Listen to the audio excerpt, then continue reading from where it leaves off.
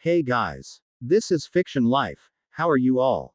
Please support to subscribe this channel for watching new interesting stories. So in this video, we will see second part what if Harry Potter and Hermione found the path to the perfect future. Here is short summary. When Harry and Hermione, guided by Luna's wisdom, uncover a hidden path of magic long ignored by the wizarding world, they set out to shape a future free from war and manipulation. But every choice comes with a cost. Can they truly create the perfect future, or will their path change everything they know forever? But before we start, if you want more stuff like this, then be sure to subscribe and like this video. And if possible, share this video with your friends. Now let's start the story. Bill, Fleur, are you there?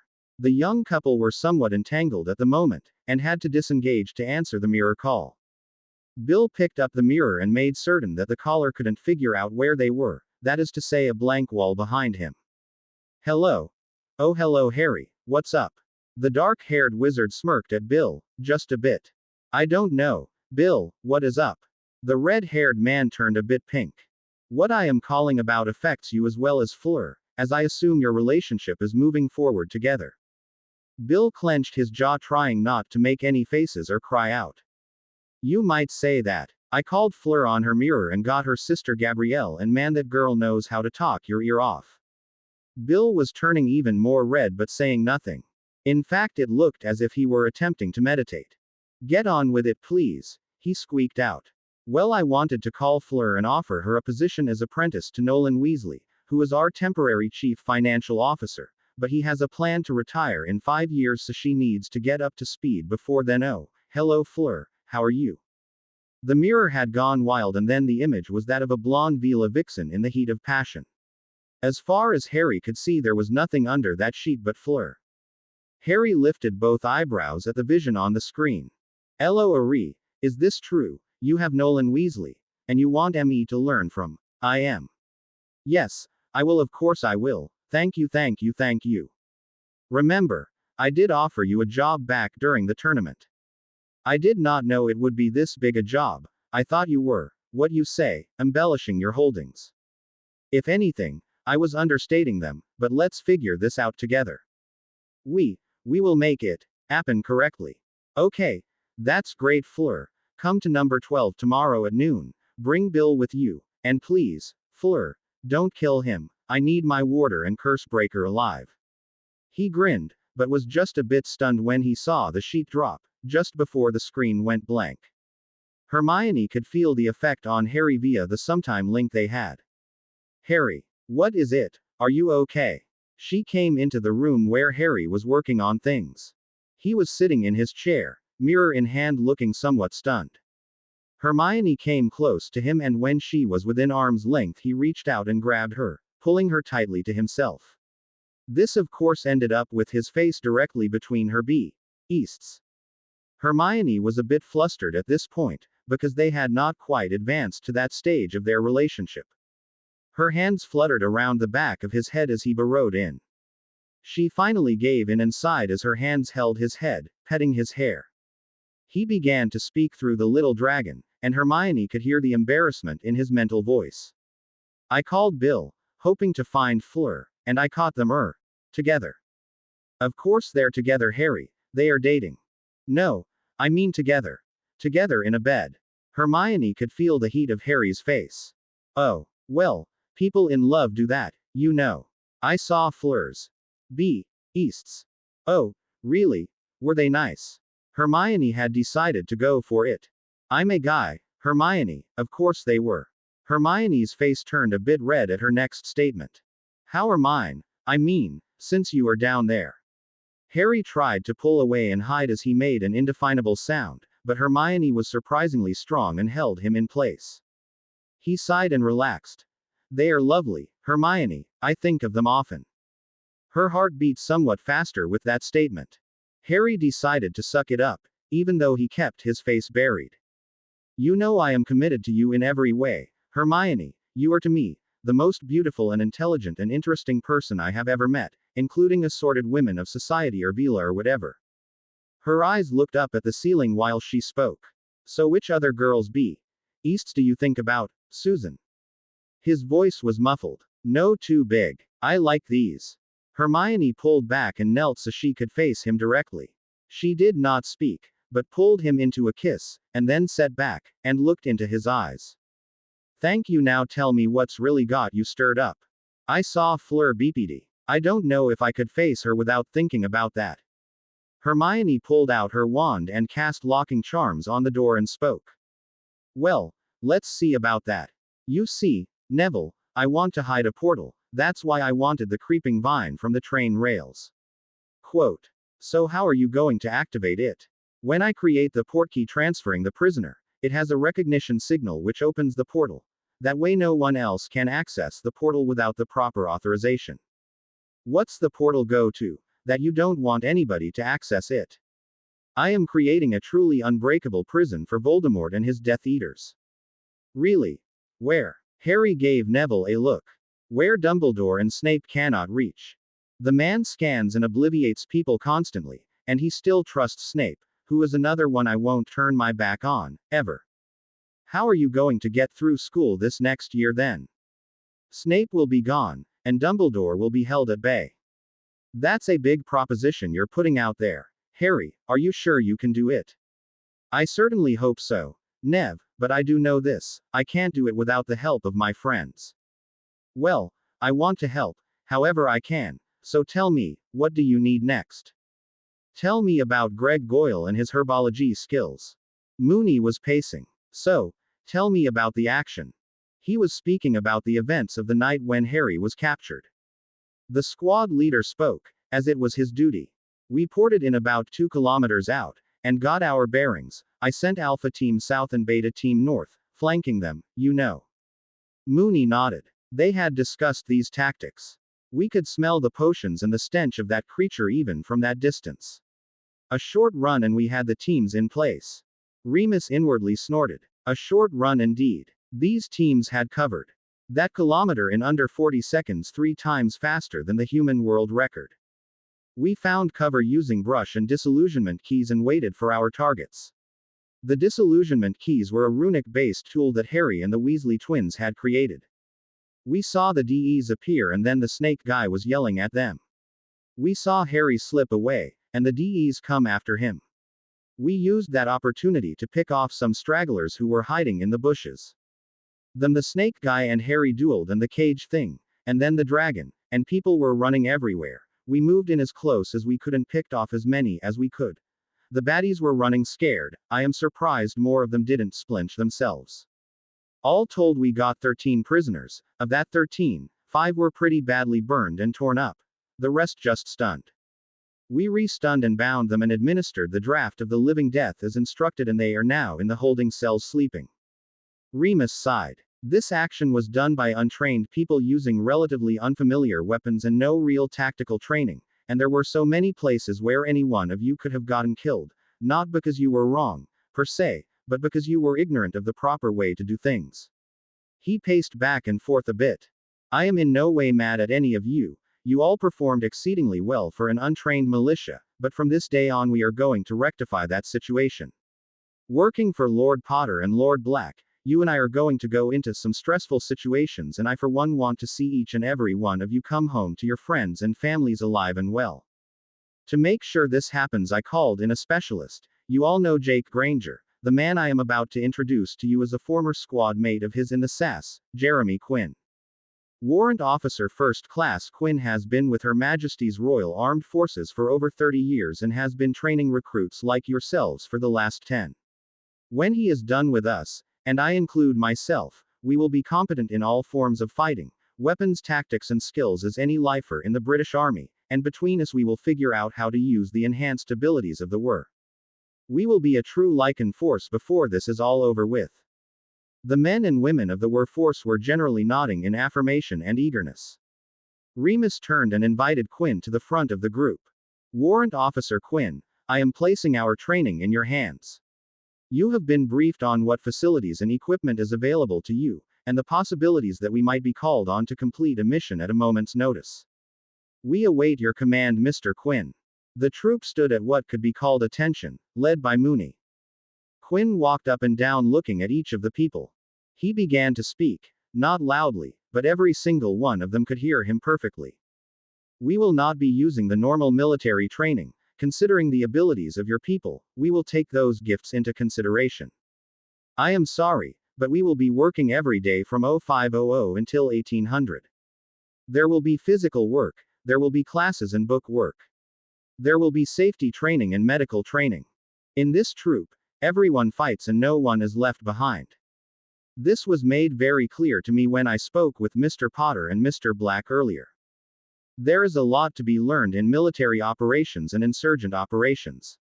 I am going to make you a well-rounded force, able to step into any situation and come out victorious. I see you are all dressed for action, so let's start with an easy 6-mile run.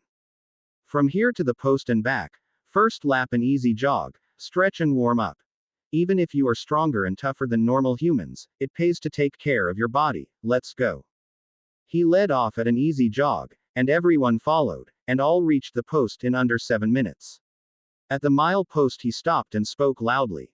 Sprint back and up here again and then a walk. The troop turned around the post and started sprinting, reaching the other mile post in under 2 minutes down and 2.5 back. They all reached the far post and were walking around as he gave his next instruction. Good, now you are warmed up. Let's see how high you can jump, and how far between steps. Go. The troop looked quite silly, making giant steps like kids in a game, and laughing while they did it. Quinn jogged along watching, and was met by Lupin. Okay, do your wizard thing. I want a series of hurdles to jump over, each one a bit higher than the next, until no one can get over. Mooney pulled out his wand and didn't stop jogging, but as he passed each point, a new hurdle was transfigured into place, 2 upright poles with a board across the top, until the last one was at least 20 feet off the ground. The next days were alternating running and jumping and agility testing and stretching exercises and speed challenges. The end of the days were a quick run through a hot shower, food and then time off. Most fell asleep very quickly, and some made themselves be responsible and read the next day's lessons. A week later, Jake Granger stood at the edge of the training fields with Quinn. So, what do you think of then, Jeremy? Quinn looked off into the distance, watching his charges go through their paces. This group is going to be an unbeatable force, you know. I have heard them talk, some have had horrible damage done to them and the werewolf thing heals them up like it was nothing. Quinn turned to Jake. I want you to do the medical training for them. I know they might not need it for themselves too often, but they might need it to save a civilian. Jake nodded. I will do it, and get Miranda to help. She was a teaching assistant in med school, and gets along with people well. They both looked out across the field. Think we can get Fielding to come and teach tactics? Last I heard he had retired and was teaching the police forces SWAT tactics, both UK and American style. I'll call him when I get home. Who else? Call that gunsmith Cat, the American we met in Germany. You mean Eddie B? Yes, he will be able to teach them all about weapons and safety and methods. Quote. Jake began writing notes on a mirror. What's that? Oh, it's something my daughter's friends came up with. It started out as a magical mobile phone and now it does email and a bunch of other things. You can even watch the telly on that. Does it get reception? My mobile always punks out whenever I get in the field. I have never failed to connect with anyone I want to connect to. But will it connect to the real phone service? That's the trick. Jake looked thoughtful. You may have something there. Let me see what I can do. He cleared his notes and called Hermione. Yes, Daddy, what's up? Hiya, sweetie. I was talking to Jeremy and he suggested that our mirrors would be more useful if they could connect to the regular phone service. Do you think that's possible? She looked pensive for a moment, thinking. I don't know right now. I will put it on the list to think about. Oh, hi Uncle Jeremy. Are you having fun with the little wolfies? Yes, dearie, I am having a lot of fun wearing them out. Maybe one day Harry and I can come out and run with them. It would do you a world of good, dearie. I know, I sit around too much while studying, but it's important. We all know how important your education is, dearie, but you need to stay in shape, and if I understand your Mr. Lupin, the better shape you are, the stronger your magic, correct? You're right, Uncle Jeremy. We'll be there tomorrow at 0500 hours, dearie. You mean the crack of godawful, don't you? Still not a morning person, I see. The grizzled warrior cracked a smile at this one. You know better, Uncle Jeremy. Getting testy like your mum. We'll see tomorrow. Tomorrow then, Hermione dearie. She rolled her eyes and the mirror went blank. Your little girl is turning into a beautiful woman, like her mum, Jake. That's right. She is. Scares me a bit, Jeremy. What about the Potter boy? He may be only 15, but he's more of a man than some people twice his age. At 15, he's been in battle, he's shed blood. Jake had a long look in his eyes. So Lupin tells me. Anything I don't know about? A troll. I heard something about that. Did you know the troll that boy killed was 12 foot tall and 400 kilo? The description I got was not quite so specific. Did you hear about the big snake? I heard that it petrified my daughter for almost a month. Did you hear how big it was? No. Do I want to know? Probably not. 63 feet. Long. I think my daughter and I are going to have a long talk about her adventures. You've been out of the loop since you left the service, Jake. What do you mean, Jeremy? This is official secrets territory, but that boy has to go up against the two Dark Lords ruling magical Britain. Explain. Her Majesty's Secret Service has been watching magical Britain for some years now, and want to help him, as it seems he is the one. The one. Yes, the chosen one. The only one who can beat those in power. Apparently it has been foreseen in prophecy. Quinn rolled his eyes at this statement. Jake looked at his friend with a questioning eye. What? Young Lord Potter is, by default, the only one who can end the threat of this Dark Lord terrorist Voldemort. Jake looked shocked at the statement. Quinn continued. Black told me, he and Potter went to their Ministry Department of Secrets and viewed this thing. It says he is the one. That is, if you interpret it that way. Apparently the terrorist has, because he went against the boy and his parents back in 81. Jake and Quinn watched the recruits jumping and running. So you are going to train his people in how to fight and survive. There are more than just one terrorist out there, and they are killing innocents. How many more? Well, between what Black and Lupin tell me, and the intel from MI5, we can estimate there are about 45 to 50,000 magicals in the UK. That's including the ones like my Hermione. Including everyone who can do magic. How many are part of this terrorist organization? That's the shocking thing about it. As far as anyone can tell, there are less than 150 who are marked and in service to this wacko Voldemort. And how many are unmarked and still in service? Probably another 300, more or less. So you are saying that 450 people are holding 45 to 50,000 people hostage. That's 1%. It makes no sense to me. Apparently one of the characteristics of people with magic is they are sheep. Tell them something, and they will believe it. So Harry could win this war with simple marketing and publicity. I don't see why not. It's just that the ones in power in their government are all corrupt and a tight-knit old boys club. So what's the answer to the problem? From what I understand, every follower who is marked has to go through an initiation to become an official Death Eater. Death Eater? What kind of name is that? Well, translate, Lord Voldemort, flight from death. It sounds as if this guy is a psycho. Jake, he must be a complete sociopath. He murders at will, has no qualms about torturing his own people and is bent on the destruction of civilization, from all accounts. Jake ran his hand across his eyes. I probably don't want to know. What is the initiation? You don't. Trust me. The two squadmates looked into the other's eyes and psyche. You've heard of this Pettigrew fellow. The one that betrayed Harry's family. Yes, that's the one. Well, he took 2 days to torture and finally kill a man our age, father of a lovely girl named Susan, brother to the head of their law enforcement division. He was also an agent for Scotland Yard, as a go-between solving the magical cases they came across. A conversation between a father and daughter. Dad, I'm worried about you. I have seen you catch criminals almost effortlessly, gone through horrible trauma and never lose your cool. And somehow a second-raters like Pettigrew and Crouch got the drop on you. What happened? Alistair Moody looked at his daughter Poppy. He had gotten somewhat better after his months-long incarceration at the hands of Crouch Jr. He was sitting at the table, his eye had been retrieved, but he was hesitant to use it, and he had fabricated a new leg for himself, now with more hiding spots built in. I don't know. He sighed. All I remember is finding myself outside where the dustbins were jumping around, and I didn't have a wand. I saw a flash of red from a couple stunners, and then the next thing I remember was Potter's girl waking me up. Poppy smiled at the memory of Hermione's actions.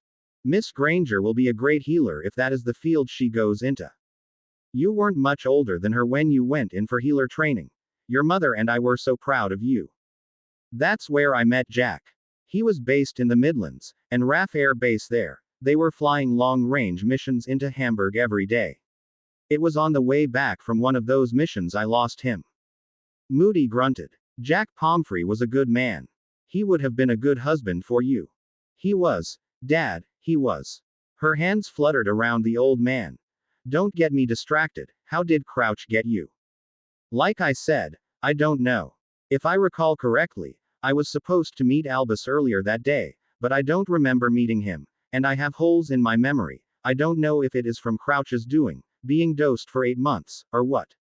Poppy had a look on her face. What is it, girl? Poppy smiled at her father.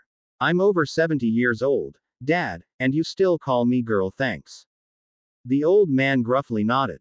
If I might make a suggestion, Mr. Potter has picked up a skill that no one has seen before. It seems, he is some kind of telepath, and has gone into a few people's minds and repaired damage done by obliviation and compulsion charms. What? Some kind of legilimens? No, this is different. It is related somehow to that dragon of his. I have Mr. Cromwell working with him, trying to sort it out, and Cromwell says he has never seen the likes, but between them, they are fine-tuning the gift so it is useful. She looked off to the side of the room. He might be able to help Frank and Alice. They are going to try something next month, after they get Augusta's permission. Moody looked up sharply at this statement. Poppy faced him directly. Harry Potter is the most honest and decent young man I have ever met. Well, since Jack, and I think you should let him help you. Who has he helped and how? Miss Brown and Miss Pottle, the Gryffindor Pottle, and also Minerva. He raised an eyebrow in question. The girls were both hit with compulsion charms, and Miss Pottle had been obliviated. Mr. Potter was able to remove the charms and find the missing memory and partially restore it.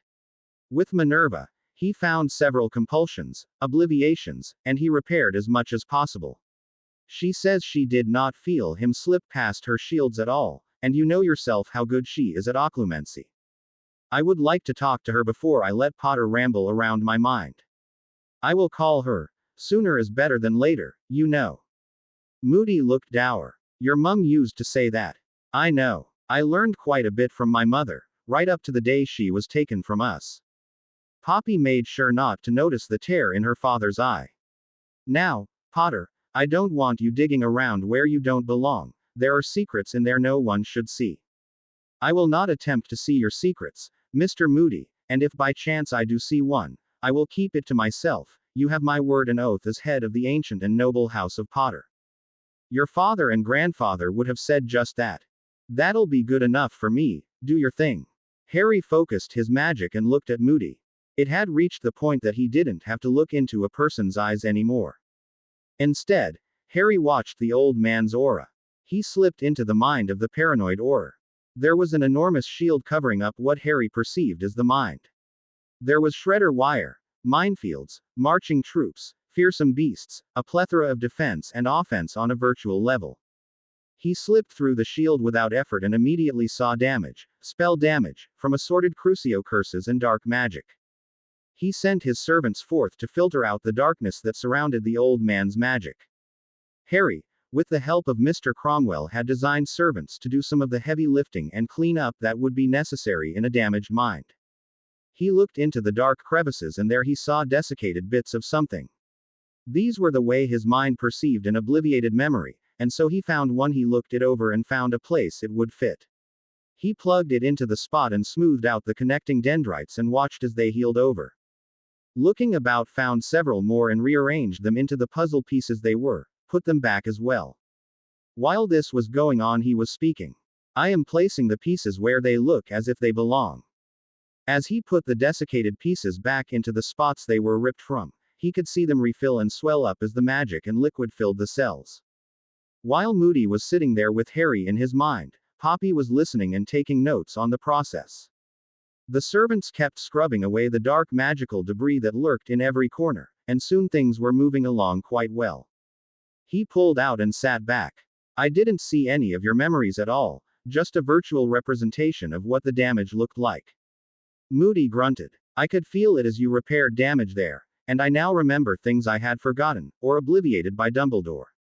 So the old man has messed with your mind too. It would seem so, Potter. You know I trained your father. So I hear, if you have any memories of that you would share, I would appreciate it. I know next to nothing about my parents. Speaking of training, can I ask you a favor? Just about anything, Sonny. You just did me a huge favor just now. I have an ex-SAS officer that Hermione's dad knows training our Lycan force. We apparently are joining them for what we can do starting tomorrow. I was wondering if you would help me with our training in OR tactics and such. Awfully big bite there for a lad of only what, 14? Almost 15, and remember, I took on a 63-foot basilisk at 12 in Voldemort last month. Admittedly I had the help of a dragon, but still. Moody laughed at the statement. Of course I will help you. You and Black, and that girl of yours, she's a firecracker, that one. In Mr. Cromwell's office, some days before. I can't really explain how I do it, Mr. Cromwell. Ever since I have been in contact with Shala, my dragon friend, I have been able to do this. It may be part of your heritage, that is to say, you can speak dragon. Yes, at first, everyone thought I was a parseltongue, because of what happened when I was 15 months old. It was in Spoken, the tragic event where he was hit by some spell by Tom Riddle aka, I am Lord Voldemort.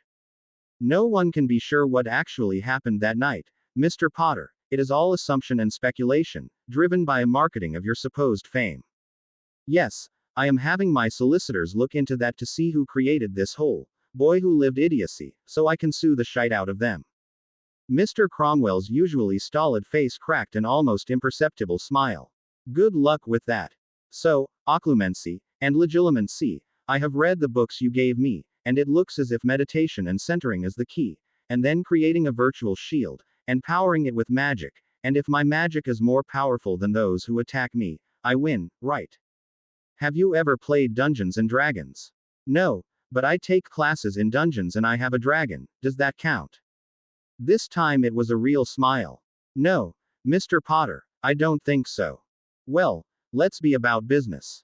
The first thing I want you to do is let me back up your memories and personality, that way if anything goes wrong or doesn't work, I can repair you. I don't have a lot of space left, so I just keep the most interesting and helpful people on hand. Your Miss Lovegood is an interesting person, and I have her and her mother here with me, until she comes of age, and I will pass her mother's image to her for safekeeping. You wouldn't have my parents there with you, would you? Sorry, no. Both James and Lily Potter were quite adept at keeping their own counsel. My services are mainly to people with damaged minds or people with skills that need managed. As you know, Miss Lovegood has a gift, and her mother had a similar gift, a matter of degree. You see, I helped her manage it so she could have a normal life. So, Luna will be coming to you her whole life. No, once she learns to control her gift, she will only need to see me once in a while, for a checkup, so to speak. Not really my business, but Hermione and I care quite a bit for Luna. We want the best for her, you understand. She knows how you feel, Mr. Potter. First I want you to enter my mind with me to see how your avatar will be stored, and then we will begin the process. The pale man entered Harry's mind and was stunned to see great monolithic banks of file drawers. He moved closer and saw many of the drawers were empty, waiting for their contents. There were some that obviously had something there in them, with labels inscribed on brass plates with dates. An ethereal Harry walked out of the darkness. For the moment, I file the memories by date, and then refile them where they need to be when I do my daily meditation. The original is there, and a copy is sent to where it fits best. In some cases, the same memory is in 3 or more places at once, thus I can do a self-repair if I get obliviated or something. You do know that Dumbledore is almost as quick to obliviate someone as Lockhart was. Cromwell grimaced. Lockhart. Now there's a real pain. I have had to follow up after some of his escapades, let me tell you. I'll bet. Try to open a drawer. Use whatever means you can. Cromwell lightly brushed a finger over a drawer handle and jumped back, shaking the sting out. The drawers are shielded with an electric shock and a few other things, depending on what you attempt. If you had tried magic, the spell would have been a bombarda to the head. Avatar Harry pointed up. Look there. Mobile protection also. Up and down all the aisles between the drawer stacks were bludgers, intelligent and actively seeking an intruder's head. Cromwell also saw something peeking over the edge of the stacks, which rose up into the darkness almost beyond vision. Don't jump, but look behind you. Out of the darkness, rappelling down a thin web, several acromantulas. Far down an aisle, slithering through an intersection, a huge snake, patrolling. Active and passive defenses, quite good.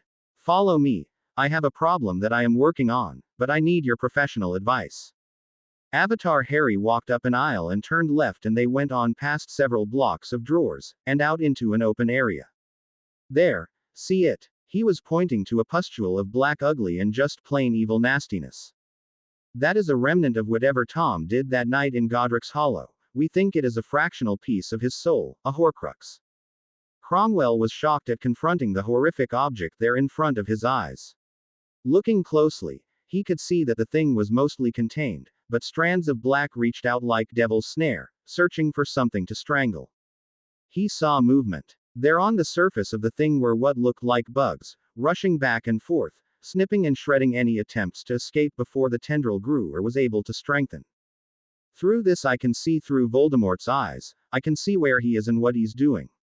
Sometimes I can hear his thinking, though mostly it's just his emotions. Right now he is feeling aggravated, I think.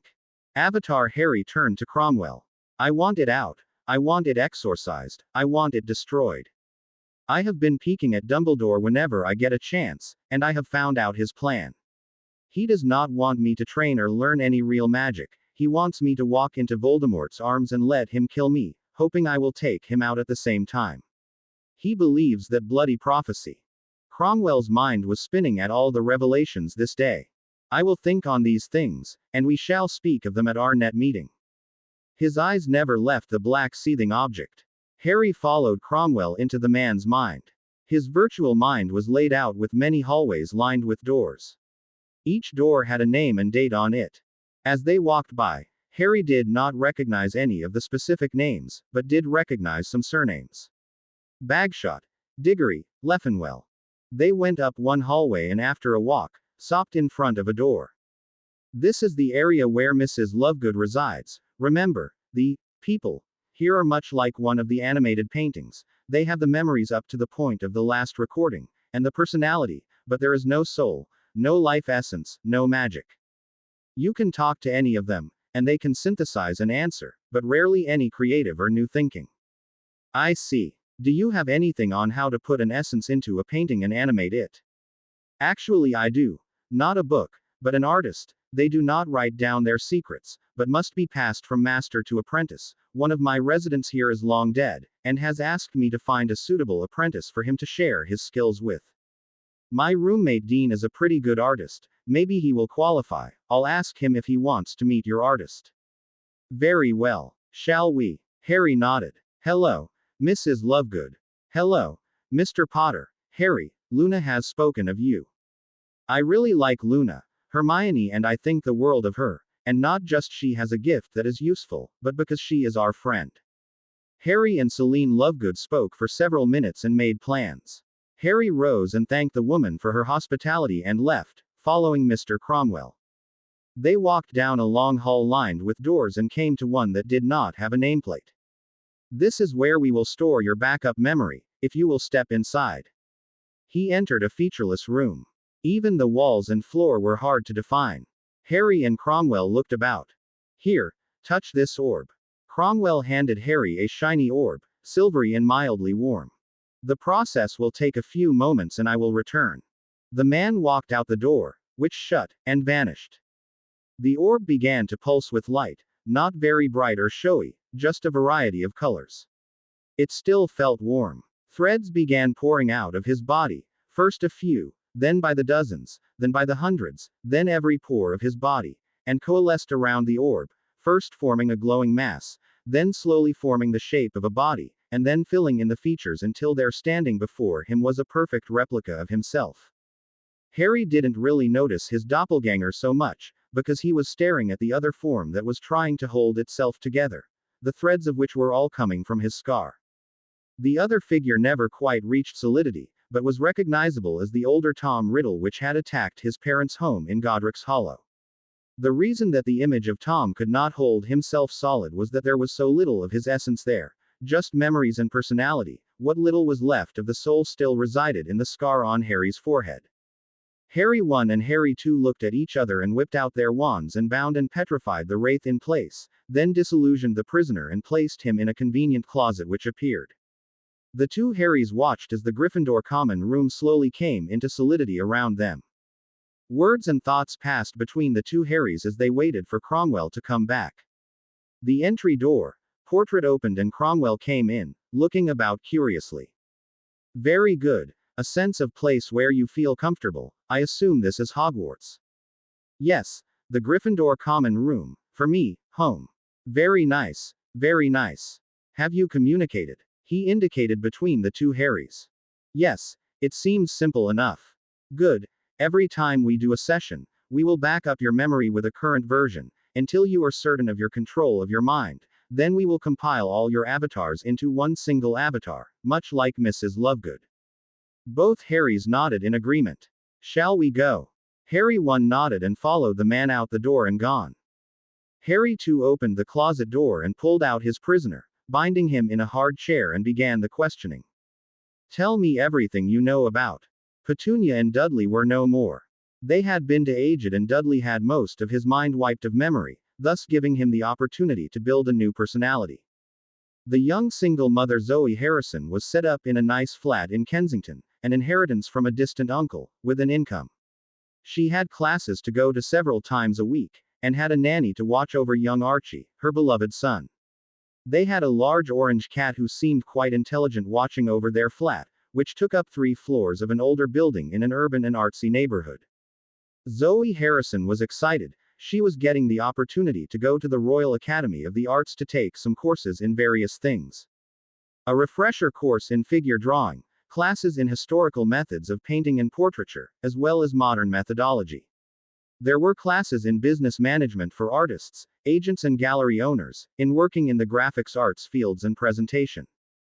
In the months since she had arrived, between caring for her son, taking classes, and working furiously on a series of paintings, she had no thoughts of the loss of her beloved husband, Trevor, who was taken down by a rogue wildebeest in Central Africa.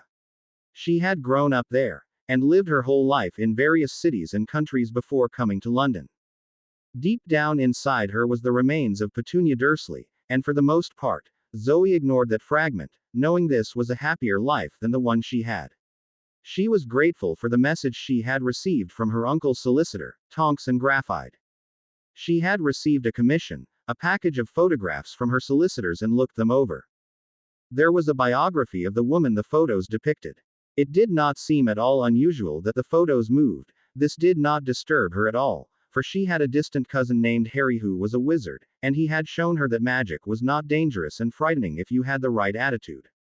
There was a letter from the woman's husband describing the woman and her personality, as well as some letters she had written over the years and a copy of her journal entries. All this, Zoe spread out on the work table in her studio and she studied it for hours as her little Archie sat at her feet putting together silly block piles and laughing as they fell over. The nanny was there playing with Archie and showing him blocks with letters and numbers and teaching Archie to talk and speak clearly. When the boy was ready for school in a few years, he would know his letters and numbers in 2 languages. Zoe picked up her pencils and began to sketch the first of 100 drawings and studies of Celine Lovegood, née Crittenden. Harry, I want to talk to you. Harry's blood ran cold. His girlfriend's father had him cornered and there was no way to get out of it, as the car was traveling at almost 100 kilometers per hour. Yes, sir. Now, Harry, I told you to call me Jake. Miranda and I think of you as family. It seems pretty obvious that you and Hermione are a permanent thing, so we won't be too hard on you. Jake grinned as he drove down the motorway. We owe you so much, Harry. You and Sirius have done wonderful things for our family, and I'm not just talking about investing in our business, I'm talking about how you have given Hermione a new outlook on life, how you have shown us you're in her world, and what it could be. I have been talking to some of my business advisors, particularly the ones in marketing. I mean, you made it possible to spread UK dental clinics to every town and village across the whole UK. I don't have to do dental work anymore if I don't want to. All I have to do is sit in my office and delegate to my managers, set policy, and count my money. In the last 3 months, everything we have earned we have put back into the expansion, and the projections are £4.2 million profit by the end of next year. Harry had calmed down. He was comfortable enough talking about business and inventions. He was still a bit edgy talking about his relationship with Hermione, at least with her parents. I put out some hypothetical ideas to the marketing people, without names. Of course, they listened, since we are paying them to listen. I put out the story of a young man we shall call Jim, who is important, and needs the support of the people and the government, but there are those whose agendas are contrary to his. I asked, what can we do to raise the status and respect and support for Jim so that the government has to follow the will of the people? They asked what media outlets that we had to work with.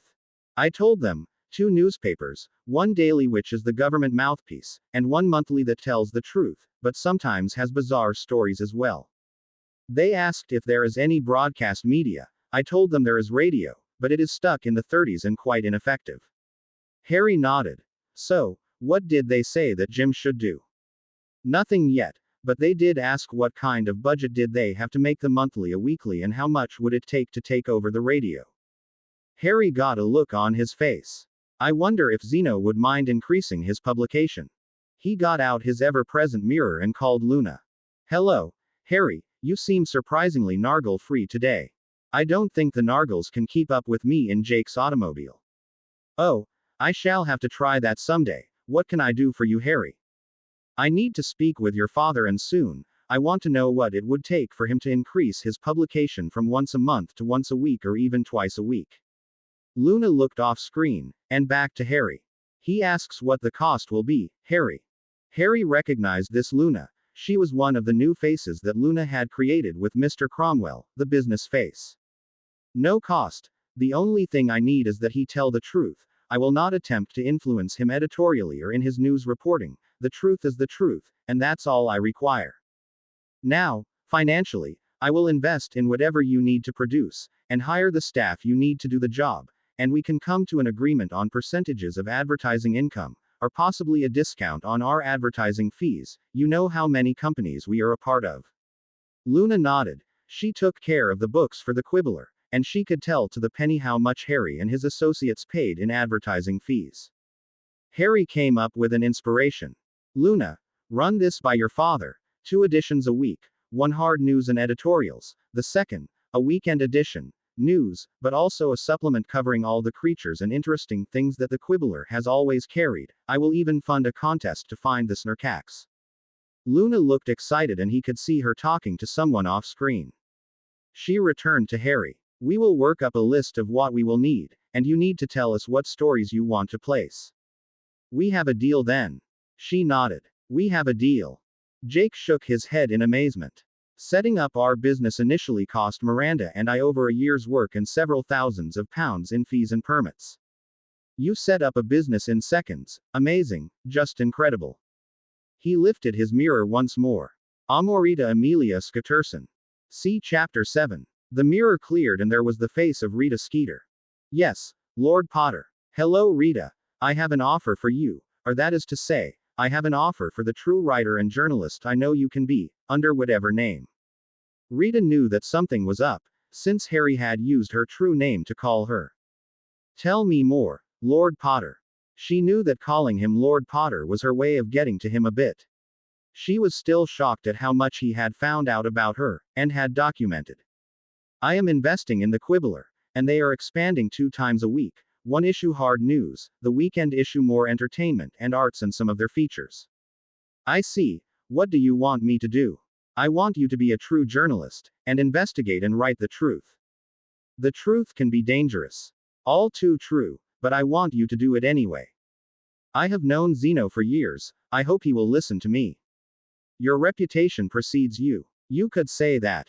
So don't go as Rita, go as your new persona, or shall we say, your original persona, Amorita Skitterson, journalist from Norseland. That will work, I suppose. Talk to Luna, she can fill you in. Rita sighed. Something wrong. I just got a letter from my mother. My papa needs me, he is getting older. You need anything to get there? No, I'm fine. Keep your mirror with you. If you have to escape, there is an emergency portkey written into it. The password is, beam me up Scotty, while you press the function button. Oh, really? Where will it take me? To our medical facility. We have people on hand full time, but only use it in an emergency, please. Thank you for trusting me with this. Rita was truly thankful for an escape route. I will speak with Zeno after I go to visit my parents, Lord Harry. Have a safe trip. I hope they are okay.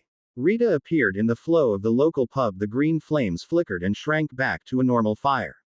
The inhabitants of the local pub general store town hall looked up to see who it was. They spoke in Old Norse for the most part. As dat, ja it is I tink. Ina and Marie's dotor Amorita. Back from de big city or ya girly. Rita dusted off her language skills. She had not spoken her native language in years.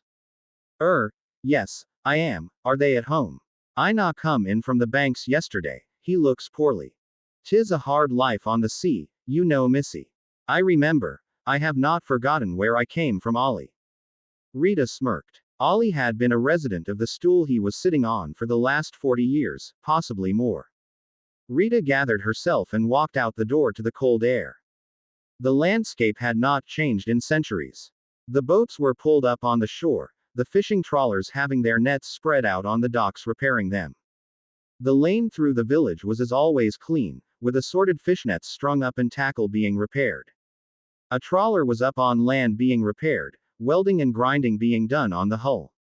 Rita strode past on the path toward her parents' house. The cottage was eternal. Not a single thing had changed. Her bicycle was still laid up by the trellis where she had left it last. The potted plants were out in the sun. Their red flowers bright against the whitewashed walls. She knocked and waited. The door opened and Marie Skitterson looked into her eyes. It's been a long time since you've been home, Amorita. I know, Mum, I know. Harry and Hermione were finished. They had just run several miles with the Wolfies under the watchful eye of Warrant Officer Quinn. Hermione's father, Jake, was jogging alongside them as well, as he was now not working full time. He wanted to stay in shape. Not too easy if you haven't made it a habit of running. Jake wiped his brow and Harry stood there, working the kinks out of their legs and bodies. Keep walking around. You too. If you lie down or sit, the cramps will come, trust me. The couple walked along, stretching as they went. How many what? Miles? 6 and a bit. Harry didn't look tired, and Hermione was amazed. How can you run 6 miles and not look tired? I'm not, really. I can run all day if I have to. I do get hungry, though. It shows. In the last month, you have put on pounds and muscle. Jake pointed this out to the couple. Mooney told me this in our 3rd year, how to use your magic to build your endurance, and I have read some things that sound as if they would be similar. You have seen me read Red Prophet. Hermione nodded. Red Prophet and the other stories with that are a fictionalized account of Vin Crabbe's great-great-uncle or something. There is a scene in there where the character of the story is led across the land by a native, who shows him how to run, drawing the magic out of himself and the land, running 300 to 400 miles a night. I feel the magic. You both know that. I draw it to myself and it empowers me, and powers my muscles. You both should try it. Also, you do this. It will build muscle and strength, maybe not as much as the lichens, but quite a bit. Hermione stopped them walking and grabbed him by the face, making her look into his eyes. Show me. Their eyes met and Hermione could feel the information flowing. She felt the feeling of building strength and muscles and endurance. She also felt a great deal about how Harry felt about her. She let go and blushed, but said nothing. Jake looked between the two with a question in his eyes. Well, did it work? Hermione jumped up and began jogging in place. I feel like running. Let's do another 6 miles. She skipped around the 2 males in her life, and goosed Harry as she passed him. Hey now. He began to chase her and she sprinted away, followed closely by Harry, who was not really trying, but keeping up nicely. Jake just shook his head and walked back to the reviewing stand where Quinn was sitting, making notes. So, a breakthrough. Well, it seems Hermione has had an epiphany of sorts. Potter has been holding back. You know, he's almost as fast as my wolves. Good. I think he will need it. Something troubling you, Jake. The usual. Jeremy, I worry about Hermione and Harry now. It's pretty obvious to anyone that they are together for life. I just want them to have a life. I want Harry to survive this war, and when they are old enough, give Miranda and I some grandbabies. Quinn nodded. She's 15, almost 16. Would be nice if they were out of school and of age. Hermione's a sensible girl, and Harry will respect her, I think. They sat quietly for a while, watching the workouts that the recruits were doing. Lupin had risen to squad leader and was barking orders at the troops. Weapons drills. We want them well-rounded, able to do anything anywhere. Believe it or not, Saturday we have scheduled etiquette classes. Jake grunted. HMMF.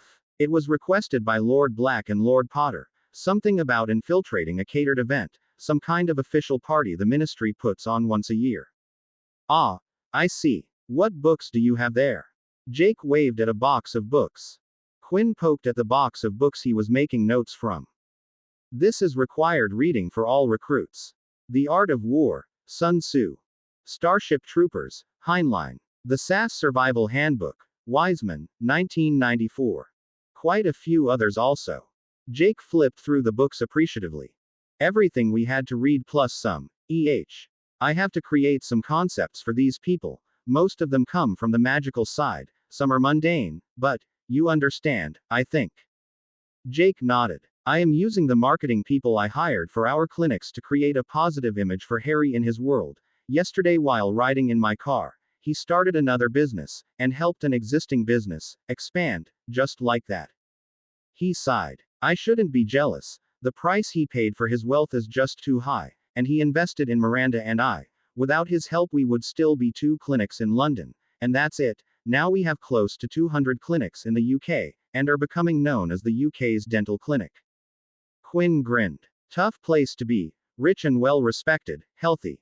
Quit whinging. He slapped Jake on the shoulder in a manly way.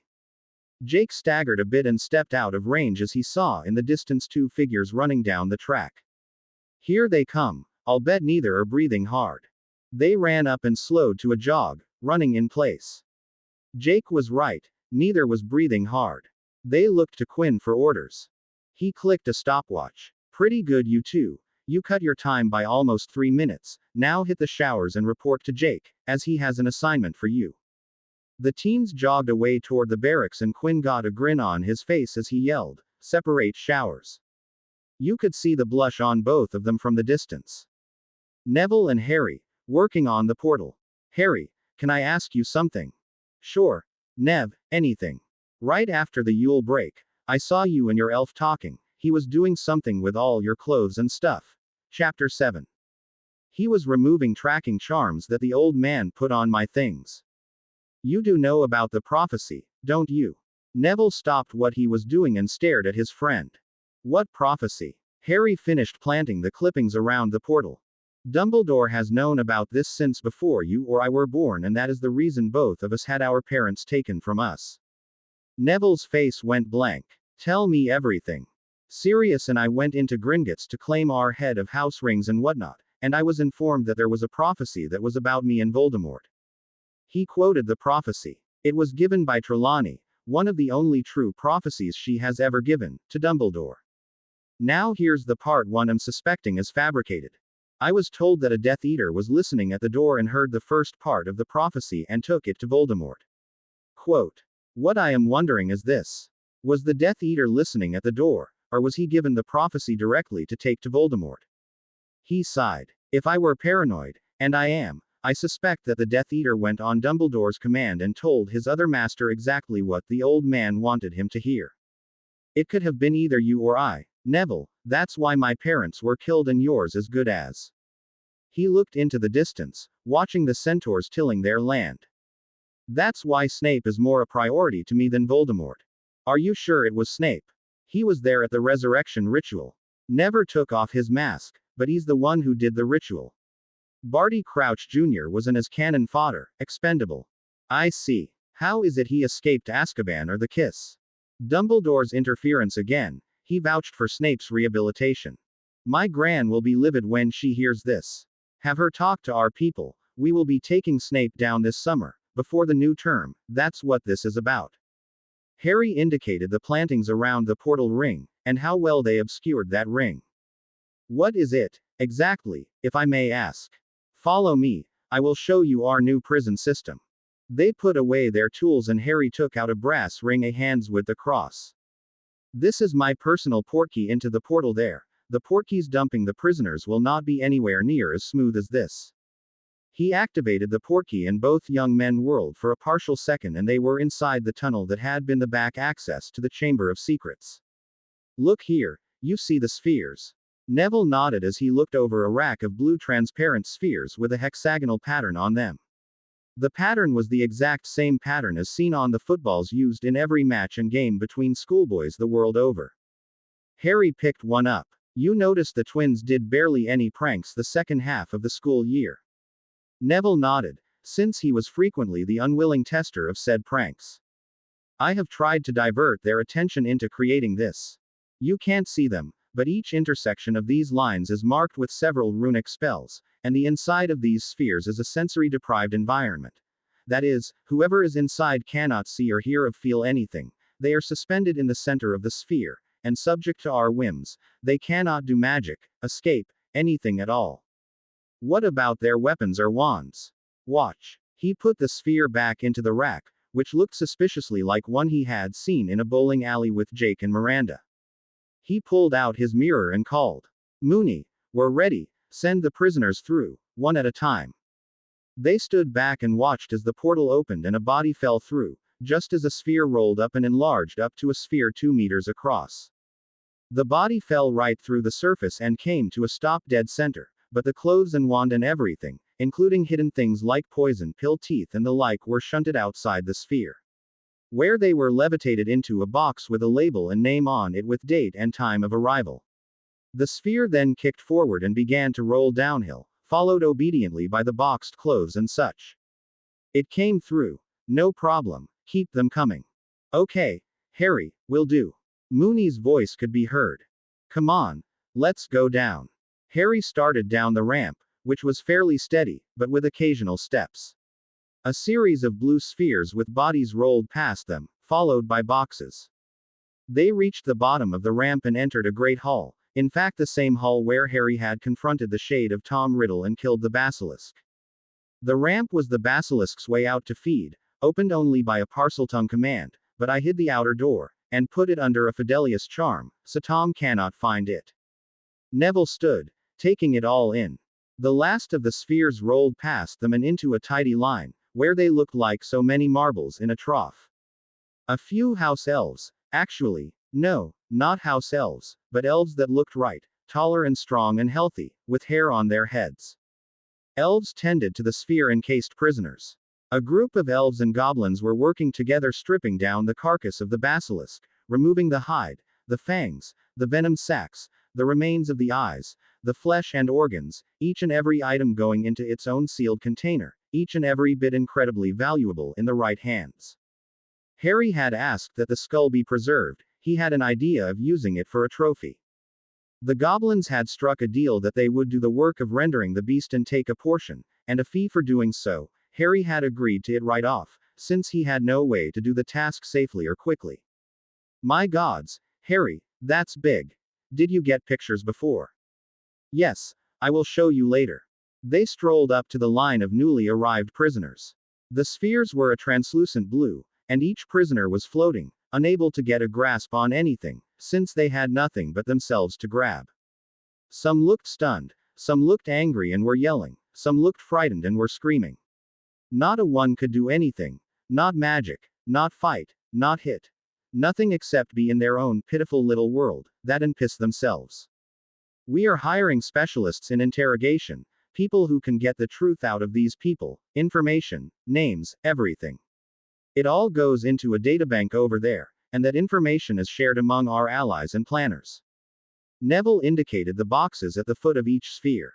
What about The wands will be tested for what spells have been used, identify the owners and anything else we can. Log all the items, these people won't be needing them again. What if there is an innocent who was marked? Can't happen. The initiation is free will only and there is a cold-blooded murder required to receive that mark. I intend to find out who killed who and when. For instance, to receive his mark, Peter Pettigrew killed Edgar Bones, Susan's father, tortured him to death. What are you going to do with them when you are done with them? Destroy them in their name. Confiscate their lands, monies, homes, everything, then execute them. There's not a one of them that is innocent once they have that mark. Seems cold. I know, but what can we do? Release them back on society. They're sociopaths, killers. Do you want to release Lestrange and Crouch back on society? No, but the idea of killing someone. Don't worry, we won't ask you to do it. Harry and Neville walked along the short line of spheres reading the names of the prisoners. Harry continued to speak. The twins outdid themselves. We can inject potions into the spheres and the prisoner is controlled that way. Veritaserum, Confundus, sleeping draft, healing potions, nutrition, whatever we need. They never need to leave their prison, ever. Can someone get them out if the hall here is captured? Try it. Pick one and hit it with your best shot. Neville took out his father's wand and hit one with a Diffindo, a bludgeoner, a reducto. Nothing affected it. The spells were reflected off the surface. In fact, they had to dodge when the reducto reflected back toward them. How? That would make a great dueling shield. Sorry, no, I asked if they could do that, and there was a reason why not, but I can't explain it right now. Also, this is need to know only. Sorry, I won't tell. I trust you, Neville, with everything. By the way, is that your wand or your father's? Neville pulled out his wand. It's my father's. It works okay. But I think I could do better. We need to get you a new wand that chooses you, and keep this one as a backup. Everyone should have 2 or more wands. Moody had 3 that I know of.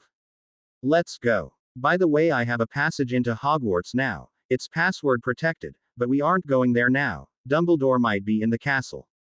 They headed back up the ramp to where the portal was humming quietly. I'll open the portal and we can portkey out. You ready? Neville nodded. He had his air of a noble house ring, and he lifted his hand to activate it. Before we go, when you capture the Lestranges and Crouch, let me know, please. You have my word, brother. They grasped hands and with a whirl of light, the 2 young men were gone. The things you are building now will be tools that you use to end the war. You will find your heritage and make the engines of industry run once more. The blonde girl smiled at her raven-haired friend. I'm sorry, I cannot be more specific yet, it's all I have for now. A moment in time. Arthur. Ottery Street Catchpole, Devon. 16:03 hours. I wonder what Albus is up to now. It seems like he is trying to do something underhanded and I just can't quite get my focus on it. Quote.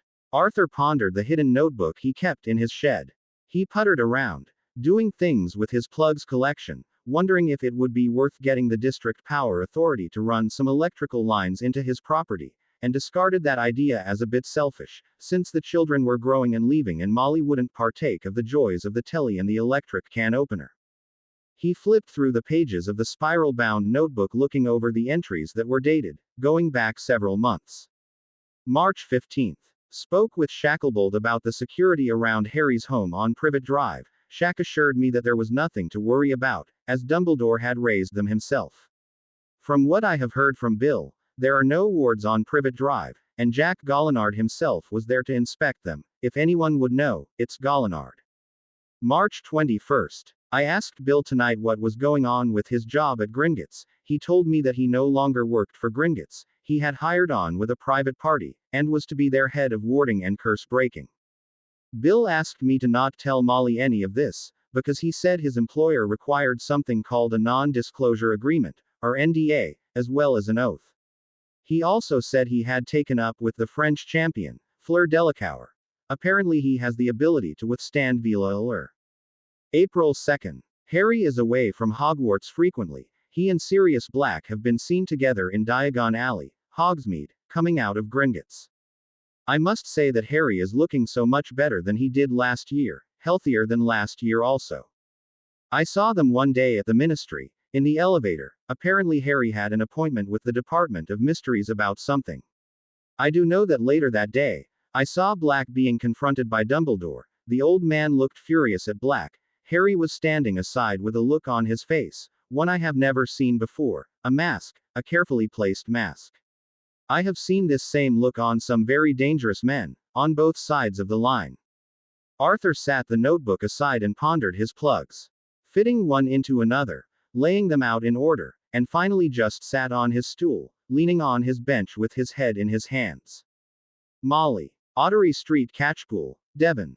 1603 hours. Everything will be right once you capture Harry. Ginny, just you wait and see, we'll make sure you get him in your grips. Molly Weasley was mumbling in her kitchen, putting together dinner for her husband and two youngest. It didn't matter to Molly that she was talking to Ginny, who wasn't even there, but out at the back of the property almost to the ward line talking with Neville via their mirrors. Molly didn't even recognize that her daughter had moved on from her crush on the boy who lived, and was now building a relationship with the heir of Longbottom. Once Molly got an idea in her head. She looked out the back window and saw the silhouette of Arthur in his shed, sitting on a stool at the bench. Bill. London. 1603 hours. I'll be with you in a minute, Fleur. I am gathering up the books I need to teach Harry's next warding lesson. Bill pulled out several books, and placing his copy of Gallinard on top, he put it all into a book bag along with a supply of wardstone and carving tools. He closed his office workroom and strode out of the building into Fleur's arms, kissing her and spinning around. I'm the luckiest man in London today, Brighton, Bristol, Manchester and Newcastle as well. Yes William, you are a lucky man, do not forget it.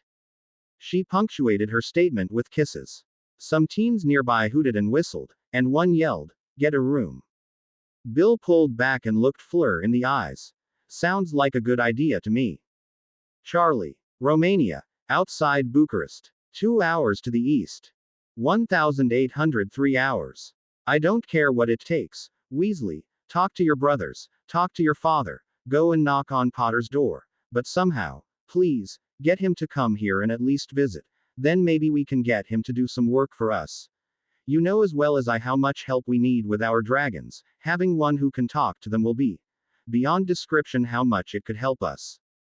Charlie Weasley nodded. He understood the need for Potter's skill, but he also was aware of the current relationship between his youngest brother and Potter, and the fact that it was unlikely to improve. Although he was a large, strong man, and that particular type is usually thought of as dumb, the male equivalent of a blonde female, Charlie Weasley was not dumb. He had his mastery in care and handling of magical creatures, he had basic veterinary training, and he spoke 3 languages. I'll see what I can do. Mr. Jippa. Good. See that you do. His supervisor turned and walked away. Charlie stood there looking over the nesting pens that had several of the smaller dragons huddling and nosing at their eggs, thinking about that stupid tournament the previous year and how dangerous it had been for the handlers to take the 4 dragons halfway across Europa. He was somewhat disillusioned with the supposedly great Albus Dumbledore, who had made arrangements from the very beginning for 4 dragons, not 3. Back in August when these things were being worked out, he had asked Mr. Jippa why they needed 4 nesting mother dragons for 3 competitors in the Tri-Wizard tournament.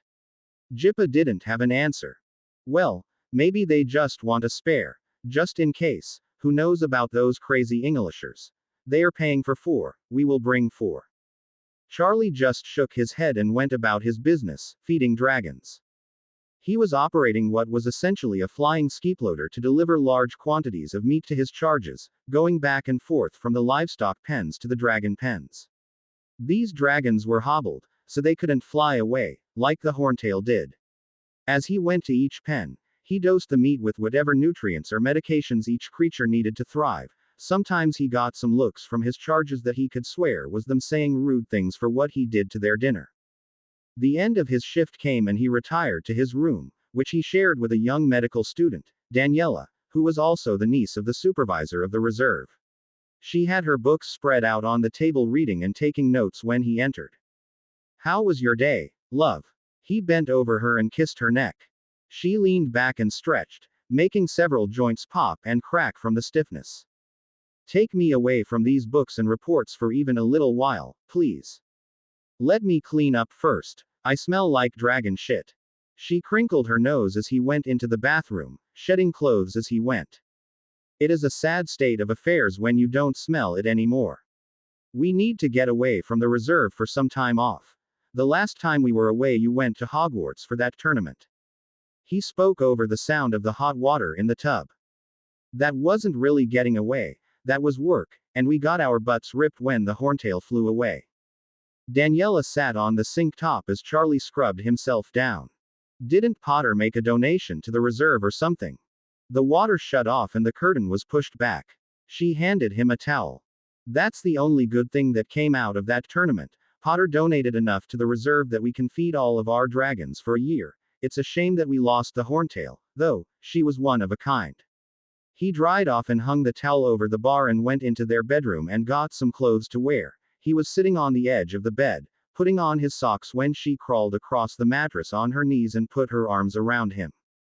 I have always wanted to ask you this. Why is it you always put your socks on first, before anything else? He lay back on the bed, and she slipped around and lay across his bare middle, facing him. I don't know, it just feels right. I think maybe, a reaction to my little brothers and their pranks. I don't know, you're the one in medical school, doesn't one of your psychology classes cover this disturbing behavior? She leaned on her elbow, chin in hand, on his hard belly and reached behind her back. Well, I think we need to study the evidence first.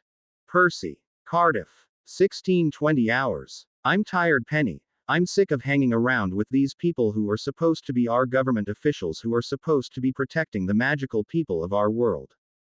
This week alone I have filled a notebook with evidence of crimes covered up, bribes taken, all manner of wrongdoing, and no one does anything about it. Either they are in Fudge's pocket, meaning Malfoy and by extension the Death Eaters, or they are in Dumbledore's pocket, believing the nonsense that he puts out.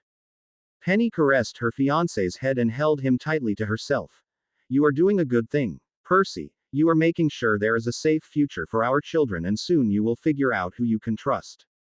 I tried. When I was left representing the ministry in that horrid tournament, I tried to get Potter to contact me, but he has not done so yet. The things they are planning for Hogwarts next year are unbelievable. He spoke the word they, as if it were filthy and disgusting. Penelope pushed Percy over on the couch in their flat and sat straddling him. Maybe you should talk to Bill. He is quite level-headed. I think, Bill or your father, either of them would listen to you. Fred. Undisclosed location. 16:08 hours. Fred. How's it going? George peered into the bell jar that Fred was working with. The sorting charms are working nicely. The idea of lowering the boiling point with a vacuum was absolutely brilliant. That Hermione is really something else. Better watch it, Fred. Chatting up another guy's girl could get you bopped. Au contraire, mon frère. Our Harrykins, employer, friend, teammate would not bop us. He would politely request we stop attempting to usurp his girlfriend, and then turn us into a mushy paste. Too true, brother dear. Too true. So tell me what you are doing. Using Harry's sorting ring runes, I drop the test ingredient into the ring. Thus, and it is ported into the receiving end, within the vacuum chamber. Here, he indicated a coppery ring floating inside the bell jar, with a receiving vessel beneath it. The sorting ring does that and the refined materials end up heated to boiling point in the non-reactive vessel, below. George watched as Fred put the finely ground potion's ingredients into the upper ring and it appeared in a different form in the lower, and the dross filtered out to a secondary vessel. Hermione insisted I read these chemistry primers to understand safety procedures before I started this series of experiments, and I must say, it's a wonder we wizards have survived this long with the potentials for chemical and hazardous materials exposure. Sure, wizards are tougher than muggles, but it could very well explain the rise of squibs in magical families. I see. So what are you making? I am experimenting with refining potions ingredients to filter out the dross and keep the active portion of the items. I suspect we could seriously simplify potions and increase effects with materials with more purity. Sounds fascinating. Think of the pranks and wheezes we can make. George was shocked when Fred didn't agree with him. What's wrong? Oh, brother of mine, are you losing sight of our goal and vision? Have you ever wondered why Ronald acts the way he does? You mean, moody and angry and irrational and selfish and jealous. Yes, all of those. You know, yourself that Bill is the smartest of us, Charlie in his own way, Percy is a bit of a prig, but he has brains and focus, we have our problems, and we compensate, we always have, but Ronald. George began to speak, but Fred continued on. Hermione was insistent that I read these books on safety and chemicals. She showed me what could happen to a child that has been exposed to the wrong kind of drugs or potions while in the mother's womb. A simple medication for nausea caused babies to be born without arms and legs. Bloody hell, George, I saw pictures of a boy born with his knees in the wrong place because his mother drank some alcohol. The legend of the Mad Hatter has a basis in reality. George, the Hatters back in the 18th century were exposed to mercury among other things.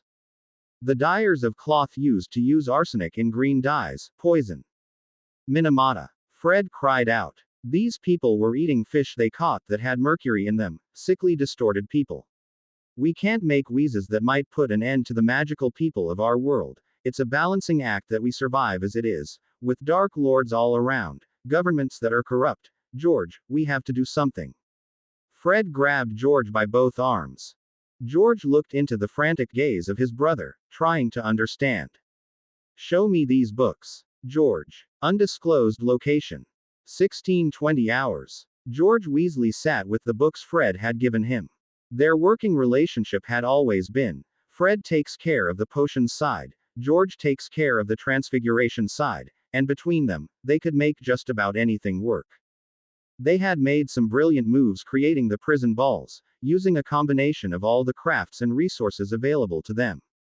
The absolutely brilliant potions lab in the top of Gryffindor Tower, the runes magic that Harry was coming up with, the general brilliance of Hermione, and the support and confidence given them by their two mentors Padfoot and Moony. George scanned the books, getting a feel for what Fred was talking about, and thought back to all the people he knew and had met in his life, wondering about certain behaviors and hidden illnesses and deficiencies that various people were hiding. He pondered the report from Harry about the two Hulks that were bound to Malfoy, and how they were providing the ferret's magical power at their own expense. These revelations had become part of the Sphere Project. Ron. The Burrow Quidditch pitch. 1600 hours. Ron flew back and forth between the rings, imagining himself the keeper for his favorite team, the Chudley Cannons. His broom was reasonably quick, and his imagination made sure he was stopping every single quaffle from going through the hoops, with absolutely miraculous saves.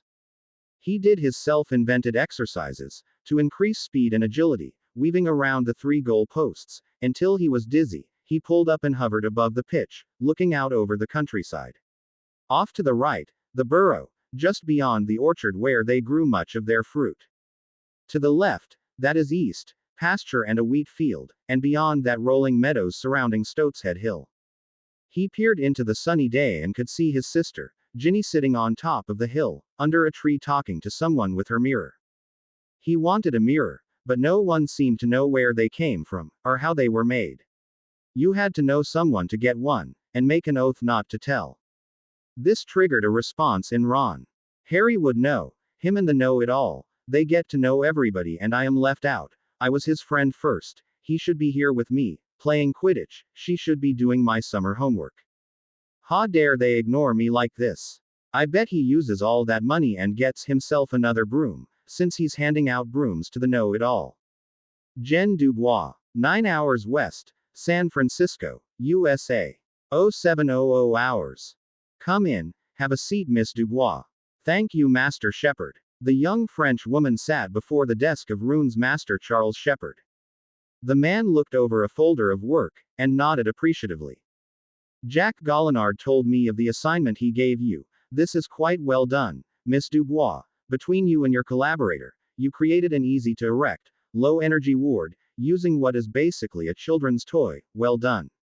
He laid the folder back on the desk. I knew you were a good candidate for the apprenticeship position, even before this, and you were well recommended by Mr. Potter and Mr. Black. I wonder how you know those gentlemen. I was part of the group from my school, Bobaddon's, to the Tri-Wizard tournament, and by chance I was hit by a stray spell cast by an inbred fool, and as an apology for his countrymen's behavior, Monsieur Potter offered me patronage with the stipulation, once I earn my mastery, that he has first refusal for my employment. Jen bowed her head with a smile. Beside finding myself blessed with a powerful and wealthy patron, I also made a good friend with both Harry and his mate, Hermione. Shepard smiled at this answer. It is good that you made friends with Mr. Potter and his mate. I have met them once, last month. Did you know he offered me a job also? I may just take him up on it. Now then, I have accepted your application to be an apprentice. Let me show you the first task I have for you to solve. Later that day, Jen would write a long letter to his British friends, thanking them for the opportunity they had made for her, and telling some of what she had learned that day. Hermione. Paris, France. 17:10 hours. Mum, I need to talk to you, please. Just you and me. Hermione whispered to Miranda Granger. Miranda turned and called her husband. Jake, on your way to the bakery, pick up some of that lovely cheese we had the last time we were here, please, and some wine as well. Jake sighed and walked out of the flat they were borrowing for the week of holiday, understanding that his wife and daughter didn't want him to hear whatever woman stuff they were going to talk about. He held up his mobile so Miranda could see it, as he went. She subtly nodded and continued listening to Hermione. Mum, I'm 15, going to be 16 next month, and Miranda smiled and patiently waited for the girl to say it. Finally, she just blurted it out. I believe I love Harry, and I want to do things with him, and I want him to do things with me, and I don't know how to stop myself from doing what I want to do, and I know he wants to too. Miranda smiled at her daughter's outburst. I'm glad you are thinking rather than going ahead with instinct, Hermione. The average teenager would probably be snogging and more without too much thought. Hormones, you know. Hermione grimaced and wrung her hands, trying not to look her mother in the face. You are a big girl, love. The thing you need to do is think ahead to any situation and plan on your actions. We all know how you like to plan things out. Hermione bent at the waist, and her face was in her knees, her ears red and hot. Miranda rose from her seat and sat next to the girl on the edge of the bed, and put her arm around her, and caressed her face in her other hand. It's okay, sweetie. It's part of growing up, part of being a teenager, part of being a young woman. Every boy has urges as well, and can sometimes be a bit more blatant about it, but women have those same urges. She made Hermione sit up and face her, her hands on the girl's cheeks. It's the decisions we make that define who we are, love. I have a feeling that you truly love Harry, and want him to be happy, am I correct? Hermione did not speak, but nodded, holding back tears. Do you believe that Harry loves you in the same way? Again, she nodded. Then, if he does love you, he will respect whatever limits you set, he will wait as long as you need to be comfortable. How? Is he not a mature young man, or is he a typical male horndog sniffing after any girl in heat? Harry is the most mature and respectful person I have ever met, adult or not. So, let me give you some advice. Here, you are almost to the age of consent in the UK. Once you are 16, there is nothing I can do or say that will stop you from doing whatever you want with whoever you want. That said, there are some doors that, once you have gone through, you cannot return. Hermione nodded, sniffing. She took a tissue from the box offered her by her mother. But, I want to make him happy. And he probably wants you to be happy also. Does that mean giving him your pure dotity at a young age? No, I suppose not, and he is perhaps a bit naive in some respects. Does he have anyone who can explain things to him? I know he lost his parents. Is there somebody, Moony, or Sirius?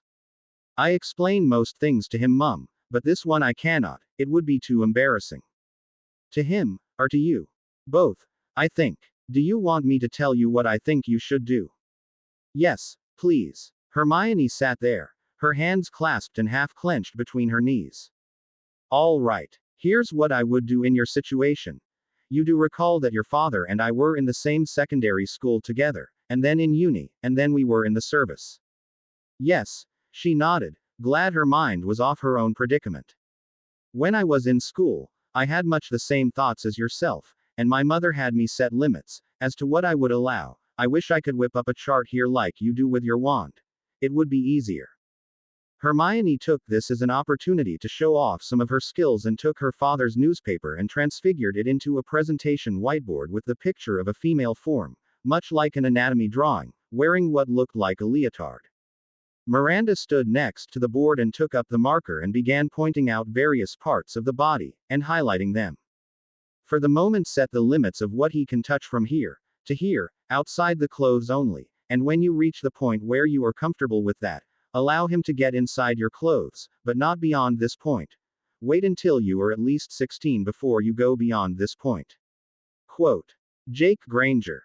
Paris. 1750 hours. Jake wandered down the street in urban Paris, stopping at the bakery and the cheese cellar and the wine shop, picking up his purchases. He had not gotten an all-clear call from his wife yet, so he sat at a cafe, and had a glass of red wine, as he watched the people walk and ride by. His mobile buzzed and he answered. Hello, Jake, I have the reports you needed. Very good, Basil, tell me. We have permits for 7 locations in Suffolk, 6 in Essex, 3 in Warwickshire, 2 in Shropshire, 4 in Leicestershire and 1 in Cambridgeshire. Pending, we have to hear from Yorkshire, Manchester, Lancashire, Derbyshire, Staffordshire, Nottinghamshire, Northamptonshire, Buckinghamshire, Bedfordshire, Hertfordshire, Herefordshire and Worcestershire.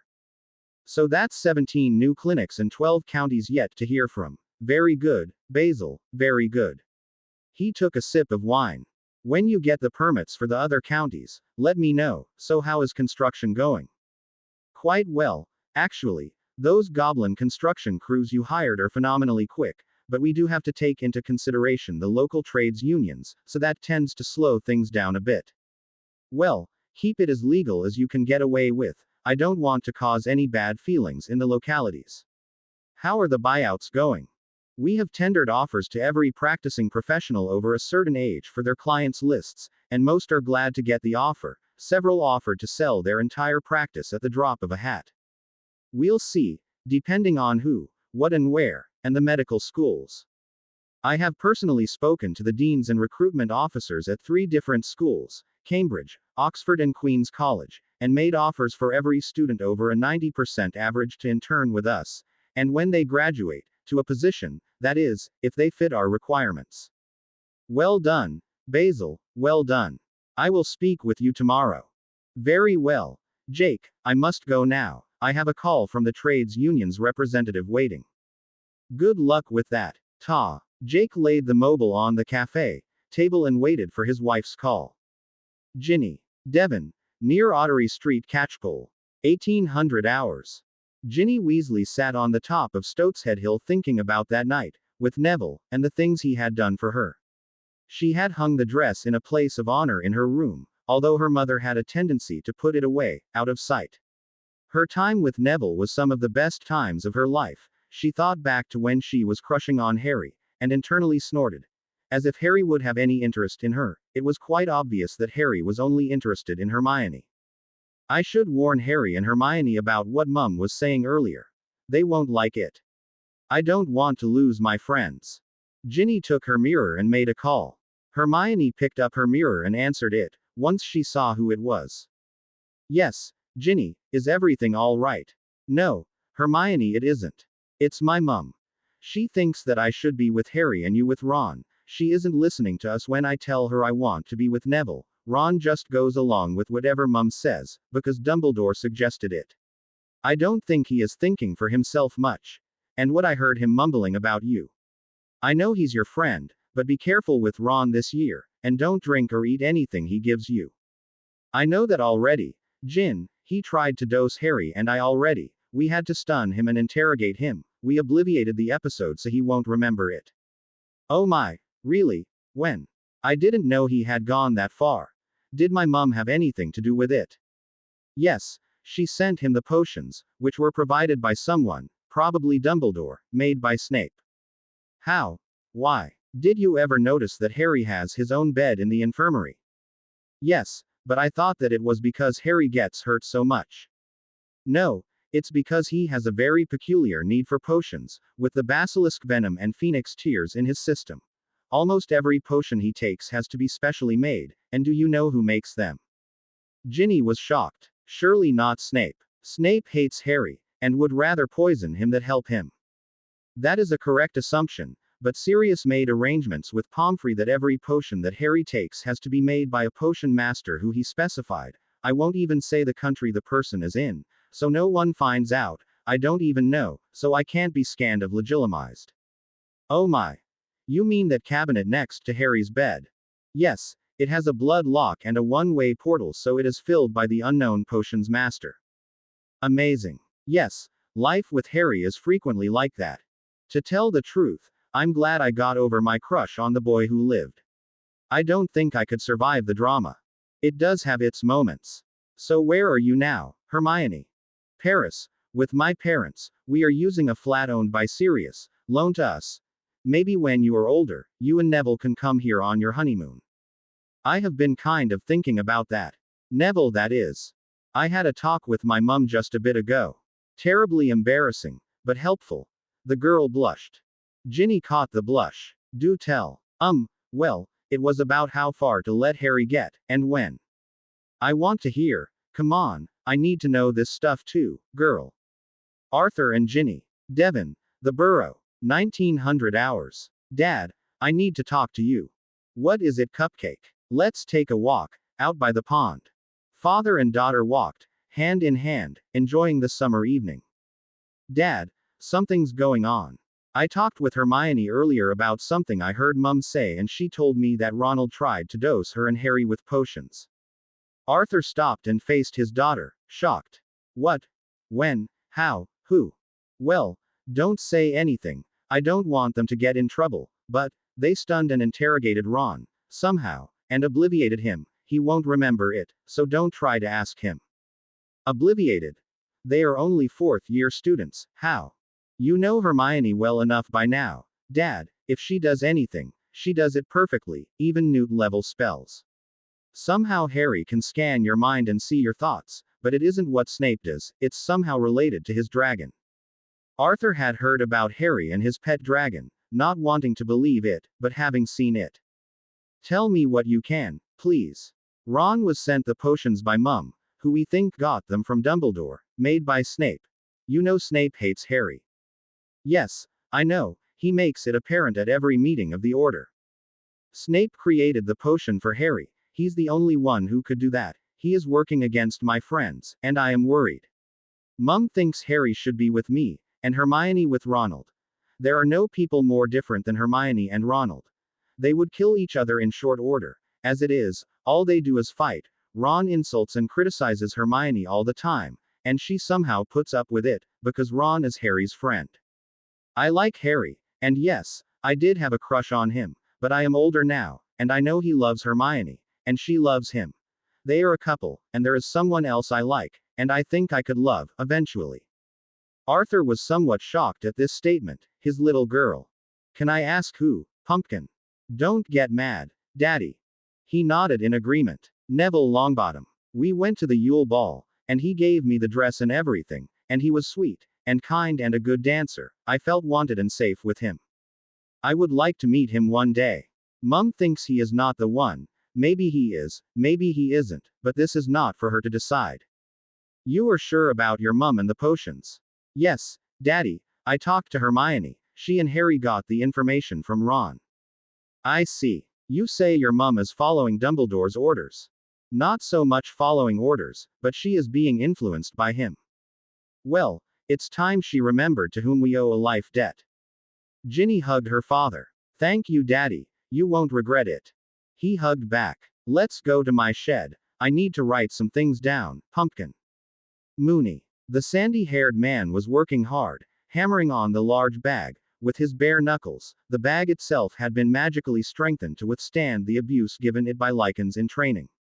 Sweat poured off his brow as he feinted and punched and kicked at the bag, which had been charmed to dodge right and left and forward and back. Not quite a sparring partner, but enough mass to knock one on his butt if they made the wrong move. His thoughts were elsewhere as his body hammered and kicked at the bag. Man, I want a drink. I can't. No, Harry needs me. It would be so easy to crawl inside a bottle again. No, don't think like that. You swore an oath to stop drinking and put your all into training. James Cub needs me sober. Maybe if I try and keep running, I can stop it. Stupid, stupid, stupid. It doesn't stop. I need to get distracted from this. I need to get laid. But who? Tonks seems to be hanging around me a bit, but she's too young, plus nah. She wouldn't be interested in me. I should talk to that girl there. At least she's aware, and understands the whole thing. Man, I need a drink. Vernon. In the netherworld. An infinite time. Vernon Dursley. How dare you abuse my son? You are a grown man and you should know better. He was just a child. You freak. You utter bastard. You useless piece of toe jam. Lily. Please. Lily. Mrs. Potter. Please let me explain. Harry and I were working together. Please. Stop hitting me. Let me explain. What? What do you mean working together? Somehow I missed that between all the abuse and name calling. AAACH. James, stop her for a minute. Please, help me, let me explain. I beg you, Lord Potter. It was the old man's doing. Dumblethingy did something to us. Lily suddenly stopped hitting the man huddled on his knees. What? Old man? Who? What? Talk. She was fiercely angry, glaring at the man. Vernon put down his arms, slowly, as if to see and he still needed to protect himself from an angry witch. The old man, Dumbledore, dumped your son on Pet and I without so much as a by your leave, and expected us to raise him. But Harry told me that before he did, he set up some kind of wards which made us abuse him. Harry is Pet's nephew. Sure, I am uncomfortable around magic, but we would have raised him right, if anyone had asked, he's family. But somehow, the old man made us hate him and abuse him. That greasy dark person, came once a month and made us take a potion. And then he did something to our minds, made us forget Harry found out and stopped it, and offered to help me and Pet get revenge. He's a really good kid. Vernon trailed off at the look of anger on James' face. James spoke. Greasy dark person. Did he have a hook nose and pale skin, always look angry? Vernon nodded. Does he look like this? James's image flowed until he looked like Snape. Vernon nodded until his jowls were flapping. James snapped back to his normal image with a gasp. That's not easy to do. So, the old man and Snape had you abuse my son and treat him like a house elf. But why? He was there when we made our will. He knows that we didn't want Harry with you and Petunia. What is he up to? Two wraiths came out of surrounding darkness, and solidified into two youngish men, twins who were familiar to the young Potters. Fabe, Giddy, what are you doing here? James asked, since Lily was sitting and looking into Vernon's mind, searching for evidence. We need to tell you what the goat is doing to our little sister and trying to do with our grandniece. This got Lily's attention, abandoning her rifling through Vernon's mind. Vernon sighed as he was able to sit back in the chair someone had supplied for him. He wondered if it would be worth the effort to run and hide from the wrath of his sister-in-law, and decided to just sit, since he knew she could track him through all of space and time if she wanted to do so. He took out the prized, and only possession he was allowed here in the afterlife, a sphere, showing his wife and son, who were now in their Kensington flat. A fleeting thought crossed the man's mind. If this is eternity, how is it? They just lost their son, and for me that was 14 years ago. He stared at the globe, not seeing, as young Archie was going around his mother's drawing table, hanging on as young children do when they are unsteady. Zoe and Archie Harrison. Zoe was happy. Her son was growing strong and intelligent, he could speak several words, and the time working with his nanny, he was learning French as well as proper English. He was healthy and happy, and that made her happy. She looked over her work, both on her drawing table and pinned to the walls, and the letters, photographs and recordings were nearby. She stepped to a canvas and began to draw. Harry too. In a compartmentalized of the mind of Alexander Cromwell, the backup image of Harry Potter kicked at the dry husk of what was left of Tom Riddle's accidental Horcrux. He pondered the information extracted from that mind and what to do with it. Some of the information was quite dark, but useful, some of it was truly dark, and Harry too banished it into the ether. Memories of the many things that the evil man had done were stored away to be checked out later by someone else. The prize of the collection sat on the mantle of the replica of the Gryffindor common room, a sphere of mist, swirling mist. Knowledge, filtered out of 7 years of schooling, and 50 years of practice, an entire lifetime of learning. Harry too was proficient with all of it, as he had practiced as much of it as he was able. Occlumency, legilimency, dueling and combat skills, runes and arithmancy, potions, as taught by Slughorn, a great many things. A separate sphere held information, gleaned from that same mind. The truth about Horcruxes and prophecies. Where they were hidden and the traps of how to get them out. And then there was the most important of information. A single memory of Snape, on his knees telling Voldemort what he heard of the prophecy, and asking if he could have Lily Evans as a reward. And the memory of Voldemort saying he would consider it. Jeremy Quinn. Private Quarters. Wolfpack Training Area. 2000 hours. From Jeremy Quinn Wo 1 Ret. 2. Jean V. Dubois Lieutenant Call Ret. Jean, my friend, I have an offer to make that you might be interested in. I am currently training an army of werewolves into a fighting and security force. Harry. Harry ported to Shala's island and flew to the top of the crag where Shala had a nest. Hello Shala, how are you today? The sleeping dragon opened an eyelid and peered at the wizard intruding on her nap. You know it's not a good idea to tickle a sleeping dragon. Well, sure, but I didn't tickle you, I just spoke. I just wanted to let you know I am here on your island and I am going over there. He pointed at the next island in the chain, the one he had not visited yet, where the house that was built into the rock was waiting. The place that no one could find him with any magic, any science, and with any luck. It was warded and hidden from every and all sources. And it was the place that James and Lily had planned on hiding from Voldemort and the world. The day they were killed, they were discussing how they ended up there, at Godric's Hollow, for they had a feeling that they were supposed to be somewhere else. James was looking for his missing invisibility cloak when the ward alarms went off, telling there were invaders outside. The door blew in and there stood Voldemort, and behind him Snape, and Peter.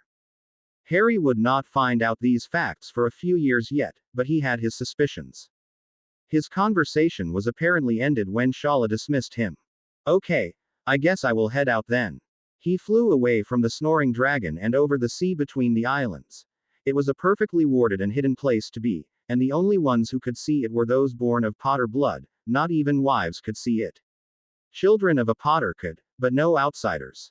Harry cruised up to the island and along the sharp rock face, and circled the tall granite peaks, seeing the twinkle of glass and metal in the gaps between the stone promontories. The structure was built in and around the living rock of the island, and was there, 1,000 feet above the waves, and had clear sightlines to the horizon on all sides, all the way down to the water pounding on the rocks below. There was an apparent landing zone in the center of the complex, and Harry moved his broom toward it slowly. As he came within range, he could feel blood wards similar to the ones he had experienced when entering the defunct Black Island. Harry heard in his mind, "Welcome home, Lord Potter." As he crossed the threshold and touched down. Luna. Outside of time, watching the golden threads move and stretch. Threads from alternate worlds faded into nothingness, the link to a reality where the couple abandoned the tent in the snow, ceased to exist in any reality. Many multiple realities dissipated without even a pop. The paths ahead were hard and many things had to be done to bring them to pass, and some would not. Luna sat on a precipice looking out over a herd of snurcacks grazing, while petting a cat in her lap. The cat's red collar had a tag. If found, return to Schrödinger. Harry entered the compound built upon a pillar of rock, thrust up out of the cold, unforgiving ocean. The plateau upon which the structure was built was 2,000 feet long and a third more wide, and the first step out the front entrance was a doozy, for the next step was just about 1,000 feet down, and that was nothing but cold sea water. The pillar upon which an ancestor of the Potters had built had no shore, no landing zones, no harbor. It was also charmed to be slick, so there would be no climbing either. The ward structure was such that only the head of the ancient and noble house of Potter could give access, and make a portkey to that place.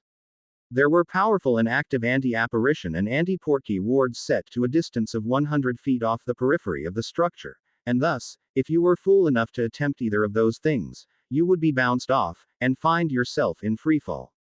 Very few survived that situation. As were all 4 of the islands, it was unplottable, with anti-muggle and notice-me-not wards active. When Harry crossed the threshold of the keep he felt the house welcome him. Welcome home, Lord Potter. He touched down and stepped off his broom, and put it in a waiting broom rack. The landing area had broom racks, a place for what looked like carpet maintenance, and at least one carpet rolled up and waiting for use. Inlaid into the floor tile, a large mosaic of the Potter crest, as well as on the wall straight ahead. The incoming people were going to be sure to know who owned the keep. An elf arrived to greet the young lord. Hello, Lord Potter. Welcome home. It's good to have a Potter in residence again. Thank you. And your name? I am Rudy, but you may have heard me as Shaken Jake or Westside Slim, or one of many other persona. Harry looked at the elf curiously, realizing that he somehow recognized the being, but couldn't place. The elf was of the standard issue house elf stature, but dressed in a flashy Hawaiian shirt. Harry questioned the elf. Does a name like Reggae Tom ring a bell? A great big grin spread across the elf's face, and he began talking with a Jamaican accent that Harry recognized immediately. Are you Reggae Tom? The elf nodded, and then Harry realized that he had spoken the other names with each their own accent and language. Do tell, and are there any others here? Yes, we have a team that works from this location, as well as the staff of Radio Sunshine. Harry recognized the name of the mysterious pirate radio station that had been broadcasting in the UK on and off for years. He had thought he recognized some of the names that the elf Rudy had mentioned because Harry had been quietly listening to pirate radio for years. First using a portable that Dudley had broken and thrown aside, and then later with a wizarding wireless that had been charmed to pick up normal broadcast radio. The music and voices on those stations were sometimes the only lifeline he had to sanity during the early summers at the Dursleys. And here it was he actually owned the station. What does your staff do? Harry and Rudy were walking along the main corridor of the facility now, towards the private quarters. Rudy pointed out the publicly accessible spaces and their purpose. One of your ancestors was the inventor of the pensieve, some 700 years ago, and he started the listeners. Listeners. Yes, he wanted to hear music and performances from other lands and sent listeners to go and listen and watch, and bring the memories back. We have archives of many of history's great musicians and orators, plays and theater, not to mention recounting history and folk tales. I have always been interested in music, and it is my business as well as love. I find interesting music and share it with the world, via Radio Sunshine. Well, Rudy, you have made some of my darker times more livable while I listen to you. I can't tell you how many weeds I pulled while listening to Toots and the Maytals. Glad to be of service. Our broadcast brings in hundreds of letters a week from the Norms, and quite a few from the Magicals as well. Here we are. These rooms were last used by your parents before they were tricked. Your room was over there, and theirs here. This is Mistress Lily's office, and this is Master James. He pointed out a pair of matching offices with windows that looked out over the sea, centered directly on Shala's island. Harry could see the steam rising from Shala's nest, indicating the dragon was still sleeping.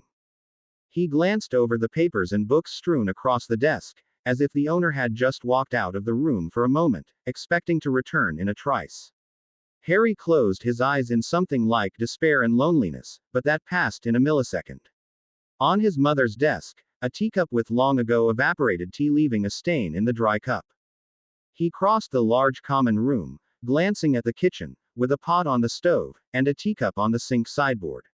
He peeked into his parents' room. Clothes, dirty laundry, a hastily made bed. He backed out, not wanting to disturb the ghosts of the past. He then looked into his room. Toys, child-sized clothes, an apparently happy place, where a male child lived, and was loved. Why did they leave? They were safe here. No one, not even Voldemort, could get to them here.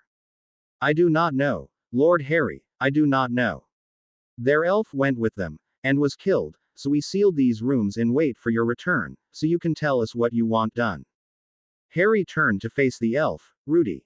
Can I call an elf here safely? Rudy nodded. As long as the elf is bound to you or House Potter, yes. Harry thought about it for a moment. How about a free elf? Rudy thought about it. You mean Dobby, don't you? You know about Dobby. Every elf knows about Dobby. He is a celebrity. He is free and yet bound. An unusual situation for an elf. Well, better safe than sorry. Harry pulled out his communications mirror. Dobby. The mirror fogged, and then Harry saw Dobby's face. What's up, dude? Harry was shocked, not expecting to hear this form of address. Well, Dobby, I want you to see if you can sense where I am at. Don't try to come here yet, though, the wards might hurt you. Dobby nodded and could be seen feeling the ether for Harry's presence. You are near the dragon, but behind wards. I think I can get there. Shall I try? I want you to be safe. Do you know Rudy? Oh, sure man, he's the radio cat. He is here with me, if that helps. Let the wards know that Dobby is free to enter. You are Lord Potter after all. I see. I Lord Harry James Potter allow Dobby, the free elf, access to Potter's Keep as a member of my family in good standing. Dobby, on the other end of the mirror link, spoke up. I could feel the wards changing to accept me. Be there in a mo. Less than 10 seconds later, Dobby popped into the room. Do either of you know any of the elves who worked with my parents? Rudy nodded, but Dobby did not. I would like to speak with them sometime. I need to figure out the puzzle of why they left. What do you want to do with their quarters, Lord Potter? For now, leave it as is. I need to go through the paperwork and all. I will use some other quarters. Are there any nearby? I would say so. The current population of Potter's Keep is less than 50, and all of those except 4 are elves. We do have a vampire, 2 goblins and 3 ghosts. They went out into the hall and Harry closed the door. We have facilities here to house fairly comfortably 7,000 people, although quite a few of those would be in a barracks, below decks. Both Dobby and Harry stopped walking and looked at Rudy with a question in their minds. Below decks. 150 years ago, your ancestor Lucas Potter was a sea captain. He owned a fleet of ships, and did business all around the world, and he referred to the lower levels as below decks, and we just picked it up. If you look at it from the right viewpoint, it is almost like being at sea here. Makes sense, I guess. They stopped at a door to a single 2-bedroom flat that had a separate bath and a small kitchenette. It also had a spectacular view out over the ocean, and was facing about 10 degrees off to the left of Shala's Island. These will do just fine. I need to take control of the wards so I can let my friends in. Can you lead me to the wardstone? Indeed I can. Follow me. Rudy led the odd pair out the door and through a maze of corridors and tunnels to a chamber with a great carved wardstone that focused the power of the crossing ley lines and powered the wards. As long as this stone existed in the form it was presently, as long as the turning of the earth around the sun powered the magic of the land and sea, the wards around Potter Keep would stand. Harry stepped up to the plinth where obvious control runes were engraved. He placed his hands at the appropriate places, and he felt the power envelop and accept him, as he was the last Potter, or maybe the first of many more Potters. He could see inside his mind's eye, the entire keep, and with little effort could sweep through any tunnel, corridor, room or chamber, and know if there were any threats. He left the keep mentally and circled Shala's island, noting that Shala was still sleeping. He swooped over the spider-webbed island next in the chain of 4, and saw the spiders industriously gathering silk and carrying it to the portal, and another group carrying away livestock on a regular basis.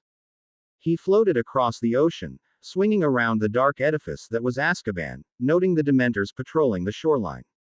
He moved in towards the mainland, skimming across 17 miles of territorial waters, noting a few fishing trawlers coming and going, but no real sea traffic. He drew himself back in with a shock, gasping for breath. Wow. I hope there is a book or journal on how this was created. Hermione will surely want to see this. That may not be possible, Lord Harry, until the lady in question is a Potter. It may be sanctioned. Harry looked at the elf, his mind working. Well, that may just be incentive for her, then. The trio wandered through the keep looking and learning their way around, meeting some of the inhabitants, and finding out their jobs and specialties. They ended up in a dining hall, and sat down to some dinner, as it was getting dark. Harry's mirror beeped and he answered it. Hello, Bill, how are you? Quite well, Harry, I have the things I need to teach your next lesson on warding. Fleur and I are heading to the burrow now. Dad called on Ginny's mirror. He says Percy wants to talk about something. That might be interesting. Keep me informed if you can. I am currently at Potter's Keep. I will have Dobby bring you and Fleur a portkey for tomorrow around noon, okay? Sounds good. Later. Bill signed off. Harry's mirror chirped again. He sighed, then saw who it was. He got up and walked over to the great windows looking out over the ocean and spent some time whispering with his girlfriend. The next day, Bill and Fleur appeared in the receiving area, and Harry greeted them with welcoming arms. Welcome to Potter's Keep, possibly the safest and most warded place in the UK, if not the entire world. Bill stood, gazing about, looking at the invisible, feeling the wards, as that was one of his specialties. What I can sense is quite powerful. I hope you will allow me to see the wardstones, please. He sounded a little intimidated by the massive power that was apparent. We'll see. Meanwhile, let me show you to your quarters. He led the couple down the main corridor, much the same as Rudy had done for him only the day before.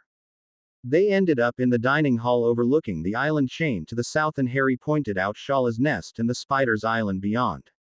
I am inviting those I trust here for a conference of sorts. It's time to take action. Well, not immediately, but soon, and we need to plan and organize. Fleur was very pleased with her place in life. Thank you, Harry, for the opportunity to work with Nolan. He is a legend in the world of finance. He has made fortunes and managed many worldwide enterprises. I am honored for the chance. I know he is considered the best, Fleur, that's why I offered him the job, and the retirement benefits that go with it. He will be a part of our community for the rest of his life, whether he works or not, and I know you will rise to the occasion of replacing him on the world scene.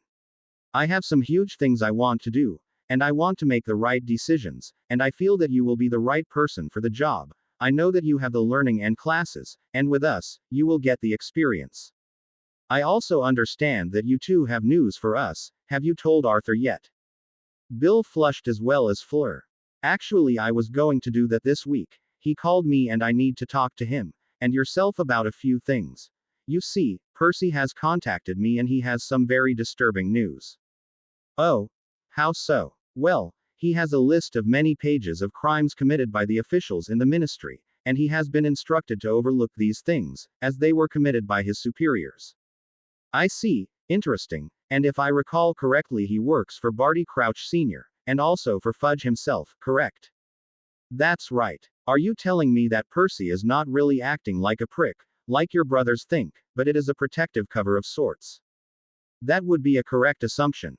Percy has always been a stickler for following the rules, but deep down, he really is a decent guy. He has suppressed his more outrageous urges and funneled his energies into being the perfect public servant. Urges. You didn't know him when he was younger. He was a prankster worse than the twins, and just as clever. But he could do it with a straight face and not get caught. Bill laughed. When he was head boy, he pulled some gags and got the twins blamed for it. They never suspected. This got Harry's attention. So what does he want to do? He called on you, and I assume he wants Arthur's advice as well. He just wants a safe country for himself and his fiancée to live in and raise kids. You know her, I believe, Penelope Clearwater. Yes, she was kind to us younger kids in my first 2 years, nice girl. Well, they want to get married, and I want to help them. I was going to contact Dad today or tomorrow. Do you have a flow here? No, the flow is not safe and it is controlled by the ministry. The only way in here is via portkey or a very precise apparition zone, while in flight as well as coordinates. I don't understand. Come here. Harry rose and walked over to the floor-to-ceiling windows on the outer wall of the room. Push your ward sense out there. About 100 feet or so. Bill did so and he could sense heavy anti-app and anti-portkey wards as well as something else. Layered and sliding over each other like finely oiled machinery. If anyone attempted to apparate or portkey in here, uninvited, they would bounce off those wards, likely stunned, since they are quite powerful. Now, stunned and unconscious, not a good place to be in at this altitude. He gestured toward the ocean waves 1,000 feet below. Realization dawned on the ward breaker's face. So that's why you had to make the portkey for us. You are the only one who can, aren't you? But what did you mean about flying? Well, if you were to fly up to the correct altitude and apparate here, your broom would hold you up, but you would still have to thread your way through the layers of wards, and only into the receiving area, where I met you.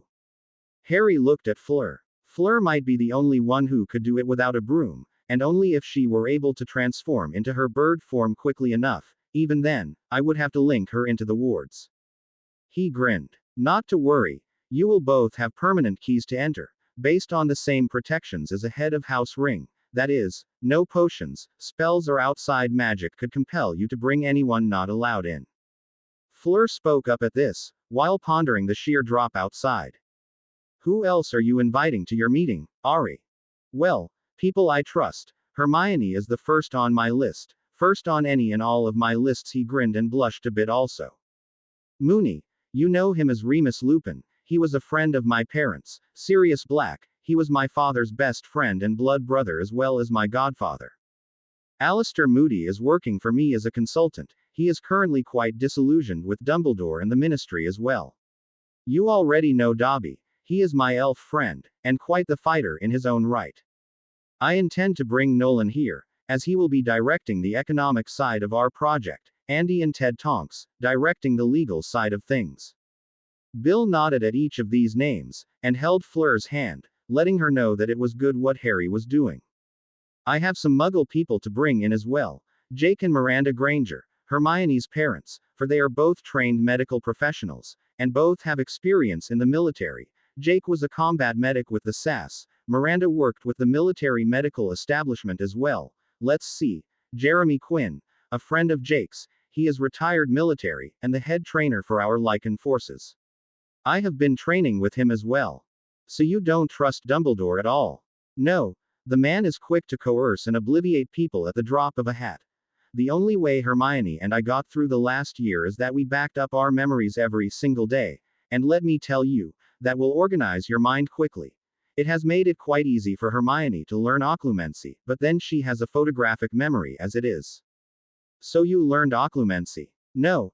I don't really need it. I have something Shala did for me. I can talk to her mentally, and I have a bit of connection with Hermione. You remember that day I scanned you, don't you? Bill certainly did. That was the day he had been formally introduced to Fleur. I wonder if you or your dragon can teach anyone else how to do that. I don't know, but I am talking to a professional about it. Harry referred to Mr. Cromwell. Over the next 12 hours, the rest of those invited came in varying ways. Harry and Bill went over the wards and found out the control runes and modifiers, and Harry had Bill swear an oath of secrecy over what he had learned about the Potter defenses. They did discover another way in and out of the wards, deep down inside the solid stone of the island, between the floors, a freight elevator, with large platforms that floated in and out of their parking spots on each floor. One was made specifically for transporting people, several for food, goods and purchased items, and some were just general-purpose pallets. The bottom of the elevator shaft had a room with no other access, with a locked pair of doors at the back, and behind those secure doors another room. This room, however, had the magical equivalent of magic eyes from all sides and above. This room was essentially a large vanishing cabinet, secured and impossible to break out of from the inside. When the island was about to receive a food shipment, the doors were secure, and the large food pallet was transported from the outside world into the receiving chamber, and scanned for any life forms, hostiles, hidden or invisible tracers, anything that could give away their location. Whichever of the Potters that had built this system was paranoid indeed. Moody would have been proud. Constant vigilance, with good reason. The outside world had several locations which could receive and send shipments through to the island. Those locations were totally innocent, untraceable. To get through, the shipment or people or whatever had to be on one of the pallets, platforms. There was no other way, and on top of that, the only thing that could transport one of those protected pallets was a key, secured in the ring of a trusted individual.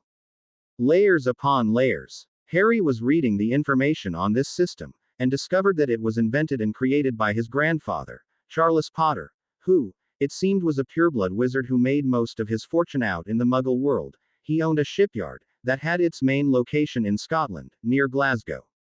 He also invented and created the business of commercial shipping containers, with standardized sizes and shapes.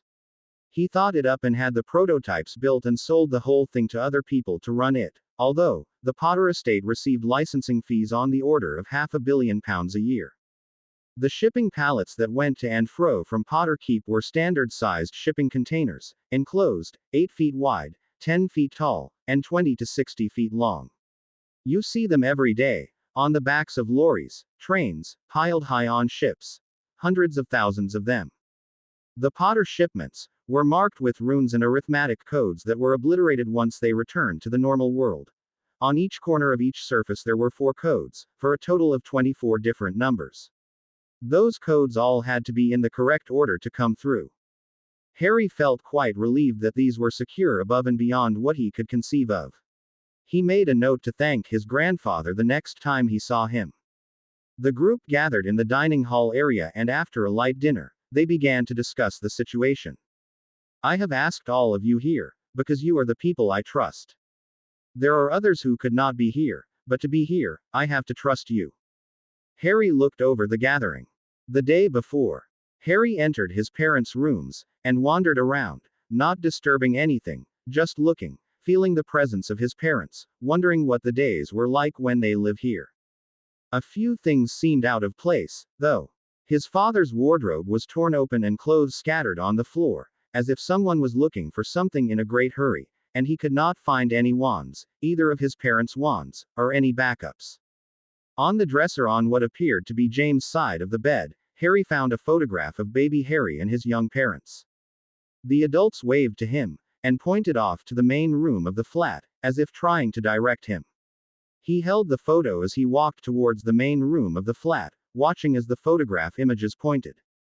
In the main room he looked around. Nothing seemed out of place. There were a few toys lying on the floor where young Harry had apparently abandoned them. In all it looked like a very comfortable home. The photograph in his hand pointed him towards the offices.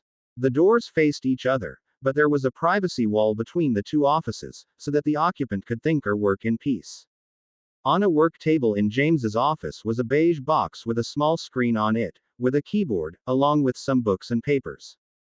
Harry recognized the Apple logo on the box as it was similar to the computers at his primary school. He glanced through the papers and found that his father had invested in the company in 1979, just about the time his mother was pregnant with him. This small box was a representative sample of the company's product, and it looked as if his father had been trying it out when he was called away. There were more photographs of the marauders in the office, along with a large portrait of James and Lily. The images in the portrait were speaking, their mouths moving, but without sound. Harry activated the runes on his glasses and could see the magic coursing through the artifacts in the room, the pictures, the objects on the desk and shelves, and even the computer. On a guess, he felt around the portrait for a silencing charm and found it, deactivating it. "NT, go back there. The old man is. You figured it out. Good, finally we can talk to you. Harry, son, we are so glad you made it here. You have to stay here. Don't go back to Hogwarts. The old man is not your friend. In fact, he is just as bad as Voldemort. Do you understand, son? Please don't go back there. Get Sirius and Moony and bring them here. They will help you." James and Lily's images were both trying to talk at once, and were both talking over each other. Harry just stood there, with a smile on his face and tears slipping down his cheeks. After a short bit, where James and Lily were trying to fit 14 years worth of questions and parenting into one sentence, Harry waited, knowing that they would come around eventually. Finally they petered out, and waited for him to speak. "I have sure missed you both, and I wish I had you with me now, but I understand some of what happened. I will be going back to Hogwarts for a short time, but I will have my back covered. I have Mad Eye and Moony and the SAS training me and my people, so, don't worry. I know about the old man. He thinks he can get by me, but he won't, I assure you." Harry paused to think. How did he do it? How did he draw the both of you out of the keep? You were more than safe here. You were protected against anything short of a direct hit from a nuke. How did the old man trick you? It was an elf, Harry. Somehow he got to our elf and had her kidnap you. I don't know. With an Imperio, potions, I don't know. We had no choice but to follow you, try to get you back. And he has that wand. He had been trying to get us to stay at Godric's Hollow for the last couple months, claiming that it was the safest place for us to hide. He set it up with everyone thinking it was Sirius as the secret keeper, but the old man himself set the Fidelius with Peter as the secret keeper. James' face was twisted with anger at his former friend and the headmaster both. In one action he killed us and put your godfather in Azkaban, and you into 10 years of hell. Lily was silent, letting James do all the speaking, for now. An old quote surfaced from somewhere in the back of his mind, about the female of the species being more deadly than the male Kipling. Lily's eyes were hard, and there was pain waiting for someone in the future, he was sure of it. After a bit, James trailed off, his answer complete enough, as he looked at his son. Harry was looking at the image of his mum, and the determination in her mien. I have seen that look on Hermione's face, when she knows something is wrong that needs fixed, and she's not afraid to take on anybody, anywhere. You're both going to like her. Now, how much of my life do you know about? Can you watch me from where you are? And how much of it can you tell me? Harry pulled over the chair and sat, and they both asked questions and he answered them, and vice versa. In that single conversation, he learned more about his family than in the previous 14 years, from any source. Later. So what resources have you gathered? Who is working with you? James and Harry were talking about plans while Lily pondered what Harry had told her about Hermione and his relationship with her. Well, first and foremost, I have the keep here, and if you look out the window over there, see the steam rising. James nodded. That's Shala, my dragon. We have worked together on a few things. Quote. You have a pet dragon. What kind? She's not a pet, she's a friend, although one time she called me her pet. I have been meaning to talk to her about that. A Hungarian horntail, by the way. Harry continued. Even more important than money or armies. By the way, I have a platoon or Lycan warriors, 130 trained werewolf-enhanced fighters, trained by Moody and Mr. Quinn of the Sass. I have the ultimate weapon and trump card, the key to destroying the death grip the purebloods and Voldemort have on our world.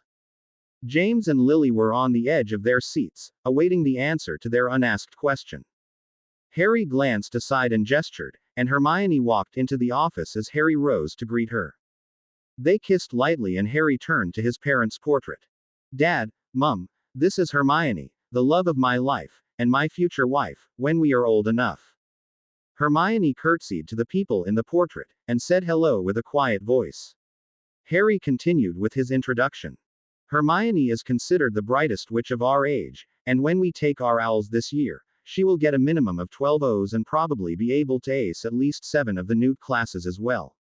She has been my best friend since first year and supported me in everything I do. Without her I am nothing, I would be a hollow shell of a person without her.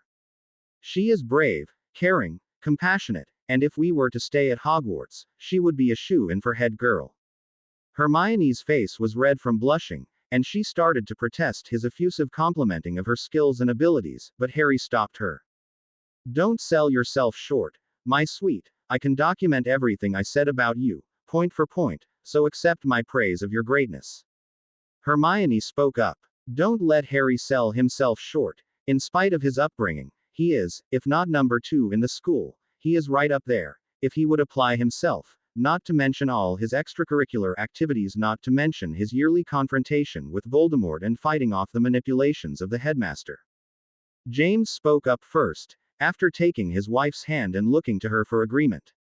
Lily and I would like to be the first to congratulate you on your betrothal plans, and welcome you to the Potter family. I think Herman is still around. Harry nodded at this. Herman was the vampire historian who inhabited the archives several levels, below decks, and never came out of his studies. Herman can take you to the Hall of Portraits. It is where the only other portrait of us can be found, as well as portraits of all your ancestors back to the 1st century BC, when the Romans were here in Britain. In fact, you have an ancestor who looks quite like Miss Granger here. You may have heard of her, a Queen Boudicca. Hermione was a bit gobsmacked at this revelation. How would I know, or find out? Herman has the skills and materials for an ancestry ritual. It should be able to trace you back at least 1,000 years, maybe more. Harry was looking out into the dark at this point, thinking. What is it, love? Riddle. They had taken to calling Voldemort Riddle, so as to not give the Dark Wizard any more respect than he needed. No, it's not. It's the other Dark Lord, Dumbledore. He used an elf somehow to kidnap me and draw my parents out to their deaths. He turned to the portrait. What do you remember of that night? Are you just memory portraits or can you think original thoughts? Harry had learned about the types of animated portrait in his studies. A memory portrait had just that, the memories of the portrait's image, and could only respond based on that memory. There were a few types which could think an original thought and be active in a conversation or argument, but they were just copies of a person's essence, not the real person themselves, otherwise the wizarding world would have never created such a dark object, keeping the wizard's soul and spirit bound to a physical object. The third and most rare of portrait was one that could be inhabited by the spirit of the person themselves, but that person would have to slip loose of their ties in the afterlife, essentially be a ghost. James and Lily were of the third type. This was the first time they had inhabited this portrait since their murder, but it came naturally, since they had much unfinished business on the earth, what with their killers still on the loose. Son, we have to leave for a time, to recharge a bit, but we will come back again tomorrow if that's all right. Okay, you will be in a meeting with some of my associates, so be ready for a lot of questions. We will. Bye for now. The life faded from the portrait and it was once again, just an average wizarding photograph, with the images smiling and waving at the viewer. Harry sat there quietly for almost 20 minutes, holding Hermione and gazing out into the dark, watching the reflections of the moon on the sea. She said nothing, not wanting to disturb his meditation. Finally he spoke. Dobby. The reconstituted elf appeared. What's up, dude? Dobby was certainly cool now. He was wearing leather and denim, and motorcycle boots. His buzz-cut hair offset his bronze-green skin nicely. Harry continued to watch the sea. Dumbledore somehow tricked an elf into kidnapping me from my parents' flat, using me as bait to draw them out. I want you and whomever you can recruit to figure out how he did this, and how we can block this from ever happening again. The elf, I believe was Janie, my parents' family elf. Somehow the old git did something to her, and controlled her. When he was done with her and my parents were dead, either she died from something, or he killed her, I do not know. Please find out how and what we can do about it. Dobby took this in, and in an instant, Winky popped in beside him. Winky had grown and filled out in her restoration as well. She was decidedly feminine, her features were smooth and pleasant, her hair was long, black and wavy, and the only indication she was not completely human was the golden green skin, and the ears peeking out from her hair, in other words, a classic elf from many forms of literature and video game. They bowed and popped away. An hour or so later they returned. They conferred quietly for a bit, and turned to the human couple. We think we know how he did it. You know what we told you about the elf bondage curse? Harry answered. Yes, your magic was ripped from your connection with the earth, and bound to wizards, and because of that your people became emaciated and starved, and the wizards justified their bondage of your people as proper payment for keeping you alive. When I cut those bonds and retied them to the earth, you were able to regain your proper size and stature, as you are now. What's that got to do with Janie? Winky carried on the explanation. Janie was James and Lily's elf, and they wanted to free her, as you have freed us, but they did not know how, or have the tools for the job. Janie was called out on an errand, to deliver a letter to Mr. Doggy, when the old man captured her, and stunned her. He did some blood magic on her, and took control of her actions. She was just a puppet to him. He made her come to the home of your parents and take you, and leave a note in your bed.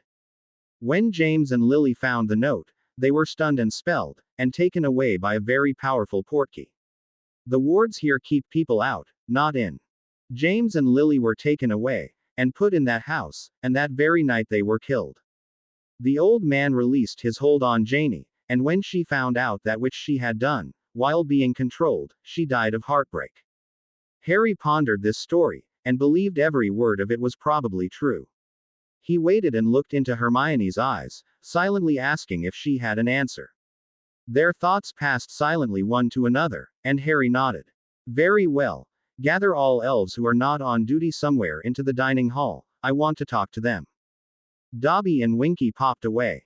Harry stood and took Hermione's hand. Shall we?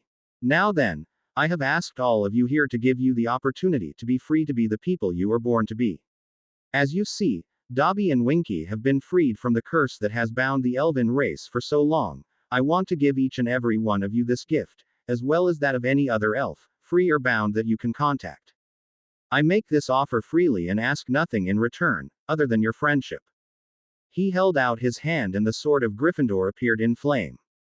Who is first? Rudy stepped up. Hit me, Jack. Harry swung the sword and incanted the ritual phrase. Take the bondage from this elf and return his connection to Gaia where it properly belongs. Invisibly, the bondage that kept the elf in check was removed and reconnected to the ley lines of the planet. Since the keep was sitting directly on the intersection of 4 or more ley lines, the elf was hooked up directly to the magical grid for the first time in his life. Until this point, Rudy had been attached to the House of Potter, by way of the keep and Radio Sunshine. Now he was a free agent, and could go anywhere at will, and with much more accessible power. What most did not know is this. House elves and elves in general have no magical core. House elves had been bound to wizards for generations and had been fed the equivalent of thin gruel forever. Because of this, their bodies atrophied, and shrank over the generations, and were in a real danger of dying out. Now Harry was able to cut that bondage and plug them in to the real power source. Things were going to be different, and quickly. Rudy had to sit as his body grew and filled out. Dobby handed him nutrients and protein formulas so that the magic had something to work with, as it is not efficient to create mass from energy. Sure, it could be done, but it is less painful to do it this way. The elves of the keep lined up and each was freed to return to their proper natural state, and Harry told each that any elf they brought to him would be freed in the same way. This would also free that elf from bondage to a family or person, which would fulfill Hermione's goals of SPEW. That night every elf in the keep was freed, and the next night, elves from every Potter property were freed as well, and almost to a being, they all returned to their work, since the care and respect of the Potter clan was known worldwide. The revelation of how Dumbledore had killed his parents made Harry even more determined to take down this Dark Lord. He was laying down for a nap when a comment James had made him sit upright in bed, eyes wide. Elder Wand. All the Lycans had been brought to the island and currently were practicing hand-to-hand techniques on the upper plateau of the keep. The topography of the plateau was at the top of the stone island, the outer perimeter lined with walls of stone 40 or so feet high, and the gaps between filled in with constructed buildings. The enclosed area had trees, a meadow, running and walking paths, a garden of various blooming flowers, things that make life easier. Mr. Quinn, Woe-1-Ret, was wearing his people down, making sure they knew what to do in any and all circumstances, how to protect their own, and make their enemies pay, by way of takedown or blood if needed. This particular day they were practicing hand-to-hand combat, Krav Maga, and working with various improvised weapons, sticks, staves, kendo swords and paintball guns. At 1500 hours Quinn blew his whistle and all the participants stopped what they were doing and formed on his location, in loose lines, listening closely to what he was about to say.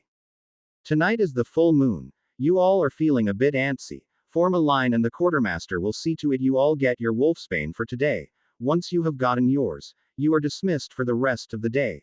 There will be food available in the camp. Keep your homing key with you. Wear it tonight. Don't get yourselves hurt, and have a good run this evening. Dismissed. The Lycans all formed a loose line and was each given a cup of potion, and as they walked away, were given butterbeer or water or juice to get the bad taste out of the mouth. Harry and Sirius stood by and greeted each and every one of the troop by name and thanked them for working hard on their training regime. Most wandered off to eat and drink before the scheduled moonrise, some kicked his football around, some sat quietly meditating, and enjoying the evening sun. The general attitude was one of happy peace, for before having been recruited for the Lycan army, their lot in life was horrible, always scrounging and working too hard and having to hide themselves away, most without wolfsbane or anything that would help. All in all it was like a combination family college reunion. The Lycans not associated with the army also came to the plateau to join in. The ones who were too old or young, are not inclined toward the physical military. Those who gathered potions ingredients in hazardous conditions, by smell, those who worked as livestock wranglers, those who were suited to investigative work or other things. On the plateau of Potter's Keep were the largest gathering of wares in the Western Hemisphere, ever. And these were a percentage of all the wares in the UK and Western Europa, a very significant percentage, over 90%. There were those still out there who, for whatever reason, did not or could not join, and of those most were aligned with the evil Dark Lord, and would likely not survive their first encounter with the well-trained forces of the Wolfpack. The sun set, the moon rose, and by then, most had changed into disposable clothing, which shredded at will and evaporated by morning. They had set up places to hide from the cold weather, and each had been supplied with a locator beacon and a home portkey so they could easily report in the morning.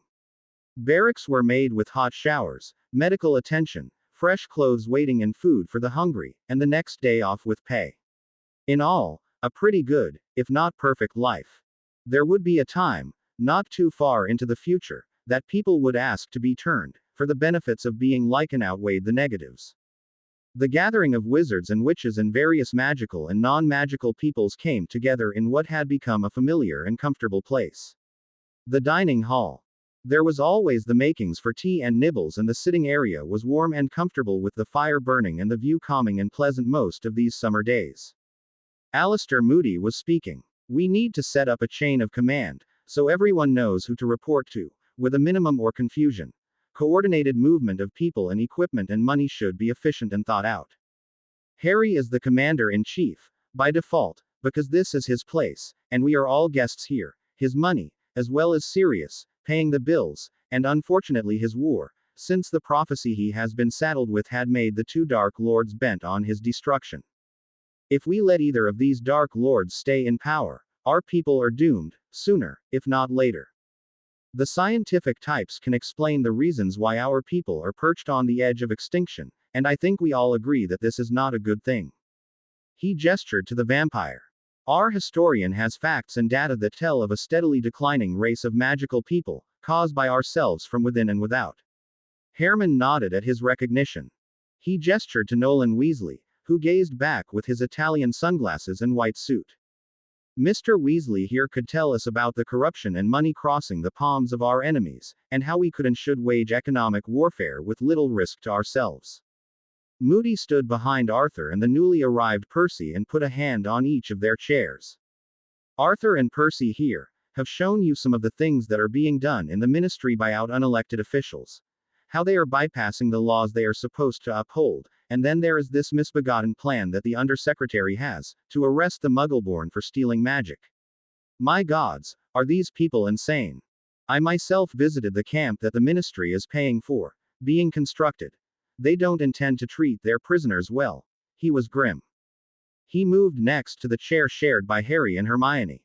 This young couple have done more for the people of the magical world in 1 year than Dumbledore has done in 20. Miss Granger, I respect your ideas and I for one, support you. For those of you who do not know her plan, it is simply this: knowledge should be shared and saved, and lost knowledge should be found and preserved. You all know that the Potter Library here is bigger than the one at Hogwarts, and most likely the ministry put together. Well then, our Miss Granger here wants to increase it by, what did you say, a factor of 10? Well, grand ideas need grand plans, I guess. Hermione blushed as Harry pulled her into a hug. Moody grinned and poked at the young man. And this one, well, what can I say? Taking over the entire magical world and thinking the disposal of two Dark Lords is not all that important. Boyo, you must have some great biggins. This time it was Harry's turn to blush. He did, however, appreciate the hug and kiss on the cheek from his girlfriend. Okay, Boyo, the floor is yours. Tell them your plans. Moody sat down with a thump. Harry stood, and every eye was upon him. He conjured a stand and pulled out a photograph, which he unshrunk and placed it on the stand. James and Lily waved to all the people they knew, and were mildly stunned at how old some of them seemed. I believe you all know my parents, James and Lily Potter. We have a story to tell you. The gathered people were quite in shock about the complete destruction of the grand old man's reputation. The very idea he would do such a thing. But here were the spirits of James and Lily telling the tale. Once you are on the other side, all the truths and lies come out, and the spirit can see the facts without any shading. They told of the control of their elf, of how Janey was used to kidnap Harry, and how they themselves were drawn out with charmed portkeys, in an effort to find and rescue their son. Of how they woke up confounded and obliviated at Godric's Hollow, and almost within minutes were under attack by Voldemort with Snape looking on. At this point, they asked Harry to conjure a photograph of Vernon Dursley, which he did, not knowing why. In their own photograph, they could be seen guiding a spirit into the new photograph, and once done, Vernon's image became animated. Harry, I wish it never happened, and I apologize for all the things I did to you. It was completely unfair and cruel what I did to you. I know Lily and James would have gone out of their way to raise my Dudley right, and well, I'm sorry. This is only part of why I have asked Lily and James to help me get into this picture. I also wanted to thank you for giving my Petunia and Dudley another chance to have a good life. I have been watching them, and they are happy. Thank you so much. Harry explained to the gathering. The day I found out Vernon and Petunia were being used as pawns against me, I freed them from 14 years of disinhibitor potion and some very suggestive spells. They were encouraged to beat me and abuse me at will, to be their house elf and do all the work, and be starved in the process, so that when I returned to Hogwarts, I would be pliable and easy for Dumbledore to control. By the way, Vernon, I forgive you. You were controlled just as Janie had been. You couldn't help it, and I will be keeping an eye on Petunia and Dudley for the rest of their lives. I will see to their happiness and safety. The fat man sighed in relief. I should go now. Thank you for your forgiveness, Harry, Lord Potter. I know I don't deserve it, but I thank you for it. Vernon turned to leave the photograph. Vernon, hang around a bit, maybe you might have a good idea or two. Hang in there and listen for a while, okay? As you wish. Harry continued speaking. As you see, Dumbledore has broken several laws in just dealing with me, illegal placement, sealing my parents' will, setting up innocent people to be murdered, manipulations of the laws of our society and people, controlling muggles, he indicated Vernon. Theft from our accounts, and wrongful use of our money, he pointed to Nolan Weasley who nodded in agreement. I find him to be directly responsible for the creation of the Dark Lord known as Voldemort. He knew about him all along, and did nothing. He has this misbegotten idea that I am the chosen one, and only I can destroy Voldemort, because of the story he himself created on that night in 1981. Andy and Ted here did real research, and found every step of the way, where Dumbledore created the entire myth and story of the boy who lived, invented it out of whole cloth, and profited on it at the same time. You have all seen the comics, and storybooks and Harry Potter dolls, and all the crap that is sold with my name on it, and not one bit of it with my permission. What's worse is this. Ginny Weasley has been raised since she was a little girl with the idea that she was going to be my wife someday, that she was going to be Mrs. Boy Who Lived. She was certain of it, because her mother told her so, and when Arthur wasn't looking, Dumbledore also came and planted that idea in her mind. I have seen the paperwork. Arthur showed me, a betrothal contract, signed by himself, and he does not recall signing it. Now I love Ginny, she's a great girl, but the truth is, she's like my kid sister. She's too much like my mum in looks and to me that's a bit squicky. And once we have freed her from the compulsions placed on her, she thinks of me as her brother, and the one she really likes is not here this evening, but once you see them together, you will know. Dumbledore set me up my first year. Before I even boarded the express, how many times do you think Molly Weasley went through the portal at 9¾ when she was at school, as well as all the times with her 5 sons up to that point? Murmuring which came to a consensus. A lot. I was sitting there in King's Cross wondering where to go, and she spoke loudly. Now what was the platform number? I mean, how obvious do you get? I was set up with the thoughts. Slytherin bad, Gryffindor good, and that I should ally myself with the Weasley family. Now for the most part that is a good thing, but Dumbledore has been using them as badly as he used Vernon here. Molly has been led around by the nose by this grand old man, and Ron, I think you all know Ron Weasley, Bill's youngest brother. Well, I don't know, but I suspect he has brain damage of some sort. He just doesn't act right, and I am afraid that from here on, I am staying well away from him. I am sure he is reporting directly to the old man, and I don't want that. Arthur, I'm sorry, but keep him away from Hermione and I. The red-headed man solemnly nodded. Here's the facts, folks. Dumbledore has manipulations upon manipulations. He has so many things going on at once he probably doesn't remember he is a mere human. His manipulations are going to doom our world. His creation will cause much damage before it can be destroyed. I plan on eliminating the threat of Voldemort. I plan on eliminating the cult of Dumbledore. I plan on kicking the corrupt and criminal out of positions of power as soon as I possibly can. I intend for all magical peoples, no matter what shape or species, that we all have a real vote in what goes on in our world, and I also intend to do what is right to help bring back our people from the brink of extinction. I have 7 principles I want to read you. 1. The magical people of the UK and the world are at risk of extinction. We need to increase the birth rate significantly, of magical people. We need to diversify the gene pool. This truth, unfortunately applies to the non-human races as well as the human. 2. Our government is corrupt and criminal. It needs to go, and be replaced by a true representative democracy.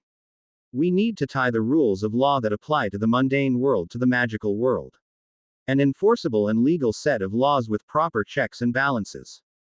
3. All magical peoples shall be treated with fairness and equality, regardless of shape, species, ancestry, or nationality. No people shall be held in bondage for any reason. There is a wall of distrust between our various races and species. We must find commonalities between us, and build bridges of trust. 4. Knowledge is power. Knowledge should be increased and saved, protected and shared. Knowledge should be taught freely and without agenda. 5. History shall be collected and saved, and verified, without agenda or revision. History shall not be written by the just victors, but by the losers as well. Culture and societies should be respected and protected, without agenda or cultural bias. 6. Respect the earth. The earth is being damaged by the creations of man, both mundane and magical.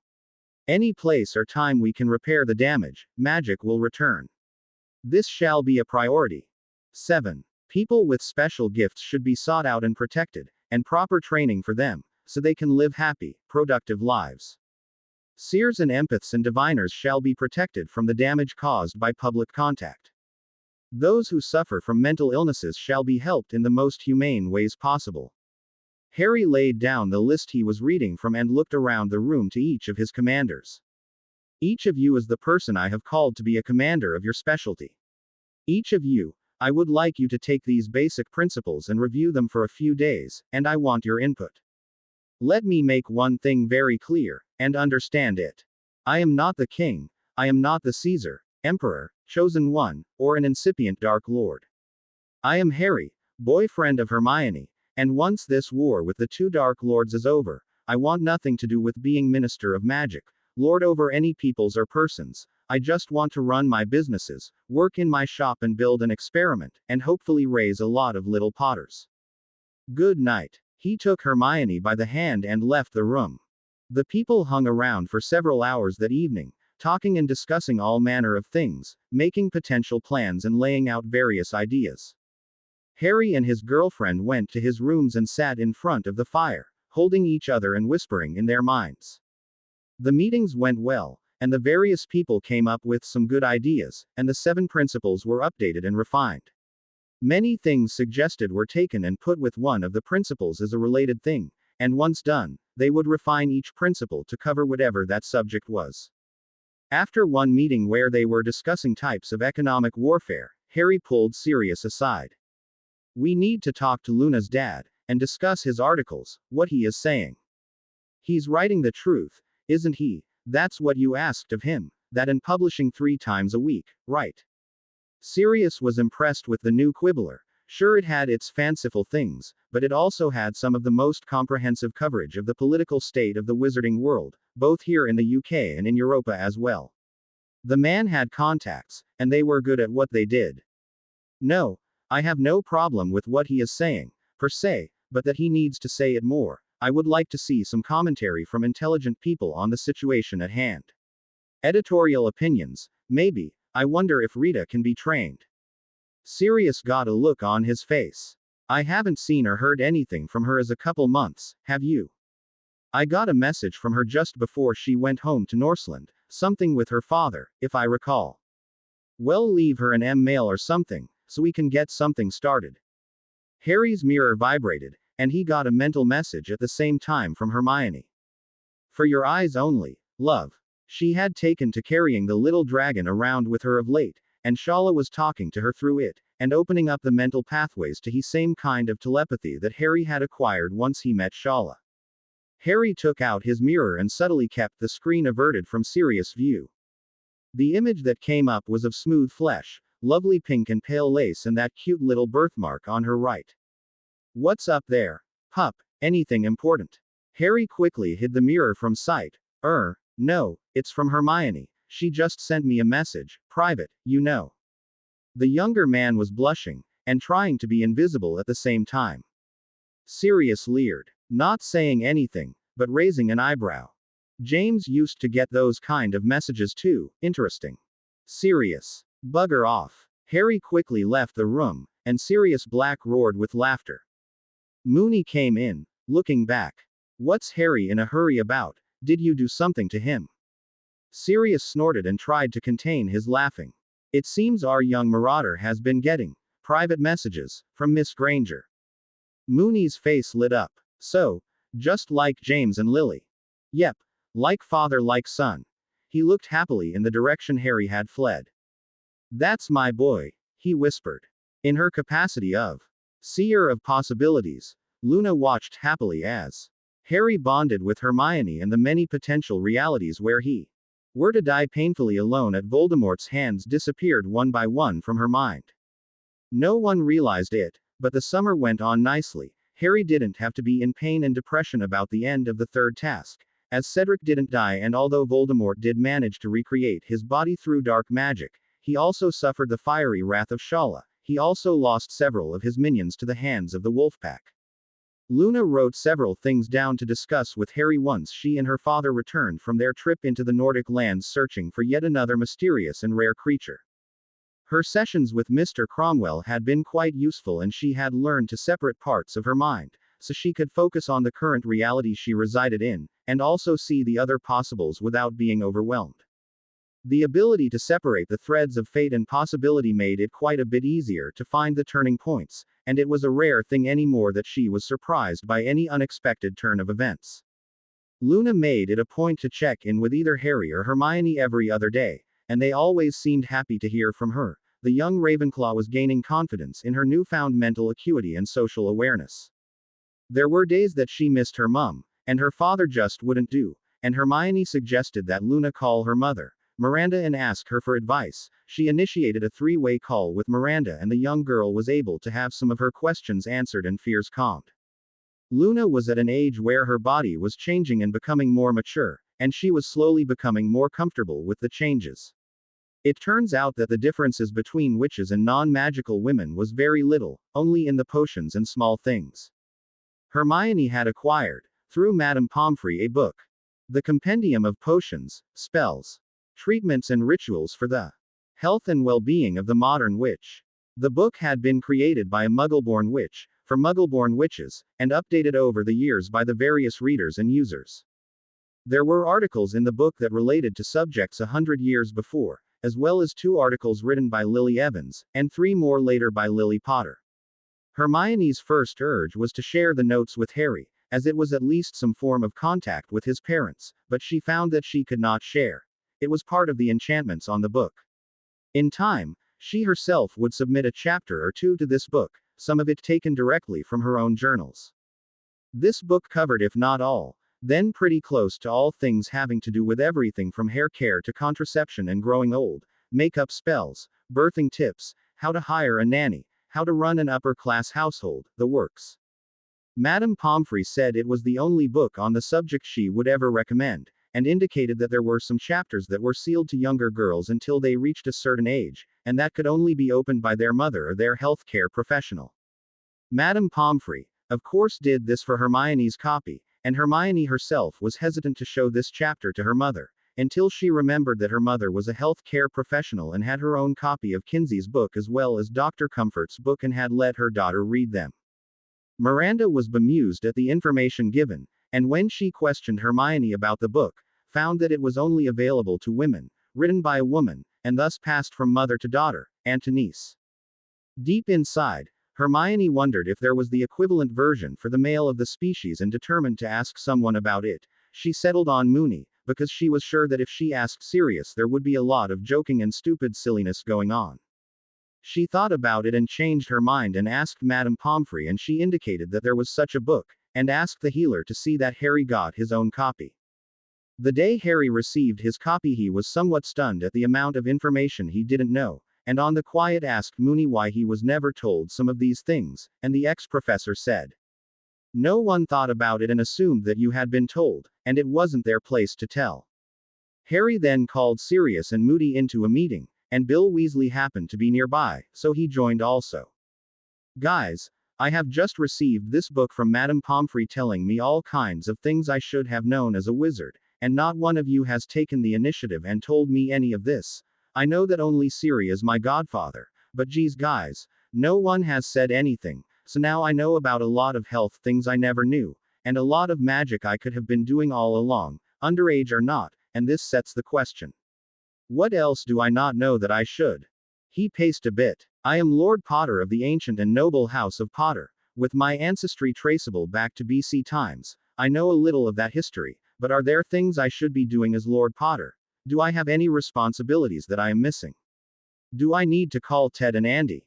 The older men looked to each other, and to Sirius, since it was actually his responsibility. I also own several £1,000,000,000 worth of business in the mundane world and apparently quite a bit in the magical world as well. I am sure that there are things that I should know about that. I know we have hired Nolan, but still, I should know. I could ask my father, but I don't want to use what little time he can be here with us. Everyone nodded at the ability to inhabit a painting was stressful on the spirit of the person, and they could only do it for a few hours a week, at best. Sirius sat up straight and tried to act serious. He didn't know how. Air, pup. Yes. You see, when a wizard becomes a man. Yes. There are, certain urges. Yeesss. The men in the room broke up laughing at the look. Harry was giving Sirius. Forget it. Moony, you tell him. Sirius got up and stomped out of the room as Harry was literally on the floor laughing. Later Bill took Harry aside and told him about the responsibilities of the head of a family, as he had been taught by his father for when he himself took over the head of the Weasley clan. He also added some of his experience dealing with and working for goblins. You have to remember, they are not human and don't act human, they are alien, and as such think like aliens. Harry nodded, thinking, so treat them as Ferengi or Romulans. Bill wondered where Harry had heard of those names, and remembered, he was raised in a Muggle environment. Moody told him several things about dealing with the goblins and the ministry in general, and referred him to a book on goblin culture and customs. He couldn't speak the goblin language himself, but he did understand enough. Moody also gave Harry the complete set of Auror's training manuals, and taught him some things that were not in those manuals. Mooney told Harry about how to navigate through the pitfalls of magical life and mundane as well, since he had to live in both worlds. As a werewolf, that is before joining the Wolfpack, he had many jobs, many places he had lived at one time or another. He had been on the bottom edges of society for so long, it was second nature. He had learned how to survive in just about any circumstances, and shared many of these tips. Any book recommended by the people he trusted was devoured, almost as fast as the pages could be turned. It was quite unusual, and Harry made no noise about how he did it, but once he had gone through the book in question, a couple days later he could quote it verbatim, and knew the contents. Another week of workouts and exercise and the practical was under his belt as well. Those who asked about it were not told anything useful, and had to be content with that answer. It had come to pass like this. Mr. Cromwell, I want to understand how you have compartmentalized your mind, so I can store my own memory backups, and put aside things I want to think about later. What can you tell me? What are you willing to tell me? The odd man pointed out that he had already started the process with his mental file cabinets, and just needed to take the idea a step or two further. This visit to Mr. Cromwell's office discussing telepathy and the mind arts. Harry had gone into his compartment and met Harry too, and the two exchanged knowledge. Harry too had interrogated the partial Horcrux, and gleaned 50 years worth of information from that source, including where the other soul bits were hidden, at least where they were in 1981. Harry also picked up a lot of magical ability, how to apparate, how to do a great many things, and none of it was considered dark. Harry conferred and they decided to work on a way to destroy the bit of Voldemort in his head, and Harry 1 gave Harry 2 a great many memories, private memories of the time he had spent with his girlfriend. Harry 2 smiled at this. I am going to spend a bit of time reviewing these. Harry returned to the outer world and Mr. Cromwell gave him leave to use the man's methods to create his own storage system. Thank you, sir. I have one more favor to ask of you. Yes, what is it? It is my friend Luna's birthday soon, and I am having a painting of her mother made up. I have given the artist as much data to work with as I can. pictures, recordings, journals. I would like to add a copy of her memories to the Gestalt so it could have Mrs. Lovegood's personality and essence. I know I can't bring back the dead, but it would be nice if I could at least give a gift. Well, let's go and speak to the memory of Mrs. Lovegood, and see what she thinks of the idea. That day, Harry left the office of Mr. Cromwell with a copy of Mrs. Lovegood's memories stored in his own mind, in a nicely decorated compartment, much like the berth of a train. Harry had given the being a copy of all his memories of Luna and Zeno Lovegood and was mentally hugged by the woman. The evening of the same day found Harry knocking on the door of a Kensington flat, the home of Zoe and Archie Harrison. Zoe answered the door and smiled widely, grasping her distant cousin with a hug and a kiss on the cheek. As was her usual attire, she was wearing a variety of colors, handwoven blouse from Ecuador, sandals from Mindanao, paint smudges and splatters on her apron. Little Archie was walking now and shouted, "Unka Hawi Unky Hawi," and ran with that funny run that 2-year-olds do, practically falling into Harry's knees, and grasping tightly. Harry grinned and picked up the cute little kid. Looks like Archie is growing like a weed. Zoe, gonna have to get him a bike soon. Harry pinched the pink cheeks and tried to pull back when the little boy hugged his face with a sloppy wet raspberry. Now Archie, your uncle loves you, but you mustn't slobber on him. Too much. She grinned at Harry as she extricated Archie from his arms, and handed the boy off to the nanny, Morrible. What's the exciting news you called about, Harry? I am all done with the commission you gave me for Celine. Good, good, I have here in my mind the essence and memories of the lady in question, and I think it's time to put her into her new home. Harry had spent some time talking with Zeno about this project, and the man was between minds about it. He did and did not want to do it, but in the end, decided that the small pain he would get from remembering his loss was worth it because it helped his daughter. Zeno had cooperated and supplied photos, recordings, journals, everything. And as a final bit, he also supplied a few hairs from an old hairbrush that he knew was his wife's. Harry had taken these tokens as well as the memories that Cromwell had allowed to be copied and now was ready to finish the job. Zoe, formerly Petunia, prepared the canvas with the inert painting of Celine Lovegood and stepped back. All right, Harry, I have done my part as well as I could, and now you do your magic. Harry looked at the painting and it looked as fine as any classic painting in the Royal Museum or the Louvre. He carefully poured out the memories as he incanted the appropriate words, and the runes on the back of the painting glowed as the magic took hold. The image in the painting twitched and stretched, stood up from the couch upon which she was sitting, and stretched like a cat, with a big toothy yawn. My, this is nice, it looks as if you have given me a suite to work with here. She looked around, through doors off to the left and right. She opened the door on the left side of the painting and called something with a tchk of her tongue, and the oddest looking creature bounded in and up onto the couch. About the size of a terrier dog, but blue, tending toward Octarine and a twisted looking horn. Celine sat down on the couch and patted her lap, and the creature hopped up and settled down in what was obviously its favorite spot. She pet the creature and it hummed with pleasure, and Celine faced her creators. Thank you, Harry, for the opportunity to somehow help my daughter, to possibly help her overcome her grief.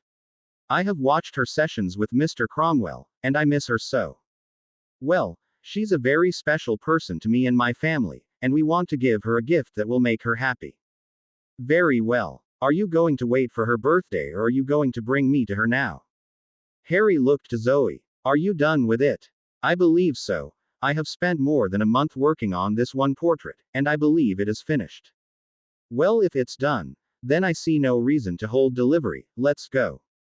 Zoe hustled out with a large flat box to carry the portrait in, and Harry put high-strength charms on all sides of this box. He shrunk the item and put it in his bag and gave Zoe and Archie hugs and was off. Before he left, he gave Zoe a message. Vernon is in the afterlife watching over you and Archie. He wants you to be happy, and my mum and dad are looking out after him. Zoe Petunia blushed. Thank you, Harry. I find it inconceivable that you have forgiven them, us. But I am glad you did, because I am happy to know my sister's son. Harry said nothing, but hugged his cousin and left the flat. Zoe picked up the waddling Archie and kissed him. You would do well to grow up like your Uncle Harry, he's a good man. It came to pass that Ted and Andy Tonks gave Harry a list of properties and their current status. The hiring of a staff had moved a lot of things forward. This is surprising. It should be given back. There's no reason to hold it. Harry and Ted were discussing the disposition of an area of land. Give it to who, and how? Give it to the centaurs. It was traditionally their charge, according to Hogwarts, a history. Well, the older editions, I'm not sure what's in the current edition. Hogwarts, a history was updated every couple years, and sometimes there were those who tried to edit history, revisionists, the bane of historians. The edition that Harry had finally read said that the centaurs were given the rights to the land by the founders, and it was their responsibility to oversee who was allowed into the forest, and who was not, all the while nurturing the magical creatures and plant life there. It had been lost to them during the rise of an unchecked Dark Lord who wanted to take it for a private game preserve, Potions Preserve. It was protected by the Potter of the time, with the intention of returning it to its rightful owners. Somehow it had not been restored until now. Ted, how do we do this so it cannot be taken from them again, forever, like, what's the phrase, in perpetuity? Yes, that's it. In perpetuity. How do we do it? Well, as the technical owner of the property you will have to sign off on it representing the magical world, transferring all rights to and over the land, but we will have to get the signature of the current monarchy as well, to get it done from the Muggle side of things. Harry frowned. So that would be Diana, right? Ted nodded. The widow queen, her husband King Charles had been killed in an accident 2 years before, leaving her in the position of king's regent and mother to the heir apparent. Diana had to lean heavily on the wisdom of her grieving mother-in-law, Elizabeth, and the sister-in-law Sarah, and Prince Andrew, the Duke of York. It was complicated, but the royals managed the best they could. Quietly there was an ongoing investigation into the accident that had cost King Charles his life, and all the evidence pointed to magical involvement. Jeremy Quinn was one of those investigating. When he had been recommended by Jake Granger to Harry, and the retired warrant officer became a trusted advisor and trainer to Harry and his friends, and in the perfect place to find out what he could from this side of the divide. While being involved with the wizarding world, Quinn sent out feelers trying to discern the guilty and the innocent, and found so much corruption and plain outright criminal activity in the ministry, in the general leadership of the magical half of the country, his reports were required reading for those at Michigan 5 and their associates. The day would come, and Harry would ask for help. This was that day.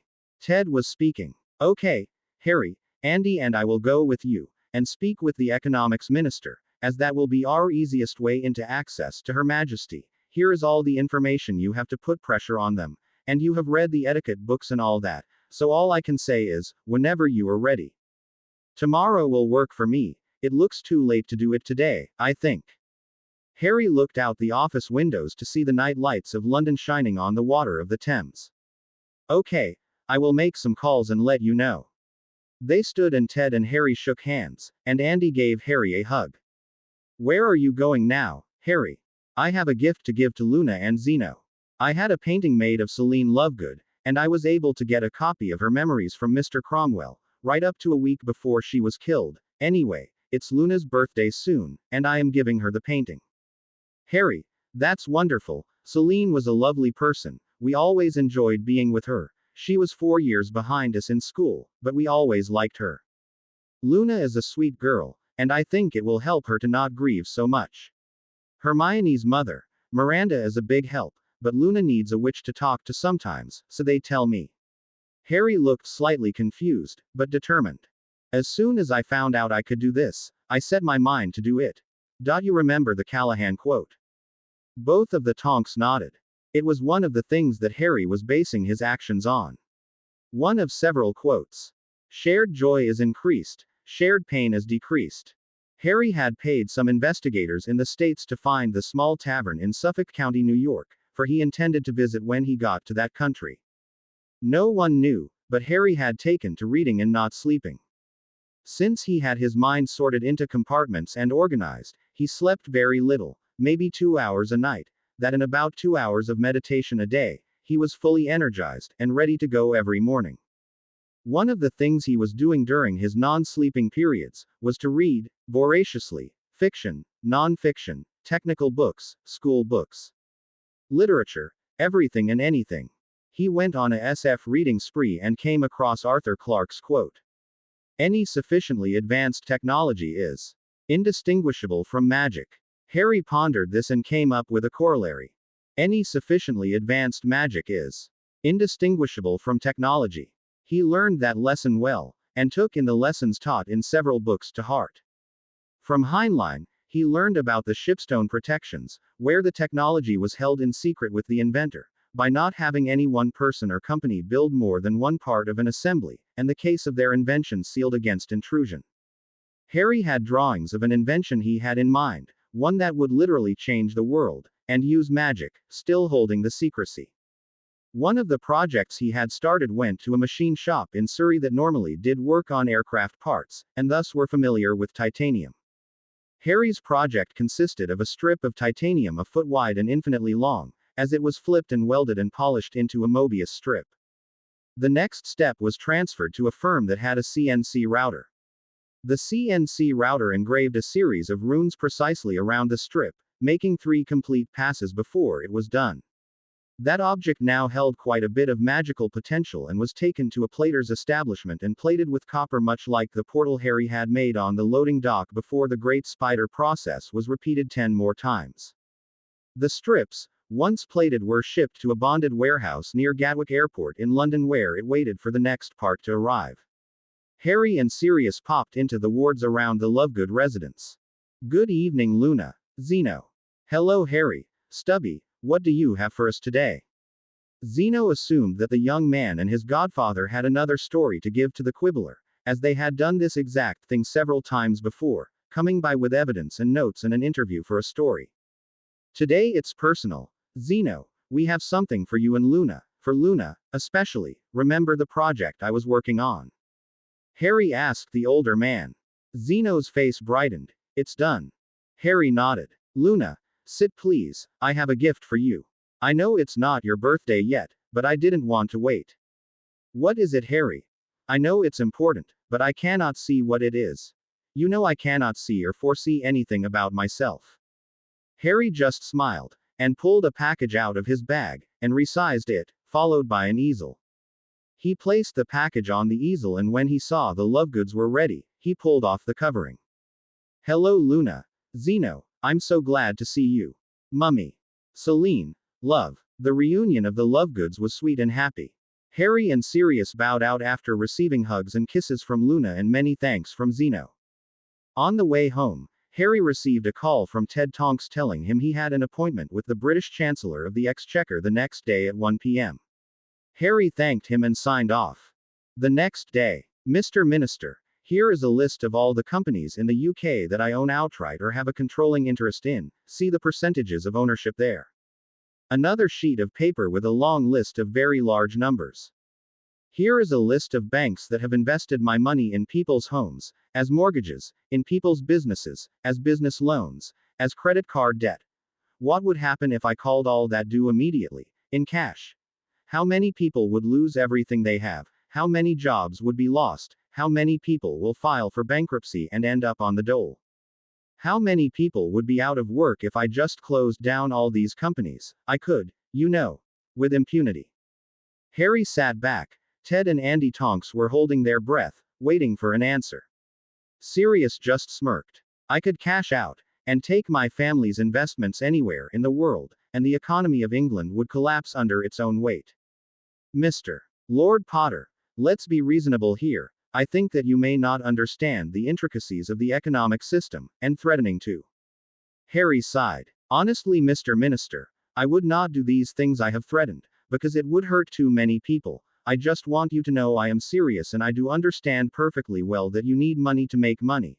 You need to invest in people, in business, in infrastructure, and many other things. I have hired the best people for the job to make these things happen. I have Nolan Weasley overseeing my financial empire and training his replacement as we speak. I thought he had retired. He did, but I offered him some great benefits. For life. I see. What can I do, really?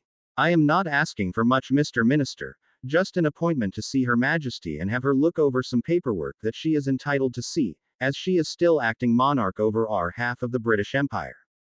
Brown said nothing, but picked up his phone. Mr. Prime Minister, I have a situation you need to be apprised of. Yes, it's important. I have a young man here from the other half who says he needs to see Her Majesty. Yes. Potter. Lord Potter. He says he can put us into an economic disaster with a word, and he wants to work with us. Yes, sir. He put down the phone and was just looking up when the Prime Minister of the UK came bustling in and went directly to Ted Tonks, and began speaking and shaking hands. Lord Potter, it's a pleasure to meet you. He was stopped by Ted shaking his head no and pointing to Harry, who stood politely and held out a hand. Good afternoon, Mr. Prime Minister. I am Lord Harry Potter, but please, sir, just call me Harry. The PM looked shocked and quickly gathered himself. Harry continued. Sir, this is Ted and Andromeda Tonks of the solicitors Tonks and Graphite. They are not only my legal representatives, they are part of my family. The PM greeted and spoke with each. And this is Sirius Black, my godfather and advisor. The Sirius Black that we were being warned about. The very same. Sirius smirked. The PM looked warily at Sirius, who spoke up. I was exonerated. We caught the real criminal. He's dead now. Ah, I see. Harry spoke. All I am trying to do, sir, is make some legal paperwork move, and I need to see Her Majesty, because she is still acting monarch over our half of the country, and as such, it is her right and duty. I see. What kind of paperwork? My family has held an area of land in trust for 600 years, and I want to turn it over, legally, to the people who live there and care for that land. I want to do it in such a way that the land cannot be taken from them again, in perpetuity, and Her Majesty is the representative of the mundane side of our country, and the de facto ruler over our people. Who are these people? They are not foreigners or something. No, they have lived in this land for centuries, and some might consider them alien, but that's only because they are not entirely human. They are the centaurs that live in an area of northwestern Scotland. Centaurs. Yes, they have been there since before Roman times, I believe. I would have to look at my family histories, it would be there. The PM was stunned. You have family histories that go back to Roman times? Harry nodded. Before, actually, to the first settlements along the Thames. Around 500 to 600 BC, I think. Mr. Ollivander's family has been in business since 382 BC, we sold them the property to build his shop. The PM was speechless, as was Mr. Brown. Let me make a call. He used the Chancellor's phone and called several people, higher and higher in the royal side of the government, and finally came into contact with the private secretary to the Queen. I have a young gentleman here who has need of an audience with Her Majesty. It is quite important, or I would not have called. Potter. Lord Harry Potter. I see. Right away. He made another call. Nigel, bring my car around. I need to take some folks to see the King's Regent. He stood. If you would follow me, please. They went out the front door of number 10 and entered a great black car idling at the curb. The news people were kept across the street, but they all shouted questions and took pictures. The car took them from the small street and in short order ended up going through the gates of Buckingham Palace. The car went to a portal and stopped. The doors were opened by footmen. The PM got out, followed by the Tonks, Sirius, and then Harry. They were led inside the palace and were stopped at a security checkpoint. A powerfully built officer with assorted patches indicating his various battles and campaigns spoke. I need you to divest yourselves of all wands, weapons, and dangerous objects before you are permitted to see HRH. Harry nodded and the Tonks handed over their wands, Sirius as well, plus an extra wand and a slim stiletto. Harry stepped up and offloaded 3 more wands, 2 throwing knives out of his boots, a dagger, some portkeys, some potions, grenades, and a set of brass knuckles. The officer looked surprised at the haul and sarcastically asked, What? No guns? Not today. I have been practicing, but test for my certification next week. Who is teaching you all this? He looked sheepish. I was trained by Mr. Quinn. The officer looked at him with interest. Would that be W01 Jeremy Quinn? Harry nodded. Yes, sir. Both my girlfriend and I have his training, and this is the first day in a month I haven't been up running at 0500 hours. Aren't you a bit young for that kind of training? No, sir. I have to have it. I have enemies, you know. I see. Well then, tell him hello and to write me when you see him next. I am W02 Wiggins of the Household Cavalry. Harry stood at attention and saluted the officer appropriately. Yes, sir. Wiggins broke a smile and saluted back. As you were, soldier. Please follow me. The officer led them through a series of halls and corridors until they were met at an entrance by two armed guards, and a young woman with a clipboard. Your names. Lord Harry James Potter. Lord Sirius Orion Black. Ted Tonks. Andromeda Tonks. One moment, please. She disappeared into the room, and came back a few moments later, and led them into the room. There were 4 chairs in front of a desk, a regal chair behind the desk, and several people standing around in their various positions and jobs. A man stepped up and greeted each of the visitors, and introduced himself. I am Galen Thompson, Private Secretary to Her Majesty, and I will need a basic outline of what you need from her today. Harry stepped up and described the circumstances of his having title to the lands in question and what he wanted to do. Once the official heard this, he had a smile on his face. I think we can help you, Lord Potter. I will have our royal archivist pull up the appropriate stamps and letters right away. In the meantime, I would have your party enjoy some tea. He indicated a lovely tea service. I will be right back. Her Majesty will be here shortly. They sat and waited, and enjoyed the ambiance of the rich and beautiful room. A shuffle of some sort outside the door, and in walked the private secretary, who announced, Her Royal Highness, Diana, King's Regent. Harry and his companions stood at attention. The young woman walked in and was followed by the secretary, who made the introductions. Lord Harry James Potter, son of the late James and Lily Potter of Wales. Harry bowed to her. It is an honor to meet you, ma'am. The King's Regent asked many questions of Harry and his advisors, not the least of which was, what did they know about the accident which had killed their monarch, King Charles?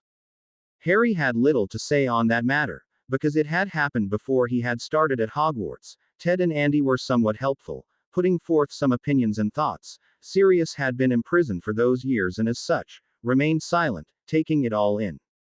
Diana questioned Harry extensively on his involvement with the fight against the forces of darkness, as well as the ministry. She had had several conversations with Dumbledore since first meeting him back in the mid-80s, and deep down she had a suspicion of the man, and wanted an objective opinion.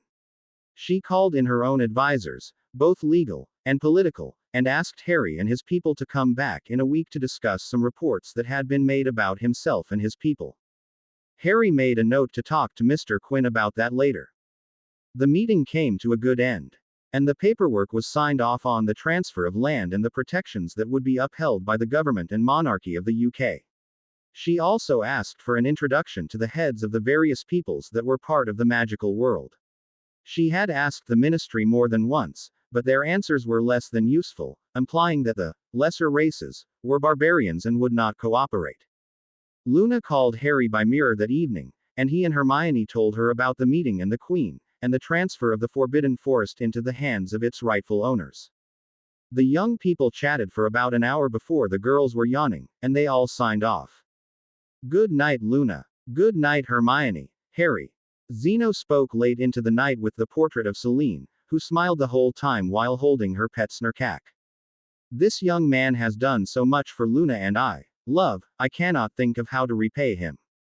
Celine Lovegood inclined her head. Zeno, dear, just be a family to him. That's all he ever wanted, a family. I spent quite a bit of time talking with his backup, and it was the only thing that made him rise up. He is a caring and very strong young man, and you might want to consider a betrothal for Luna. Yes, I know Harry is with Hermione, but that doesn't mean he can't love another. Zeno considered it. I will talk to him, but I won't do it if they don't both agree. Very well. Love, very well. The next day Zeno arrived at Harry's office to thank him for the portrait, and to feel the young man out about what he and Celine had talked about. Harry was answering a question when something caught his eye. Zeno, what does that symbol mean? I have seen it somewhere. Zeno looked down and the symbol of the Deathly Hallows was slipping out from behind his cravat. It is the symbol of the Deathly Hallows. 3 very powerful magical objects. Have you ever read the story of the 3 brothers? Harry indicated that he had not. Zeno proceeded to tell the story, and when finished, Harry pondered the matter. So you say that the owner of the Hallows will be the master of death? Zeno nodded. So if one had these items, they could command spirits and death itself. Again the older man nodded. Wouldn't owning the 3 Hallows make you a target for every loony and nutcase and Dark Lord out there? Very likely it would. I see. Well then, who knows where they are anyway? No one will ever find them in most probability. Not necessarily. I think I have definitively proven that Dumbledore has the Elder Wand. I suspect the stone is part of a family ring, and the cloak. There are invisibility cloaks around, you just have to find the right one. I would have to look at it to be sure. What would you be looking for? There is a subtle mark that looks like my medallion somewhere on each object. With the ring, it would be engraved somehow. With the cloak, you would have to look at it under special light to tell. The wand, I have seen it with my own eyes. There is the symbol carved on the heel of the wand. Zeno paused. Dumbledore admitted to having access to 2 of the Hallows, the wand and the cloak, but not the ring. He's up to something. Access to. He claimed that the cloak was owned by a member of his order and had willed it to him when the owner was killed. I know this is at best a half-truth, because his eyes twinkled when he said it. He was trying to fool me. I played along so he wouldn't obliviate me. You know he obliviates at will, doesn't seem to care much if anyone knows it either. Oh yes. He has created the image that he can do no wrong, and yet he does it all the time. They were silent for a moment. So, twinkles. Yes, it is a side effect of the way he learned occlumency. There's always a tell of some sort. Snape has this glare and raised eyebrow thing. Yes, I've seen that. So, back to the Hallows. What can you do with them if you had all 3? You could theoretically live forever, but I think that you would go insane from losing everyone you loved, children, wives, grandkids, great-great-grandkids, all to old age or sickness. You would outlive them all. I see. What else? The owner can go into the afterlife and speak with the dead, and if the body is still fresh enough, bring one back to life for a short time. Not permanently. No one can raise the dead for very long. The last one who did was killed by his own people. Really? Who? He was a rabbi in Palestine, Yeshua HaMashiach. I see. Well, let's hope no one gets a hold of them. It would be dangerous in the wrong hands. Zeno agreed. Would you be able to summon a soul or fragment of a soul? Zeno nodded. I believe so. Thank you for explaining this to me. He gestured at the symbol. You have done much for Luna and I, with the portrait and all. Celine suggested a possible betrothal with Luna. I'm too young, and she is as well, not to mention I will marry for love, not a contractual agreement. Very well, Harry, I just thought you might want to consider it. I would not agree to it without Luna's permission as well. My thoughts exactly. You are certainly welcome for the painting, and thank you again for the information. Please come back and visit soon, Zeno. Harry had stood and offered his hand. Zeno was familiar with the bum's rush. He had it many times while investigating a story. He took his leave of Harry and flowed away. Harry made a mental note not to tell Zeno or anyone about his ownership of 2 of the 3 at this point. The meeting was over between himself and Zeno, and Harry was mildly shocked at the idea of a betrothal with Luna, as he was working out his relationship with Hermione. He went to his private rooms, and after his nightly call to Hermione before she went to sleep, he sat to do his meditation. He pulled out his cloak and looked carefully at the thing, and there in the lining, you could see the circle T triangle of the Hallows. He then pulled out of a sealed box the ring he and Bill had retrieved from the shack of the Gaunt family. It had a large padlock through it so no one could stick the thing on their finger, thus blocking the compulsion charms on the item. Looking it over, he could feel something familiar about it, and the closer he moved to where the cloak was on the table, the more draw he could feel, until it was almost magnetic. Almost. Evening the next day. The new moon is rising. Venus is in the ascendant. Harry's mirror vibrated and he answered it, never expecting to see the face on the other end. Hello, Chief Megorian, what can I do for you? Is there a problem? No, Harry Potter. I have called to invite you to share a moment of celebration for my people. Oh, really? When?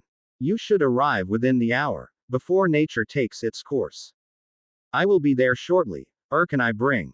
Bring Sirius Black and your mate, also bring the one you call Luna Lovegood. She intrigues us. We will be there within the hour. Thank you for inviting us.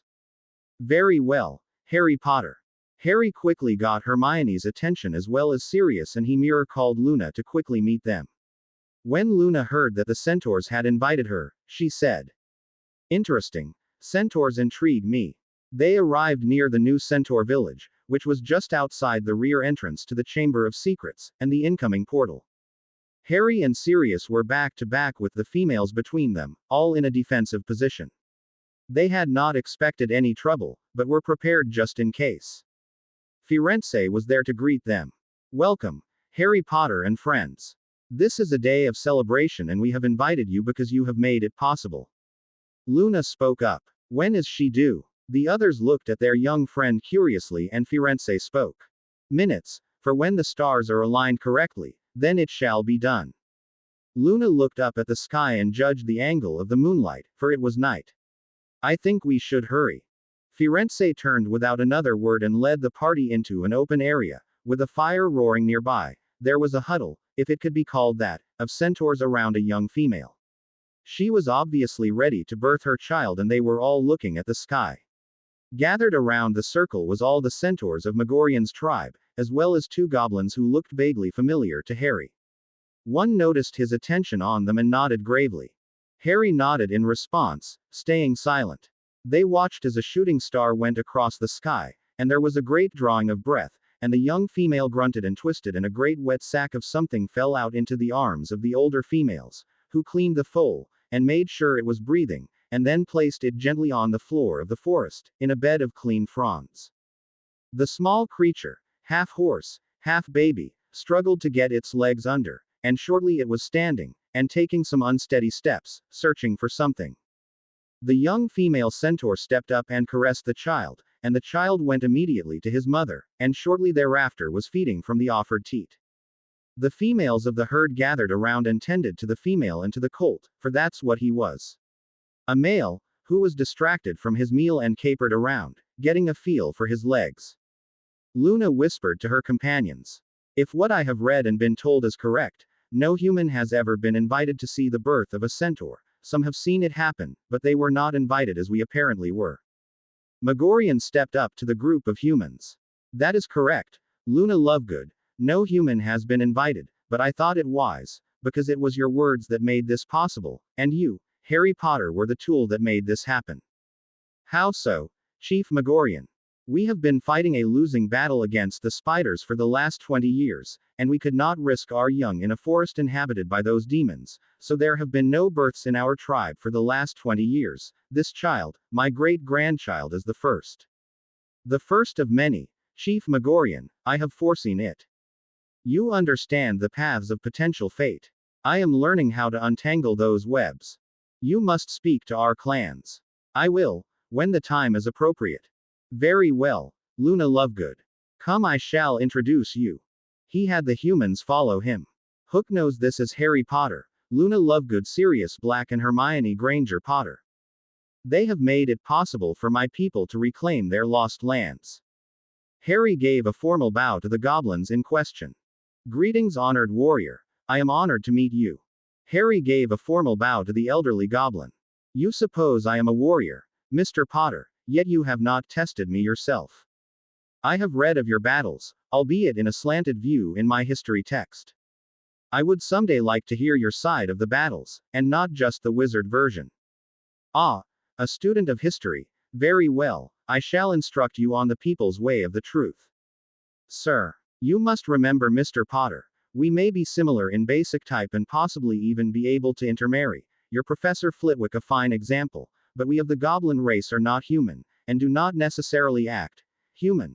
If you like, think of us as Klingon or Narn race. Our plans are our own."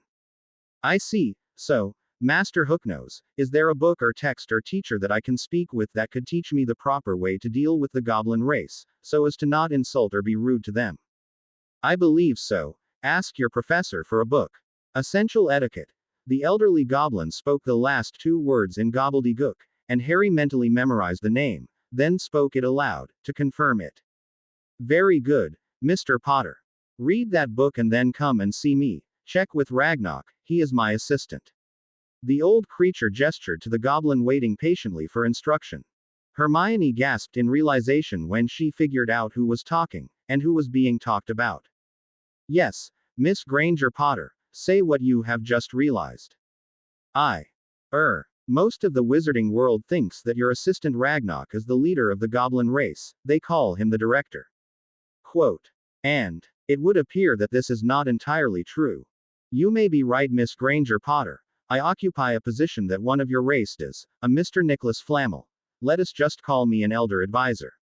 Our Ragnarok is just as powerful and important as you think he is, in fact more so, because he is directly in a position to destroy your economy, whereas I am merely an advisor. I see. So if there were to be an armed uprising or an attack on the goblin peoples, then Ragnarok here would be the likely target. But of course, he is after all the champion warrior of our clans, he earned the job through blood and battle. I see. So, if I were to invite you to my home for a dinner, would you be inclined to come? Invite me and find out, Mr. Potter. I shall. It occurs to me that I have never seen a female of your race. Is this forbidden or off limits, sir? We are a very protective people, and yet, our fiercest warriors are often female, a mystery I think. If you are available August 1st, I would like to invite yourself and your advisors to my family keep for a day of dining and conversation. I will put this in writing on the morrow, Elder Goblin. Ragnarok began to make a protestation, but Harry cut him off. I will allow your security personnel to see every step of the way into my keep and allow your personal guards in as well, if this is acceptable. It is acceptable, Lord Potter, thank you. Ragnarok bowed slightly to the young man. The elder goblin turned to the events being played out by the fire. It is well, Chief Megorian, that your people have enough confidence to start the regrowth of your people. The child looks healthy and I am assured he will be well cared for. That is truth, Elder Goblin, and we have plans for more to be sired as well. Our forest and lands have been made safer by the actions of this young wizard. I had the means and the help to do it, and if I have read correctly, it will help the magical environment, which helps all magical peoples. So what did you do with all the spiders? The elder goblin spoke. Harry knew the older creature probably knew exactly what he did, but went ahead anyway. I have arranged for an island, surrounded by water, and transported all the spiders there. I supply them with food and a home, and they supply me with acromantula silk and venom. They are safe from us, and we are safe from them. A true businessman. Profit from your enemies, and help your friends. I assume that you also own the other end of the process as well. Why, yes. I have a facility which is cleaning and weaving the silk into cloth, and turning it into needed garments and essentials. He indicated the robes and clothes he and his companions wore. The outer robe that they wore was not only stylish and fashionable, but it repelled most of the lower level hexes and curses, as well as keeping the occupant warm or cool and dry as needed. I would gladly supply your people with as much of this material as you needed at a reasonable price, Elder, just have your people contact my people. The elder goblin roared with laughter. Ah, a good businessman, I like it. He sees profit in any situation. Well done, young Harry, well done. Megorian watched impassively as the goblins spoke between themselves. Shall we proceed? The tides and stars wait for no one. Humans and goblin alike nodded and followed the old centaur to a trio of dwarves standing under an outcropping of rock, where they felt the most comfortable. The youngest of the three stepped forward and faced the group. I am Nockmaul of Norsk. My leaders are behind me, King Drusk and his son Prince Javan. Megorian responded. Welcome, King Drusk, Prince Javan, Nockmaul of Norsk. You honor us with your presence. May I present Elder Goblin Hooknose, Director Ragnarok of Gringotts. The dwarves greeted the goblins with a proper salute. Megorian continued. This is Wizard Lord Harry Potter, his consorts Hermione Granger, Luna Lovegood and his advisor Sirius Black. Harry was stunned by the announcement of his relationship with the young women, but kept it contained as Hermione elbowed him. He bowed to the dwarven king and prince. I greet thee, O king, and am very pleased to meet your highness. The dwarf king stepped up and took Harry's hand and shook it like a friend he hadn't seen in a while. Hello, young Harry. I am glad to see you well. I haven't met you yet, but I knew your grandfather Charles. We had some business dealings. Harry immediately liked this guy, even though he was short, wide, immensely strong, and quite hairy. Prince Javan stepped up. I never met your grandfather, but I did meet your father once. I believe he was just out of school at the time. Really? I would love to speak with both of you soon. In fact, if I may, will you come to dinner at my keep next week? Knockmall looked through a book he pulled out of somewhere. We can meet on Tuesday next, if it serves. That would be the first, so will that be all right with you, Elder Hooknose? Ragnarok nodded once. Megorian, would you and your advisors come to my home as well? I do not want to leave my herd unprotected here. It is safe, but I need to be sure. I can provide 100 armed and trained wolfpack warriors to watch your perimeter for the day. Megorian pondered and looked at the sky. Luna spoke up. The new moon will be ascending that day, as well as Venus. The times are quite favorable. Megorian nodded. It shall be done. How do we get there? Harry quickly conferred with Hermione. We can provide transport, safely and securely. It will be available on that day right over there. Harry pointed at an outcropping of rock as he vanished, the false image hiding the entrance to the Chamber of Secrets. The dwarfish king's eyes brightened. I recognize this. My people built this tunnel for Salazar. He needed a tunnel for his pet to get out to eat. His pet is not still there, is it? The old dwarf looked slightly worried. No, Your Highness, it is unfortunately dead. I had to kill it 3 years ago. I hired the goblins here to help me render it. I still have the skull though. Quite a large skull as I recall. Ragnarok spoke up. You saw it. In a memory. My people keep me informed. As it should be. Director, as it should be. Our final guests have not arrived. Yet. Megorian spoke to Harry. Can you contact your friend Dobby? Sure. Why? He is late, and we are worried. Harry pulled out his mirror and called Dobby. Dobby answered. Hello Dobby. Megorian just asked me if you were all right. Are you? Yes. Harry, we'll be there in 1 minute. The mirror went blank, and Harry looked confused. Dobby and Winky appeared, dressed in what looked like the perfect clothes for them, the clothes that made them look like the elven royalty they were. Our final guests, Dobby and his sister Winky, the first of the restored elves. Dobby bowed to the gathered leaders, Winky curtsied as well. Thank you for waiting for us on this day of celebration, and thank you for sharing it with our people. It is an honor. Dobby bowed again. We bring a gift for the newborn child and mother. Quote. It is made from the silk that my friend Harry has made available for us. Dobby and Winky brought out a pair of what could only be described as silken horse blankets, tailored to fit the entire bodies of the mother and foal. They will stay clean and soft, and warm for as long as you need them, and they can be passed on to other children as well. Winky shyly described the articles. Megorian took the package and bowed to the elves. Thank you for the kind gift. It does get cold in the winter here. Harry turned to Luna, who was tapping on his arm to get his attention. Now would be a good time. It is the perfect time, Luna. I was just waiting for the opportunity. Good. I am going to meditate on this, so I am going to be over there. The blonde girl went over to the edge of the clearing and was dancing about quietly, feeling the air and the currents of magic and time. Look at Luna. Serious. Luna was leaning back against a tree, her eyes were off into some distant place, and a smile graced her lips. Inside her mind there was a massive entangling of possibilities and a whole new path. A large number of positive and profitable possibilities were opening up. Sirius watched the foal capering around his mother's knees.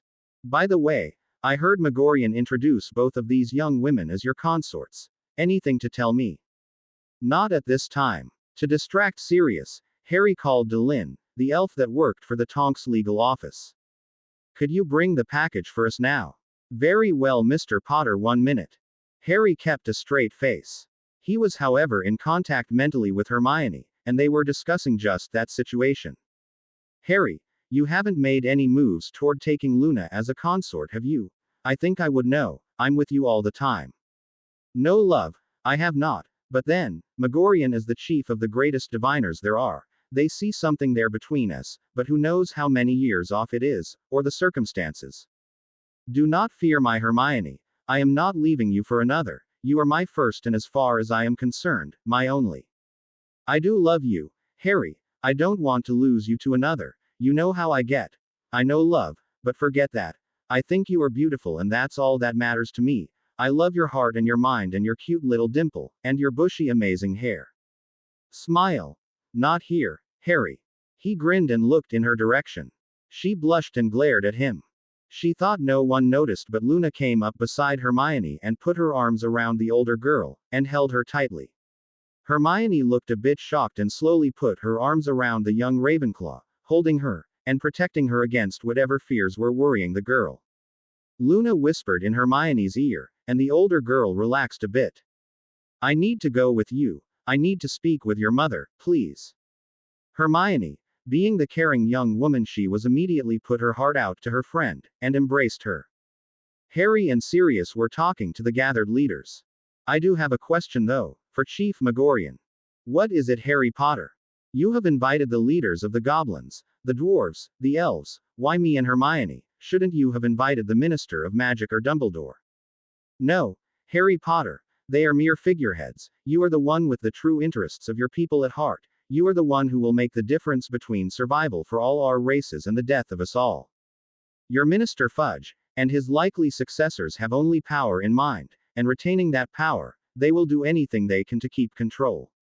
The greatest of that type is Dumbledore. He will do anything at all in order to have his way, and does not care how he gets it.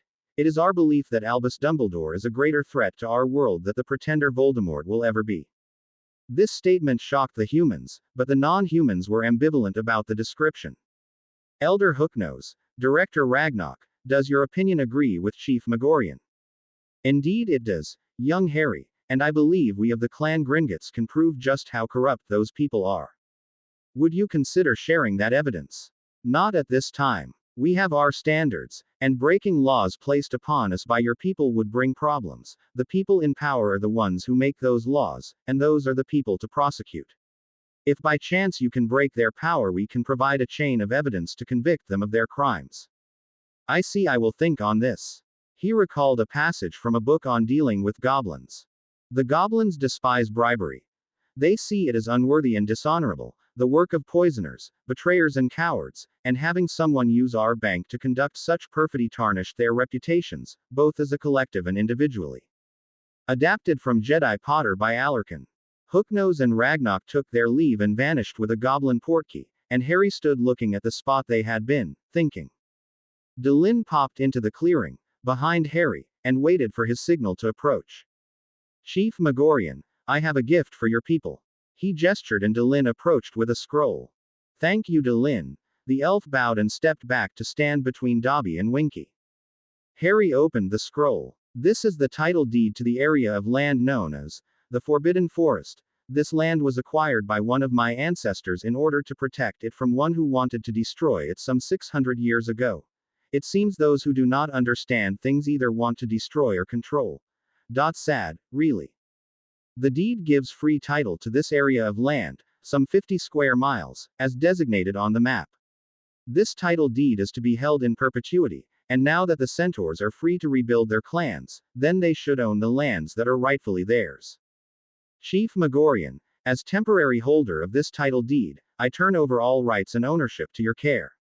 If you look carefully, I have also had my solicitor create a board to protect you from outside control by either magical or mundane peoples. This deed is signed by myself, as representative for the magical people of the United Kingdom, and by Her Majesty, the King's Regent, for the mundane peoples. Harry bowed and handed the scroll to the centaur chief. Later. That was quite a move, pup, giving away all that land. Quite an expensive move. You have a problem with it, Sirius.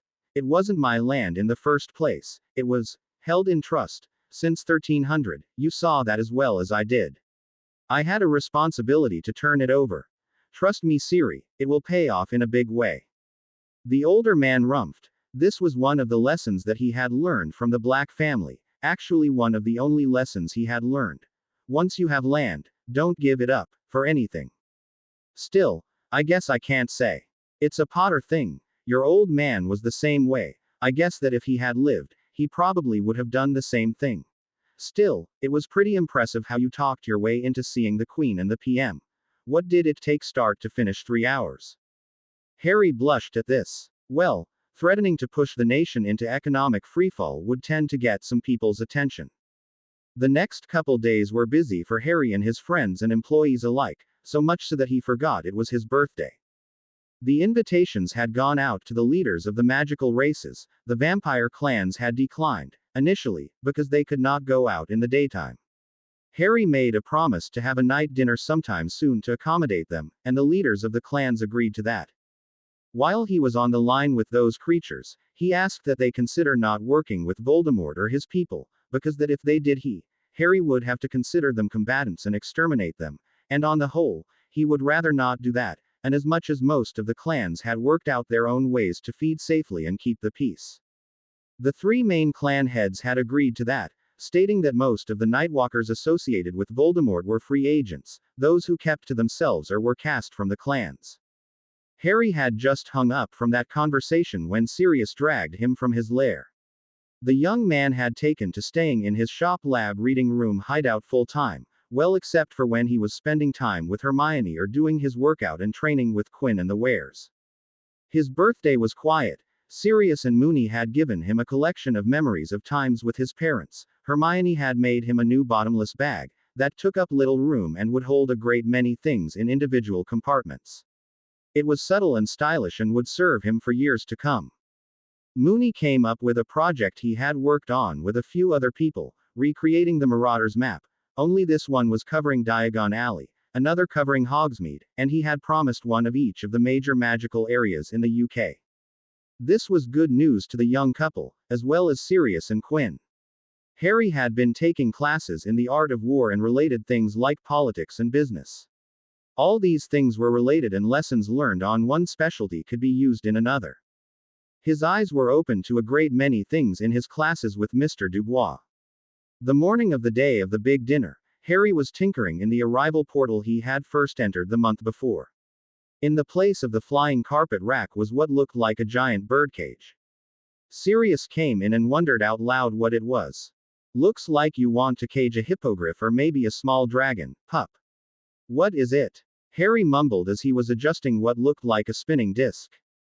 He closed the access port and locked it and then gathered up a trunk full of tools and a bird-sized birdcage. Come with me, Sirius, I will need your help. Where are we going? We are setting up a transport booth at the Centaur's village, hang on. Riot Club. The portkey activated and the two men swirled away. They landed within the perimeter of the entrance to the Chamber of Secrets, just outside the door, in fact. Riot Club. What's that? Activation phrase for the portkey. Not something anyone would say in a normal conversation. Harry was unshrinking his trunk and the tools within. I understand that, but the phrase. I got the idea for this from reading a fiction book. He spoke as he worked. The story was about a journalist who was investigating something called the Permanent Floating Riot Club, where a bunch of pickpockets and looters would jump all over the world to wherever a crowd was and rob people for profit. How did they get around? Portkeys. No magic, technology. Something like a phone booth, but you go in and dial the number and it transports you to your destination. Sirius was familiar with the concept of a phone booth, but he transport part. And this is. He indicated the project that Harry was building. He had excavated a hole about 3 meters across, a cylindrical hole with shiny sides. You are getting pretty good with that stone carving spell, pup. Yeah, thanks. Hand me that tube-looking bit, will ya? Sirius handed it over and Harry levitated it into the center of the pit and unshrinking it in place, turning the thing so the lines inscribed on it lined up with the sunrise and sunset on the summer equinox. I have to get this part right, our vibrational frequencies will cause problems with the EPS conduits. The two men looked at each other and laughed, because Harry was speaking techno-babble learned from watching reruns of Next Generation. Sirius picked up on the joke and answered. At least it's not the flux capacitor. They laughed and had attracted a small crowd of centaurs and members of the Wolfpack. The new foal centaur wobbled in under the watchful eye of his minders. Sirius and Harry quickly put up a soft barrier to protect the child. He then knelt down and greeted the youngster. Hello, what's your name? The child pawed his face, fascinated by the glasses that Harry wore. Ope. He managed to take the glasses from Harry and try to put them on his own face. Harry looked up to the gathered females who were caring for the child. His name is Canhope, after his sire's father. The mother of the child told them. Hello Canhope. I am pleased to meet you. I am Harry. The group laughed as the child finally managed to get the glasses on his face with a little help. The child stood still looking at the various things around him. The runes on Harry's glasses had been activated and the child could see many of the magical things and beings around him. He looked very closely at Harry and waved his hands. Shiny. Sirius and Harry looked to the other with raised eyebrows. This distracted the child enough to notice Sirius. Doggy. Sirius shrugged and assumed his Padfoot persona to the giggles of the child. The mother gently slipped the glasses off the child's face and handed them back to Harry, who grinned at the antics. In an instant the child was distracted and went cantering off in some other direction, followed by his entourage. Both Harry and Sirius stood, watching the scene with identical grins. Megorian came into the cave opening and spoke. He is our hope for the future. Harry looked determined, and yet hopeful. Well then, let's make this forest as secure as we can for the future of both our peoples. He turned to the chief. How are the Wolfpack teams working with your people? They seem to be gaining a bit of trust between them. I believe that your people may be the only humans I trust. Well, I hope that we never have reason to lose that trust, Chief Megorian. Let me tell you of an incident that happened 2 nights ago. The chief began to tell the tale. He had given the assignment to Mooney, and the squads were selected to guard the Centaur village as well as those working security for the other heads of state. The dinner was scheduled for 4 days before the full moon, and the Wolfpack was at peak performance, sharp and on their best behavior, wanting to do a good job for their rescuer and employer. They had begun their familiarization a week before. The squad leaders were introduced to the village leaders and people and told what to expect as well as how they were to treat their clients, and some respect was planted. The Centaur warriors had their own patrol patterns worked out, and the Wolfpack were running effortlessly alongside their equine clients. A situation had occurred when a LRRP, Long-Range Reconnaissance Patrol, was ahead and sent a signal to an approaching Centaur Wolfpack group of 3 centaurs and 3 wares. The situation was the incursion of several Death Eaters looking for potions ingredients in the form of an injured unicorn. The LRRP was stealthy enough to get within 10 yards of the prey, and warned his approaching colleagues. They worked around the group of dark wizards and captured them quickly. In fact, they were captured before they realized it. The 6 in the combined squad watched as the last of the captured day was portkeyed away, and then they attended to the unicorn. The unicorn had been attacked with a variety of cutting and bludgeoning curses, and was knocked to the floor of the forest. One of the wares was from the medical detail and asked if the unicorn would allow her to use magic to perform a healing spell. The unicorn, though mute, looked at the were-medic and then nodded. They watched as the medic performed gently and quickly using a variety of human, were, and magical healing on the creature. Shortly the unicorn got to his feet and cantered around in a circle, kicking his hind legs as if stretching. The were-medic stepped forward and held up her arms, saying, "Take it easy for a few days, you were badly hurt, don't strain yourself. We'll be around for a few days, so if you need any more, let us know." The unicorn tossed his head, and then looked the medic in the eyes, then looked deliberately at his spilled blood on the tree roots. "What? You want me to take your blood? Are you sure?" The horned equine nodded and the medic shrugged and followed her instructions. She siphoned up all the silvery blood and put it into an unbreakable container. She offered it to the creature and he shook his head no, bowed to the centaurs and trotted away. The lead centaur looked down on the were-medic and snorted. "It appears you have been gifted with some unicorn blood. Use it well." He then led off on the next leg of the patrol. She shook her head and stuffed the container into her pack and trotted to keep up, leaping tree roots and bushes like some kind of humanoid jackrabbit. So by that action on the part of one of your people, you have gained a small level of trust with my warriors. Well, one of the things we have been emphasizing in training is to treat the innocent the way we would want to be treated, with respect. Unfortunately, the wares that we have taken into our group have been terribly mistreated by their own people, wizards, I mean. A lot of issues to work through. It will take time, Harry Potter, but it will be worth the effort. Well, it cannot hurt. Harry and Sirius finished installing the transport cage, and sent their test package through it about 100 times, to the 5 different cages that Harry had now set up. The package had live subjects, magical sensors, physical sensors, monitoring temperature, acceleration, gravity flux, light and other frequencies. Satisfied, he explained the operation to Megorian and his aides, and then demonstrated it, jumping to the hidden room at the top of Gryffindor Tower, the room that Harry had used as his lab in 4th year. Megorian was impressed, never having been inside a building, and looking out over the grounds and forest. They sent him back to the forest, and the two jumped back to the keep, where preparations for the dinner were going on. One of the other of the 5 transport cages was set up in a secure room given to him by the goblins. The goblins were ready for the future, and had in their secure entry hall, secure access flow, a portkey arrival platform, where only their portkeys would work, and now this transport cage. If what Lord Potter had said was correct, this would change the world, both magical and muggle, and the goblins wanted in on it, as they were businessmen and warriors first. Win, whether by blood or money, but win. Harry had been reading several books a night. Because you have to play a bit, he had taken to reading through the classics of SF, fantasy, history, geography, crime fiction, literature. The organizing of his mind allowed him to collect many things at once, and recall them with perfect clarity. He spent an hour or more a night meditating, bringing his thoughts together, talking to Shala, who was currently teaching Hermione telepathy. Shala claimed that dragons had come to the planet Earth some 200,000 years before and were refugees from their own fleet of planets. They had landed in an area that would now be South Africa and spread across the world, seeking shelter and food. Shala claimed that she and her ancestors had taken the local creatures, under wing, so to speak, and moved them along the path of intelligence and civilization. In other words, had created the human race. She claimed that the dragons had brought magic into this world, and tied it to certain strains of human and creature. Whether this was true or not, Harry did not know, but he listened as Shala told stories of strange treks across the world, of long extinct beasts, of many unbelievable things.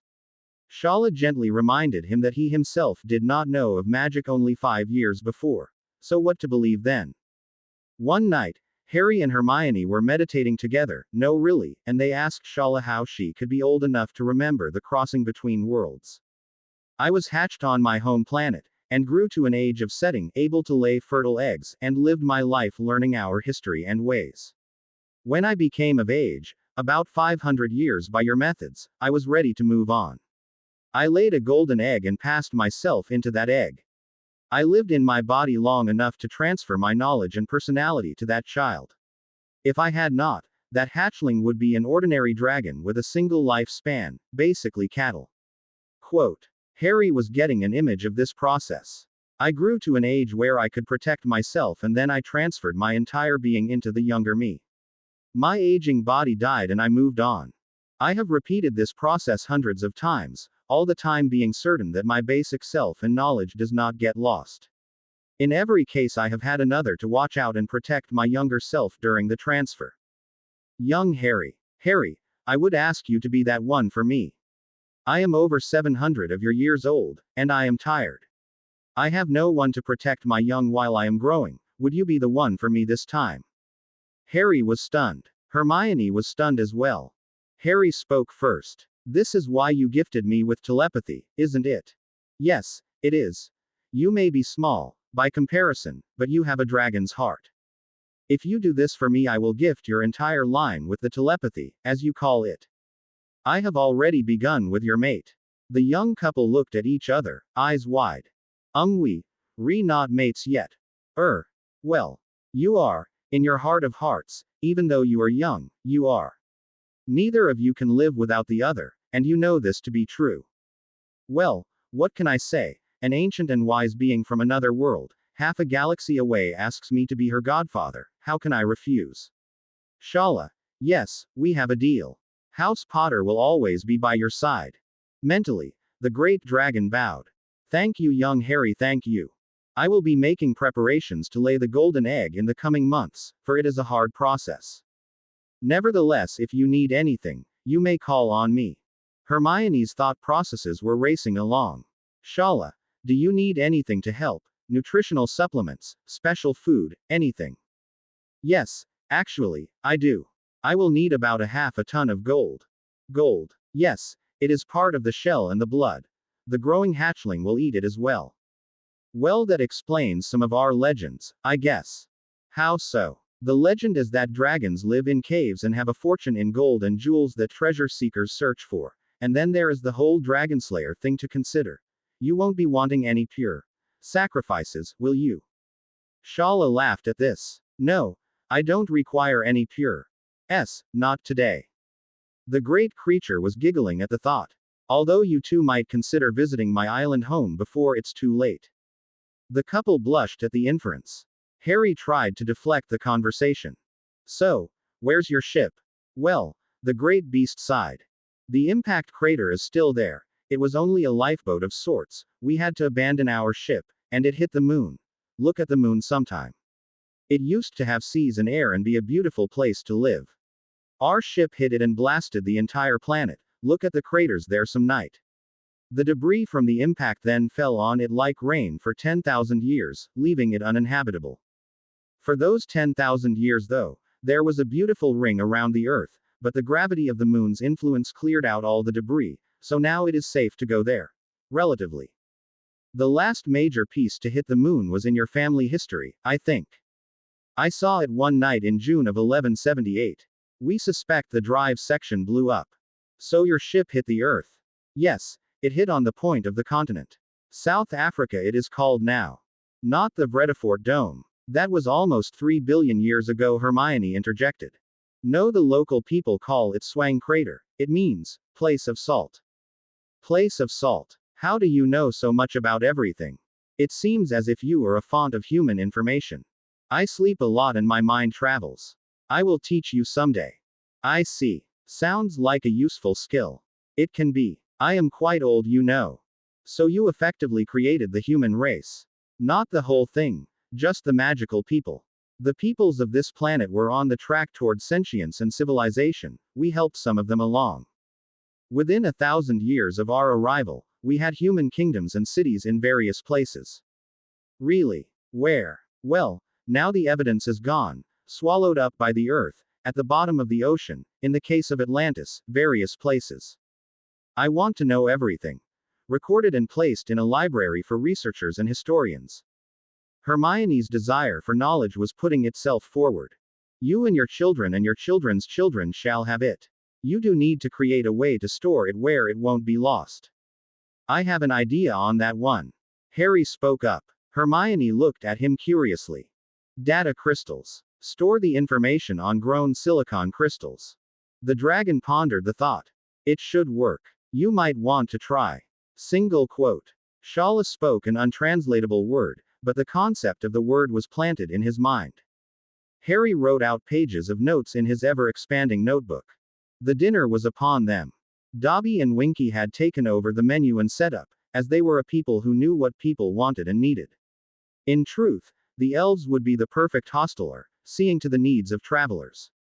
What was needed in the way of rooms, sleeping arrangements, food, facilities, entertainment, the elves knew it all. It was in their nature to be the perfect host. The keep was set up for the 5 major races, as the vampires had declined the current offer. Centaurs, dwarves, elves, goblins, humans. Other races of beings were discussed, and Shala said she would put in a word or two, but she intended to stay in her nest for the moment. The other sentients were currently not on the list, because they had not contacted them yet, but in time would do so. Hermione wanted to put the mermen on the list first, as she was fascinated by them. Sirius suspected that Hermione's animagus form would be something in the aquatic line, since her patronus was an otter, and he had seen her swim while in training. The girl could compete in the Olympics if she hadn't been enhancing her muscles with magic, a thing that Harry had taught her. There had been a few times the couple had gotten some gillyweed and taken an afternoon for themselves on the beach of a Caribbean island. The dwarves arrived first, and were stunned at the stonework and caverns carved into the island mountain that was the keep. There were 5 of the dwarf clan. Nockmal, the assistant diplomat negotiator. King Drusk and his queen, Beyonk his son Prince Javin and the princess, Kellen. Harry and Hermione greeted the group with open arms and introductions, as well as pointing out the various people who were waiting for them. Bill and Fleur were there, along with Fleur's parents, Jean and Amy Delacour. Luna and her father Zeno Lovegood, Jake and Miranda Granger as well. The dwarves met all the people and stood to the right of the line as the transport cage cycled and the image of 5 goblins appeared. They solidified and stepped forth. Welcome, Elder Goblin Hooknose, Director Ragnarok. The eldest goblin inclined his head in greeting, as did Ragnarok. Behind the 2 male goblins were 2 females, at least that is what Harry assumed. The females were sleek and somewhat lizard-like, and appeared on the surface to be quite deadly, with or without weapons. Their hands ended in sharp claws, their eyes were protected by a brow, the muscle underlying the skin was tight and firm. Even with his wolfpack training, Harry didn't think that he would want to go up against one of these one-on-one. Hooknose spoke. Lord Potter, may I introduce Slashik, and her sister Sharpik, they are 5 generations my daughters. Harry mentally spoke. That's an odd description, what do you think it means? Hermione answered. His mate was their forebear, 5 generations ago. Think granddaughters. Welcome to Potter's Keep. There is food and drink, and after I will show you our training facility. Harry had read Essential Etiquette, that he had gotten from Professor Flitwick. He had given everyone there a basic outline of the important parts of dealing with goblins, and sighed in relief that he had covered the parts about dealing with the females of that species. He did not speak directly to the females, but rather to the eldest of the group, thus, all comments were spoken through Hooknose. The time would come when he would be able to speak directly with a female, but he would have to face the female in question on the battlefield, or training room floor. He spoke to the 2 elder males. I would look forward to meeting you on the sparring ring. Inwardly, he thought, and hope I survive. Hooknose bowed regally and answered. It shall be an honor to face you. Harry's eyes flicked to the 2 female warriors, and the glint in their eyes. In the book Essential Etiquette, Harry learned that the males of the goblin race were the more calm and relaxed of the genders, and were able to use this skill to their advantage, working their warfare in other forms than the battlefield, although their feats on the field were sung about in history and tale. The females were primarily personal and physical, and few wanted to cross them. It was a bit of a dichotomy that the females bore the children and fought the battles, but the males were the caregivers and the businessmen, so to speak. The goblins stepped into the area set aside for them, an area designed to make that race feel at home. There was what looked like an opening into a great cavern, with stone and dripping water and a fire with raw meat on the pike, being seared. The fact that the meat was still alive was not too disturbing, as the view was blocked by visual wards. The dwarves' area was much the same, low ceiling, raw stone, much like a cave or tunnel, but homey. Their food area was a great pot with meat and vegetable and roots all cooking and looking tasty. The centaurs were next through the transport cage. Megorian, Firenze, T'Challa and Laurel, females, and the new foal, Canhope, who looked as if he had grown since the afternoon. Megorian looked on with pride as the youngster fidgeted around, looking at everything. After introductions, the centaurs were drawn to an area which appealed to their sensibilities. The walls looked like forest trees, looking out over a grassy plain. The natural tendency was to gallop toward such a vista. Canhope wove between the few freestanding trees that marked the edge of the area. Dobby and Winky looked on in pride. Their staff had created a perfect environment to make the users comfortable, and yet open enough to allow free conversation and mingling. The human area looked like a lounge, with chairs and tables, a buffet of various food and drink. The last arrival was human. The cage shimmered and there appeared a group of people. Diana, the king's regent, William, the child king, W.O.2 Wiggins, and Galen Thompson, secretary to the crown. Wiggins watched all the goings-on, mentally recording everything to be taken back to Michigan 5, who was his primary employer. On the face of it, he was W.O.2 Wiggins of the household cavalry, but the truth was, he, as well as Quinn, worked more directly for the crown than most realized. The female goblins stayed pretty much in the area they were comfortable in, the centaurs as well. The dwarves went everywhere, talking to everyone, as they were quite the friendly lot. Harry grew to like the dwarves. Their females were much like the males, only without the excess hairiness. Hermione stayed close to Harry's side wherever he went, even into the goblin area. She showed no revulsion at the cooking and eating methods shown there and said nothing, but recorded everything for later review. She asked the females if there was a time she could speak with them alone, and was told that it could not happen until her champion, Harry, had met them on the battlefield. Actually, a lot more politely than Hermione expected. The humans were quite taken with the Widow Queen, whose official title was King's Regent. Diana was mother to the king, Edward William, who had just turned 13, and was beginning the public parts of his training, and this outing was his first with non-humans. He kept a straight face when introduced to the leaders of the different races, and acted according to the proper traditions. The secretary had briefed the royals on the proper greetings for the different races, and the young monarch did his part well. When the time came and the various peoples were eating and milling about, the young king spoke with Harry and Hermione. "You pulled this off better than I would, I think, Lord Harry." "I don't know about that, Your Majesty. I may have a bit of an advantage with the gifts I have, and my relationship with various non-humans, but we are much alike. Born into our destiny, and potentially trapped and controlled, we have to make our own way." "What other kinds of non-humans do you know?" "Well, there are the giants. The keeper of the grounds at Hogwarts is half giant, as is the headmistress of Beauxbatons. I have spoken with the heads of the vampire clans here in the UK. I have spoken with one tribe of merpeople. I assume there are more around somewhere. I have an island over that way." He waved toward the south. "That has a tribe. Or clan. Something, of Acromatulas living there, spiders. Really, really big spiders." Edward's eyes lit up at this. "How big?" "Well, the king of their group, Aragog, is 8 meters across. You don't want to meet him. Anywhere if you can avoid it." The young king to be shuddered at the thought. "I would like to see them at some point, from a safe distance of course."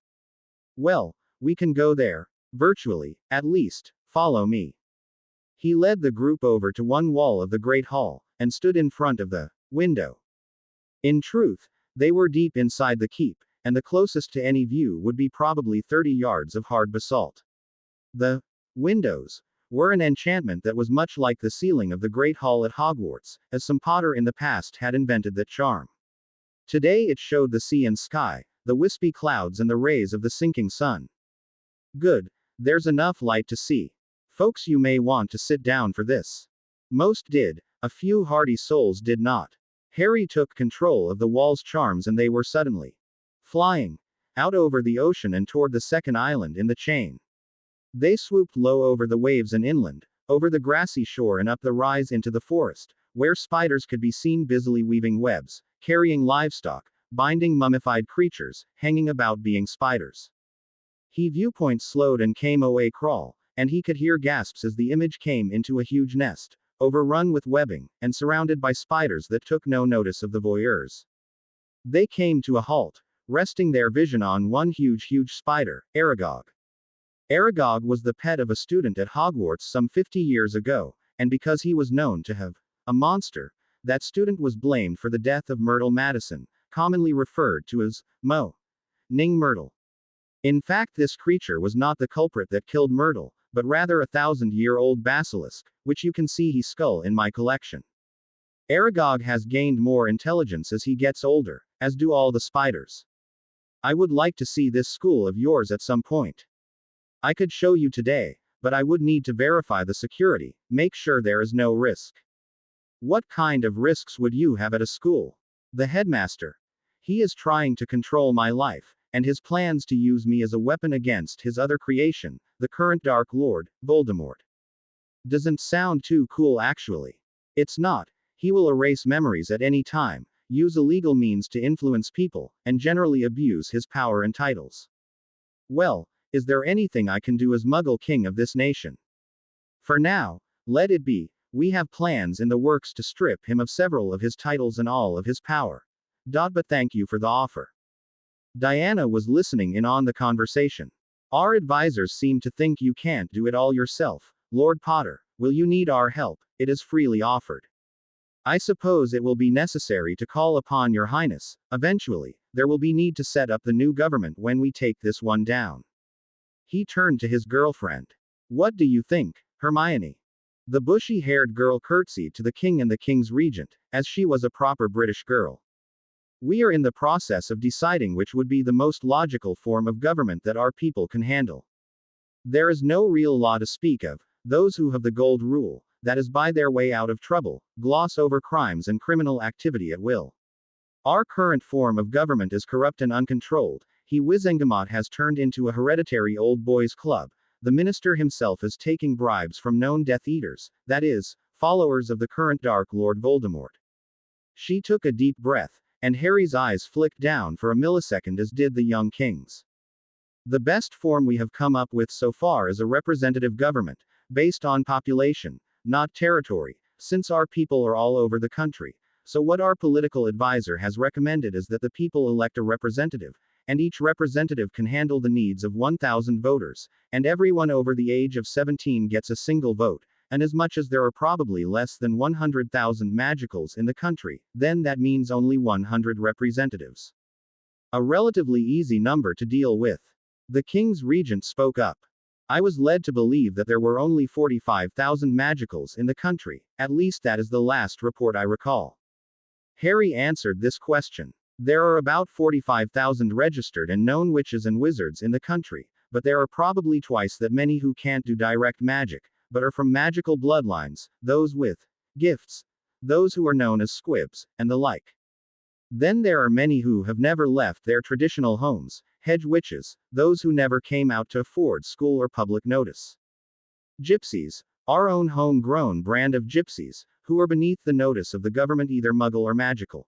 So, by our count, a bit over 100,000 feet magical peoples, and that does not include non-humans, as they all have their own forms of governing, and we shall not place our rules on them. We will, however, have agreements of common cause, how we treat them and how they treat us. There is a history of abuse by the human side of these relationships, and I want that to end now. He looked at the leaders of the non-human races and spoke, while standing in front of the wall-sized image of Aragog moving about in his lair. We had to do something about Aragog and his children here, because they were spreading out and someone would be killed. If it was a human, the humans would have burned the entire forest without regard as to who else was in there, centaurs, goblins, or anyone. I didn't want to kill the spiders off for following their instinctual ways, so we came up with the next best thing. He waved his hand towards the image behind him. I see no reason to kill an intelligent being, unnecessarily, and what we get out of them in trade pays for the expenses of maintaining security and food, and the like. If you look at the balance sheets for the island project, it is currently a loss, but in time will move forward to profitability. He waved and the images of the spiders disappeared. The view moved over the sea and focused on Shala, the dragon. Shala is my friend and she has given me some remarkable gifts. Say hi to the people, Shala. The huge dragon regarded the people watching her, at least mentally, for there was no image to see. She stood, and stretched and yawned like some huge 20-ton cat, all teeth and claws.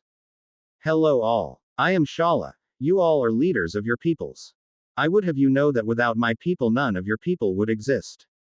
The words were like hot iron in the minds of the listeners. When my people came to this world, we brought the other residents of our home worlds, and we had a relationship with each. The centaurs' forebears were our astrogators, those who watched the stars and guided us safely. The goblin peoples were a security force, born and bred for battle, strategy and finding the best way forward, that is to say, profitably. Mentally, the great dragon regarded the dwarves. The dwarven races were in charge of construction and management of the ship and landing zones. The humans. Well, all around general purpose hands for we who have none. I will give each of your peoples a gift. The humans are receiving theirs now, in the form of the mind arts. Your people Hooknose shall be known as he greatest strategists in the world, that is as long as you give up the insatiable need for profit at another's expense. You must work for the good of all magical and non-magicals in this world. King Drusk, Prince Javan, your people will build great things, that will be known for many centuries as the greatest, but you must work with my chosen. Elves, Dobby, you are the leader of your peoples, your first job is to free the rest of your people from Avery, and then you will be known as the great emancipator, and then your people will be those who host, and see to the needs of all. For that is what you do best. Dobby and Winky bowed to the great beast. Young king. There will be a time when your power will expand over more than just the magical people of this world. You will be called upon to make hard decisions. Keep your friends here close and they will advise you well. The young king got a glowing image of Harry and Hermione in his mind, as well as the odd blonde girl who was sitting with the oddly dressed older man. He reeled a bit at this mental shock. His mother put a hand on his shoulder to steady him. I do not wish to cause strife between your races, but your very world and lives depend on your cooperation. It may seem that I am forcing you into niches, but if you each look deep within yourselves, those niches are where you are the happiest and most creative. Now then, I have other things to do, so, I bid thee farewell. With that, Shala curled up in a huge lump with her nose tucked under a wing and was sleeping in moments. The wall went back to a view of the ocean and sky. Harry spoke first. Well, that was unexpected. The various groups pulled back slightly to confer amongst themselves. All in all, the dinner get-together was considered a success. The next morning at 0h30, Harry was stretching and getting ready for PT in a 5-mile run, as was Hermione, who wasn't quite awake yet. Good morning, lovely lady. GRMBL Torley GRMBL. So are we still sleepy? GRMBL sleepy. BLDY morning people. Do I need to wake you up, or will you do it yourself? Grummel sleep. Lemme alone. Okay, you asked for it. Aguaglacia. Hermione's scream could be heard a kilometer away, even by the non-wares. Quinn looked up and saw Harry running his way, fast, followed by a wet witch with a wand. So, I see they are starting out with the run. Troops fall out. Our employer is leading the run today. 2 weeks before school starts. The meeting room, all the department heads were there, each at the table with a comm mirror in front of them, as well as a big mirror on the wall at the front of the room. Sirius was speaking. Okay, we have in place plans for a variety of situations, not every situation, but most. No one can plan for everything, obviously. Our reports from Percy indicate that the ministry is forcing a ministry approved teacher upon us, and with what we have been able to glean of their plans, this is probably the worst person that could be, not only for the school's sake but for the people of magical Britain as well. Your report, Agent Percy. In the big mirror, the faces of Percy and Arthur could be seen. Percy rolled his eyes at the title given him by Sirius. Thank you, Lord Black, Lord Potter. The documents I have procured and copied are in your hands, and if you look them over you will see plans and permits for the construction of camps outside Birmingham, Devon, Wainskull and Briley. These camps are to be used for the incarceration of the Muggleborn and the enemies of the state. If you look at the list of names that have been copied from Air Planning roster, Y70, you can see the targets of interest are virtually all non-purebloods, that is, the Muggleborn. There are, however, people on the list that are not considered Muggleborn. The first on that list is you, Lord Potter. You are considered to be an enemy of the state, and as such you should be very careful when you return to Hogwarts. Everyone in the meeting looked, and sure enough, there in first position was Harry, followed closely by his friends, or assumed friends. Look on page 232 of your folders, please. Percy may have been considered a bit of a prig, but he sure did know how to write a comprehensive report. On page 232 you will see copies of requisitions for several hundred magical leeches. I know you have come across such a thing of late, with the Malfoy situation. He was in here a week after his heir came back from school, demanding that you be arrested. And Minister Fudge, being a well-bought-off minister, has delegated and made arrangements. Percy looked down at his copy of the report, and up at Harry on his screen. Lord Potter. Harry. Be careful. Penny and I want you to be around to meet our children. This was a shock, for at the moment Percy and Penelope had no children. There was a moment where no one spoke. Percival, you are an honest man. You are risking your career and your very life on the hopes that I survive and take back what belongs to our people. How can I do less? I will be there for you and Penelope, and for your children as well. You have a place in my protection, and never fear, even if you and I fall, your family will be protected and safe.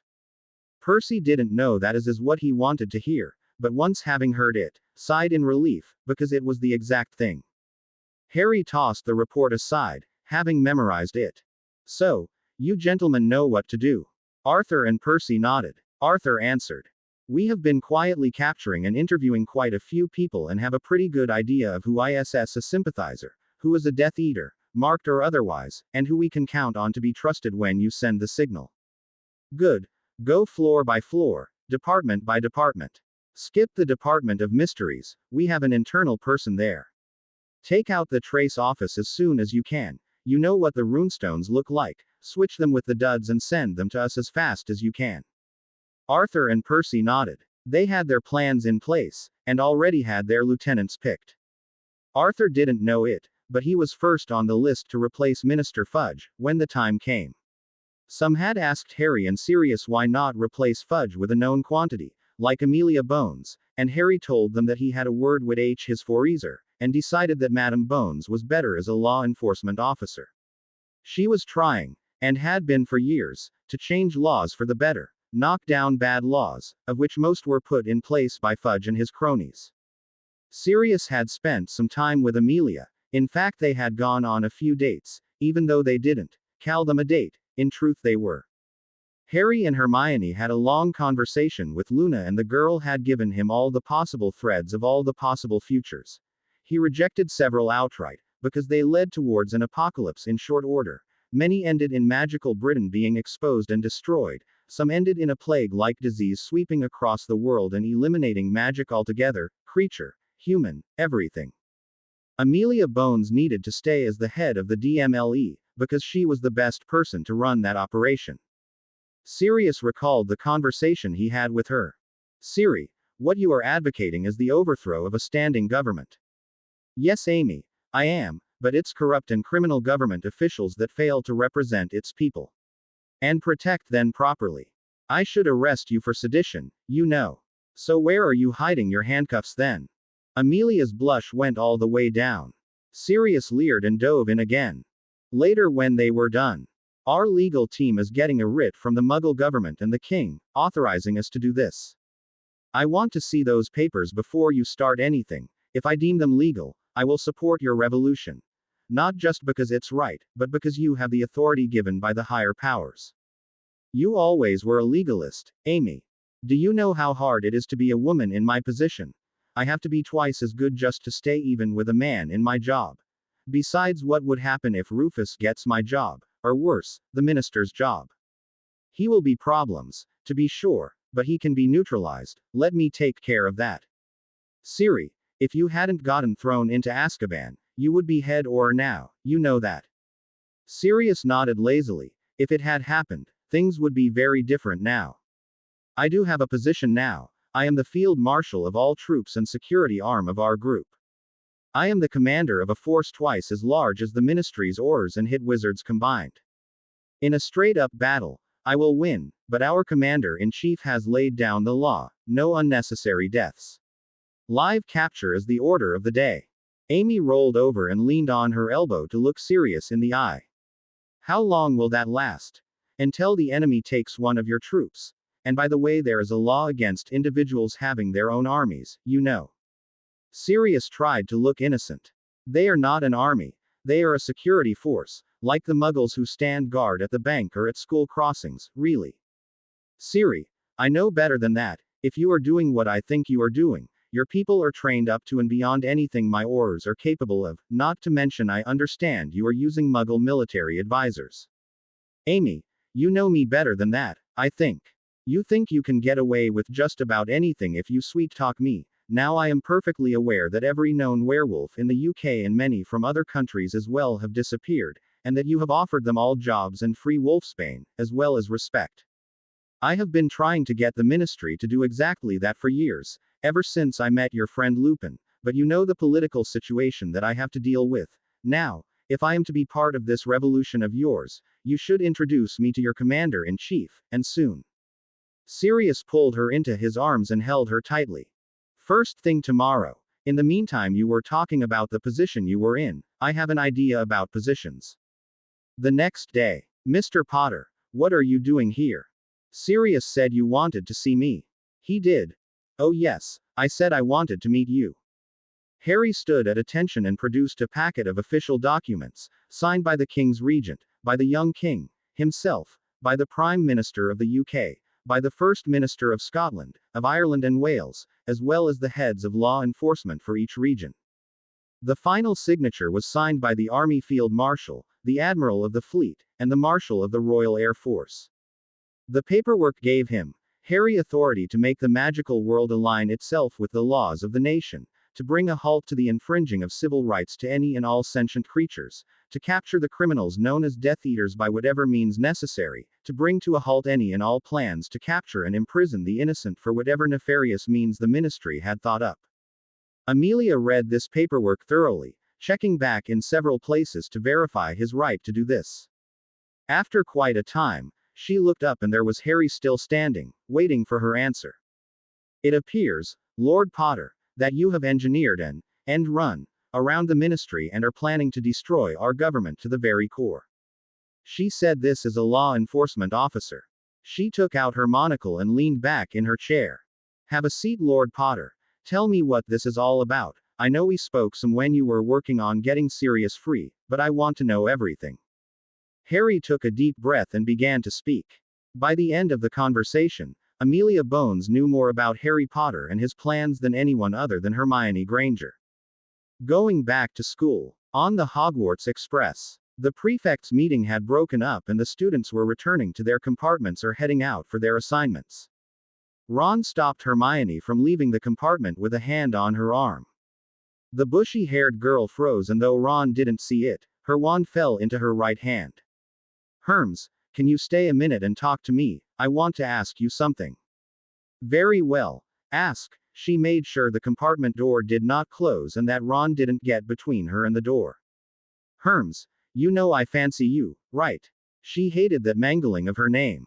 I suspected you did, but I have not said anything. Good. Then you will be happy that I'm going to let you be my girlfriend this year. Her demeanor was that of one stunned. Let me be your girlfriend. It wasn't in the form of a question.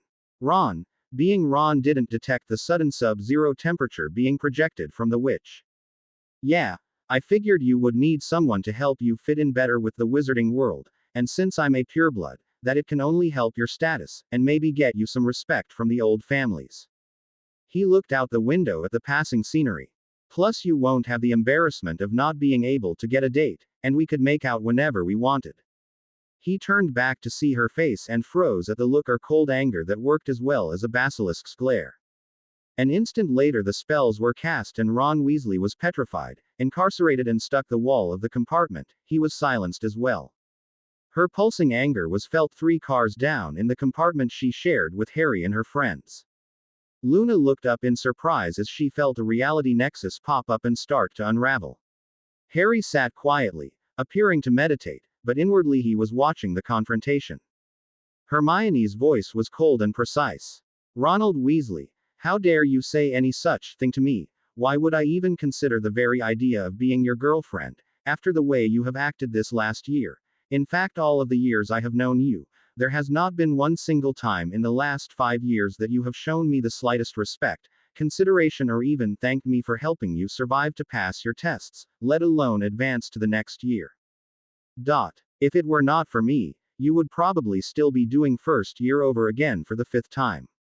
She paused to take a breath.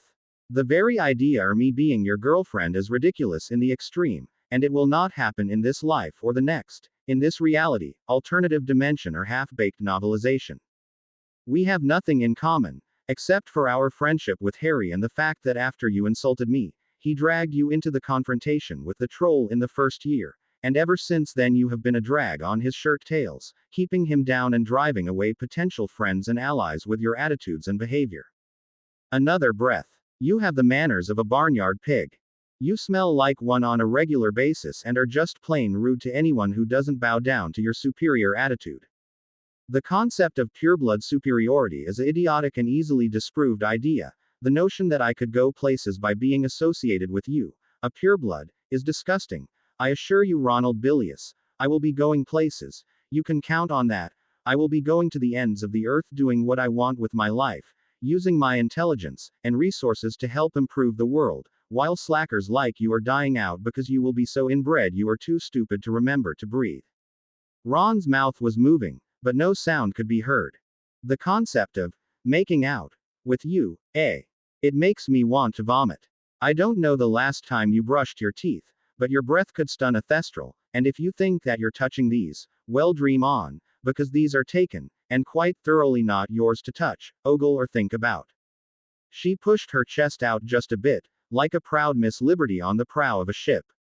I'm going to show you something, Ronald. In fact, you can be the first person to see this on the Express. This, Ronald, is the level of love and commitment that I have been shown, the support and acceptance that has been given me, and mind you, I am sure you will do just as you have for the last 4 years. You will be jealous and snipe at people and act like a spoiled child, but here, look here, you know what this is.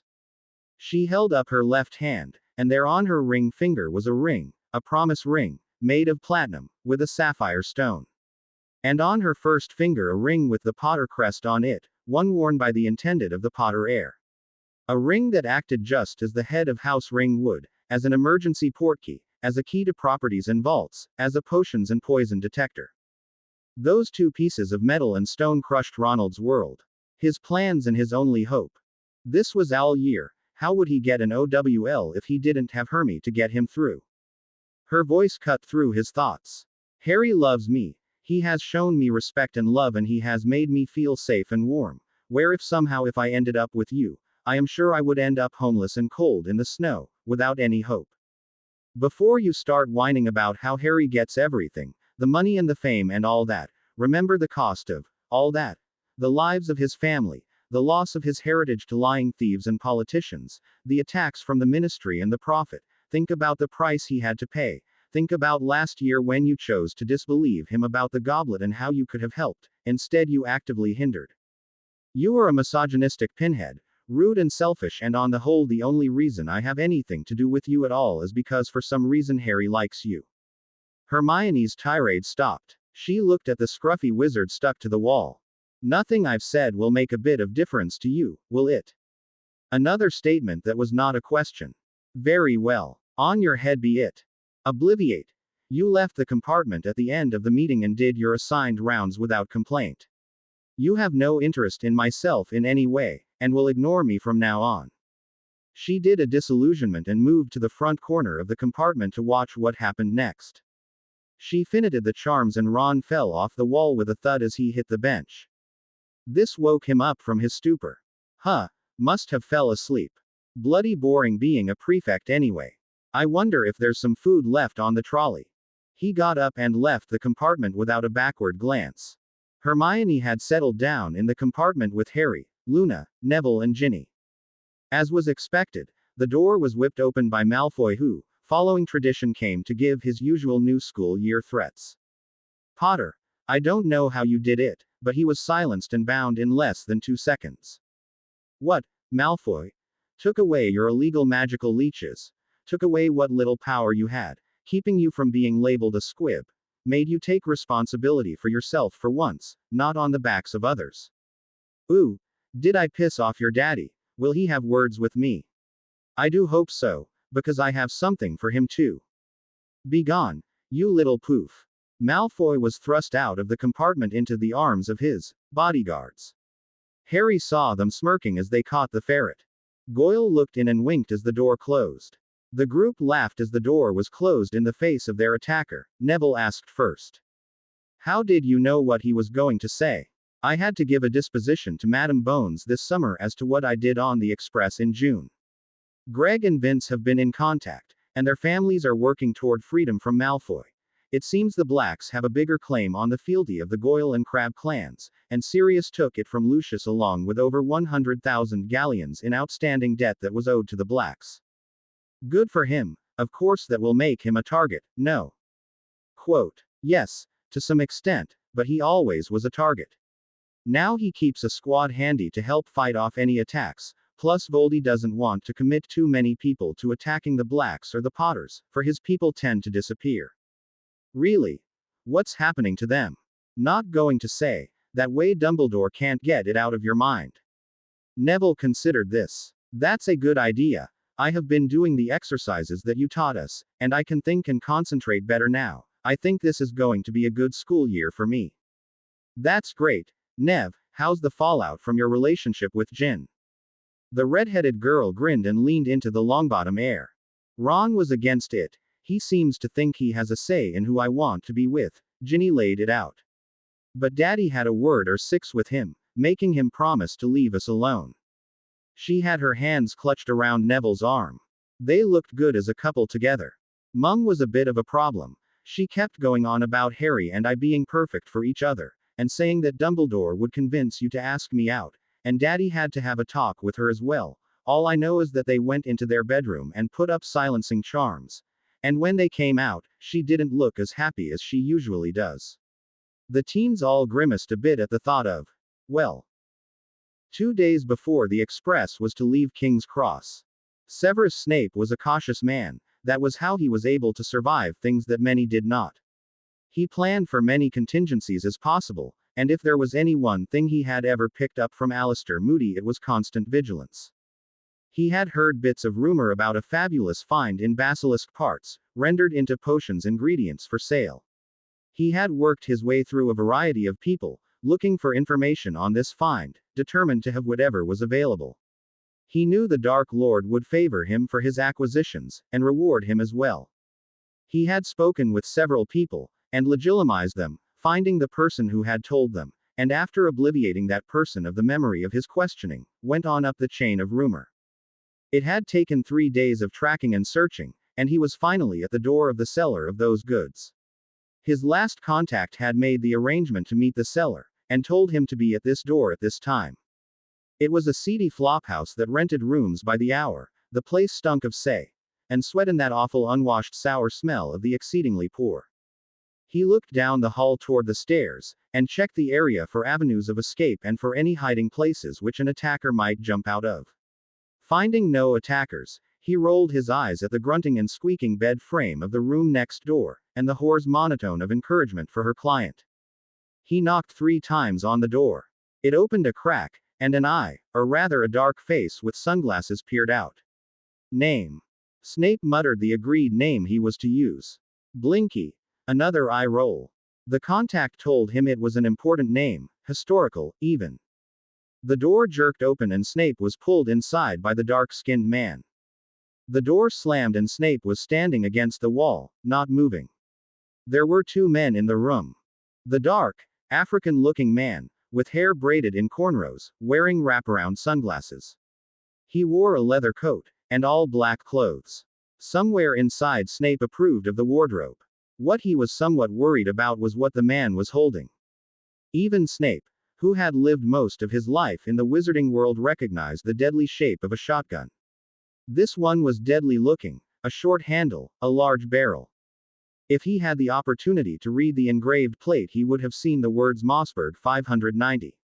All Snape knew is that the man could blow him in half with the twitch of a finger. The other man in the room spoke first. "Thank you, Mr. Noser. You may stand down." The guard moved the barrel of the weapon about a half-inch toward the floor, but otherwise did not move. His eyes never left Snape. The potions master turned his attention toward the other man in the room. A man who would blend in on the street of any city in England. Wearing a gray suit, white shirt and blue tie. He had dark hair and thick eyebrows, like some kind of weird caterpillar crawling across his forehead. "Hello, Mr. Blinky. You may call me Mr. Bean." Snape said nothing. "What I have to sell today is finest quality potions ingredients, taken from a superb specimen of a basilisk.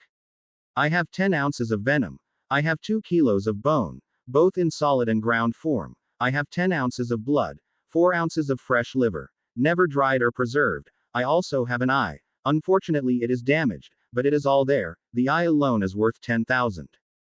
With each material the man placed on the table a container with the named contents, and all his goods were in a case behind the table, out of sight and out of reach. The last object mentioned was the eye. Snape was stunned at the size of the thing. How big was this creature? I am told it was 63 feet long, and close to 3 tons. I would not have believed it if I had not seen it myself. Snape was gazing at the remains of the eye. It had been shredded on the iris side, but the back and optic nerve was intact, as well as the actual sphere of the eye. The lens and iris had taken the most damage. Realization was coming upon the potion's master, as to where this had come from. The gray man kept talking. Here we have a minor fang. We must keep it in the container, as it still contains venom. He laid a box on the table holding a sharp and deadly looking fang over a foot long. Snape had a bad feeling about this. How much for all of it? Including everything on the table, G 70,000. But it is a one-time deal. I don't have that much available. Partial lots, then. How much can you afford? Or is there something that you want more than the other? Say, just the fang, or just the venom? How do I know this is all real and not some trick? He started to pull out his wand, but froze when he heard the sound of the shotgun being pumped, and the feel of the barrel against his back. I assume you want to test the products for authenticity. Very well, you may do so. Thank you, Mr. Noser. I have it. Snape felt the object taken away from his back and the breath he had been holding came out in a rush. Pardon me, I should have asked, so sorry. That is quite all right, Mr. Blinky. I know it's exciting to find such a treasure trove. Snape carefully did the authenticity tests that he knew, that would reveal transfiguration, counterfeits, and other trickery. When he was done, he was satisfied. I want the fang, the blood and the venom, but as I said I only have a certain amount of gold to spend, perhaps we can work something out. Perhaps, Mr. Snape, perhaps. Oh, don't worry, we know who you are. We won't tell, your name will never leave this room. So, how much do you have to spend? The gray man looked positively cheerful as if he wanted to sell a used car. Snape frowned. I have G 20,000 to work with, my life savings. I am a mere professor, you know. Oh yes, we know you quite well. So, for the fang, the blood and the venom, 20,000, I suppose that might be a good deal. Unfortunately, you won't be getting anything today. Snape tried to do something. His magic did not work, he couldn't move and he was speechless. Jolly good show, though. The gray man reached inside Snape's cloak and took his money bag and tossed it on the table. Thanks for the tip, and have a nice trip. The gray man slapped something on Snape's forehead and activated it. A portkey. Snape still couldn't move, the man behind him. Mr. Noser had injected him with some paralyzing agent, or maybe the eye. Yes, that was it. The eye had petrified him somehow. His mind was frantically trying to grasp a reason, a method, something. He felt himself approaching the portkey landing zone, fast. There was nothing to do but ride it out. As he spun toward the ground, he saw the earth open like some kind of sphincter and he went into a tunnel, and all of a sudden was encased in some kind of cold gel. No, it wasn't cold gel, he was suddenly without clothes, wand, weapons, anything. He could even feel the gap in his jaw where his portkey tooth had been. Paralyzed or not, his inner ear was spinning, and he felt himself as if in a ball, rolling down a slope. It was insane, but he remembered some music played by a neighbor when he still lived in Spinner's End with his mother. A pinball wizard has to be a something something. Da da da. As he became more dizzy, several flashes of light and he was unconscious, stunned. A long time later he awoke. Everything around him was distorted and blue. He tried to reach the sides of his spherical prison. He tried what little wandless magic he could do. He tried yelling and shouting. He tried everything he could think of. He could not apparate. He could not portkey out. His portkey was gone. He called for his elf. He saw movement outside the sphere and an elfin face peered at him. Bad wizard, go to sleep. The creature waved a hand and Snape knew no more. Dreams, flashes of insanity. His life. More flashes and awareness again. He felt disoriented. Surrounding him was a sea of blue spheres, and in each sphere was a shadowy figure. Some moved, most did not. There were figures moving about among the spheres. A group gathered around the one nearest him across an aisle. Humans and elves. At least they looked something like elves, only bigger, and healthier looking. And hair. A female snapped her head in his direction, her long black hair whipping around, her bronze-green skin and her delicate features. No, they were some other kind of elf, one never seen before, he was sure of it. The people gathered across from him turned and looked him over. Black. His school-time enemy. He was behind this. Black, you piece of shite, let me go. Sirius sneered as proper a pureblood sneer there ever was. Black touched something and he could hear. Snivellus, didn't anyone ever teach you not to yell at the warden of your jail? It will get you time in solitary. Snape ranted and raved and shouted imprecations at Black, until he was worn out. A surprisingly short time, actually. Black stood there patiently waiting for him to stop. Are you quite done? Good. He was cut off before he could answer. Now, you might want to know the terms of your incarceration, and what's happening to you. Black paced as he spoke. You are a prisoner of war. You have no rights. You will be questioned and your answers will be truthful. Why? Because we have flooded your body with veritaserum, and a compulsion to speak. If you look, you can feel it down there in your gut, just bubbling up. You want to talk, and tell all your secrets, now don't you? You in particular. We have been dosing for the last 3 days with repeated flushing potions, getting rid of that tricky little potion you have kept to yourself. You know, the one that allows you to fight the veritaserum. Yes, we know about that, and have countered it. You are, after all, a potions master, and who better to defeat a truth serum than a potions master? Now that you are defeated there, let me tell you of your prison cell. It was invented and manufactured by 2 of the most creative and sneaky people I have ever met, other than of course James and Lily, you recall, the people you murdered. In any event, the sphere in which you reside is a multi-purpose creation, designed as I said, by the Weasley brothers, Gred and Forge. Very creative. Those boys, the occupant, you are suspended, weightless in the center. No matter how much you struggle, you cannot reach the edge, and even if you did, it would be a frictionless surface, and also, nothing to hold onto. If you look down, you will notice that gravity does work, all waste, and blood and whatever will go to the bottom and be vanished. In fact, this is the only way out of the sphere. Dead or alive? No, just dead. Sirius gestured. See the lines in a hexagonal pattern? It looks like a football in a way. You know about football, don't you? You did grow up in the Muggle world, right? Sirius stood as Snape raged for a while, then continued talking. The lines. Remember, if you look closely, there are runes, many runes. All I have to do is this. He touched a spot on the outside of the sphere and the inside lit up bright as the sun then went out. Snape blinked. The glare had destroyed his vision for a moment. It was like looking into the sun. Or if I touch this. Suddenly he was being sprayed all over by a wash of water. Not cold, not hot, but tepid. Some got in his mouth and he realized that he was thirsty. He tried to catch some more, but ended up breathing more than drinking. The water shut off and he was cold, chilled, as he dripped dry. Don't want our prisoners to get dusty, now do we? The runes stop you from using any magic, of any sort, from apparating out. You cannot use legilimency from in there, but we have telepaths and can rip your mind open at will. The runes also provide a waypoint for nutrition and potions to be inserted into your body. Not tasty, but it will keep you alive.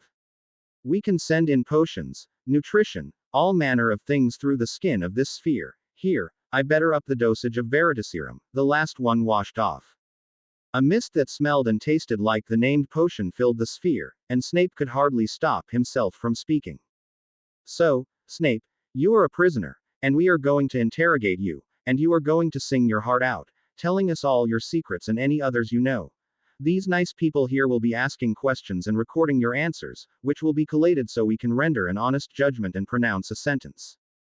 Before you ask, we have the authorization from the government to interrogate, question, probe, poke and even execute you, providing we can prove your crimes. And you, Snape, are going to provide as much proof as needed, so, Black turned to walk away. I hate you, Black. I hope you die a horrible death. Snape shouted out. Sirius turned and looked him in the eye. See, it's working already. That, I believe, is a truthful statement. He smiled and was gone. The questioning began. What is your name? Severus Tobias Snape. Are you a Death Eater? Yes. Who did you kill for your initiation? A Muggle girl. What was her name? I don't know. Who do you serve? Dumbledore. Who is your master? Voldemort. Who do you serve? Dumb. Voldemort. Name every person you know to be a marked Death Eater. Avery, Carrows, Crabbe, Goyle, Malfoy, McNair. He had named names and names again and again. He was asked when others had joined the Dark Lord, who they had killed, where and when any action had taken place. The questioning went on for hours. Many times the same questions were asked, but in a different way. He answered and answered and answered, until he felt empty. He slumped, as well as a weightless person could slump. Weariness took him, and his dreams were filled with screaming and questions. He awoke to movement and saw a team of goblins working on something on the far side of the chamber. He was shocked when he realized that, in spite of it being partially rendered, it was the basilisk, and indeed it was at least 60 feet long. It is a big snake, isn't it? Snape turned his head and there was black once more. My godson Harry killed it. You know. It bit him, that's why he has to have special potions, and that's why you were brewing special amortentia for Dumbledore to give to Molly Weasley. They had a plot to hook up Harry with Ginny Weasley. We found out, of course, and the evidence, as much of the evidence points to you and your two Dark Lords. Black looked at the sad man in the sphere. What are we going to do with you, Snape? I apologized for when I was young and stupid. Aren't you man enough to get over it? You tried to kill me with your beast friend, Lupin. I apologized. I swore an oath that I really meant it. You chose to not accept it, now it's your problem. Black turned away to leave but was met by Harry coming down the aisle.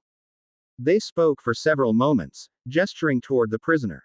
The young man turned and faced the dark-haired professor. You have anything to say to me, Snape? Well, I have nothing to say to you, you arrogant child. Hey Snape, guess what? It isn't arrogance if you can back it up. When you get to the afterlife, James and Lily will be waiting for you. Harry's voice was cold. The Lord Potter and the Lord Black conferred for a moment. Harry turned to Snape and began to speak. Snape, your days of teaching are done, as well as those of spying, of abusing children, of serving your two Dark Lords, of your life as you know it. No, we are not going to kill you, though you might wish we had. No, you are our prisoner. You are going to continue to spill your guts, and tell us every secret you know, and by the time we are done with you, you will beg for death, but you know what? We are not going to kill you. However, we are going to put your mind under a compulsion to speak every crime you have ever committed, every killing, every perversion. You will never stop confessing your sins. Death will not release you. You will never, in any way, identify yourself or any other magical person. You will never be freed of your sins, and you cannot tell anyone how to free you. Your magic will be bound. You will be made a eunuch, and you will be set loose in a Muggle town. You know what Muggles do with people like that. No one answered. They put them away in locked rooms where they can't hurt themselves or others. They drug them with a wide variety of potions, Muggle style. Some they cut a part of their brain out. It's called a lobotomy. Isn't that sad? The man once thought to be a bright and shining star in the world of potions, a magic-less Muggle, lying on the floor in a puddle of his own shit. And how long do wizards live? 100, 150. You are what? 36? Oh, yes, the age my parents would be if you hadn't killed them. He paused so Snape could think about his fate. So, 100 years of lying in a puddle of shit. Sounds like you have great plans, Sebby baby.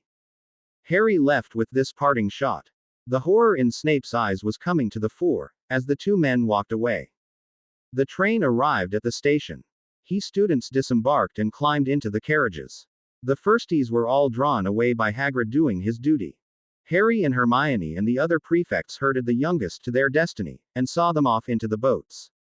The castle glowed with light. The new semester was upon them, and it seemed as if there was a new thing about to happen.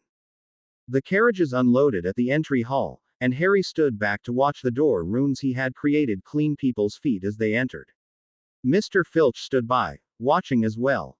How was your summer, Mr. Filch? Did you get some peace and quiet? Argus Filch nodded. Me and Mrs. Norris went to Spain. The beaches there are pretty nice. His face still looked as if he was angry, as he had been for decades, but Harry could tell the man was in a better mood than usual. I need to come see you tomorrow, Mr. Filch. I have some tools we have created for you, well, for your detention sessions. The old man raised an eyebrow. Cleaning tools powered by the student's magic, and something for this mess out here. Harry waved toward the muddy road up to the castle. Sounds interesting. Tomorrow, then. I will make the time for you. Have a good night, Mr. Filch, Mrs. Norris. Harry gave a slight bow to the pair and went into the great hall. That young man is something else, Mrs. Norris, you just watch. Harry sat with Hermione, Neville and Ginny. Ron wandered off down the table, not even looking toward that group, and ended up sitting with Seamus and Dean halfway down the other side. Harry mentally spoke with Hermione, practicing her new telepathy skills. She was still learning from Shala. The actual learning of telepathy was not really learning, but rather it was the dragon opening up the natural channels that were already there, and using them. Like building up a muscle. Every time they used the skill, they got better with it. Harry could do it as well, but Shala made the process faster and more completely integrated. Mr. Filch is in a better mood. He says he and Mrs. Norris went to Spain on holiday. It's a beautiful country. My parents and I went there 4 years ago. You'll have to show me around when we go. What's going on? Hermione pointed out the presence of a new person at the head table. That's an Auror, and the woman in pink is Dolores Umbridge from the Ministry. Why is the Auror talking to the headmaster? Probably because they can't find Snape. What? Moony and Padfoot captured Snape 3 days ago. He's in the chamber being questioned. I see. She looked at the line of new students waiting to be sorted. They look so young. So did we 5 years ago. What kind of information are we getting? She was speaking of the prisoners that they were acquiring. Names. Dates, places and where things are hidden. What names? Marked day, unmarked day, collaborators. I haven't really looked at the list. I will let Moony and his wolfpack capture them. I'm glad you aren't chasing after them yourself, leave it to the professionals. That seems like a pretty good idea to me. The sorting is beginning, let's watch. The sorting worked out as fate would have it, and new students went to each house. The feast was eaten and the headmaster introduced the new Dada teacher, thrust upon them by the Ministry. Dolores Umbridge stood and proceeded to spout some Ministry-approved nonsense when Harry, disgusted, stood and started walking toward the door. Umbridge took offense to this and put a sonorous on her voice. Young man, sit down and show some respect. Harry stopped and turned, his eyes dark. Respect for what? You? I think not. There were jeers and catcalls. Silence. People quieted down. You should respect your betters. Young man, who are you? You know exactly who I am, you simple by.ch. Stop acting like an idiot. How dare you? Headmaster, I demand he be expelled this instant. Why should he expel me? Because I tell the truth. Because I know who you are and your plans. That I know where your loyalty lies. Piss off. He gave the traditional 2-finger salute. He began to turn away and the pink toad cast a fairly dark curse at him. He stepped aside and it splashed impotently on the stonework of the doorway. Harry was pissed. He turned and marched forward, sidestepping a stream of curses aimed at him, none hitting. He mentally sent a message to Luna, Hermione, Neville and Ginny to erect shields to protect the firsties at least. The teens and prefects sent the students on the center aisle scurrying around, over and under the tables out of the line of fire. The ones who could, erected shields. Dumbledore did nothing, he just sat there watching. He was speaking as he went, not loudly, but clearly enough that he could be heard at every corner of the room. You are a blood purist, a person bent on genocide. You have plans to imprison every Muggleborn and half-blood witch and wizard and arrest them for the crime of stealing magic, which is a ludicrous statement. People are born with magic or without. It is a gift given by the people who brought intelligence to this world. You are no better than the half-blood Voldemort, and by committing the crimes you are planning, you are just as bad as he is. He who must not be named is dead. He was killed in 1981, you know that. I know no such thing. He was reborn into a homunculus body 3 months ago. Just because that idiot Fudge says it didn't happen doesn't mean shite. I saw him, I fought him, and he's out there. Minister Fudge has declared it to be so, and thus you, young man, are a liar. There was silence. You call me a liar. How about this? I swear an oath on my magic and my life that I am telling the truth, and you do the same. I say that Voldemort is back, and you swear that you are not building concentration camps to exterminate Muggles. How about that? Harry raised his wand, high enough to be seen by all. I, Lord Harry James Potter, of the most ancient and noble house of Potter, swear on my life and my magic, that I did witness the rebirth of the one named Voldemort into a created body in a dark ritual. So mote it be. He bowed, I am still alive. I still have my magic. Your turn. No. Fine. I'm leaving. He turned and was confronted with Draco Malfoy, who was working up a tripping hex or something. Harry was about to sidestep the ponce when Umbridge went off. As he had been declaring his oath, she was getting redder and redder. Anger was boiling off her. She put up her wand and screamed. Avada Kedavra. Screaming, from the students and teachers. The deadly green spell hit Harry square in the back and he fell. Face first on the floor. Malfoy stood over him, laughing hysterically. Hermione was frozen in place, as was Luna. Neville and Ginny were the first to move.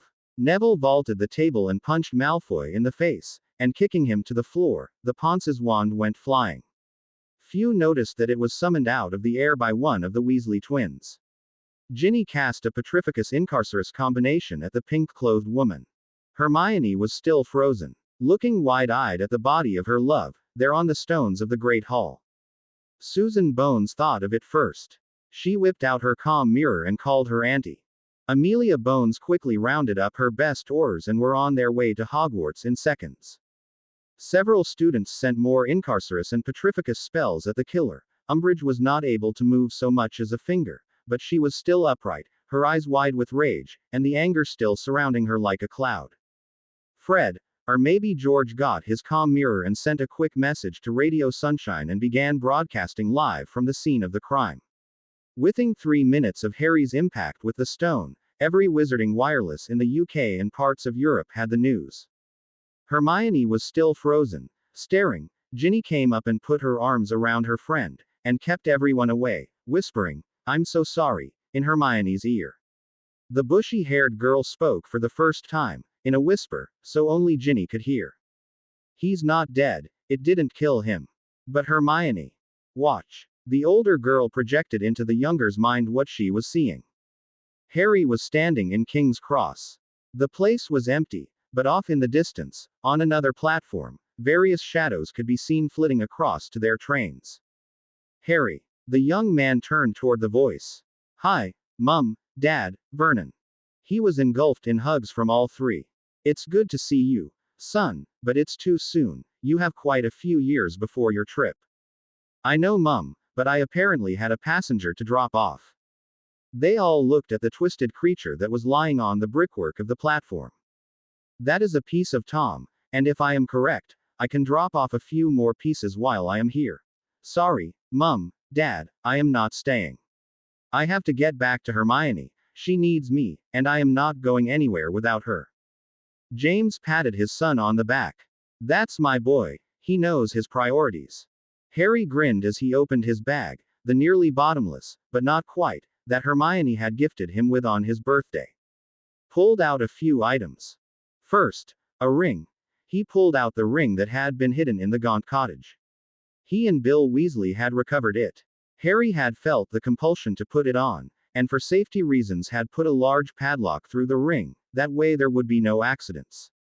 He laid the ring on a convenient baggage trolley. Next, a diadem. "We found this in a hidden room in Hogwarts. It really wanted me to put it on, but I was able to stop it. A Parseltongue spell, I just had to finite it." He lay it next to the ring. Next, from Sirius House, a locket. Ugly thing. He lay it on the trolley. One last thing that I can get to. He lay a burned book on the trolley. These are the things that Tom used to keep himself alive. There is one, maybe two more, I have to get to. The one is in a vault in Gringotts. What is it? Helga Hufflepuff's cup. The other one is Nagini, his snake, and himself, and we are free of the dark jerk. James snorted. And then you have one more to go. Harry and Lily both rolled their eyes. Harry spoke aloud. "I need a container." The rail station obligingly provided a trash receptacle.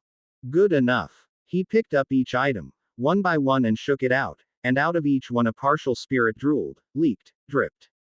None had any structural integrity, and so, none could stand. The trash receptacle was filling up. He looked about himself, over his shoulder, and as if far away, he saw Ginny and Hermione sitting on ephemeral chairs at an ephemeral table, the two girls clutching one another. He stepped over that way, and faced the two girls. "Ginny, this won't hurt a bit."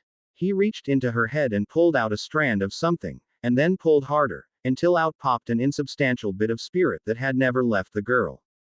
In the physical realm, those who were sensitive to such things saw an ephemeral Harry step out of somewhere, nod to Neville and stand in front of Ginny. He did something with her head and they could hear a drawn-out screaming as Harry and the thing disappeared, screaming no no no no no no no no no no no no ooh. Ginny staggered as if someone had pulled a cork out of her bottle. She felt herself for a second and smiled. I didn't know I felt so bad until I felt so good. It's like I was bound up inside and now I'm not. She whooped as more action was happening over at Harry's body. Amelia Bones entered the Great Hall and took control. Immediately Umbridge was arrested and put in magic-suppressing manacles.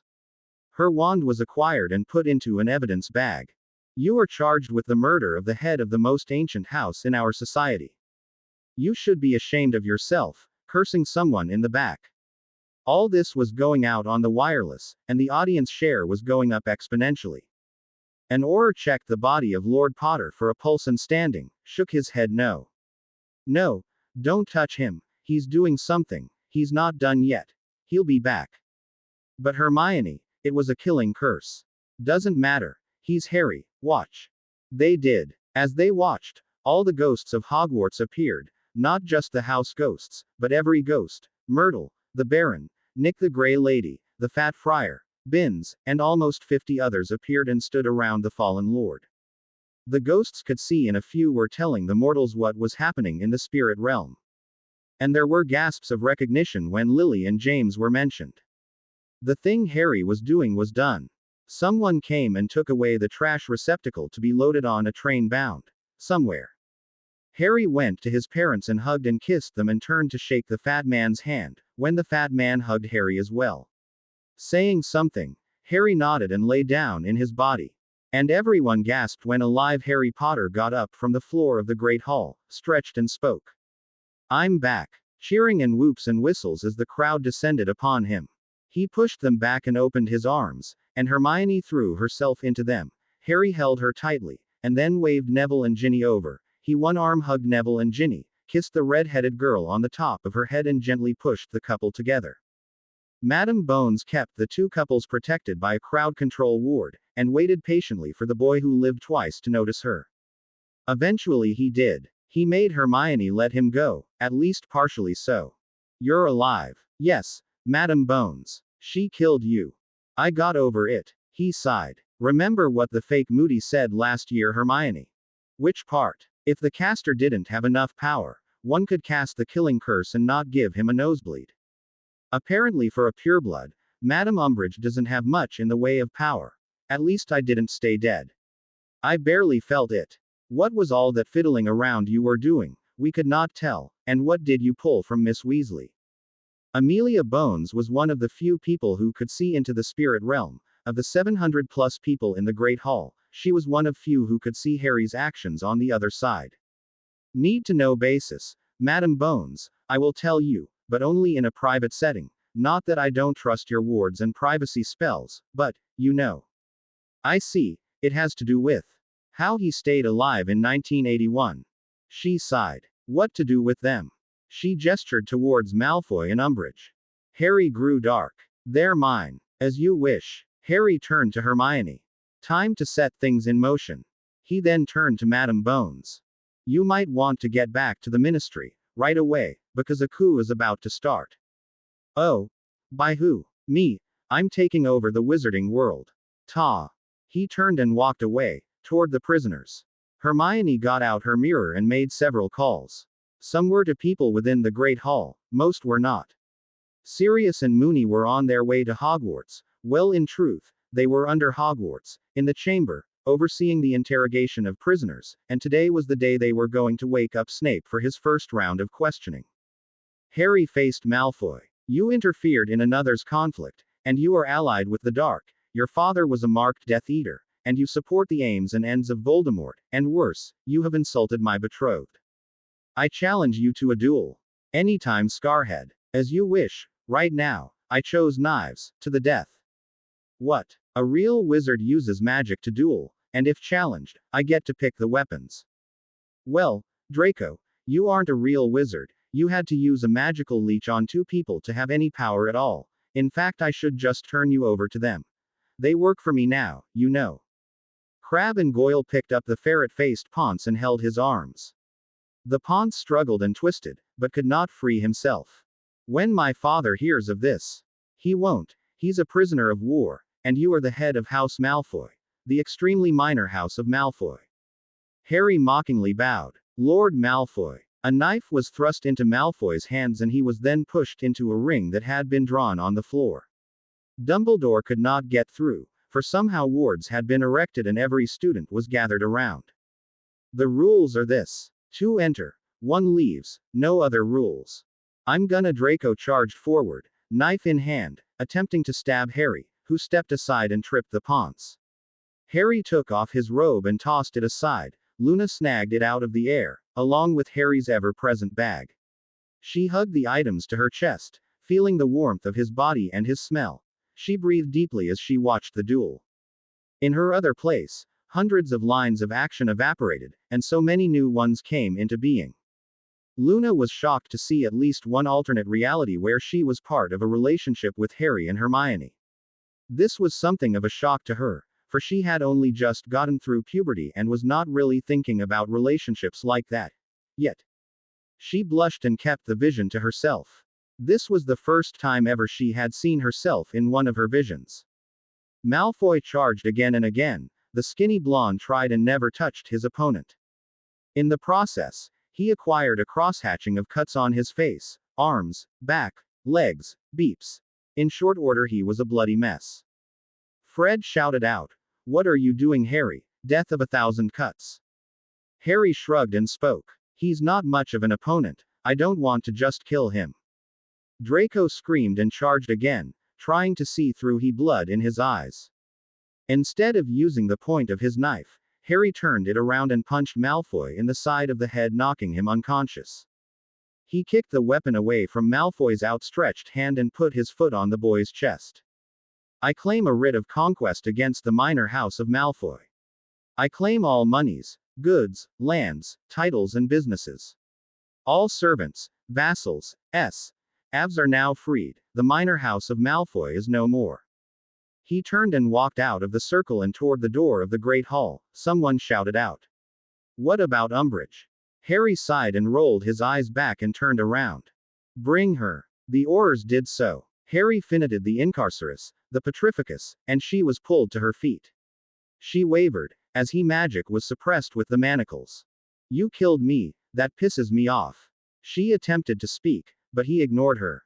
"I claim a writ of conquest against the pureblood house of Umbridge. I claim damages in the total of all goods, all monies, all holdings of any sort. Any avs, vassals or elves are now free. All titles and honors are now declared null and void. I demand that every home, property, business, outhouse and shed be burned to the ground and the lands sold. I demand every penny owned by the minor pureblood clan of Umbridge be taken and given into the Victims' Reparation Fund to help the Muggleborn and victims of Voldemort. So mote it be." He gathered his magic into his muscles and strengthened his arms and fists. He swung his fist backhand and hit her upside the head, snapping her neck. She fell to the floor, dead. Harry left the Great Hall, followed by a retinue of his people. Before he went, he reminded the prefects to take care of the firsties, and left, with the newest Gryffindor students following along. The group, which included Ravenclaws, Hufflepuffs and a Slytherin or two, slipped up to the hidden tower that Harry had used for the previous year. "How does it go, Mr. Moody?" "Everyone is on alert, ready to go on your command. My greatest concern is that the ministry is mostly empty now." "Well, that should make it easier to take, and then in the morning, when the rest of the employees are arriving, take them as they arrive. It's 9 p.m. now. Most people arrive at the ministry between 6 and 9 am. Take each department now, and set your people in place, waiting for their targets. But we don't know if the word will get out that the ministry has been taken. Our people know how to maintain operational security." Moody knew all this. He was just being a fretting old man. All departments checklist. The checklist was developed by Moody and Quinn, with the help of Harry, Sirius and Mooney. Maps. Check. The maps were Mooney's project. He had created a Marauders map for the ministry, floor by floor, a copy of which Arthur had in his office. There were versions of the map for Diagon and Nocturne Alley, for Hogsmeade, for any place that they could think that an attack might come. Sitting in front of the maps were 5 young ladies: Padma, Tracy, Lavender, Daphne and Hannah Abbott. It wasn't any surprise that every one of the ladies were members of the Smart Girls Corner. Their job was to watch their map and track known Death Eaters, and targets, and communicate with the squads out there. Their maps, in tactical mode, showed friendlies in blue or green, and known marked day in red, and known collaborators or unmarked enemies in orange. There was a growing database of names coming from the prisoners in the Chamber of Secrets. When a name was named, it was added to a list. When that name was confirmed by another prisoner, it was moved up the list. There were many sub-lists. Each prisoner had a list of every known killing that they were involved in, every beep, torture, crime. This was to be the charges list. The important list for the day was the list of targets.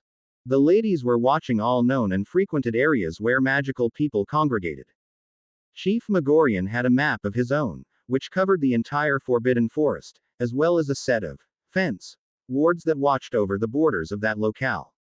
The centaurs were taking their ownership of the forest seriously. The next group to check in was the Ministry group, led by Percy and Arthur. They had recruited a group of honest, light-sided people who were willing to fight for their rights, and each group had their assignments. They had the tools for the job at ready. They had stun grenades. They had quite a few magic suppression manacles, which were to be used for the more recalcitrant prisoners. The Ministry group was to be backed up by Wolfpack troops, and the non-magical troops were ready to step in where needed. Quinn's contacts with the Royal Marines and Army had amassed over 100 troops who knew of the magical world, and were willing to fight for their relatives. They were armed with riot gear, flash bombs, stun grenades, an assortment of Fred and George's creations set to go off on impact. Several teams were ready to set up portable vanishing cabinets that would dump the stunned prisoners into the Cuz prison, to be added to the ever-growing collection of encapsulated Death Eaters. Back in the tower, the ladies of the maps were sending quiet messages to various teams on the ground, and a silent guerrilla war was being carried out in Diagon Alley, in Nocturne Alley, in Hogsmeade, in a variety of magical places across the country. Every map watcher had 2 maps to watch, a major and a minor. Major were high-traffic areas, and minor were areas like the road to Hogwarts, peripheral areas where the enemy might gather. Where things were heating up, more than one watcher watched. Prepare shutdown of all commerce. Messages went out to the meat suppliers and greengrocers that the magical people of Britain used, and since the establishments were owned by Potter or Black, they were closed, leaving magical Britain nowhere to buy food. It has been said that any given country was 3 meals away from revolution. Media. Yes, sir. An assault team took the Daily Prophet and silenced the magical printing presses. Each and every worker, editor, press operator was taken into custody and questioned about loyalties and their relationships. Those who passed were allowed to wait in a break room, but not communicate with anyone. Those found to be in tight with Death Eaters were captured and tossed into the waiting prison for questioning and further questioning. A crew of honest people stepped into place to begin publishing the Howler on the command of their superiors, using the equipment of the Prophet. The offices of the WWN were taken over and their transmitter disabled, and Radio Sunshine took over the airwaves, with 11 new channels. Various music, news, sports and talk shows. Something for everyone. WWN was closed because its Death Eater connections, and the profits from that operation funding a few of the Death Eater families. Rudy the DJ Elf recruited several more elves who were conversant in the musical arts. There was an odd team that came from the lost groups of elves, a female, Sarah, who was proficient in the old elf songs and history, but was blinded by her evil master. She could play traditional instruments and sing, and her helpmate bodyguard friend Donk was good at beating on things. He would play a percussion track as counterpoint to Sarah's songs. Their show played every night after midnight, and virtually every elf in the country made a point to listen and remember, because Sarah's songs recounted the ancient history of the elves. Hermione heard of this and asked that the songs be written down and translated, because once she had realized the need for the elves to be bonded to be free, she had changed her method. Dobby was recruiting every elf in the country and had lured a goodly number away from their masters to be freed. Harry did his part of the job and used Gryffindor's sword and the proper ritual to sever the links between each ends. Avenued Elf and their former masters, and Dobby and Winky, and a growing number of elves treated and nurtured the freed brethren. Sarah and Donk came to meet Dobby, and once they were reattached to the earth as they were supposed to be, the health of the traveling couple improved greatly.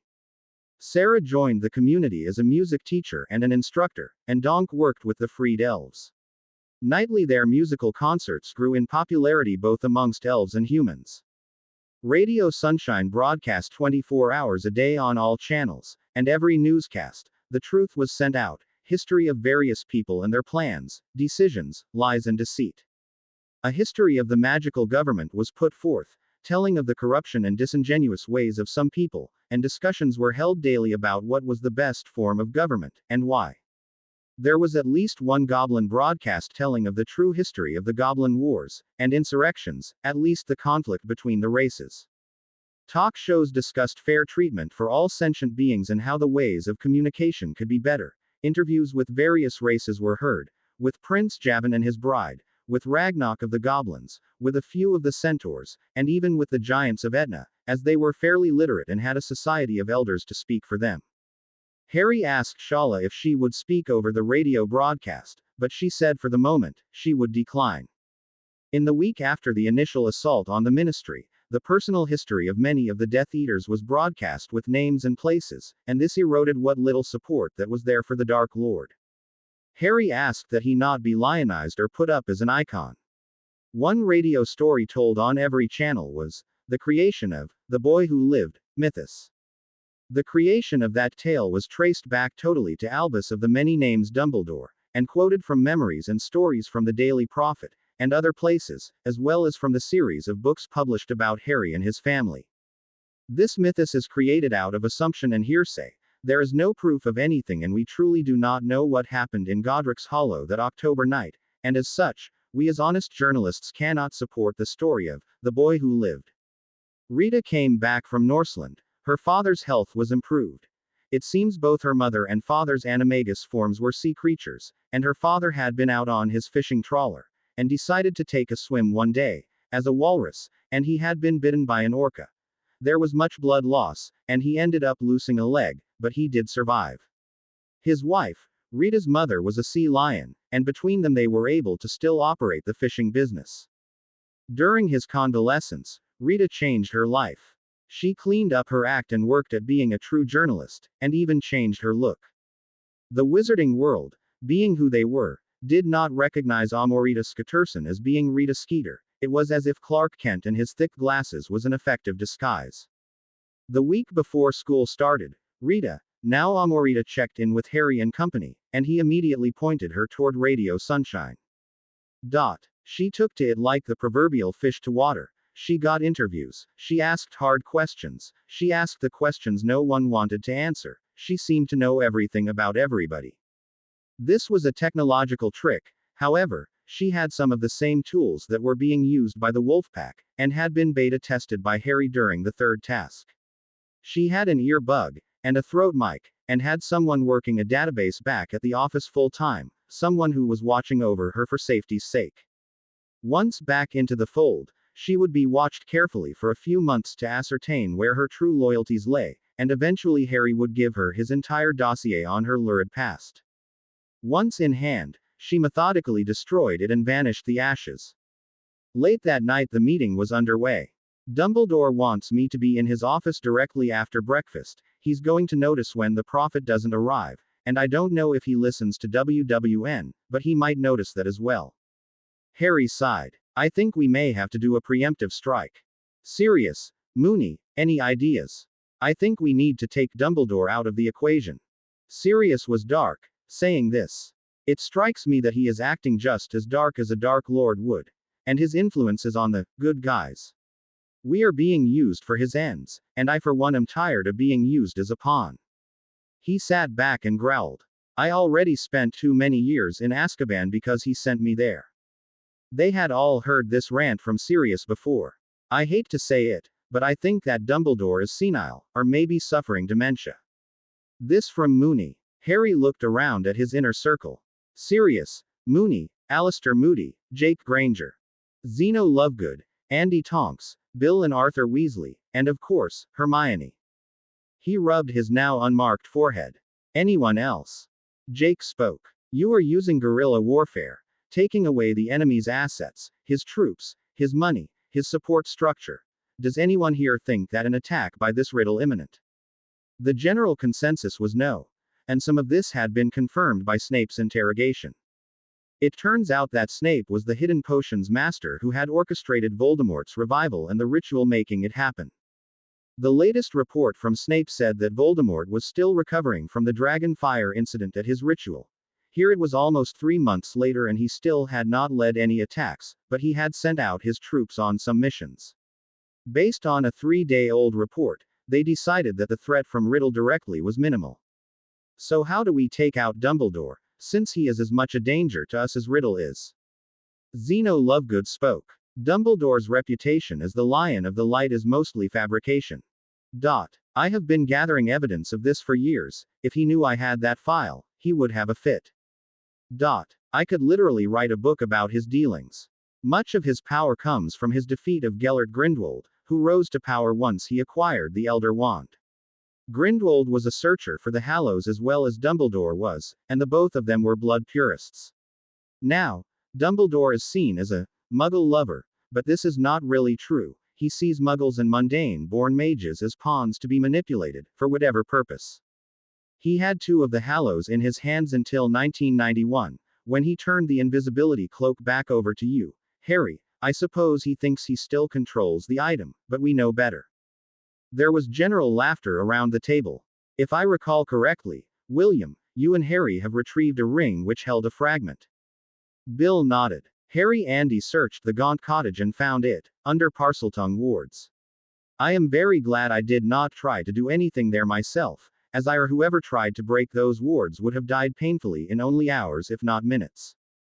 Zeno nodded sagely. So, right now, you, Lord Harry James Potter, of the most ancient and noble house of Potter own 2 of the Hallows, one of which is from one of your direct ancestors, correct?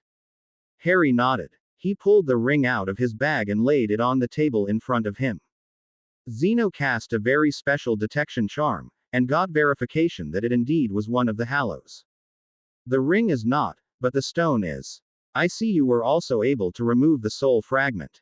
That's right, I was on the other side this evening, and I took advantage of the situation, and dropped off everything I had of Tom as he was speaking. He pulled out the diadem, the book, Slytherin's locket. I checked out Ginny while I was still on the other side and saw a small bit of him still inhabiting her mind, so I took it also. Hermione says she felt better. How did she put it? He looked at his girlfriend. She said that she felt as if someone had uncorked her bottle. It sounds rather personal, I think, she grimaced. They all laughed out loud at this. Well, I for one, have a lot of respect for Neville. He may be a dead man by now. But what a way to go. Harry tried to keep a straight face, but failed. Oi, that's my little sister, guys. Bill said it with a grin on his face. They sobered. What to do with the old man? Zeno continued.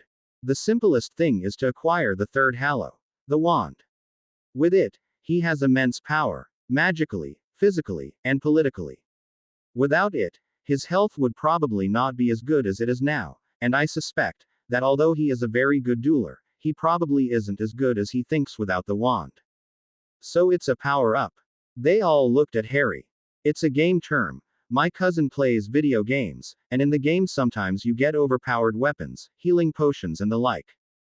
Zeno nodded. Exactly. It's a power-up of sorts. That is why the thing has been searched for by so many people for so long. So this is a video game.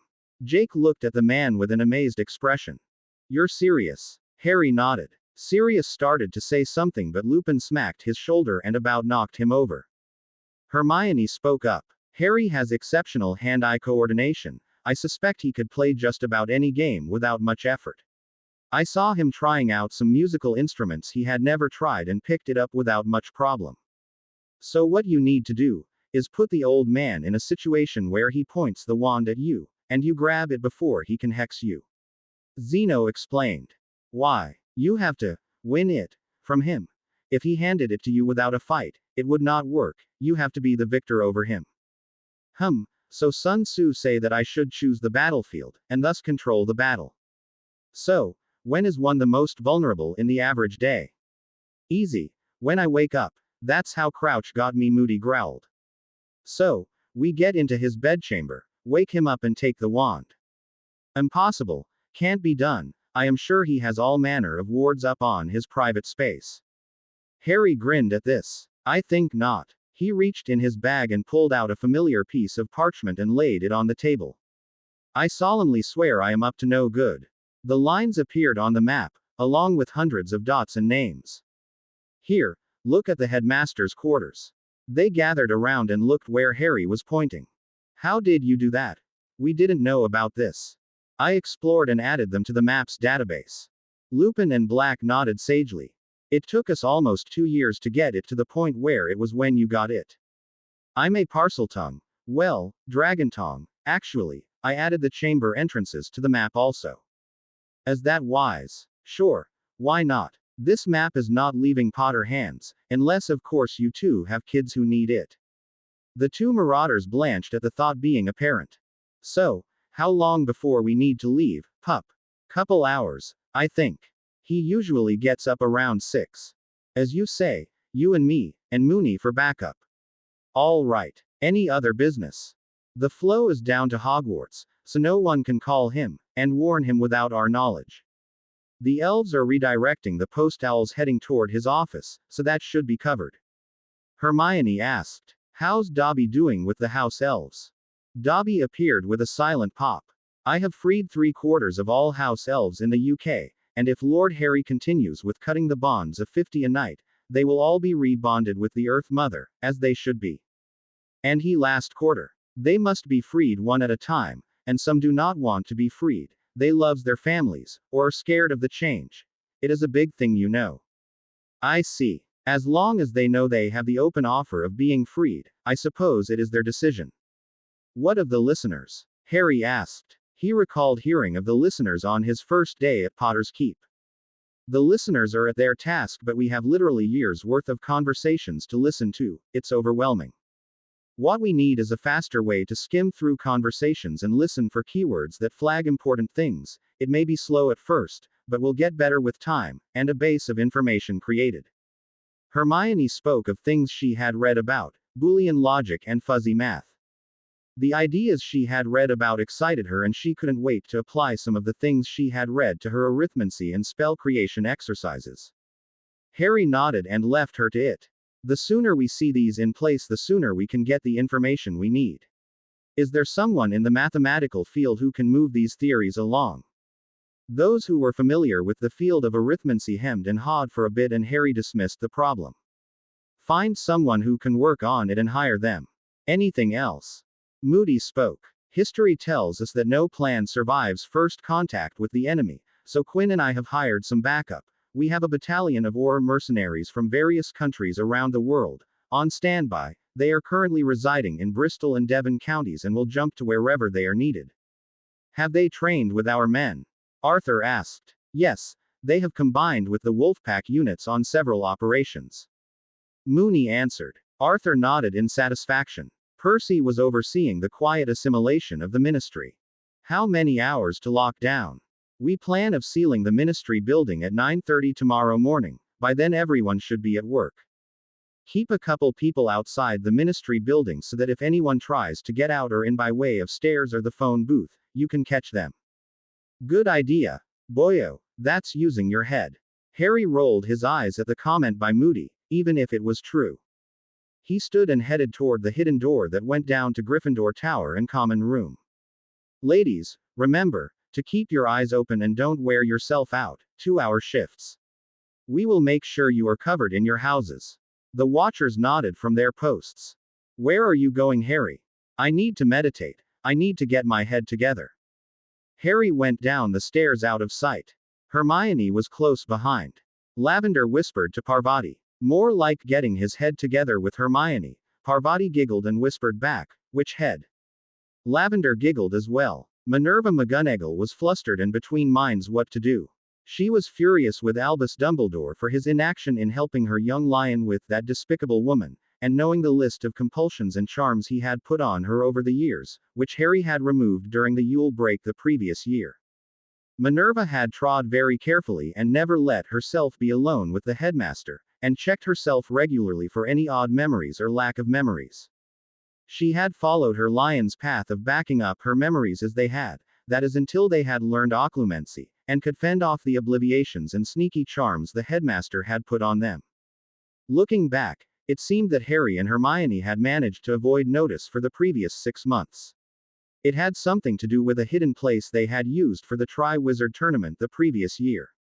Minerva, as head of Gryffindor House, vaguely knew about the hidden tower, and as such did not tell anyone about it, and only a true Gryffindor could use the facilities without some kind of backlash.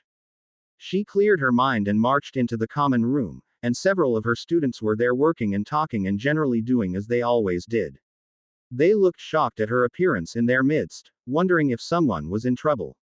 Mr. Potter. Neville and Ginny pointed toward the tapestry on the wall which showed Godric Gryffindor with his sword drawn, and a dragon looking over his shoulder.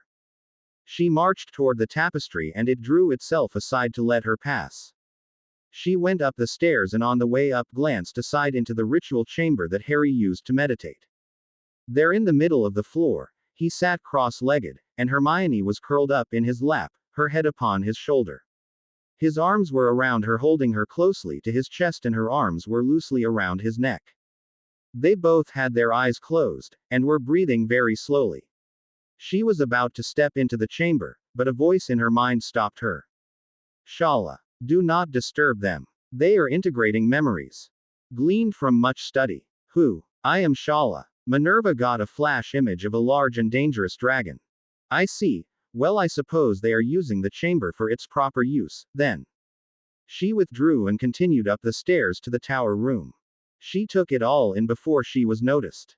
The maps with the ladies sitting in front of them whispering into small mirrors. Alistair Moody, the real one, speaking with Remus Lupin and Sirius Black, their own maps and documents spread over the tables. On the wall a huge set of boards with names, the list growing longer by the minute, some names in red, some in orange, some in green. She looked at the list. Every name she recognized in red had one common thing. They were all Death Eaters or had been suspected as such. The orange names were more questionable. By looking at the names, though, she decided that they were unmarked supporters of Voldemort, as beside each name was a list of things they had done to fight against the light. There at the head of the list in green was Augusta Longbottom, so she decided that this must be the list of light-sided supporters. Following Mrs. Longbottom was Andromeda and Ted Tonks, and a list of other names. She stood unnoticed for almost a minute watching when Sirius Black suddenly noticed she was watching him. Hello, Professor. Are you here to take points off us? I don't think I can, but I may have you serve detention. Explain to me what is going on here in Godric's rooms. He extended his arm to her. Let me give you the 5-Canute tour.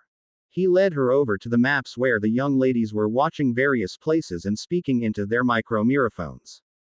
After today's incident with Umbridge, that is Harry, decided that enough is enough, and set into motion plans we have been making for the last several months. She glared at him, actually somewhat embarrassed at her own actions at the opening feast. What kind of plans have you been making? Well, we are capturing Death Eaters and taking them out of the fight. If they are not there to help Voldemort, then they can't hurt us. Are you killing them or what? No, they are being imprisoned, interrogated, and their magic bound. Every marked Death Eater is a murderer, but Harry demands that they get a fair trial and justice. Myself, I would just kill them on the spot for having that mark. McGonagall peered at the man over her glasses. Here, I'll walk you through the process. They stepped to a spot behind the Watchers and their maps. Each map shows an area that is frequented by magic users. Here's Diagon Alley South, here's North, here's Nocturne, and some of the small bits back in there. She looked at maps with moving dots, some red, some orange, some blue. In Nocturne Alley there was a gathering of red dots, mostly at a pub owned by one of those red dots. The red dots each had names attached to them, but the blue dots did not. The blue had squad numbers. 4-1, 4-2, 4-3, etc. Minerva heard her witches talking to the dots. 4-2, 10 yards in front of you, just behind that bush is enemy, don't let him see you. He's heading south. Minerva spotted the points on the map as Lavender spoke to her charge. The red dot marked enemy suddenly was jerked back into a hidden space between two buildings and then was gone. Did your man kill him? Nope. Next step, slap them with a portkey, a very special portkey. Follow me, please. She found herself standing in front of a bank of mirrors, and they were in order. The first showed an iris-like portal that was surrounded by ivy. It opened and a whirl of light popped through the open hole. The iris closed, and Sirius pointed at the next mirror. A shape, a human body fell through a set of rings which separated the body from all clothing, wands, tools, everything, as well as flashing red, and stunning the falling party one more time. The unconscious Death Eater then landed on an empty bluish sphere, and oozed through the surface, like a hammerhead through a bowl of jello. The next mirror showed a stream of data: name, age, rank, everything known about the prisoner. The bluish sphere then rolled down a ramp, going faster as it went. The prisoner inside was floating in the center of said sphere, but rolling along like some demented child's toy, and was followed by a floating sealed container 2 feet on a side, bearing the clothes and effects of that prisoner. The sphere entered a great room, and followed a channel on the floor, which eventually deposited the rolling prison in a line of blue spheres almost 100 long, each and every one holding a prisoner. So there we have our prisoners captured, helpless, unable to do any magic, having no wand, tools, potions, portkeys, anything. The sorting ring will even remove tooth portkeys without any problem. Quote. The boxes contain everything that they had with them to be used as evidence. This all looked efficient and well thought out. Whoever designed it must be a master at his craft. It's all Harry. He did most of it himself, a bit of help here and there from Hermione, I guess. Moony and I made the maps. And the mirrors here on this end. The twins thought up the spheres and the potions and things going along with that. Plus, they have created and modified some of the potions we use. Minerva was shocked. Her 4th year, almost 5th years did this. I know what you are thinking, Minnie. How? Well, the short version is this, at least what Harry has told me. His dragon has straightened out his mind, and he doesn't have to read something but once, and he remembers it forever, and he doesn't sleep anymore either. You saw him in the chamber there. She nodded. He wasn't sleeping. You cannot sneak up on him. He is hyper aware of things, and very protective of his girlfriend. I see. I think. He is meditating. Down there. Working on integrating things he read and learned today into his overall knowledge. I swear, either of them could pass their newts today if they wanted to. Mastery, even. Minerva looked as if she wanted to ask something, but decided not to do so. Show me the rest, please. As you wish, Professor. See this mirror? This is an overview of the Chamber of Secrets, where the prison is. Look over there, see he snake. She gasped at how big it was, even partially broken down into parts. People, no, goblins were working around the creature, rendering it into smaller parts and hauling it away somewhere. That boy, she muttered. Look here, all the people around the prisoners, they are tending to them, making sure they will live to be judged. Potions, nutrition, water all go in, nothing can come out except by way of a password that only one person here can use. Inside the sphere, we control gravity, air, water, magic of all sorts, what they see and hear. If we want them deprived of light and sound and feeling, just adjust the settings. If we want them buffeted by storms and rain, lightning, just adjust the settings. It's all in how you believe. He grinned. We have a series of questions that are asked, over and over again, in different ways. The answers are collated here on the big board. The first question is, are you a Death Eater? We ask who they killed to take the dark mark. We ask who they know to be Death Eaters, marked or unmarked. What are the crimes they themselves have committed? What crimes the others have committed, all under the potion inducement of veritaserum and compulsions to speak all the truth. Minerva nodded. Very thorough. Sirius nodded in agreement. Tomorrow will be the big test though. Tomorrow morning we take the ministry. What is this contraption? She indicated a birdcage affair sighting over in a corner, 3 meters across and 4 tall. Sirius led his professor toward the cage, and the bars separated themselves so they could walk into the cage. They passed through and the bars closed, making an even spacing all around. Sirius spoke. Centaur Village. From their viewpoint, Reality turned at a right angle, and they were elsewhere. McGonagall looked out, and saw a village of huts, a fire burning in front of several, centaurs going about their daily business. Quite the sight, huh? Sirius pointed out the village. They cannot see us, the front of this cave is under a Fidelius, and none of them can see it except Megorian. What we came to see is this way, however. He pushed a button, a rune, actually, and the wall opened, revealing a long sloping tunnel going down. On the left, a queue of empty blue spheres, waiting to be used. Every few seconds, the ceiling of the tunnel opened and another body fell through the hole, hitting a sphere, and being absorbed. As the body had come in, she had seen flashes of light, indicating spells had been used above their heads. The sphere began to roll down the ramp, slowly at first, and then quicker. As it passed through a series of 3 metallic rings, each ring flashed its own specific charm. Sirius waved his hand and a cart pulled up, somewhat like a golf cart. He seated his elder and they rolled down a path parallel to the sphere's path. While they were descending the ramp, a few more spheres passed them on to their destination. In each was a human figure, and each sphere was followed by a box, as if it were a faithful puppy or something. The rings, neutralizing any portkeys, traps, charms. Don't get too close, the things tend to put out arcs of power, very uncomfortable. Sirius shuddered. As they passed a ring, a lightning bolt of gold and blue followed up and around to the top, its end grounding out to the rock of the tunnel. They reached the end of the ramp, and leveled out into a large chamber, which she realized must be the Chamber of Secrets. At the far end was a large monkey-like face, with its mouth open. There was a sea of blue spheres, each holding a prisoner. People and elves moved about, doing their jobs. Her eye was drawn to the huge snake being rendered. Sirius drove the golf cart over to the working area, and they just sat, stunned at the beast. It still makes me cringe, thinking my godson fought that when he was 12.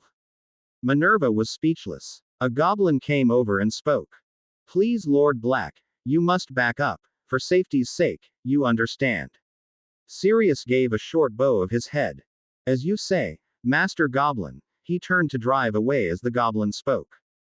Good evening to you, Lady McGonagall, Lord Black. Sirius drove them up the main aisle and parked at the mouth of the great stone face. Here we have the headquarters of the Information Services, and prisoner holding facilities. He got out and took her hand, and she stepped out of the cart. They took the tour, and she saw the prisoners close up. She recognized most of them, as she had been a teacher for at the least 50 years. There were foreigners in the mix. Each sphere was labeled with names and data. Each sealed box had clothes, wands, pocket debris, everything needed to convict. Harry sat cross-legged in the center of the ritual circle, the runes surrounding him. Only a few were activated, one for time slowing and one for comfort. When time was slowed, everything was colder, as the molecules of the air in his body moved slower. So from the outside, in the chamber was warm. Hermione was cuddled in his lap, her head laying on his shoulder, her arms loosely around his neck as she nuzzled him. His arms held her in place, just savoring the smell and warmth of her body. From the outside their eyes were closed and they did not move, but inside their minds a lively bit of going on was going on. It had started out as Harry meditation on things, getting his daily memories in order and backed up in his infinite room of file cabinets. They walked hand in hand as they perused the repair being done to the area where the accidental Horcrux had been seated. There was a crew of Harrys all working, cleaning up, repairing the damage and setting up more file cabinets.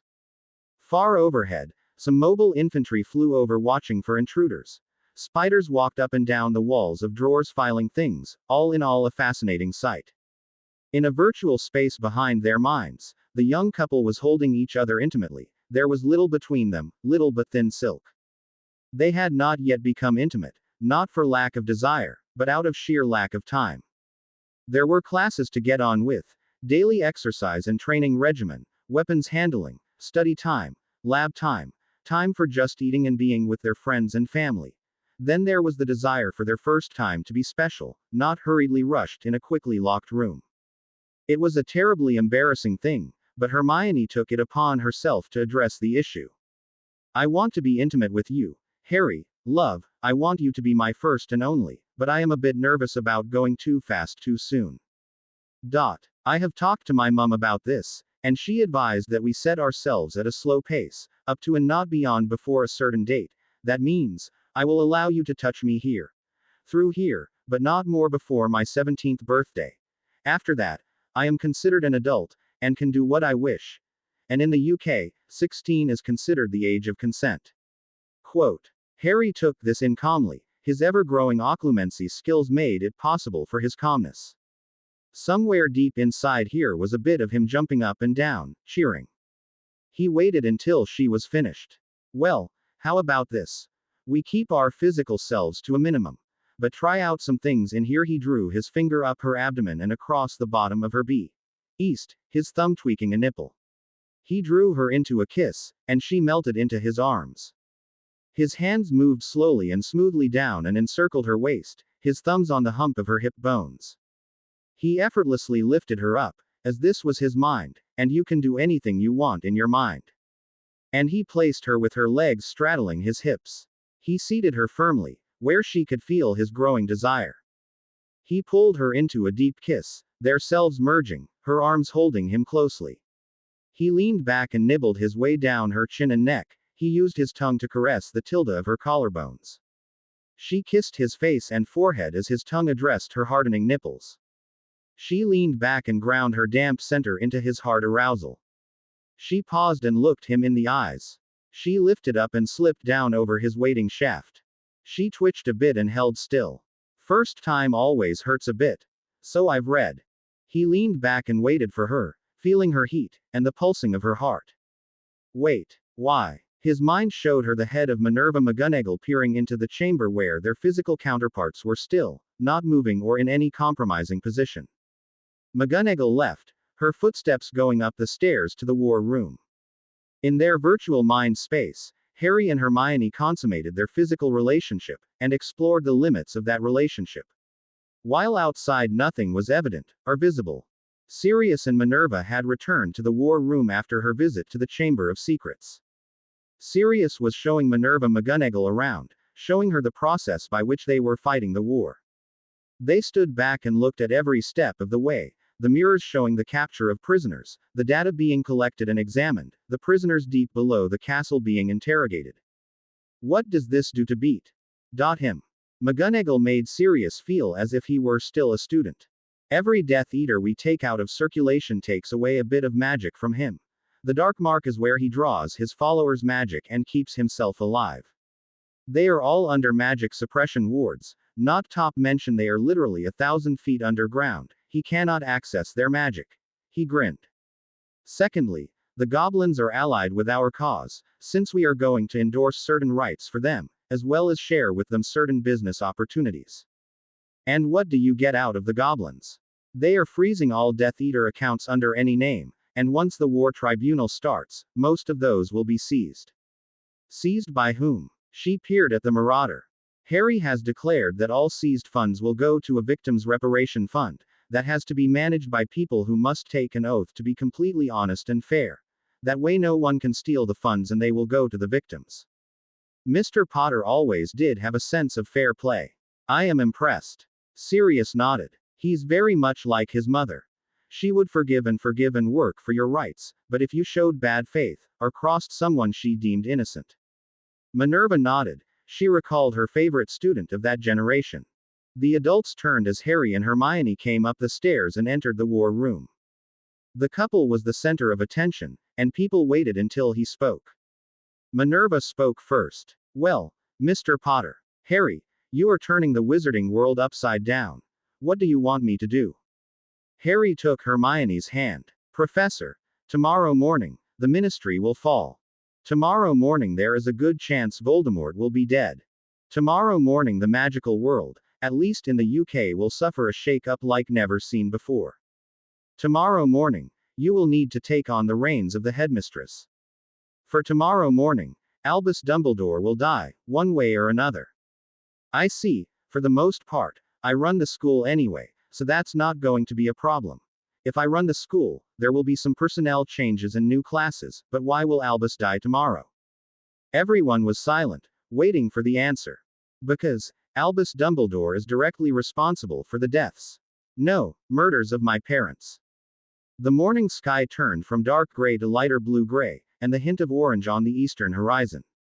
Silently a long hidden door opened and two figures entered the bedchamber, and made themselves comfortable, waiting for the sleeping headmaster to awaken. Minerva McGonagall was working, writing lists, making decisions, getting prepared for the day ahead.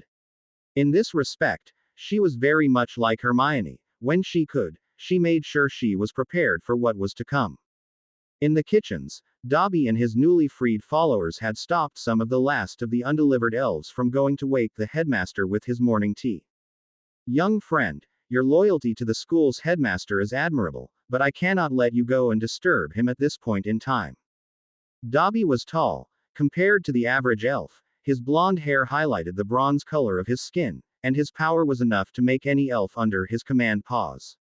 They instinctively obeyed, for Dobby was their leader, their king. Dobby would have been that position whether he had been first freed from the ancient curse, or the last. Dobby had the heart and soul of a leader, of a king. The elf in question bowed slightly. Dippy obeys master. Good. Now then, tell me what the headmaster has had you doing for him. Dippy obeys. The sun flowed across the towers of the castle and down the sides, leaking into windows and arches, lighting up sleeping chambers, and waking the day owls, many of whom went to pick up their morning deliveries. The distribution offices of the Daily Prophet were quite busy, except the banner on the head of the newspaper being delivered no longer said, "The Daily Prophet," but rather, "The Howler." The headline blared out, "Murder at Hogwarts," followed by a picture of the former Undersecretary to Minister Fudge casting a killing curse, and the next picture showed the curse impacting Harry Potter, causing him to fall dead to the floor of the Great Hall. The text surrounding the photos told a story that was completely true and without any editorial deflection or opinion. It went on to say who did what, where, and if it could be ascertained, why. Below the fold, the story continued and showed Harry rise from the dead, and how he took his revenge on his attackers. The second page had other articles in context, reminding people of where Harry was placed in their society, being the head of an only remaining member of the oldest recorded line of magical families, as well as some of the things he had the rights to do as that head. There was almost 2 inches of information as to the dismissal of Malfoy as an ancient family, Harry's declaration of the non-existence of the name Malfoy and the loss of all their properties, money, titles, everything. Harry did make a mistake there. It would eventually be revealed. Never humiliate an enemy. Take away everything he has to live for, and let him live. All you have done is created an enemy who has nothing to lose. An article on the 3rd page spoke of the disappearances of many people from the wizarding world, and speculated on what was happening. It was also pointed out that every name that could be ascertained as one of the missing, every single one had been suspected or was known to be a Death Eater. The article speculated that it could be one of 2 things, someone taking out the criminal element in an effort to stop suspected terrorists, or conversely, the Dark Lord, Tom Riddle, who called himself Voldemort, was gathering his forces. This copy of the new newspaper would be widely discussed and argued over, that is until the 2nd issue was delivered the next day. Few knew, but Madame Pants made sure that every issue was collected and bound into a large book, which would be studied for years in the future. In many homes, manors and residences across the UK, people were angry. Their elves had disappeared, there was no food on the table, and no one in the household was inclined or capable to cook for themselves. Albus Dumbledore woke with a start, his heart racing. He struggled to sit up and see what was going on, to realize 2 figures were sitting beside his bed, one on each side. He quickly, well, as quickly as an old wizard who had just woken up could be, he quickly whipped out his wand and pointed it toward the more powerful of the 2 figures, his magic sensing the greater threat. Before he could utter any spell, hex, curse, or incantation, the figure reached out and snatched the wand from his hand, and made it disappear from sight. Harry leaned into the light streaming from the window, and a nimbus of sunlight made his face glow with power.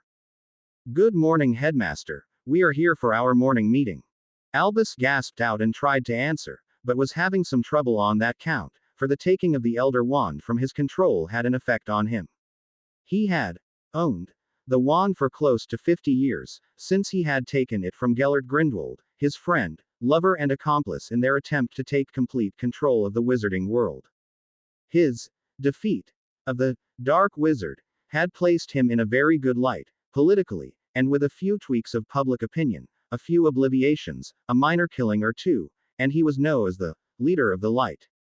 The sudden removal of that wand from his grasp and his control had a severe effect on his magic, in that it ripped most of that magic from him, and gathered in a nimbus around the victor, in this case, Harry. Harry kept his cool. His repeated backups of his mind had created a number of avatars in his mind, and the sudden influx of power did not have the usual effect of knocking out the receiver, but being evenly distributed among the many selves. Each of these images received a few percent of that power, that magical potential. If Harry had been of a single mind, all of the magical potential gathered up at once would have put him out of commission for several hours, and possibly made him susceptible to attack. As it is, he was unhinged for almost 3 seconds. Sirius looked worried. What is it, Harry? Manageable. Give me a minute. Harry grunted this out. Sirius turned his attention to the headmaster. Dumbledore wheezed out. Why? Sirius spoke. Because your continued manipulation of the most ancient and noble house of Potter. Because your direct responsibility for the deaths of my brother James and his wife Lily. For your plan to make Harry a martyr for your great name. For the fact you are a lying sadistic old man who doesn't deserve the life you have lived, on the backs of the innocent, and for your creation of the current Dark Lord, Tom Riddle. The blood of innocence is on your hands, old man, and when you get to the other side, James and Lily will be waiting, as well as all those whom you have wronged in the name of your greater good. That includes your silence in my innocence and you leaving me in Azkaban for 12 years. Sirius looked to Harry, who by this time was feeling more in control. You have anything, pup? Yes, for your interference in my life, for your attempt to betroth me to my friend Ginny against my will, and hers, for your interference between my beloved and myself, I take satisfaction in your leaving this mortal realm. He took a breath. I take no pleasure in killing someone, but if it is to protect my family, and by all the gods and magic I declare that Hermione is my family, I would kill you or anyone without a thought. He held up the liberated wand. I have this now. I now own all 3 of the Deathly Hallows. Yes, headmaster, all of them. I now have to destroy 2 more of Tom's Horcruxes and then I can kill your bastard son. By the way, thanks for keeping me in the dark for these years, not telling me the prophecy, not telling me about Tom Riddle, not giving me any training, expecting me to be your obedient lapdog. Well, headmaster, this dog don't jump. Harry stood and put the wand away. Before you go to your reward, just let me assure you that I will be telling the truth about your lies and plots, every one I can find out about, and whatever you have hidden will be found out. I know about your summers on Fire Island, with 50 years of headboy Polyjuice. I know about what you did to your sister. I know about the things you did with Grindelwald in the name of blood purity. Too bad your name will go down in history, just not in the manner in which you would like it to. What was left of the old man deflated as his will to live seeped out of him. In short order there was little left of his mind, as the stress had ruptured a main artery and his brain shut down, since his autonomic brain function no longer supported breathing or a heartbeat. His magic had fled and he was just a very, very old man. The 2 men looked around the headmaster's private quarters. Dobby, the elven leader, appeared. Could you get some of your people to come in here and copy all these books and file them in our archives? Leave the copies here, take the originals. Dobby called several of his elf squads and they set about the task. All paperwork, hidden things, artifacts, anything of value that is not direct property of the school. Dobby was looking over some objects on shelves, beautiful artifacts, laced with power and potential. Many of these are property of House Potter. I see. Well, take it all. I want back what belongs to my family, and I suspect many of the things he has here are not his either. Hey pup, remember this. Harry turned and saw Sirius holding up a gold chain with an hourglass on the end. Looks like a useful tool to have. Good one, Siri. We need to get back an hour ago and go to breakfast, not be here. On a whim, Harry activated the Marauder's map. See, we are sitting in the Great Hall right now. This has made me hungry, and I need breakfast. And we have a big day ahead of us. He stood and went to the open door in the wall of the headmaster's private quarters, followed by Sirius. Dobby and his crew popped out, and the room was silent, and looked exactly like it had when they arrived, except for the fact that the old man in the bed was now dead. The room was silent, silent as a tomb. The hidden door closed and the two men walked down the tubes in the walls of the castle, all the way down to the Chamber of Secrets, for those tubes were how the snake had gotten around in his second year. It seemed that Salazar Slytherin had put hidden passageways throughout the school so Go could appear wherever he wanted without being seen. Harry had installed a door of his own the previous year and explored the tunnels, and found doors into most areas of the school, every common room, every head of house office, the infirmary, the Great Hall. The only places the tunnels did not go were where new construction had taken place after 1100 AD. The truth was, Salazar had not been driven away, or disappeared, he lived out his life in the castle and he had died in the castle. His bones were interred in a stone chamber hidden from view, placed there by a loyal friend, who sealed the chamber and walked out the door, never to return. Alphonse Potter. Salazar Slytherin's great-great-grandson. Some years later Harry would come across the journal of his ancestor and find the notation along with the passwords to get access. Parcel passwords.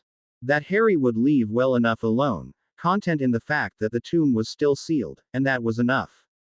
Harry and Sirius appeared in the tower room an hour before, and they went to the Great Hall for breakfast.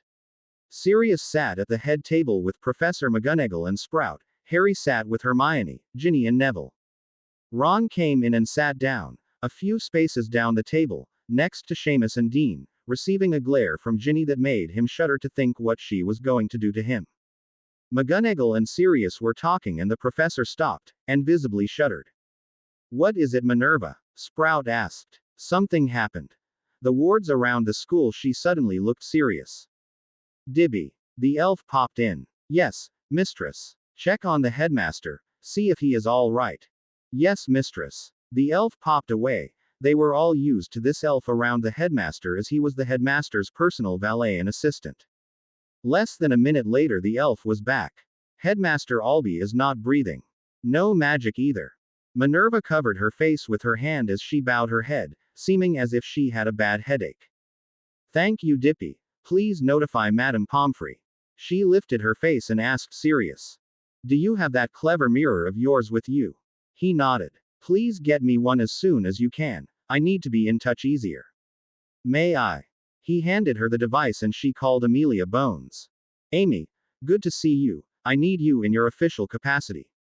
"What is it, Minnie?" "Albus is dead. I need your medical examiner here to ascertain time of death, which was 4 minutes ago, by my watch."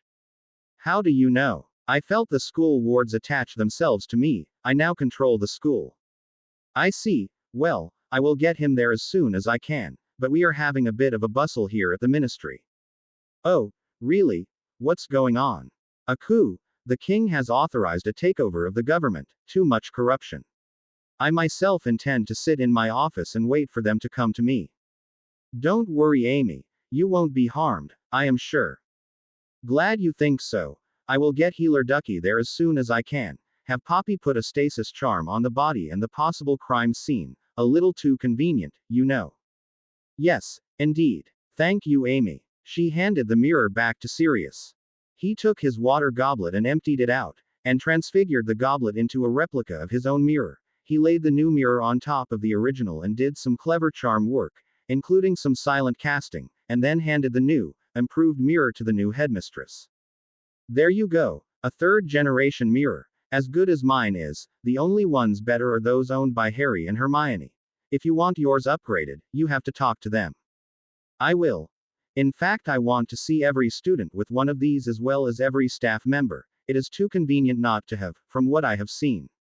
"You don't know the half of it, Minnie. These will do amazing things." "Professor Sprout, do you have a mirror yet?" "Yes. Neville asked the Potters to make me one. That young man will go far." "Yes, both of them will. Neville is quite clever, and strong as an ox. I did some sparring with him this summer. He took me down more than once." "Really?" Both professors were amazed. "Yes, he learned it from Harry, how to channel his magic, that in a new wand, he is every bit as powerful as Frank was." Minerva was making several mirror calls to many people, lining up all her soldiers in a row. She had a checklist she was going down. Sprout recognized some of the names on the list. You knew about this beforehand, didn't you? She whispered to McGonagall. Minerva looked sharply at the Hufflepuff head and nodded ever so slightly. There's going to be quite a shakeup here at Hogwarts, not to mention the Ministry. All we can do is ride it out and hope for the best. Sprout nodded. What about the Board of Governors? Doesn't really matter. I have the heads of the 4 founders' families here this year. Who? Mr. Potter is a descendant of Godric, as well as Salazar. Miss Bones is a descendant of Hufflepuff, and Miss Lovegood is of the Ravenclaw line. Will they cooperate? It's me cooperating with them, not the other way around. Last night, very late, I had a delivery of several lists of names, instructors to replace several we are missing and enhance those we already have. Don't worry, your job is safe. I might surprise you, Minnie. As soon as Mr. Longbottom gets his mastery in herbology, I am retiring. Minerva looked up sharply at her friend. Not so soon. Please. She looked a bit panicked. She whispered, Pommy, I need your help.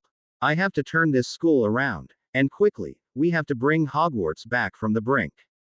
Albus, dealings for the last 30 years have practically destroyed us. We are the worst teaching establishment in the UK, if not all of Europa. A Hogwarts education used to mean something. I want it to be so again.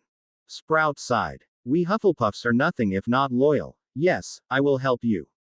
What's first? Slytherin has no head. Severus is among the disappeared. We will not be seeing him again. Sprout thought for a moment. Who is down there now? I have an Auror watching over them. He comes from Durmstrang and indicated he wanted to move here to the UK. Met a girl, I believe. Will he stay the year? No. 1 month only. My choices are Aurora and calling back Slughorn. He might do. Sprout thought a minute. Have this Durmstrang fellow. What's his name? Chekhov. Pavel Chekhov. He says his parents were something called Trekkies. Is he a pureblood? The Slytherins would eat up anyone not a pureblood. Yes, his parents are purebloods, odd ones, but yes. Have him and Aurora work together to set the place straight. If things are going as you say, there may be fewer instigators in the school this year. You may be right. Sirius stuck his nose into the whispered conversation, and added his own whisper. Not, Jugson, Avery, Pusey, McTavish, among others, all will fail to make the tuition payment this year, so those families will not have students in the school this semester. Or probably ever again. And you know this, how? Sprout looked at the ex-marauder. Because, my lovely Pomona, I just got a notification that their assets will be seized by the new government for being marked Death Eaters. He held up his mirror, which was streaming lines of news and data. Much of it from an unnamed source. Sirius Black, what business do you have consorting with revolutionaries overthrowing the government? Me? Consorting? Not me. I'm innocent of everything, trust me. He waggled his eyebrows at the professors. It was all they could do to not laugh out loud. In a more somber note, shall we announce the demise of the headmaster or not? Not until Amelia's medical examiner comes to determine cause of death. She thinks it may be a crime, not natural. Sirius snorted. Natural. Around that old man? I think not. He sat at his seat and perused his mirror, as were quite a few of Harry's friends. Minerva sighed and stood, getting everyone's attention. I have a few announcements to make. Today's classes will be postponed, and I ask that the students maintain a bit of decorum in the great events happening. As you see, the Daily Prophet is no more, it has been replaced. Also, from what I understand, our Ministry of Magic is being taken over and replaced as well. A swell of noise and questions. An assignment for every student, which will be picked up by your head of house. Listen to the broadcasts of the WWN and try to discern what is going on. Write a paragraph or two, no more than 5, on your view of today's attempted government takeover. Students may go outside, but stay within range of the castle, for we don't know if there will be any attacks on the school. Older students look out for the younger. Prefects, meeting with me 1 hour. And now, as I have received confirmation. At 6:21 this morning Albus Dumbledore passed over into the next great adventure, and I have been promoted to headmistress. Temporarily Professor Sprout is my deputy and she will be replaced within 30 days, as many of her duties are time sensitive. Professor Snape is one of the missing, and we do not expect his return. Cheers and hooting. Quiet. Act like proper ladies and gentlemen. It took a minute, but they did. Or Pavel Chekhov and Professor Aurora Sinestra will be the temporary head of Slytherin. Some of the Muggleborn giggled at Chekhov's name. They would change their tune the first time they did a bad Russian accent in his hearing. McGonagall looked to her companions at the head table. Do either of you have anything to say? Sprout said no. Sirius stood up. As Lord Black, I have called for an emergency meeting of the Wizengamot. I want all of you, and I mean all of you, to listen to the broadcast. It will be on all channels of Radio Sunshine, and the WWN. Today is a day history is being made, you should remember it. Your assignment is this. There are people overthrowing your government. By whose authority, and why? Ask those questions and write down your answers. Harry, come here. Harry stood and took off his school robe and handed it to Luna, who was right next to him. He was wearing formal robes with the Potter and black crests large across the back. In a sheath on his shoulder was the sword of Gryffindor. He strode up to the table and met Sirius, who stepped down from the platform.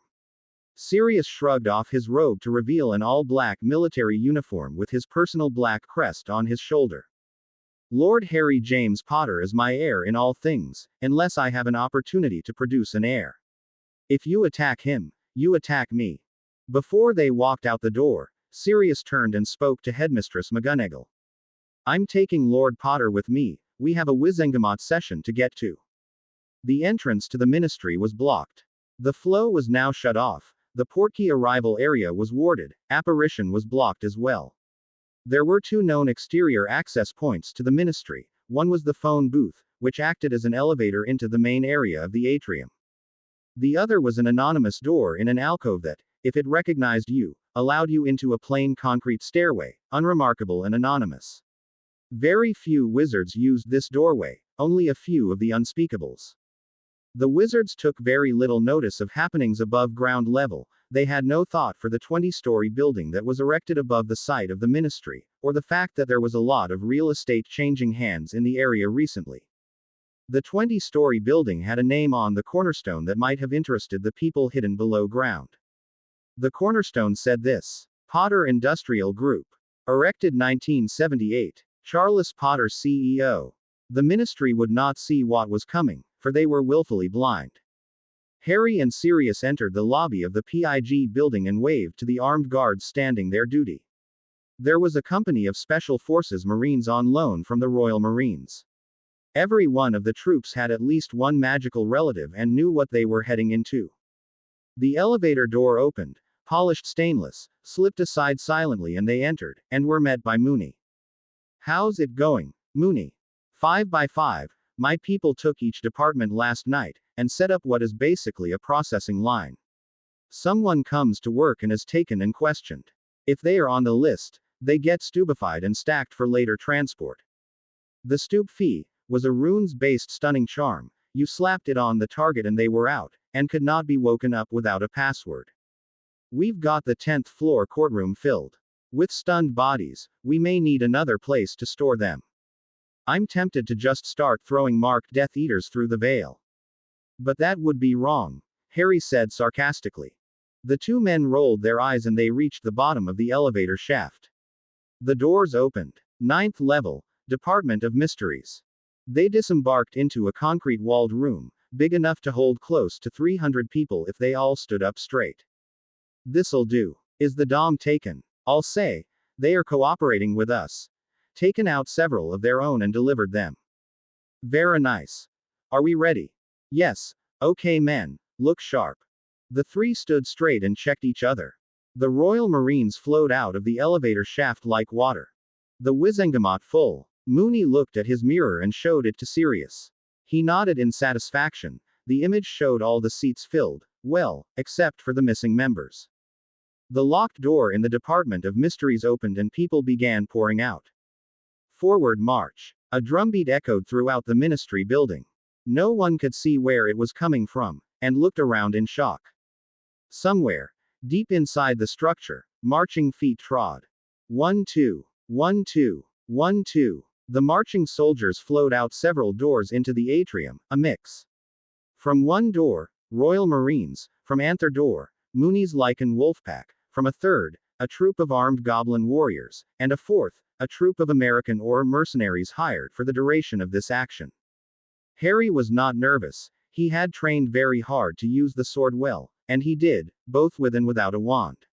He could hold his own left or right-handed. Hermione had taken to calling him Inigo Montoya while they were training. The troops all marched into the atrium and took their places, guarding the flow, guarding the elevators, guarding every possible ingress or exit. A small squad was setting up a framework in the lobby, and dialing in a long sequence of numbers at the junctures of each corner. As the troops passed by, a large platform lined with shelves appeared, and the crew started loading stunned prisoners on the shelves. The column of troops peeled off and went to their assigned areas, and there was no one left in the ministry, in any office, in any hidden room or closet that had not been found. Loyal wizards were directed to the gallery in the Wizengamot Hall, or were held in the lunchroom facility. The Wizengamot members were all in their traditional seats awaiting the arrival of Lord Black, and were concerned about this noise and all these armed people around them. Some would even attempt to protest. Like it would do any good. The three marched into the Wizengamot chamber, followed by a company of Lycans armed with a variety of weapons. The Lycans fanned out and held their weapons at the ready, vaguely pointed toward the ruling body. Harry, Sirius and Mooney strode up to the front and center of the chamber and stopped. With the signal of his foot hitting the floor as he stood to attention, the drumbeat stopped. A podium appeared. Sirius stepped up, and his voice was amplified. With the authorization of His Majesty King Edward VI, by the grace of God, of the United Kingdom of Great Britain and Northern Ireland and of his other realms and territories, King, head of the Commonwealth, defender of the faith. I, Sirius Orion Black, have been appointed military governor of the magical world of the United Kingdom. I declare a state of martial law now exists. There was much muttering and anger. I declare that this Wizengamot is hereby disbanded. All special privilege, payment, status afforded the members of this body shall now be stopped. Every member of this body will be questioned and searched before they leave this chamber. If found to bear the dark mark, that person shall be arrested and imprisoned to await judgment. There was a fuss and one of the members jumped up and attempted to cast a curse towards Sirius, but was hit in the face with a potions ball, delivered by a paintball gun. The assailant collapsed, unconscious, tagged with Draft of the Living Death. He was levitated out of the heap he was in on the floor, his sleeve cut away, and the mark revealed. A gesture from Mooney and the man was taken away, to be put with all the other prisoners. The soldiers on the floor of the chamber were on high alert now, their weapons raised and pointed at the ex-Wizengamot members. Fudge tried to make some noise and demanded that the Aurors arrest everyone. This brings us to the next point. Our authorization says that we must ferret out corruption, criminal activity, deliberate malfeasance and crimes against magic, crimes against humanity. To this end, I am forming a tribunal, with members of our society in good standing as judges. Arthur, Amelia, Nicholas. Out of the waiting area came Arthur Weasley, Amelia Bones and Nicholas Flamel.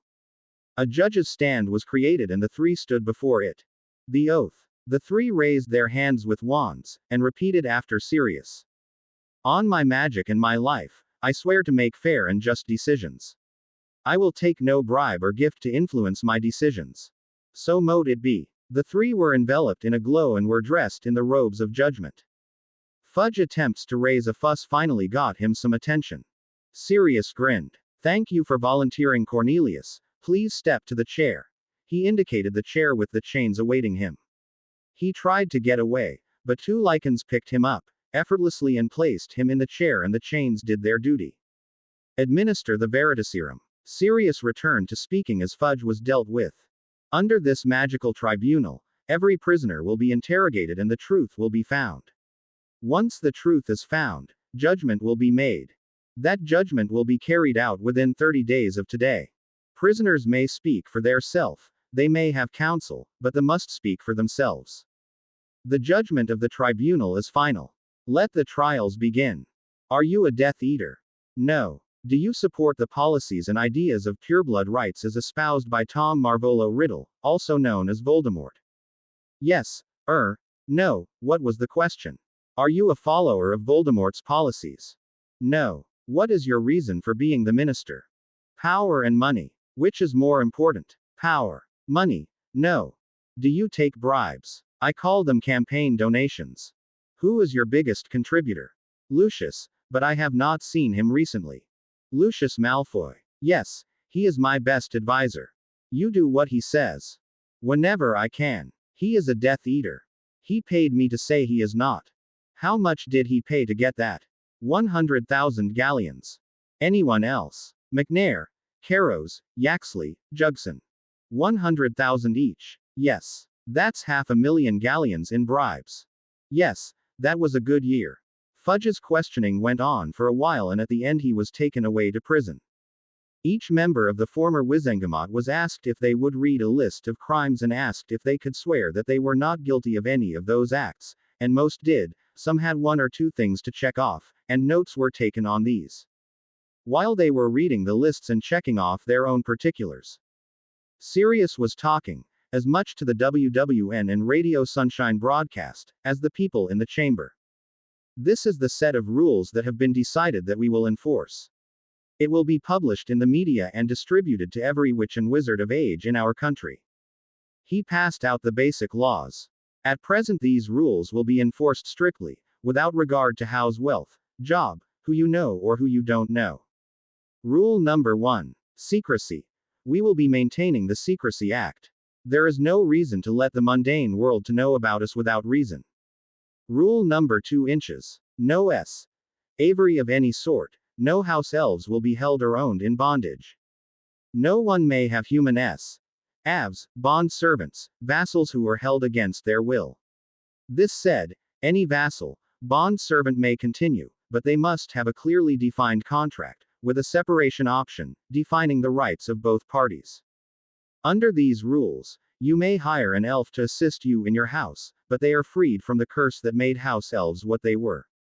You may have seen some of the restored elves. Respect them and treat them as equals, for they are a newly restored race of magical people.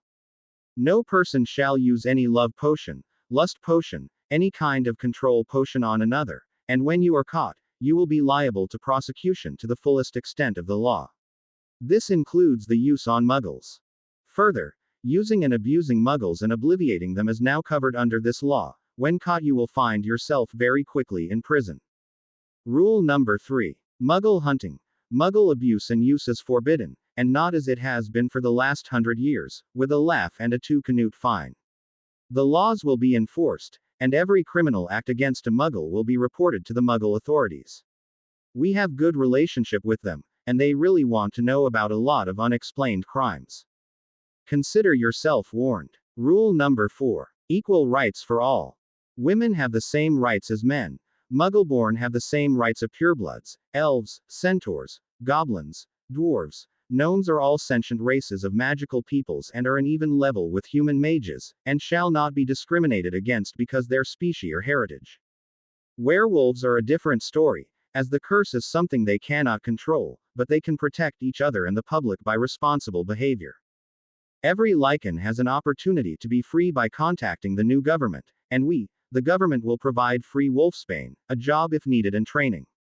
There are appropriately warded reserves available for the Knights of the Change, and if found outside one of those reserves, that werewolf is subject to the full application of the law and punishments. Look around you. Each of these soldiers wearing a black uniform like mine is a werewolf, a healthy, well-trained and in their right mind Lycan. What you see here is merely 100 of our warriors. We also have 200 plus who work in our greenhouses, fields, all manner of jobs, and they are happy with their families. Any werewolf who deliberately spreads the Lycan virus will be captured and imprisoned, as I said, responsibility. Rule number 5. Speech. Anyone can say anything they want, voice any opinion they want without reprisal. If that person tells lies about another person, they can expect retribution. If the lies are published, that publisher had better have a solid clad fact to back up that lie. If that publisher prints lies about another and does not prove the facts, that publisher is subject to fines and penalties. Rule number 6. All the basic laws of the mundane world are to be followed. You are citizens of the United Kingdom, and as such subject to those laws, you are also entitled to protection under those same laws. These rules will be enforced, These rules will be backed by the new government until they are either legally voted down or proven to be otherwise inappropriate.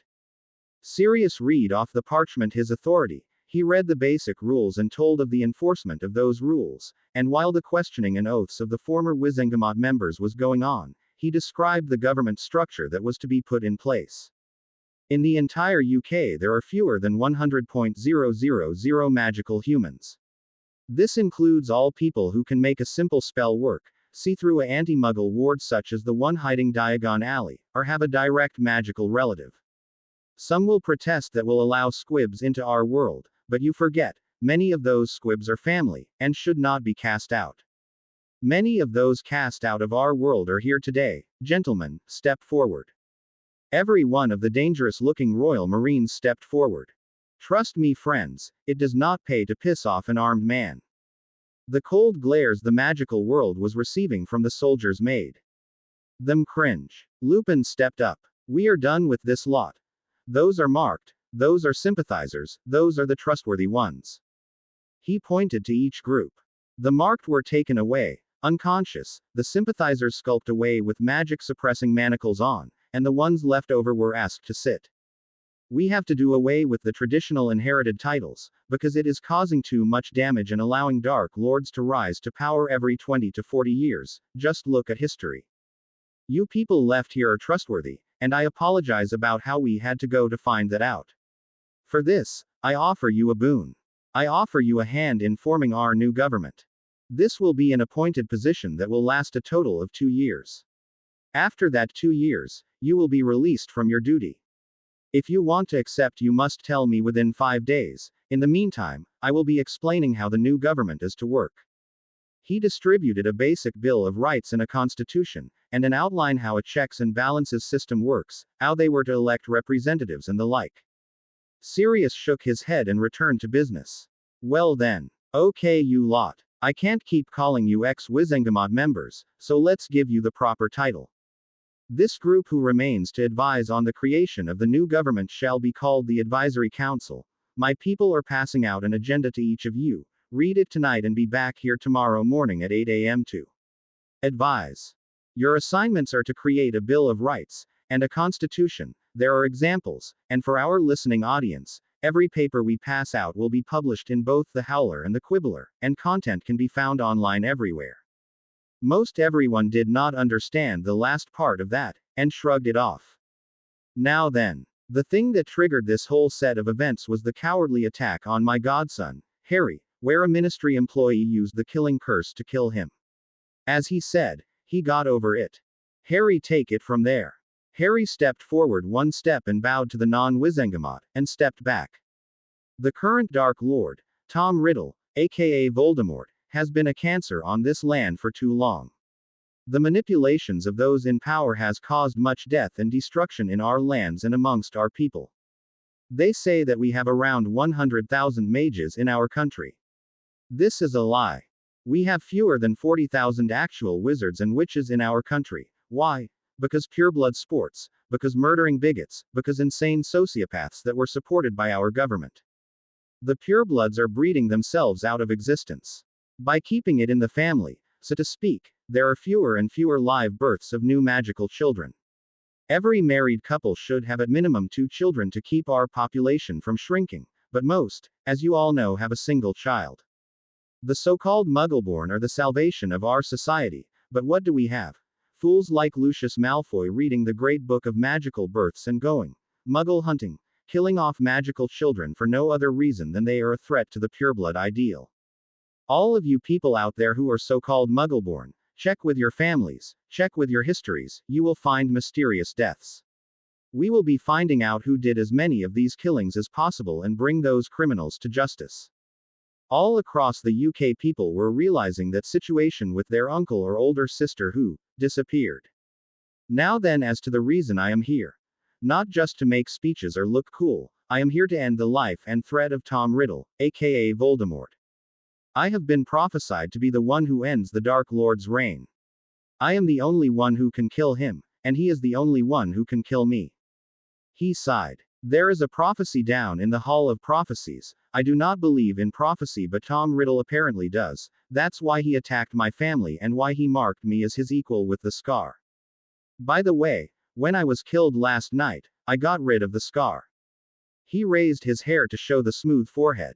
People gasped at the explanation where he admitted that he was the chosen one. I need to do a bit of rune work here for a ritual that needs done. Please carry on with your discussion. Harry then took out a large roll of parchment and began to work. Sirius stepped up. Today we will be setting up a war crimes tribunal, and those who are criminals will be judged and sentencing handed down. All sentences are final. Arthur, you have a question. Yes, are 3 of us as judges sufficient, or should we have more? Well, do you know 4 or 10 more honest and reputable men who will look at things fairly? Why 4 or 10? The magical primes, 3, 7, 13. Pretty soon it becomes impractical, so we started with 3. If the 3 of you agree, you may elect some more people. We will discuss it. Arthur turned to Amelia and Nicholas and they talked amongst themselves. Sirius turned his attention to his godson. Okay, we're still broadcasting live across the country, in fact the world. What are you doing, Harry? Harry was on his knees on the floor transferring the runes and lines on the parchment to the stone floor of the chamber. I have this ritual circle worked out. I have been working on it for more than a month with Rune Master Charles Shepherd and his apprentice Jen Dubois, and once it is complete and enclosed, I can summon Tom here, and divest him of his magic, and his life. As you know, he has cheated Death for the last 14 years, and she is pissed. Death, she. What are you talking about? I was speaking with Death last evening. You know, when the Toad's killing curse hit me, I was in the afterlife for, from my view, several hours, outside time. Here, I mean was a few seconds, maybe 30. I see. One more for the unique things Harry has done file. Harry snorted. You better believe it. Well, I have the ritual circle almost done. Keep people off it, please. This last was to the soldiers on guard. Most of them had stood down, since the ministry was completely and totally in the hands of the new revolution. Percy came in, bearing a mirror and a stack of paperwork. He placed the pile on the dais and got his father's attention. Arthur turned and saw the stack. His eyebrows raised at the number. He picked up the top sheet and looked it over, and passed it to his 2 colleagues. They nodded and put it back on the pile. Arthur stood. Everyone went silent and paid attention. We, the War Crimes Tribunal, intend to elect from among the population 10 more judges. So that we may have on duty at least 7 at all times. That will take some of the burden off just the 3 of us. Sirius answered. Very well. Do you have any names you would like to put up now? Not at this time. We will take suggestions, though. Harry stood. I have someone I would like to nominate for the position. One of the positions. Yes. He has done some work for me and my godfather. He put his family, his wife and child at risk without question, because he believes his actions are the right thing to do. He put his name and his very life at risk for this cause. They looked at him expectantly. Percy, will you accept the nomination? Percy looked shocked at this. He didn't even recognize himself when Harry described him. Sure, yes, I will. If the tribunal accepts me, I would be honored to work with them. Good, tribunal. What do you think? The 3 spoke together and then they were 4. It would take 3 more days to get the nominees together, and once having done so, they would pass judgment on all the Death Eaters and criminals. Are you ready? I am. Hermione had arrived to watch the event personally, and to support her lover. Harry stood in the center of the ritual circle. He levitated Hermione over to himself and gave her a kiss, and she was flown back to her seat, between Arthur and Nicholas. His wand now was made up of 3 parts. The Elder Wand, the ring and the cloak. He had put them together in a bundle and shrunk them down to a toothpick size, and palmed the assemblage. He powered up the runes, and they glowed brightly, starting at the outer edges, and working their way in until they were completely lit and functioning. There was a central circle which Harry stood in, and one circle that was heavily warded. He started speaking in Greek. Moire, I ask a favor, a boon of thee, Clotho, Lachesis, Atropos, I ask your favor. A misty apparition came into focus, and spoke to the young man. It was 3 women. but they all spoke with a single voice. What is it, mortal? We have seen you twice before, and it is not yet your time. Now you hold the tools of death in your hand. What will you have us do? I want nothing more than to bring the pieces of Tom Marvolo Riddle back together where they belong, and send him into the afterlife. I wish nothing for myself. All this was spoken in Greek, and in a dialect few would understand. The three held their heads together and then faced him. Agreed, he is a bothersome child. Summon him. Harry nodded and began the summoning ritual, and from a few places in the land, wraiths did come. From a vault in Gringotts Bank, a wraith. From a large snake curled up, sleeping near a fire, another. From the in-between place, neither life nor death, four more. Lachesis reached out with her measuring rod and snagged the pieces and handed them off to Atropos, who took the thread spun by Clotho and tied the bits together in a rough approximation of a man. When all were bound, they looked to Harry. One more. He bowed to the ladies and did the final part of the summoning. In Little Hangelton, a dying snake remained by the fire, and the wretched burn-scarred semi-human wizard was phasing in and out of solidity. He was more and more insubstantial, and finally with a pop he was ripped from his father's manor and slammed down hard on the stone floor of the council chamber. The rent in the fabric of space let out a fireball that was nearly as hot as the sun, and for a second, there were some who thought an atom bomb had gone off in a backwater town in England.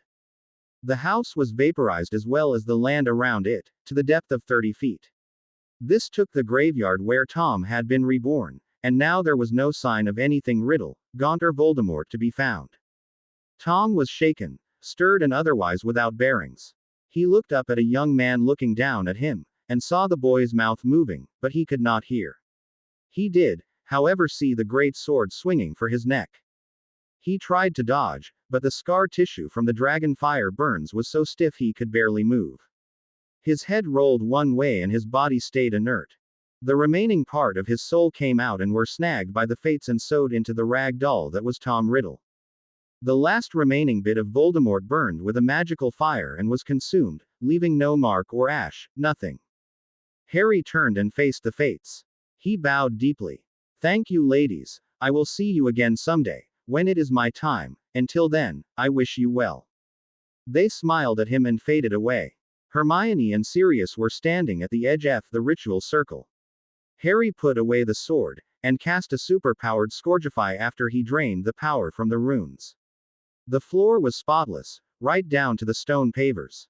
He opened his arms and Hermione was in them instantly. Sirius put his arms around the two and held them to himself. Percy was describing the actions in the great room, since no one else was inclined to do so, and someday he would be the top video news anchor in Britain and the UK, the most trusted name in news. Harry extricated himself from the three-way hug and spoke softly. I have a few things I have to do. I will meet you back at the tower, all right? Hermione nodded, tears flowing down her face. She was so happy she couldn't help but cry. Be careful, and come back to me. Take care, Sirius. I will be a few minutes to you, a couple days for me, I think. Sirius nodded and stepped back as Harry cast a very powerful, personal space ward, so no one could get near him. He sat as if to meditate and his butt never hit the floor. He was levitated a few feet up, and you could feel the power radiating from him.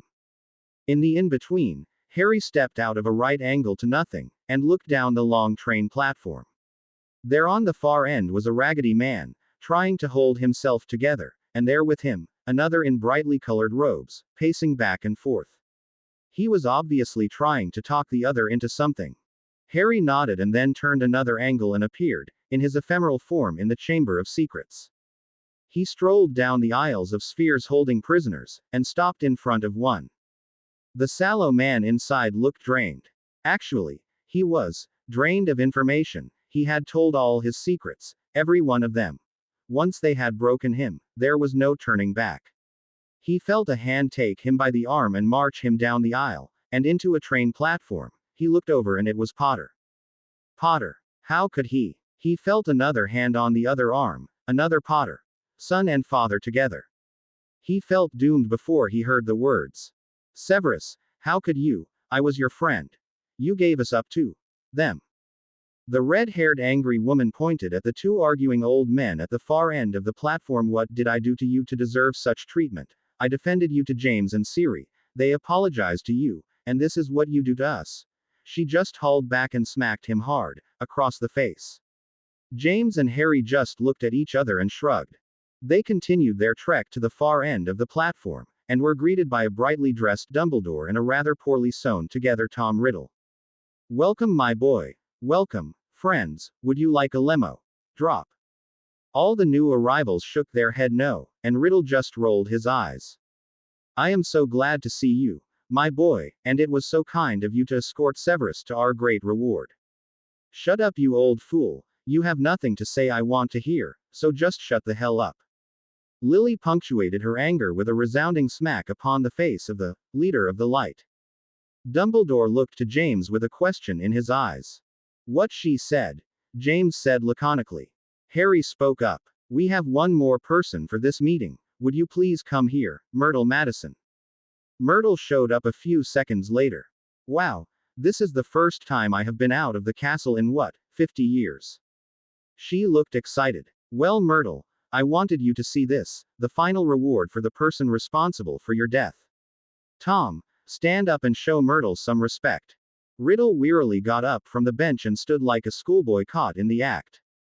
Anything to say, Tom? Nothing. He just slouched. Harry, my boy, my mum told you to shut up, old man, so I'm saying it.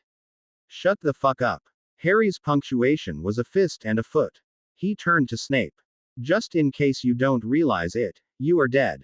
I took your soul with me, and you are now in the in-between. He dug in his bottomless bag and pulled out a piece of thread. Thread given him by Clotho, the spinner. Harry tied it around the neck of Snape, Dumbledore and Riddle, and back to Snape. He then bound their hands together, so each was tied to the hand of the next in a reverse daisy chain. They formed the 3 points of a triangle. They could not sit down, or walk, or do anything without the complete cooperation of the other two. They were already trying, tugging this way and that, but to no avail. The thread was unbreakable, and would never, ever come off, except by the Master of Death. Harry, Lily, James and Myrtle looked on as he did this. They are stuck together for their entire life. Eternally. It fits, after all. Tom is Dumbledore's son, well his creation, so is Snape.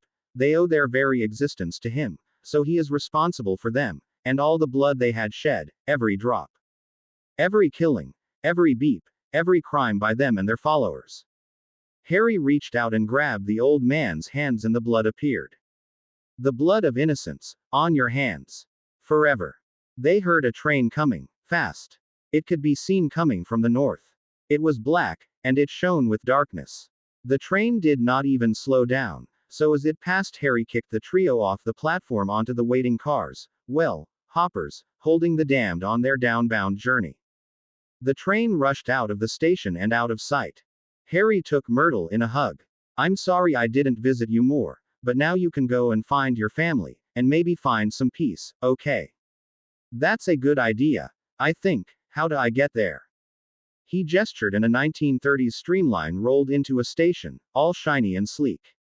If they had been train spotters, they would have recognized this train as a New York Central 20th Century Limited, with its flowing lines and polished steel. The coaches were lit up with happy people and friendly service, a place that one really wanted to be.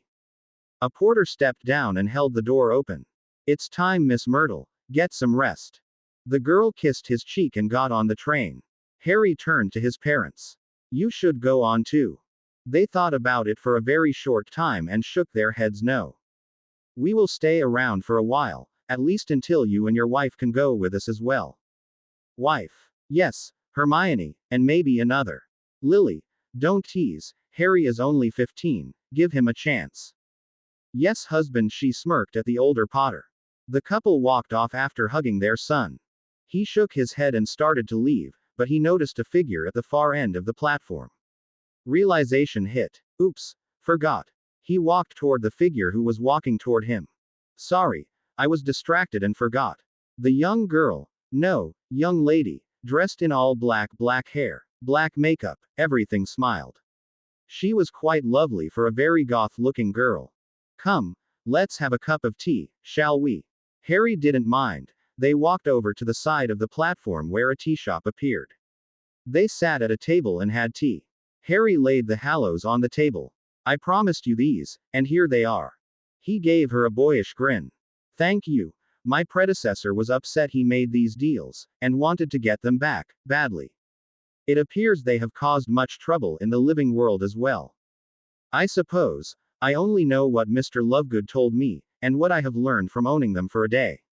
Truthfully, I'm glad to be rid of them. It would make me and my family a target, and I won't have that.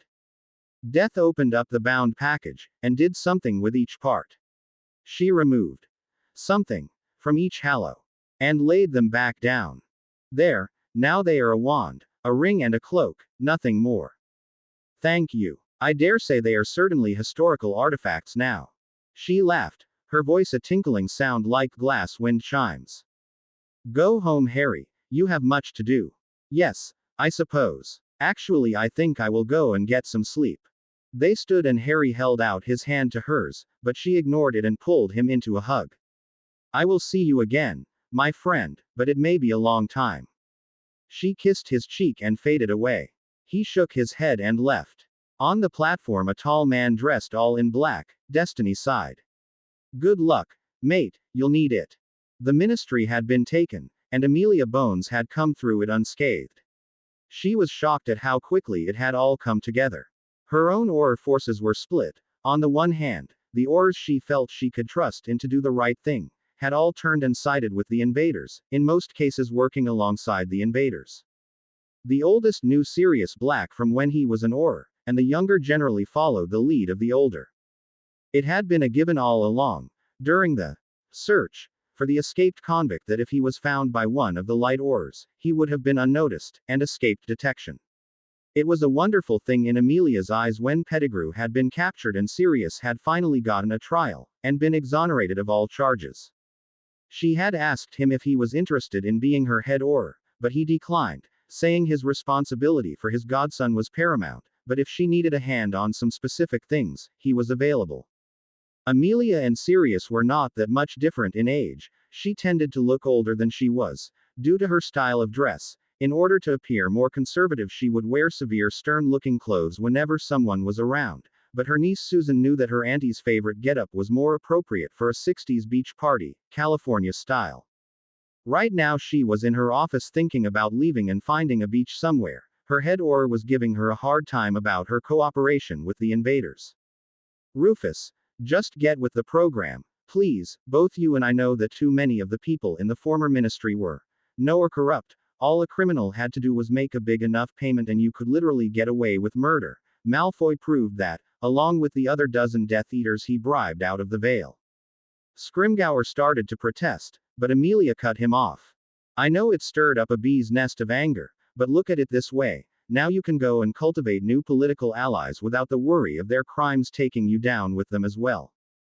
That shut him up. Now, there are going to be big changes, but this doesn't mean things have to be completely different. With a bit of wisdom we can improve the Department of Magical Law Enforcement.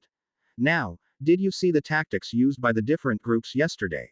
I was quite impressed with Lupin's Lycan forces. They were efficient and never used more force than needed to get the job done.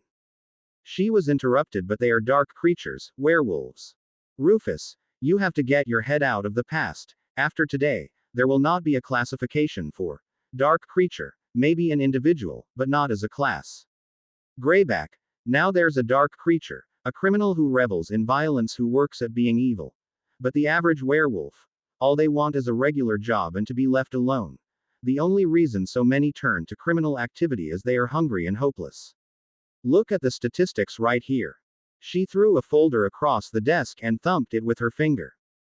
The crimes attributed to werewolves, look at the day they dropped off, and a week later, virtually stopped. Do you know why? Rufus knew. He just didn't want to say. Because that's the week Black sent out invitations to every werewolf in the UK and part of Europa, and he offered them all jobs and wolfsbane and something to live for.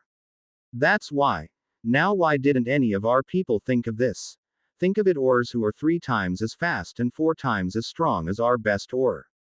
I know, but can they be trusted? Rufus, Have you been listening to that idiot Umbridge again? You know as well as I do as an administrator, you show trust and respect for your people and they will jump to be the best they can be. Now think, because of the stupid laws we have had to enforce, we have a bunch of disaffected, angry, overpowered potential criminals. Now, Black and Lupin have a mercenary force of over 200 people who will do anything for them. We should consider ourselves damn lucky that Sirius is on our side. Scrimgeour scowled. I still don't like him. Never did. Amelia smirked. That's because he's one of the 3 people on the force who you could never beat in a duel. The lion-haired man said nothing, but they both knew that she was right. Moody is overseeing this, you know. This got Scrimgeour's attention. What? Moody was captured last year and held prisoner. Black and Potter freed him, and are overseeing his recovery. They asked him to help and he agreed. I assume he decided that his moral compass would keep everyone honest, or maybe he just wants to be at the center of the action. Scrimgeour sighed. What do you want me to do, Director? Harry and Hermione arrived back at Hogwarts after the takeover of the Ministry. They managed to avoid the worst of the crowd swarming, asking questions, because they never actually passed through the main part of the school. Harry used his dedicated portkey and ended up at Potter's Keep, and after a short turn around there, used the cage to get inside the wards of Hogwarts. The cages were still very limited, and there were only a few. Potter's Keep, the back door to the Chamber of Secrets, also known as Centaur Village, the tower, above Gryffindor Tower. And an industrial warehouse east of London. Gringotts had one in a secure room as well. In another few days, there would be another transport cage, in the Potter Industrial Group Tower, which had direct access to the Ministry. The couple slipped into their tower room, and crashed on the couches. There was activity in the room, as the roundup of Death Eaters and named sympathizers was still going on. They had caught a high percentage of the named Death Eaters. There were a few who were out of the country, hiding or just out of public access. From every evidence they could find, there were only 153 named Death Eaters and probably 300 active sympathizers.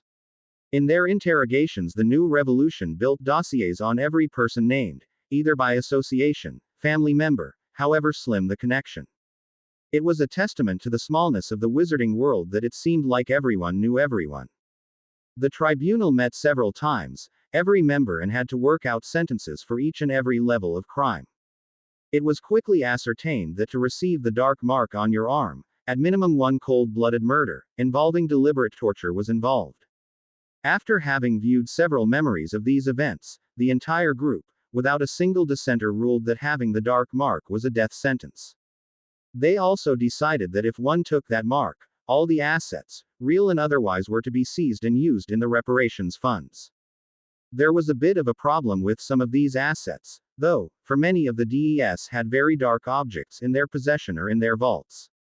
Once again, the goblin mercenaries were hired to dispose of such artifacts, with the proviso that anything they found that had a Parseltongue spell or curse on it was to be saved for Harry and Bill to dispose of.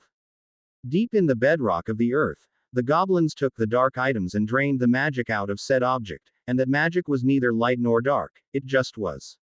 That magic was diverted towards and goblin-based uses. Luna had taken over the meditation chamber and had been in there for several hours. She was collating thoughts and threads leading to assorted potential realities when Hermione stuck her head in looking for the blonde girl.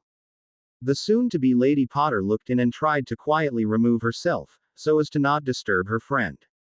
Hermione, stay. Please.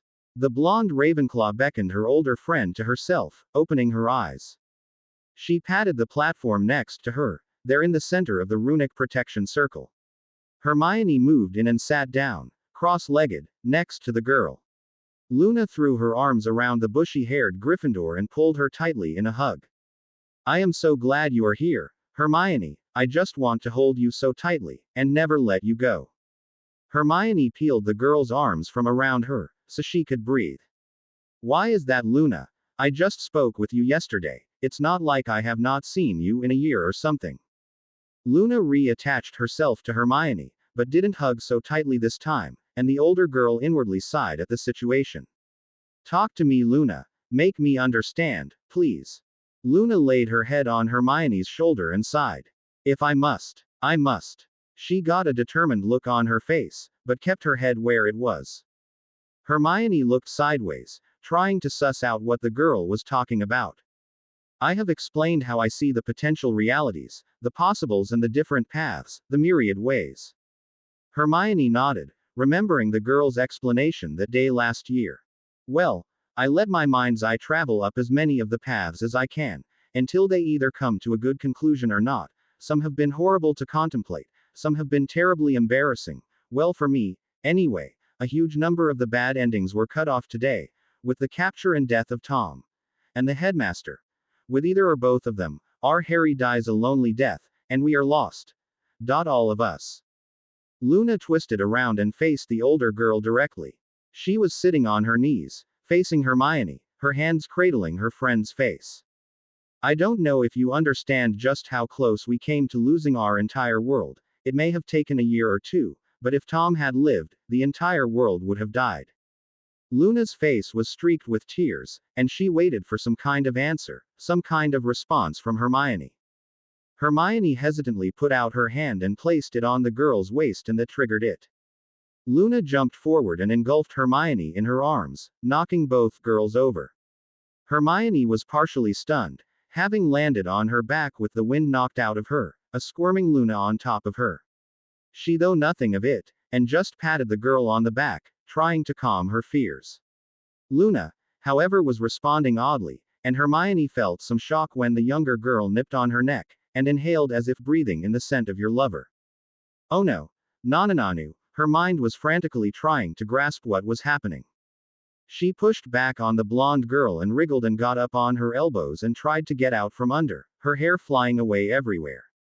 Luna, Luna, Luna. The younger girl froze in shock, and realized what she had done. She went instantly red all over and jumped back almost too quick to see.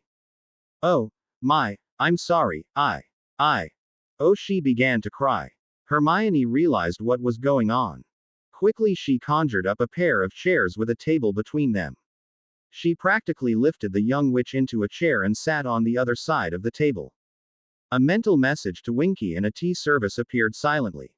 Hermione took solace and pleasure in the small rituals of tea. If she had been born in Japan, she would be doing the proper tea ceremony now. Ritual must be followed. As a proper British lady, she let Luna compose herself and served her tea. Luna followed ritual automatically, allowing her to get her mind together. Luna, I am sorry, I interrupted your meditation, I should not have distracted you. I understand the risks of distraction while working on your inner organization. I have possibly caused you embarrassment or confusion. I promise as your friend and as a witch that I will keep your secrets on this matter. Luna dabbed her eyes, wiping away the tears, and rolled her eyes up and to the side, not really able to look at her friend. I think you know, I just reached my womanhood, she sniffed. I have seen so many. Many things, she broke down crying. Hermione pulled out her lace hanky and gave it to the girl, and held her as best she could over the table, pulling her head down to her shoulder and patting her back. Let's not think about what could have been. You yourself said that now that Tom and the old man are dead, those things won't happen. Right? Luna sniffed and sat back, wiping her eyes. Yes, I suppose you are correct. It is hard not to think about these other things though. She sighed.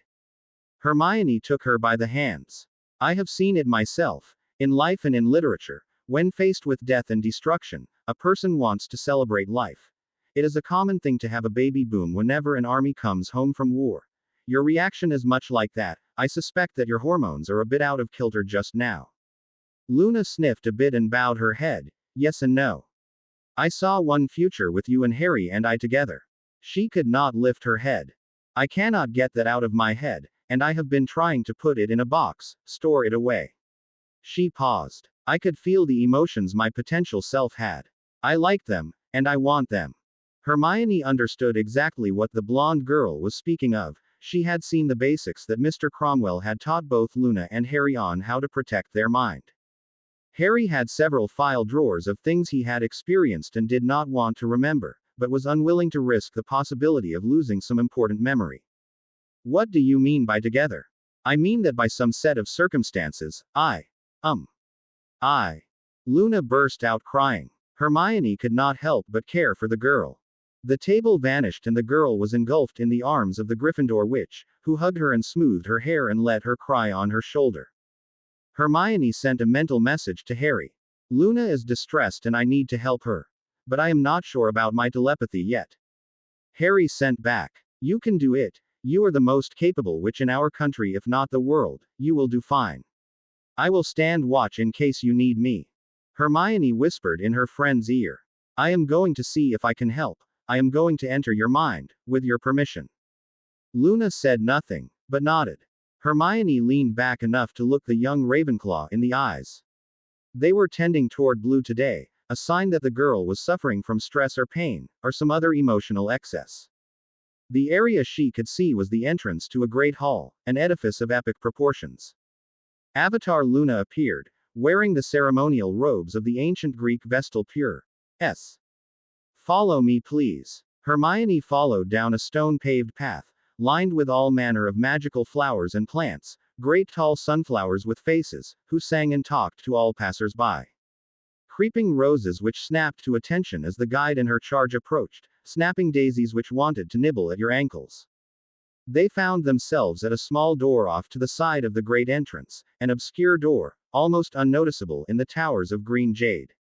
The guide knocked on the door, and a small portal opened. Hermione was not paying attention to this, because her attention was drawn to a curious creature which phased in and out of visual existence off to the side of the door. The creature had a vaguely tubular body, and no apparent legs, but it did have 3 circles rotating around itself. Purple and green circles, like a hoop around a pickle. It had a singular eye which looked back and blinked. The creature made a sound that was along the lines of BLBR BLBR BLBR, and the circles rotated faster and it zipped away, off to some other location. The Luna Witch answered the door, smiled and thanked the guide, and invited Hermione inside. I see you met Fenton. He usually hangs out here by the door. At least I think of him as a blibbering humdinger. Sometimes if you watch closely in the physical world, you can see them near tasty magic. The door closed behind them. Let me introduce myself. I am the head archivist. I make sure all the potentials get sorted into the appropriate files. This last cluster of realities has taken quite a toll on Miss, and I will be glad when things return to something like normal. Hermione was somewhat stunned at the maturity and seeming sanity of this version of Luna. She was led into a maze of halls, all branching out into various directions. Over this way, it seems that you and your mate have become a part of us, in more ways than one. They stopped at a branch. There was a stone arch, with oak doors, with runes and odd symbols carved on it. There were fairies and nymphs fluttering around, in and out of the foliage that was growing over and around the stonework. The door opened. The first door. It is sealed. I do not know why, but even I cannot access it. I suspect something traumatic. The archivist, who looked like a librarian, looked at her clipboard over her gold-rimmed glasses. As far as I can tell, this potential occurs sometime within the next year. She looked apologetically at her guest. I am on unmarked paths here. As a seer, most who have a gift cannot see anything about themselves, but can sometimes infer what the path is by looking at the negative space, as it were, by looking at the shape of what is not there. However, this seems to be out of the ordinary. She walked down the hallway, toward the next doors, some of which were closed, but some were open. Her heels clicking on the floor, she kept talking. Something is missing ahead, a great absence and quite a bit of pain behind these doors. Again, we have not tried to enter. Here we are, the first open door. They stopped and saw inside. They're in a room that Hermione recognized as part of the keep's private rooms, Harry and Hermione sitting on a couch and Luna laying on their laps, sleeping, and tears running down all their faces. Luna's head was in Hermione's lap, and her body in Harry's, his hands clutched in hers. The next door showed Harry leaving from the private quarters where it looked obvious that the 3 were living together. Hermione reading and writing something, Luna curled up with a book in her lap, petting Crookshanks and what was obviously 2 bedrooms in the background. All in all, it looked like a family flat in the keep. The Hermione in the memory jumped up, because she had gotten a mental message of some sort. Luna jumped up as well, wanting to help, she ran to the wall and activated it, and there outside was a visual of Shala on her island, under attack by some great sea beast every bit as big as she was, but without flight capability. Memory Hermione grabbed her comm mirror and was calling people and making plans, as they watched Harry on his broom fighting off the sea beast and protecting his draconian friend.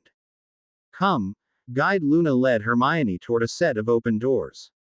Inside, Hermione could see the three friends in a darkened room, lit by a few candles. She could see flesh and hair. Black, brunette and blonde. Older, and more mature, but still, intertwined. The memory faded. Archivist Guide Luna faced the brunette. Now you know why Miss is upset and disturbed. She is just now reaching her womanhood, and these are new feelings and thoughts. It is unfamiliar territory, and she is not so sure whether she wants this path to occur or not. The telling point is what happens back there. She pointed to the first door in the sequence. We do not yet know what it is, and if it can be changed. They walked back to the first door. Hermione's mind racing, stunned at the potential for a relationship with both Harry and Luna, and wondering if she could do it, if she was capable of sharing, let alone what Harry or Luna were willing or capable of doing. Some witches were just a one wizard witch, no sharing, but not knowing the circumstances was frustrating. There is nothing saying that this path has to come to pass, so we will just wait and see, I think. But what worries me is that my friend Luna is somehow hurt, and possibly damaged or injured. I can see clearly that she is emotionally traumatized, and I don't want that for her or anyone. May I? She indicated the sealed door. Guide Luna nodded. Hermione laid her hands on the door and let her senses flow out and around the enchanted wood and stone. She found some small gaps in the seal of the door, some underneath and some by the lock, and peeked, ever so gingerly, inside. She pulled back instantly, shuddering at the shock, her nerves jangling at the feelings enclosed behind that door. I need to leave. I think I know how to help Luna. The guide bowed and escorted her to the front door. Thank you, miss. Hermione nodded and pulled out of the girl's mind. The girls were locked in place, looking into each other's eyes. Luna's had returned to their normal silvery gray. She seemed at peace. Okay, Luna, I think I have an idea of what needs to be done. Right now, you need to do your centering and meditation. I will be right outside waiting on you. The blonde girl visibly calmed herself and began her deep breathing. As Hermione left the ritual chamber, she said over her shoulder, I've seen a blibbering humdinger for myself. I will want you to show me how it is you see these things, please. Inwardly Luna smiled. This opened up a whole new path of potential realities, she would enjoy exploring. Hermione sat on the stone steps outside the ritual chamber, thinking, and came to a decision. Harry, Luna showed me some memories you need to know about. I will show you two things, and I want you to do something for me, please. Anything for you, love. Set a squad of lichens, goblins, guards around Zeno Lovegood for the time being. Don't let him go a day or an hour without some kind of guard, and assign someone to escort Luna whenever she is out of our protected places. Anywhere public. I will see to it today. May I ask why?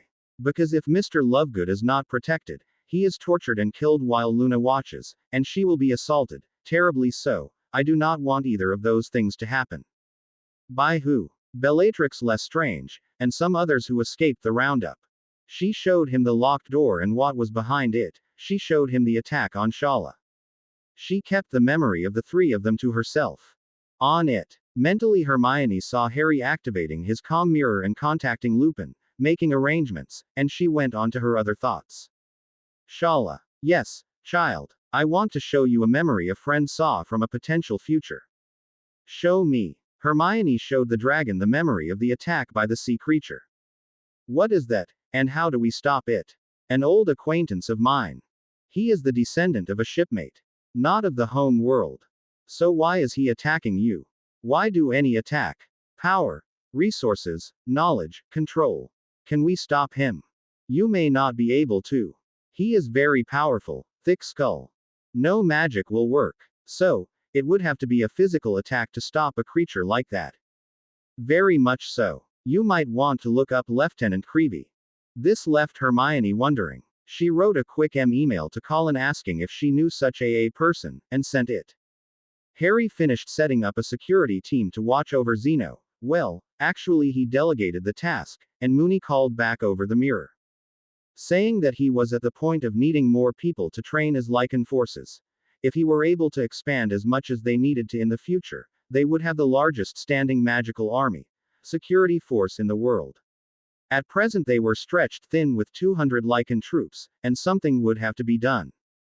Harry asked if werewolves were treated well or badly around the world, and wondered if they could import foreigners to bring into the fold, as the Potter Black conglomerate, under whatever name was spread around the world. While he was talking he was sketching in his ever-present notebook. There were initials. ILMM, and over the initials was a sideways 8, the symbol for infinity.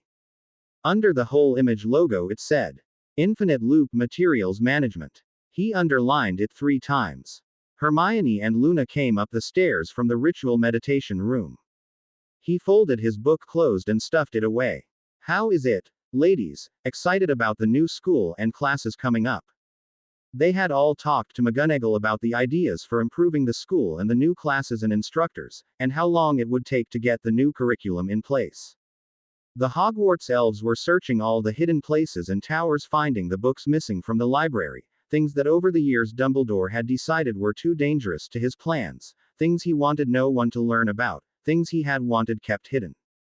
One of the first things that McGonagall did as headmistress was call Binns into her office and ask him to retire as professor, and he was very happy to do so. He had been forced to recount the same useless knowledge over and over again for more than 50 years and never wanted to speak about goblins again. Ever. When asked if he was going on to the afterlife, he said he had a few people to haunt, some places he wanted to visit, but would cross over within a few years. McGonagall wished him well and before he left, asked if there was someone he wanted his pay sent to, a descendant, or a friend, and he said that his entire salary had been stolen for the previous 50 years, in fact, ever since he was killed in his sleep. You were killed? By who? By Albus. Little killer. Tom Riddle. He dosed me with a poison and a potion and bound me to the post, and I could not be released until the headmaster or headmistress of the school did so. So, you are saying that Albus was controlling Tom Riddle, in fact encouraging him to become a Dark Lord. That is what I said, Madam Headmistress. Oh my lands. No one ever realized how bad he was, he had us all fooled. Indeed he did. If I had been able to teach what I wanted to these last 50 years, I dare say there would have been no sleeping in my classes. I never knew. I wish I could ask you to tell us all these things, all this knowledge that has been suppressed. Fear not, madam. I am not crossing over for at least 10 years. I want to travel and visit all the places I used to know and visit the ghosts of the ancient places. I dare say, our young Mr. Potter could help with many of those places, freeing people who want to leave this realm to finally be at peace. What do you mean, Professor? Young Mr. Potter is the master of death, he owns the 3 Hallows, you know. The Elder Wand, the Cloak of Invisibility and the Resurrection Stone. I thought those were a children's story, are you saying they are real? They are, and he controls them. He thinks he gave them back to death and he is free of them, but he is not. He will own them and be the master of death until the day he lays his life down and crosses over voluntarily. Binns got a grin on his face as she had never seen. I suspect it will be when her time is over. He cannot live without her, you know. Miss Granger. The very one. My gods, it's nice to be free of that room and that bondage. I wish I could dance with you, Minerva. You were quite the looker when you were a 7th year, still are, in my opinion. Thank you, Professor. I must apologize. I never knew your first name. No one did, and it is not in your files. It just says. It has been a point of discussion for years, wondering what your name is. Well, I suppose, since you are headmistress. He bent over and whispered it in her ear. Her eyebrows went up to her hairline and she snorted, but kept herself from laughing. The portly ghost started to fade. I shall see you in a month or so. Minerva, stock up on dictation quills and parchment, I have a lot of history to tell you. And he was gone. She shook her head and actually laughed and applied herself to the huge stack of paperwork that needed done. Harry stood and summoned a crate from storage. I am going to go and see Mr. Filch. Anyone want to come along with me? The girls did nod and returned to their studies, carefully stepping around the emotional stresses of the earlier evening. Harry met Mr. Filch at the door of his office. "Good evening, Mr. Filch. I said I would see you tonight and I needed to get away for a while. I have some things for you to use." He indicated the crate that was following him like an obedient puppy. He turned to the crate and commanded, "This is Mr. Filch. Obey his orders and those of the headmistress, no one else." The crate dipped its front on its stubby legs, and waited for orders. "Sir, you will need to touch it on the Hogwarts badge for it to follow your orders. Touch it and say, 'Open.'" Filch held Mrs. Norris and looked at the thing. "I can't do magic. You know that, Potter." "I know that. You don't need to have any magic to make it work. It works off Hogwarts ambient magic, the same magic that makes the stairs move and the lanterns float in the Great Hall, and no one can make it do anything but yourself and the headmistress, and me, of course, since I built it." He touched the crate. "Cleaning tools." The crate opened and displayed a variety of tools, from dust rags, polishing compound, brooms, mops, the works. Every tool here is designed to work. Based on the student's magic, it will clean whatever needs to be cleaned, but every bit of magic will be drawn from the student. I expect that there will be some tired students at the ends of a detention. He held up a broom and brushed the floor with it. The area was clean, spotless, and the old ground in stains were almost gone. He brushed again 2 more times and the stains were all the way gone. The magic draw on the student is adjustable like this. He turned a knob on the end of the handle. Again, only adjustable by you. He turned it up to full and stroked a particularly bad spot where it was heavily traveled. The power drawn is about the same as heavy spell casting. I could do this for a while, but a third year, probably about 3 sweeps before they are worn out. He handed the broom to Filch. Mrs. Norris moved up to his shoulder to watch. Filch turned the knob up and down. There is 7 divisions separated into 3 levels each. Low, medium and high. This is both a punishment and a tool to help the students. 7 divisions. Yes, 7 first for firstee, 7 for a 7th year. Don't want to harm a person with too powerful a draw on them. You understand that lifting weights can help you build muscle. Filch nodded. This will help the students build magical strength.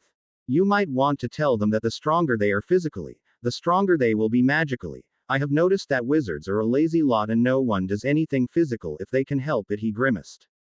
In the Muggle world you see kids the age of the students here, fat and out of shape, waddling down the sidewalk, stuffing their faces and getting fatter. He took the broom and put it back in the crate. All the tools are like this, adjustable and makes the subject work both magically and physically. Filch nodded, but said nothing, an untelling look on his face. Here is one that will really help the school.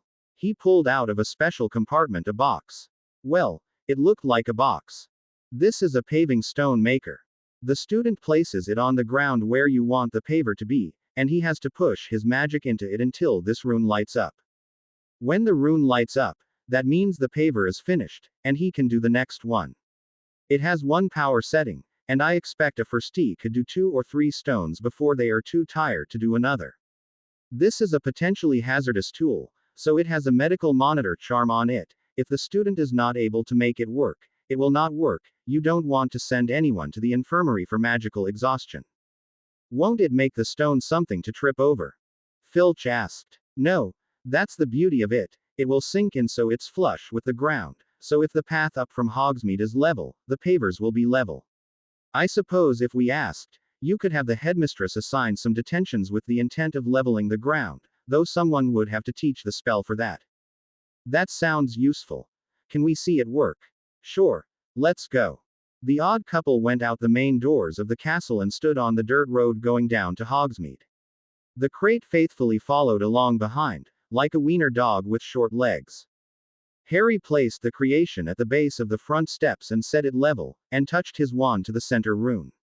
There is no spell, just push magic into it. The box slipped down and was flush with the surface of the road. The rune lit up and it popped out of the ground. You pick it up and place it in line with the previous paver and do it again. He did so and shortly there was another paver. He did about a dozen more, paving across the width of the front steps. The pavers are rectangular, and once set, will lock with each other, forming a solid surface, but it will resist frost heaves and potholes. Both men were aware of that problem, for this part of Scotland was prone to hard cold winters. Filch bent down and looked closely. What's that written there? It has my name and the date I did it. These stones will be marked with the name of every student that has this detention. Really? I expect the Weasley boys will provide quite a bit of pathway. They might surprise you, Mr. Filch. Well, at least Fred and George. I have them too busy doing other things to get into trouble. By the way, they helped me with building this, but they can't change how it works, only I can do that. He handed the device to Mr. Filch. Harry felt a jolt when he did, but the old man did not. They put the device in the crate, which gobbled it up happily, eagerly waiting for another order. Mrs. Norris jumped down from Filch's shoulder and onto the crate and curled up for a nap. The men walked back up the steps into the main doors of the castle. The crate followed, keeping perfectly level so as to not dislodge its passenger. Thank you, Potter. These will be a great help. As you say, it will help the little students learn something. They arrived at the office and the crate somehow grew in height and smaller in footprint, until it was the size of a filing cabinet, with Mrs. Norris still asleep on top. Harry sat down and the old man sat on his side of the desk. Winky made tea arrive silently. So, you said you went to Spain for your summer holiday. I was wondering, Mr. Filch, who told you that you were a squib? Before he could answer, Harry went on. You are not, you know. Filch spilled his tea. What? How do you know? What? How? Harry held out his hand toward the older man. The old man regarded that hand with fear and hesitation. He gingerly held out his own hand, and before the two touched, a magical spark leapt across the gap. From Filch to Harry, you most definitely have magic in you. If someone told you that you were a squib, they lied. If you cannot do magic, then there is something blocking your magic.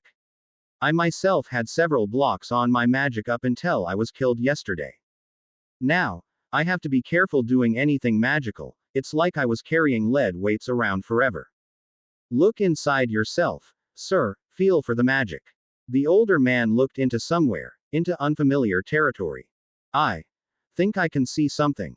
Like a glow from some faraway window. Move toward that light. Later that night, Harry was doing his evening meditations, thinking about what he had found in the old caretaker's mind and magical core. So many blocks and compulsions and commands upon the old man, it was barely possible for him to act as a normal human being. Harry determined that he would help all the victims of Dumbledore's scheming, and maybe he would be able to pull his adopted world back from the brink. Hermione took advantage of the cancelled classes for the day and entered the library. She gathered up the books and periodicals she had on her list for the day and went to the smart girl's corner. She placed her armload in her normal place and a thought occurred to her, a remembrance of a conversation with Sirius and the portrait of Lily and James. She looked around to see if anyone was around to see, pulled out the chairs around the table and crawled under it, and laid down on her back. There in each corner and down the center line of the table were various runes carved and interlinked. At the head of the chain was a surprising rune, one that was surrounded by a crest. A family crest. Hermione looked carefully at the carved crest and then at the ring she wore. It was the same. The crest of the most ancient and noble house of Potter. In the center of that crest was a rune. One that looked exactly like the scar on Harry's head, well, the scar that had been there before yesterday. She noticed movement and looked over to see long legs wearing purple trainers. Hello Luna. She spoke. The tall blonde girl bent over to peer under the table. What are you doing, Hermione? Looking for Pillitweets. Hermione pointed at the carved runes. I was looking at the work of the former SGC members. It appears that the House of Potter is a predominant force with the intelligent women in this school. Luna crawled under the table and lay on her back next to Hermione. I see. There, look at this one, a gender ward, allowing only females within a certain distance, but it is tied to the Potter crest as well. Yes, look here, there is an exception string. Some time later, Harry came into the library looking for the girls and found them there under the table with sketchbooks in hand as a camera as well, long sequences of runes drawn out, as if unfurling the lines of a tangled web. Ladies, would you two like to join me for a flight and lunch this afternoon? The girls waved him off. This is too interesting. Look, there's a. Hermione's commentary was interrupted by Harry crawling under there with herself and Luna. He laid comfortably on the stone pavers of the library floor and looked over the work that spanned back several hundred years. Between the innate knowledge he had in the sphere of runic spellcasting, and the years of experience he had picked up when he and his avatar had questioned Tom Riddle's Horcrux, and combined with all the other sources of knowledge, he pointed out the path that led back in time, as it were to the first set of runes added to this table. It was warded against people with inferior minds, it was warded against males in general, with the exception of the Potter males, for some reason. Harry was beginning to recognize the different styles of rune carving, and when he came across some that he recognized as his mum's work, he just laid his hand on the phrasing, and said nothing, but the two girls knew. He broke the silence. A person could write their mastery thesis based on what's under this table, you know. Well, what do we have here? An amused voice broke their reverie. They peered around the edge and saw a laughing Daphne Greengrass smirking at them. Quite the sight. 3 pairs of legs protruding out from under the table. What is it, I wonder? Some poorly worded spell. Some unusual say. Ul shenanigans. A dastardly plot of some sort. Quote. The embarrassed trio rolled out of their supine study, and got to their feet, hastily placing their assorted study notes on the table. We were studying for our runes mastery. Next time you should join us. Harry gave Daphne a grin and the girl flushed. I'll just bet you were. Potter. She looked at the two females. Remind me again why we hang out with this prat. The furor at the ministry quieted down. The tribunal made its decisions about how to make their rulings and the sentences to be carried out. They had decided that a marked individual was beyond redemption, and as such was to be removed permanently from society. There was some discussion if that meant executing the person or if a complete wiping of the mind was sufficient. The Department of Mysteries had some spells and magical methods which could do just that, and return a person to newborn status, and it was a variant of that spell cluster had been used on the de-aged Dudley, now Archie Harrison. When asked for his opinion, Harry said they didn't mind if they could be sure that there was no possibility of a former Death Eater remembering, or acting in their former manner. In other words, do much the same as that which had been done to Dudley, and watch the children carefully and monitor them for the rest of their natural lives. It was found that Harry's Dragontongue Parseltongue ability could manipulate the dark mark that Tom Riddle had created, and remove it from the body and magical core of a person, leaving the former evil out of any place to dwell. Hermione suggested that this was an opportunity to quantify and study the nature-nurture question. She was sure that a person raised correctly would not be evil, but there were those who were not quite so sure. Quietly Harry inquired about getting the prisoners who were de-aged placed into homes of magical light-sighted people in other parts of the world, with blood adoption to help overcome any genetic or familial characteristics. After much arguing and finding out the capabilities of the prison spheres, and stasis spells, the tribunal approved a limited number of test subjects, and the remaining prisoners' minds were to be completely wiped and put into stasis until suitable arrangements could be made. Just because they had caused much death and destruction was no reason to keep them from helping the magical race of humans.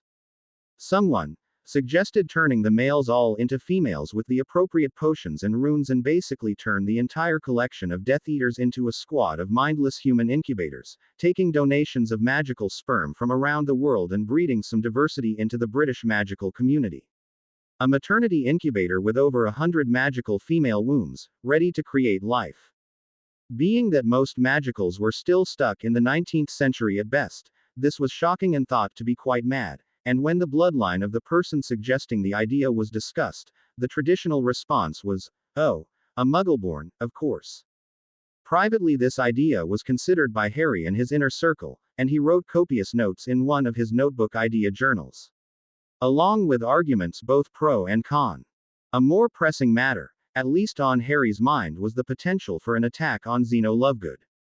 Hermione showed him the memory she had extracted from the blocked area of Luna's mind. They did not want to do anything to disturb their friend, and made sure to never mention it in her presence. They made sure there was a continuous watch on the maps to the public magical areas of the nation, watching for the few uncaptured Death Eaters, and occasionally captured one who was sloppy or unwary enough. Lupin looked over the charts listing captured and uncaptured, sympathizers and supporters, and then correlated the facts he knew with the maps and other information sources. A thought occurred to him. He got out his comm mirror and called Sirius. After having greeted his old friend, Mooney asked, "You are the Lord Black, correct?" Sirius nodded, wondering where this was going. "You are the Lord of all Blacks, and have the right to command them, correct?" "That's true. Why do you ask?" Sirius was beginning to get a glimmer of what Mooney was thinking. "We have received intelligence recently that there is a good possibility that Bellatrix will attack and kill someone valuable to our cause soon. If you can order her to stand down, that might solve a few problems. In fact, it would solve quite a few problems. Tell me what you think I should do." Sirius had learned a small bit of restraint since his run-in with the Aurors and the Minister at the beginning of the Tri-Wizard. In truth, if he had been given this idea back then, he would have summoned her on the spot and they would be now battling a furious and insane witch. "I would like to set up some powerful wards at a location where we control everything, and take her prisoner. Do you think you could get her to accept a prisoner portkey?" The prisoner portkey was the same as that which all the captured prisoners were given, sometimes while conscious, but more often unconscious. "I think I might be able to do that. Possibly through Sissy. I'll get back to you in a bit, I need to write a letter." From the Lord Sirius Orion Black. To Narcissa Black, formerly Malfoy. Dear Cousin. Dear Sissy. I have been asked to bring in your sister, Bellatrix, to answer for her crimes. You and I both know she has gone insane both with her exposure to the half-blood Dark Lord Tom Riddle and with her 14 years in Azkaban. She takes some perverse joy in harming people, in killing for whatever reason, and this must stop. I would like to ask you to assist me in this task. I would rather not order you as head of the clan Black, but ask as your cousin and friend. As children we were close, and in spite of the way we were raised, I would like to think we loved each other, and in spite of her actions, I do still want the best for Bella.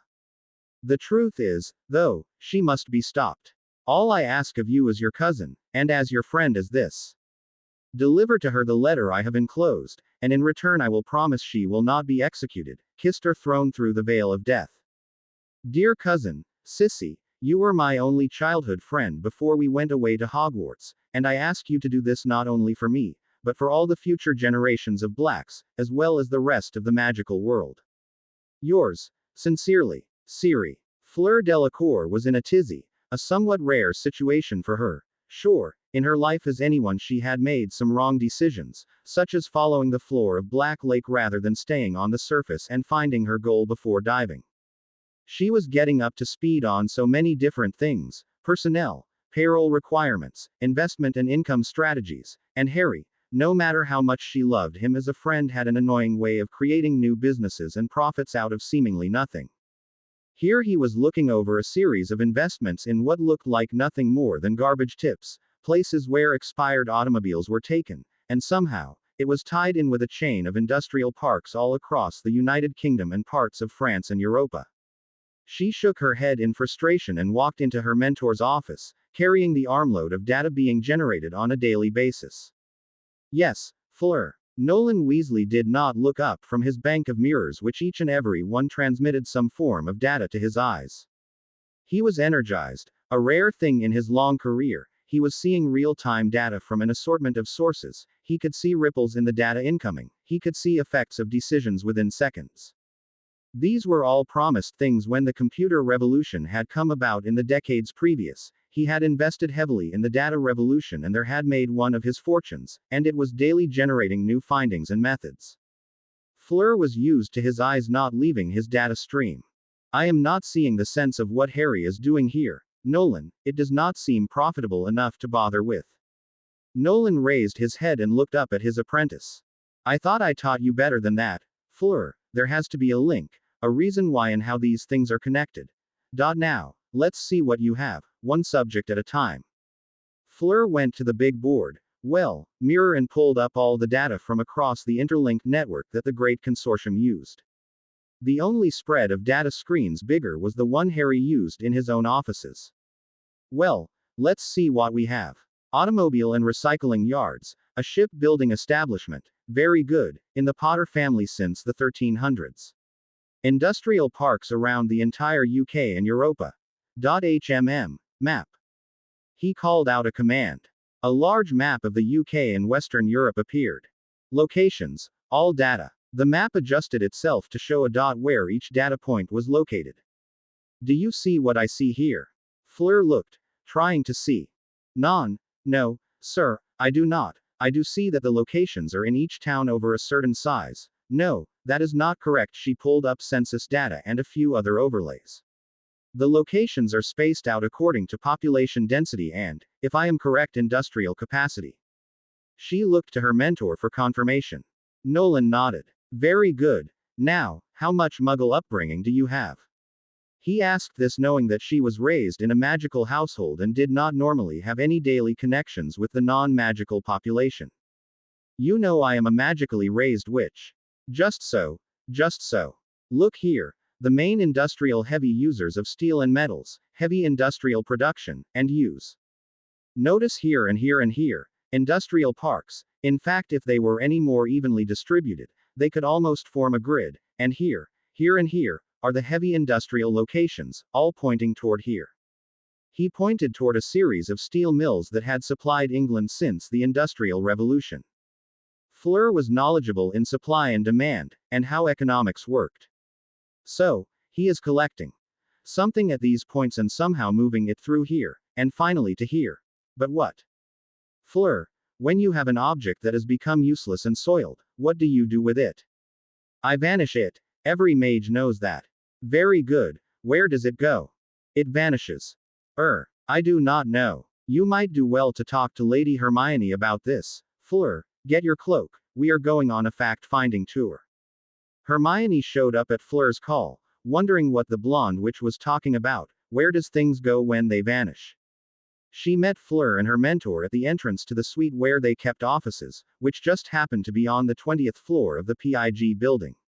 Potter Industrial Group. So, to answer your question, the short version is that when you vanish something, it is sent into apparition space and it condenses out in a specified location, usually where nature will destroy it. A great deal of Europa's trash goes to Etna and is burnt up in the volcano caldera. Hermione had learned to give short answers to questions and had found peace with the situation. She had her own question, however. So, what brought on the question? Fleur began to answer, but Weasley answered for her. Miss Delacour is a fine witch and an amazing intellect, but she has not had enough contact with the mundane world. I am glad, Lady Hermione, of your presence, for you may be able to explain things I cannot. He led the ladies over to a glass wall on the face of the building, and pointed down. What do we see down there in the streets? People, vehicles, shops, restaurants, many things, correct? Both witches nodded, waiting for more. Mundanes build some amazing things. Look out there. You can see ships on the Thames, coming in from the sea, to be loaded and unloaded. There is much going in and going out of the country on the sea, remember this. They followed as they went down the elevator to the ground floor, past the front desk and security wolves watching over the building. They were assaulted by the sounds and smells of the street, the noise and exhaust and the odors from the food joints nearby, the smell of garbage and grease from an alley, a large packer lorry picking up and dumping a bin into its gaping hopper. See, that's where the garbage goes, into a big truck, and the truck takes it somewhere to be burned or dumped or buried, and very little of it is reused, even though near 95% of it can be recycled. How am I doing so far? Lady Hermione. Hermione nodded. This agrees with much of what I had learned in the public school system, and the potential environmental disaster and the costs of handling it. She trailed off, and stood still in the middle of the sidewalk, realizing the enormity of what she was talking about. Let us step into the coach. Nolan indicated a large black car, with the security guard holding a door for them.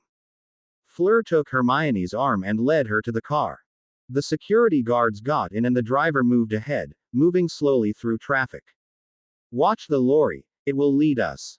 They rode for an hour, as the garbage truck picked up more loads and finally pulled out onto the motorway and headed towards the east, finally ending up near Tilbury, where there was a power plant. They watched as the garbage was pushed out into a pit and sorted, to be burned and turned into electricity. Or so it seemed. There. Chimneys. They have been pouring out pollution into the air we breathe. Why? I know that the UK Department of the Environment demands that they make it as clean as possible, but remember, London has been covered with smoke and pollution since before Victorian times. Now, how would you, as witches, generate electricity cheaply and efficiently without pollution? He gestured towards the power plant and the mountain of coal being unloaded from the seagoing coal carriers. If you looked closer, and saw it was the opposite. The coal was being loaded onto the ships, and taken away. The young women looked toward the dark piles, and Hermione got out her notebook and began sketching out a flowchart. This location is on the list, so it is involved, somehow. Fleur was looking over her lists of data points. Very good. So, you know that Lord Potter's latest business is somehow involved, both here and in the steel refiners. What do both places have in common? The girls muttered together and finally came up with coal. And what is coal used for? To burn, and generate heat. And along the way it adds pollution, poisons in the environment, expense and overhead in shipping costs, handling costs, trucking, etc. He gestured at the conveyors and ships and infrastructure around them. Eliminate the need for the garbage lorry picking up, and what happens? A lorry out of the way of traffic, the expense of that lorry, the expense of the operator, the pollution it creates. And how many lorries? He gestured toward the line of HGV lorries entering the facility. A lot. Very good. Now then, what to do with their cargo? What are they hauling? Paper, waste, metal, glass, ceramic, wood, food waste, all the debris a city makes every day. Very good, Lady Hermione, very good. Driver, next stop. The vehicle moved ahead, moving up a road within the restricted facility, and entered into a great steel building, and pulled to a stop. The banner on the doors of the building showed a logo. ILMM with a sideways 8 lying on top. This is the test facility, where Lord Potter is proving his theories. Lady Hermione, I understand you had a hand in the creation of the basic process. Yes, I was there the first time we tried the sorting hoops, and we had to stop because the heat being generated. Her eyes brightened. You are creating heat by sorting trash, and using that heat to generate steam and electricity. Are the boilers at this power plant even fired? He smiled. No, they are not.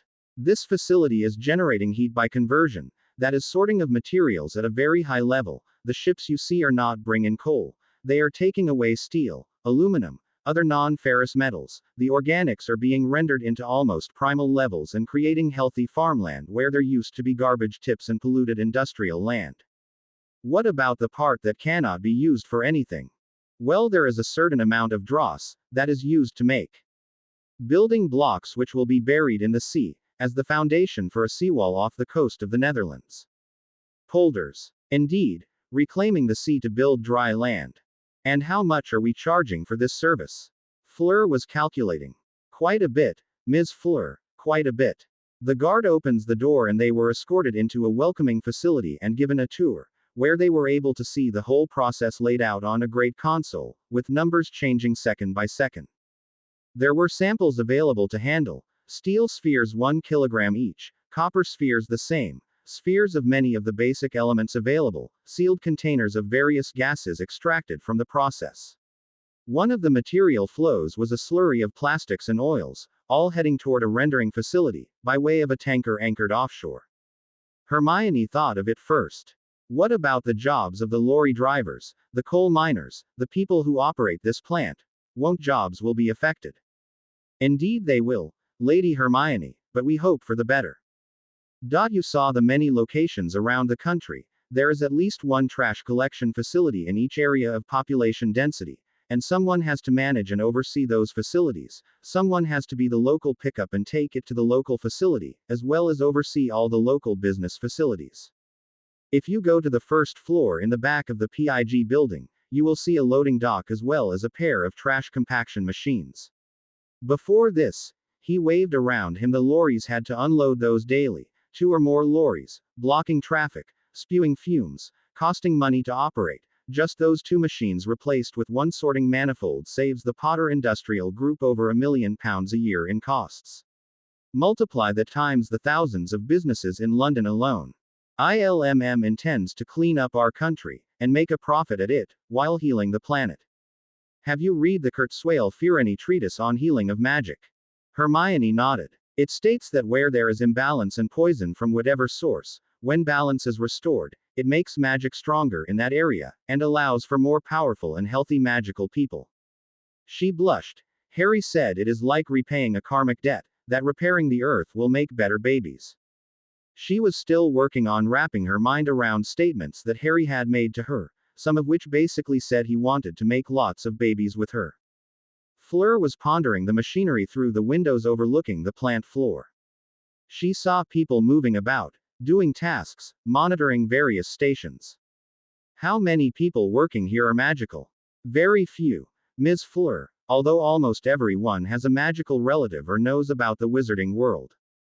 The few who do not have a relative or knowledge of the magical world. All are signed on with a non-disclosure agreement. He waved at the ancient power plant.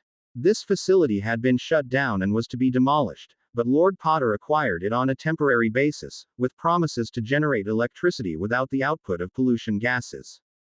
By this time next month, the only thing coming out of this facility will be a wisp of steam and a lot of money.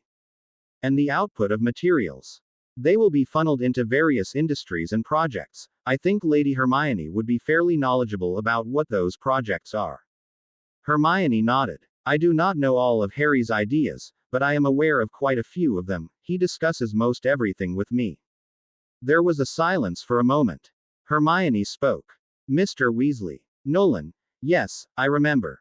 He had asked her to call him by his name. Nolan. Why do you call me Lady Hermione? I am not in the peerage, as such, and I have no titles. The older man sighed. Because, I think, it is a given that you will someday be Lady Potter, am I correct? He indicated the betrothal ring she wore, which bore the Potter crest.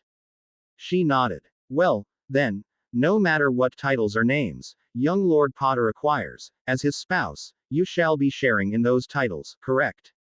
Again she nodded. I assume also, because of your own activities and creations now, and in the years to come, you may gain a few titles of your own, degrees, and doctorates. What I know of you is that you love knowledge and the acquisition of knowledge, not to mention finding out and creating better ways of doing various things. There is so much potential for titles there, my dear, and I think you will not fail that challenge. Hermione blushed at the words spoken over her. Nolan turned to Fleur. Do not think, Ms. Delacour, that I am ignoring you, because I am not. You have shown me a brilliant mind and an uncommon grasp of the lessons I am teaching you. Quote. Your star shall raise high in the firmament of the business world, and I would say in not so many years you will surpass me in knowledge. Fleur reddened at this. I understand you are currently seeing my cousin William. She nodded. I have great hopes for him also. The association of you young people and Lord Potter will change the world, so it is my duty to train each and every one of you as well as I can.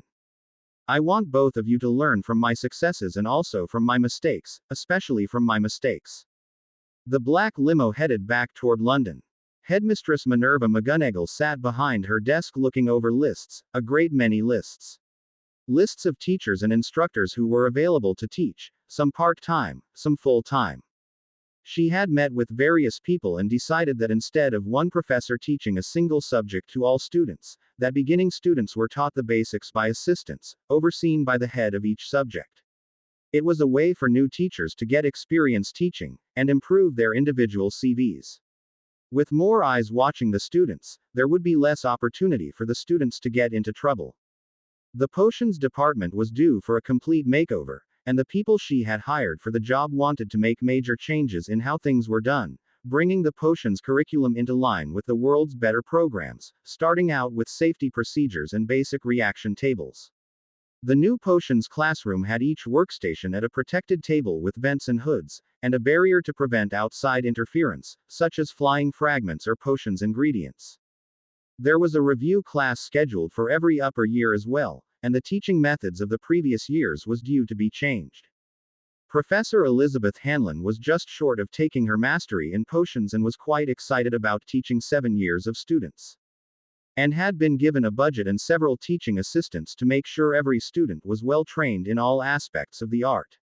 Her training, in both North America and 3 years in Argentina, gave her a wide variety of skills, and one of her leanings was chemistry, the same chemistry taught in high schools across America and Europa. She intended to bring together these two arts and make magical history. There were so many things to be changed in the school, and she had been given a budget for a lot of it from Lord Potter and Lord Black. It seemed that Lord Potter had taken back much of what had been stolen from his vaults under the control of the former headmaster. There was now a surplus, however temporary, and he was determined to use it where it would do the most good. One of the many things Harry had insisted on was, strangely enough, lighting. He said that working under torchlight and in dark conditions was hard on the eyes, and made a person weary faster, so he brought in a Japanese invention, Toshiba light panels, which were connected to the school's magic, and put out what was essentially daylight from a clear blue sky all day, and when the classroom or corridor was not in use, they dimmed by half. And this added advantage eliminated quite a few hiding spots and shadows in the castle.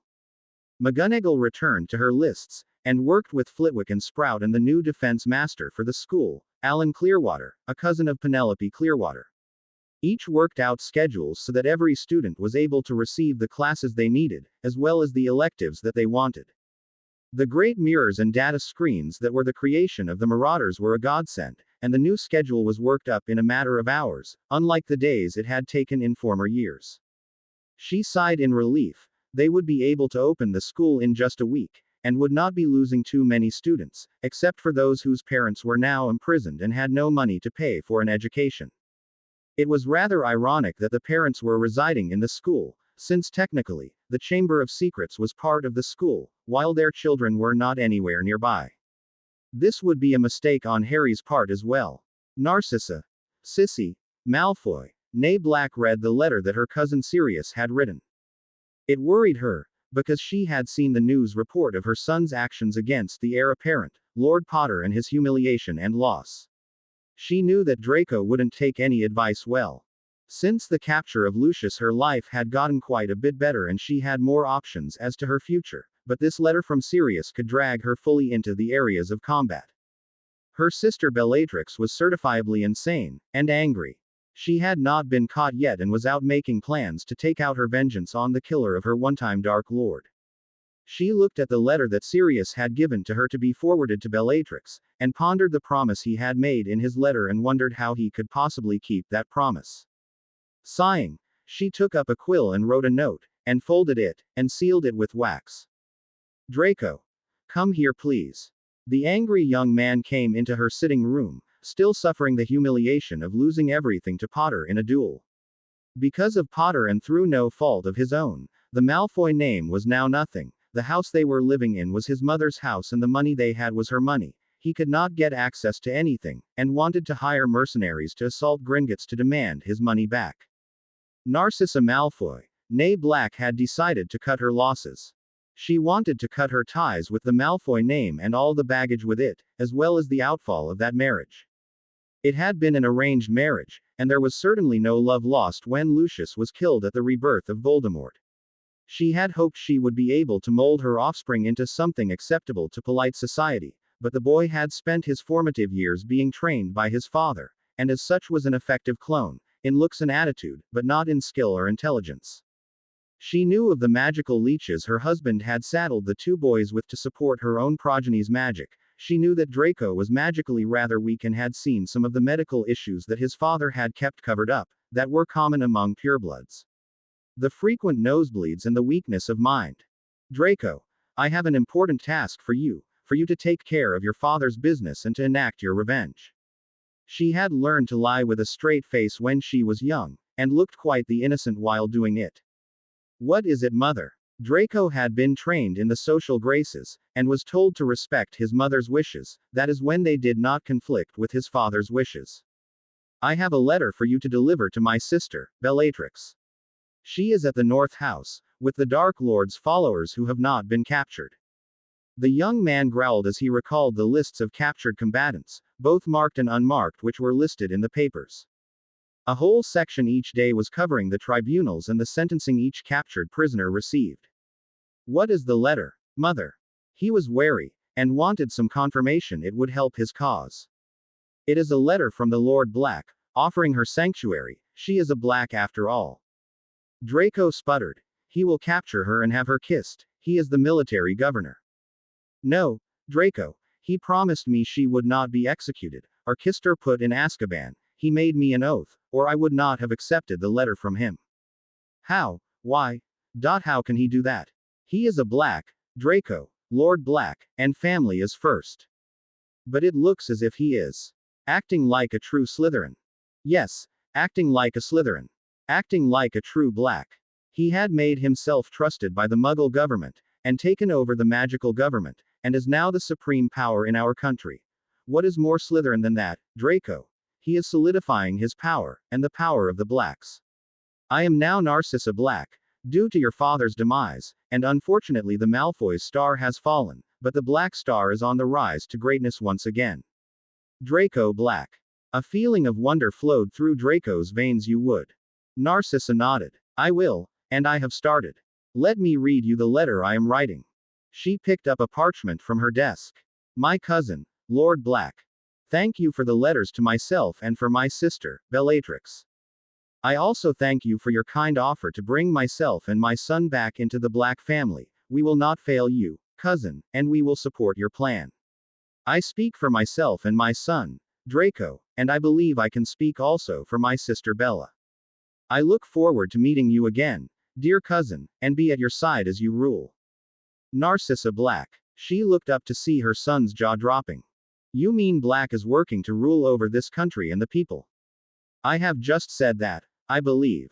We will get revenge for father. If you wish. I do. Then I ask, will you deliver this letter to Auntie Bella? Yes, mother. He took the letter from his mother, and she hugged him and kissed his forehead. You are a good son, Draco, thank you. Now go. He smiled at her, looking forward to his brave new future, and she kept a smile on her face until he whirled away in the green flames. She rose and went to a locked panel hidden in the wall of her study and opened it. There was the wardstones and the runes waiting to be activated. She drew her wand and powered up the wards to maximum, and then modified all the access. Herself, Sirius and Andy. She got out the comm mirror her cousin had given her and called. Sirius Black. A moment went by and Sirius answered. Yes, Sissy. Draco has gone to deliver the letter. He should arrive there within 5 minutes. Sirius looked away from the screen and spoke to someone off to the side. He looked back to her. Good job. What did you tell him? I said you were a good Slytherin and you were taking over the ministry for the Blacks, with me and Bella at your side. Well, that seems like a good idea, Sissy, let's do that. Now, you better get your other plans in motion. I am doing that as we speak, Sirius. She activated a series of runes that Sirius and his group had given her. And her alone. She activated the last in the series and Sirius flinched. I can't remember. As it should be, Sirius, as it should be. Nevertheless, Narcissa Black lives at County Green, Bedfordshire. Her residence was now under the Fidelius, with herself as the secret keeper. Thank you, Sissy. I will be in touch. Her screen blanked. She closed the wardstone door and sat on her couch. Activating her mirror, she called. Andromeda Tonks. Narcissa and Andromeda rekindled their long-separated relationship, damaged by the bigotry and control of her now-dead husband and his young clone. They sighed about their sister and her unfortunate pending loss, but agreed that her insanity was an untenable thing in modern society. Draco arrived from the Flow network to a curse thrown in his direction. Only his youth and dumb luck saved him as he rolled away from the flames and huddled into a ball on the floor with his hands over his head. Don't shoot. Auntie Bella, don't shoot. It's me. Draco. Draco Malfoy.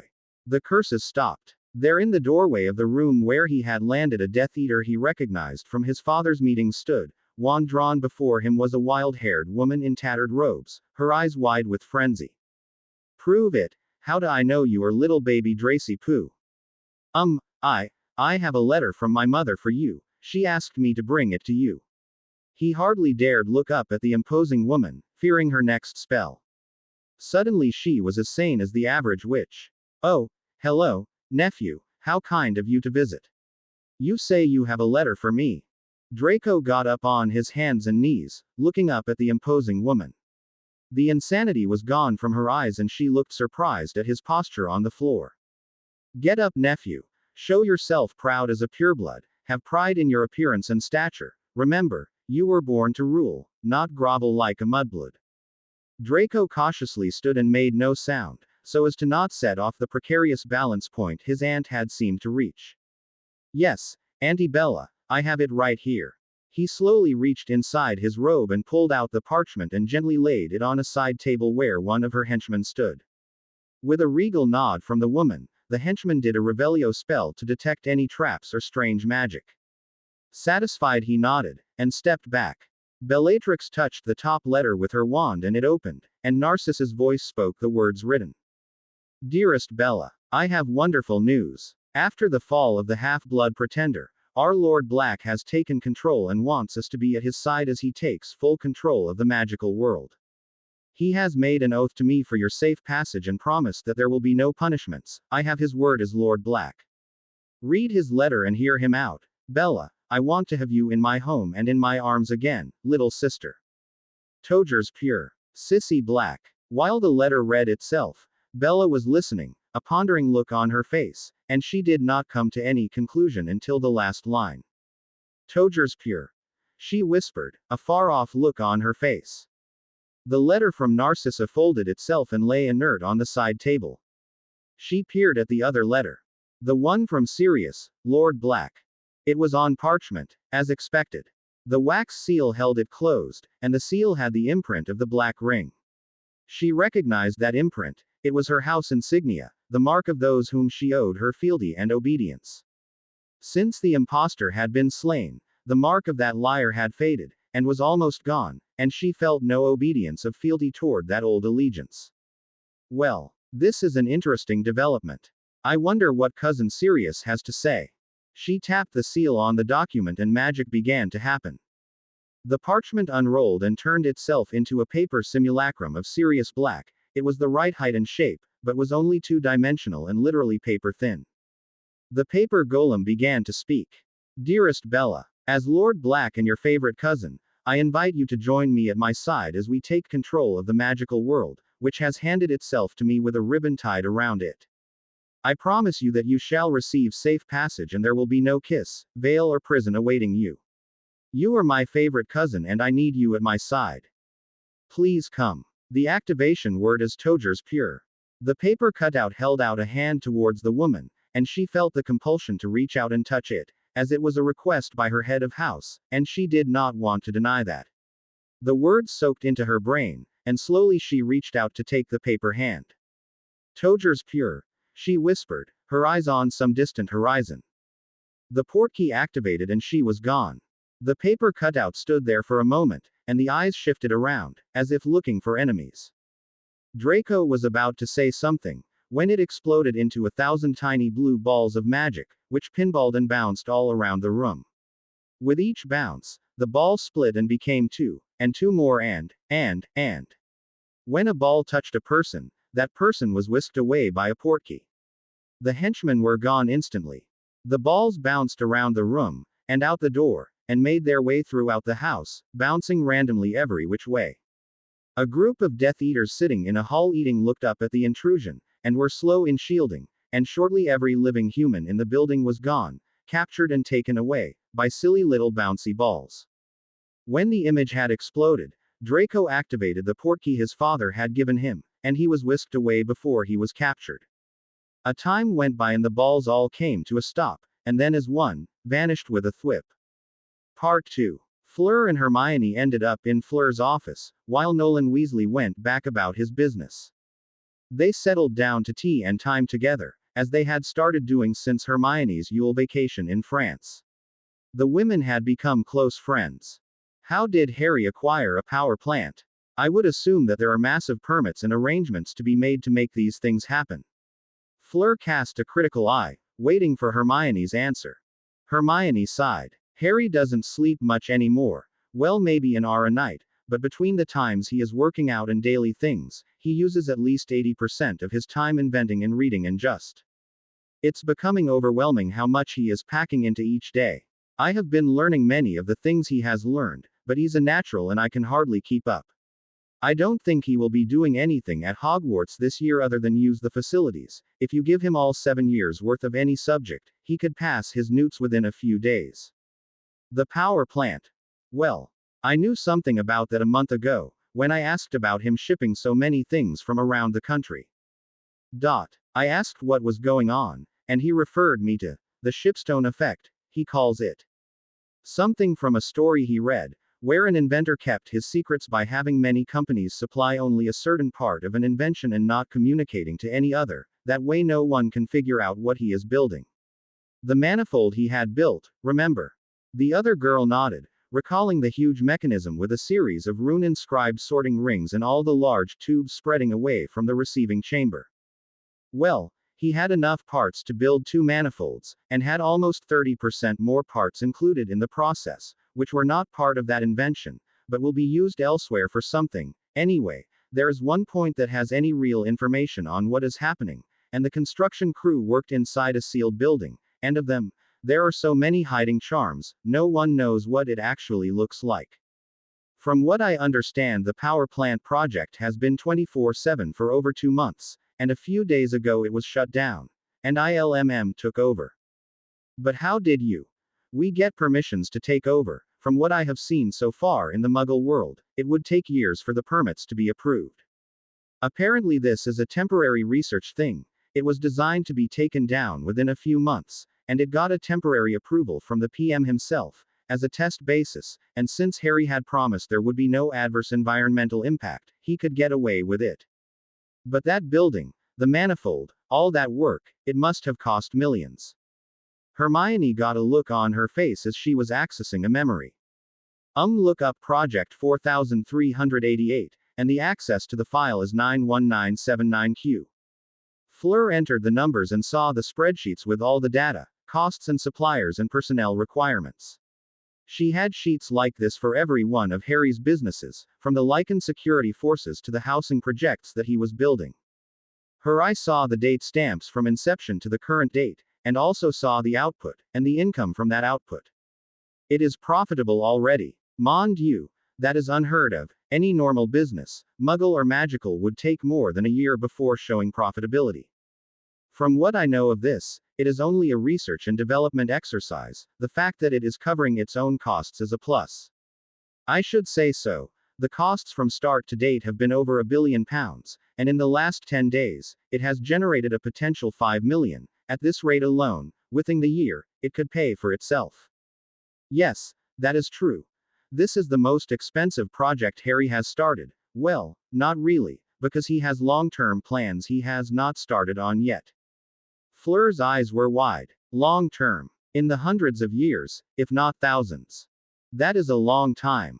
Remember what Shala said, she has been here for more than 200,000 years, since she and her companions landed here.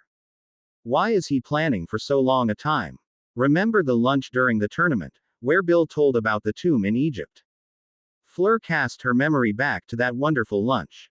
Remember what Harry translated from that tomb in the Pensieve? Fleur shuddered. Given the power to destroy all life. Do not open, but wait for our return. So Harry is planning for the return of the space aliens to take away the captured demon. Among other things. Yes. He is working on several things he has a vision of, all at once, but they all go toward a goal, which is lifting up humanity and all the magical races to a utopian future. Hermione got a far-off look in her eyes. He is seeing the lost and the lonely and the abused children and the sick and hungry, and he wants to make life better for all people, not just wizards or just humans or. He wants to make this world the future. She focused on her blonde friend. It comes from his reading SF and dreaming. He sees the possibilities and has seen a lot of the traps and dead ends that are possible. You know Luna is a form of seer. Fleur nodded. Luna explained it to us. She sees possible futures, where an action creates a possible future, and then another dissipates. She quoted to us an entire timeline that has ceased to exist. She described for several years from now, Harry and our adventures, where Voldemort is still alive, and we go around the country in a tent searching and hiding and being chased, and Ronald abandoning us. That reality is now gone. It didn't happen, because our Harry started reading an old runes book and started trying to figure out how to do magic without a wand. Quote. Really? Yes, all he wanted to do was get past the ministry and their laws, and look at us now. They sat quietly sipping their tea. So, what does Luna see for our future? I don't know. She doesn't talk to me about it, but I have been trying to help her. There is a probable attack coming, so we are keeping her close. An attack? Yes, she saw it and then her subconscious buried it. Her father might be killed and herself assaulted, so Harry has a Lycan security squad watching over them full time. Assaulted? By who? Bellatrix Lestrange and the remaining Death Eaters. The one who hurts her is Draco Malfoy. You remember him, the idiot whose spell hit Jen. That spell, although dark, was something positive in the long run, I think. Hermione grinned. I agree, we would not be as good friends, and Malfoy would not have spent time in the Bastille. The ladies laughed over that. On the data screen that Fleur had left open, the bottom line number kept rolling in an upward trajectory. Luna had asked to spend time with her father, and the two were in private rooms with Luna's painting of her mother. Celine Lovegood was grateful to the time and effort put into the painting she was inhabiting. Zoe Harrison had done hundreds of drawings and sketches and had captured all the essence of the person Celine had become over the years she had with her beloved Luna and Zeno. The painting itself was golden with splashes of color, but overall it was warm and welcoming. She had stored a reserve of memories and had placed a shadow of her own personality into the memory she had given Harry. Having done this, she was able to synthesize new and original answers to questions, based on her own thinking and feelings. The truth about wizarding portraits in general is that they could do nothing new or original, they were mere memories, and would repeat the same answers when asked to think of anything new. A portrait could report what it had seen, it could respond to some stimulus, but if that wizard was a paranoid person when alive, then that portrait was just as paranoid. Celine, however, was still in the afterlife, and when she was energized enough, she could visit her husband and daughter, just as James and Lily had. Hello, love. Luna recognized that her mother always called her love with a capital L. Hello, mummy. How is the afterlife? I have had some interesting adventures, Luna dear, I have things to tell you about. Is your father around? I will get him. The young seer hopped up and ran into the other rooms they occupied. Daddy, Mummy's here. Zeno got up from his desk and quickly entered the girls' room, and the family greeted each other. After their family bonding, Celine spoke. I have a tale to tell Zeno, think young Harry will appreciate it, as well as the Quibbler readers. Zeno set a dictation quill in motion, he was after all, a journalist. I was riding the Avalon Express and I met a young girl, Myrtle, to be precise. She had finally gone over courtesy of Harry and his Hallows, and she told me of his dealings with the old man and his minions. She spoke of Tom Riddle and Severus Snape as both minions, since, in her eyes, Dumbledore had created both. I kept an eye out, and while we were passing through Ragnarok and I saw them. Did you know that the evil trio are bound together for eternity? Zeno and Luna nodded. They had seen a pensive memory of the event. Well, if you want a laugh, just watch them try to walk. Each one wants to go their own way, and no one will cooperate with the other. It's quite hilarious. They argue and fight each other constantly, and the gods and forces have allowed their victims access. They are trying to move across a battlefield towards water, but they are surrounded on all sides, and the victims are taking their revenge, hitting, cursing, you name it, the three evils are getting an eternity of payback. Did you hear them speak? Celine nodded. What were they saying? Well, Dumbledore kept saying, I did it for my greater good. And Snape was just cursing and cursing. I did hear the names Potter and Black frequently. And Riddle, I am the greatest wizard, bow to me, and Mummy don't leave me. And several other things. I got the impression that each of his 7 selves were saying something different. It was like listening to a crowd. I wish that I could get a photograph of that for the Quibbler. I think I can reproduce it, Zeno. This will take a bit out of me, so if I can't make it back to visit this week, I love you both. Celine stepped to the edge of her painting and did a memory extraction, and placed it at the front of the image. At first it was a gray mist, much like a pensive memory, and then it formed an image, exactly as she had described. Zeno took a photograph and another just for backup. These photos are priceless, taken from the afterlife. Amazing. The image faded, and a very tired Celine Lovegood sat on her couch, smiling at her family. I am tired, my loves, I am going to take a nap, I will visit you next week. Her image reverted back to the one originally painted by Zoe Harrison, complete with the limited interactivity that a wizarding portrait has. Luna and Zeno hugged each other, and missed their mother-wife. Luna carefully moved through her mental construct, greeting Fenton at the door in her archivest. She stopped at the entrance to the hidden memories, the hidden possibilities that had not taken place yet. This is not real, it is only a possibility. She spoke to the door covering the hidden potential reality. We have taken action to make this one fade, and it will fade. She spoke forcefully, almost as if she were convincing herself. The lichens will protect us, and this will not happen.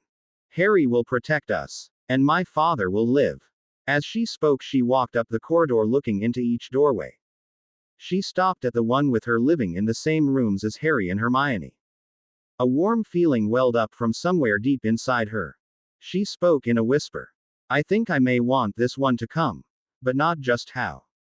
She looked to the left and could see the golden thread tying the images together fading. And the first door, the sealed door, the door where her father was attacked and he died, was transparent, and fading as she watched. She looked in and her image faded from the cozy room, and that room also faded, as did the one to her right, the one where she was intertwined with the couple. She sighed and entered the nexus where the archivest waited for her. I suppose it's for the best. I am glad my daddy will survive. The idea of a relationship with them was growing on me. In a steel shed on the coast of England, a great magical machine spun. 7 levels of runic inscribed rings twisted space, and severed atomic connections, and individual clumps of matter floated free. As they were drawn down by the gravitational pull of the Earth, they were captured by a runic Accio spell, and drawn toward an anode, a magical attractor, one for each major element, one for iron and iron-based compounds, one for copper-based, one for cellular organic matter, one for long-chain polycarbons, one for hydrogen-oxygen, water. Hundreds of anodes, between each layer, switching spells directing the path. As each went through each of 7 levels of sorting, it was rendered down until it was at its smallest form. At the very bottom of the stack, pure elements were condensing at the anodes, and siphoned off to their correct storage. This all generates heat, a great deal of heat. All around the manifold were pipes, pumping water, water that was converted to steam, and that steam was spinning the turbines that had been in place for almost 100 years.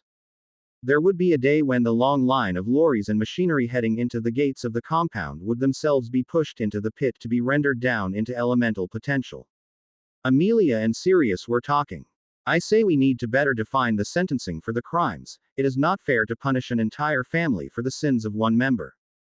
But they are probably unmarked supporters. It stands to reason, Amelia.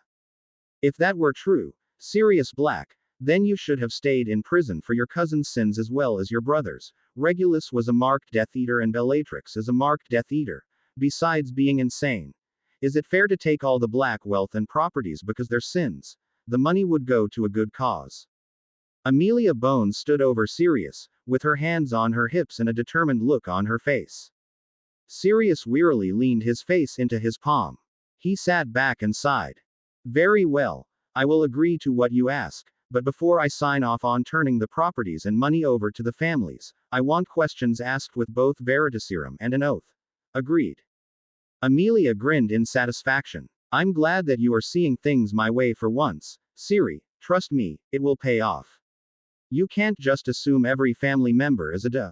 Look at your own mother. You are just about as far as can be from the way she thought, and you seem to have survived fairly well. Have Pembroke form a committee to define the sentencing parameters. I want to get these trials over. Sitting day after day hearing about the atrocities they did is making me cold and angry.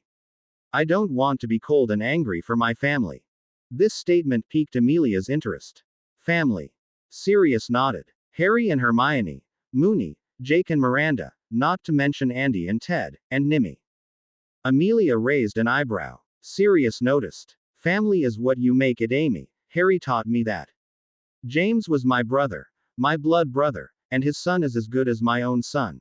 Unless I have a child of my own, Harry will be the heir of Black. He looked distant. Moony is as much a brother to me as James was. but we could not do the blood ritual, because his furry problem. And I was never trusting enough of Peter. Why I trusted him with the secret, I still don't understand. Maybe the old man. Yeah, maybe. It's history now, I can't change it, but I can change the future, and I intend to do just that.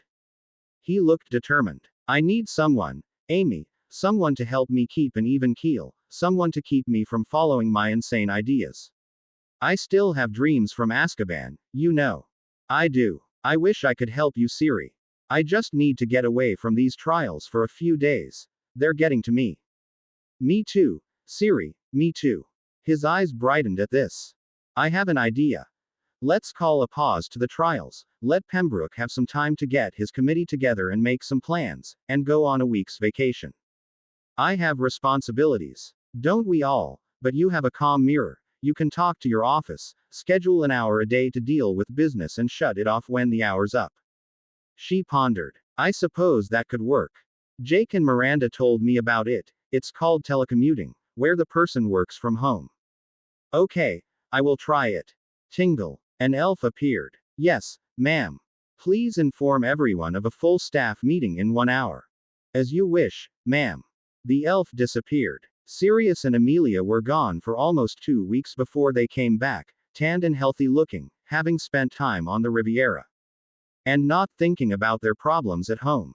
Percy had been organizing the new government, along with guidance from specialists from the mundane government diplomatic corps. They designed laws and defined offices that needed to be filled, and kept quite busy. From the outside observer, it appeared that Percy was just a young clerk and assistant who was taking notes and running tea for his superiors, and indeed, he did a lot of that, but his suggestions and comments were just as valid and welcome as the oldest on the team of people setting up the new magical government. Arthur met daily with his son and the other members of the team, and they asked the royal government for more advisors who were qualified to help set up the new way of doing things, while maintaining the secrecy. The consultants, to a man and woman, were quite excited about building a new government, and bypassing the many rules and regulations tying the mundane government in knots, as well as the years of corruption and nepotism favored by the old ministry. Brave new worlds indeed. Harry retreated to his hidden tower above Gryffindor House, and continued with his daily routine. Meditation, workout and training, reading multiple books a day, sketching in his notebooks and journals, and messing about with materials and runes and arithmancy.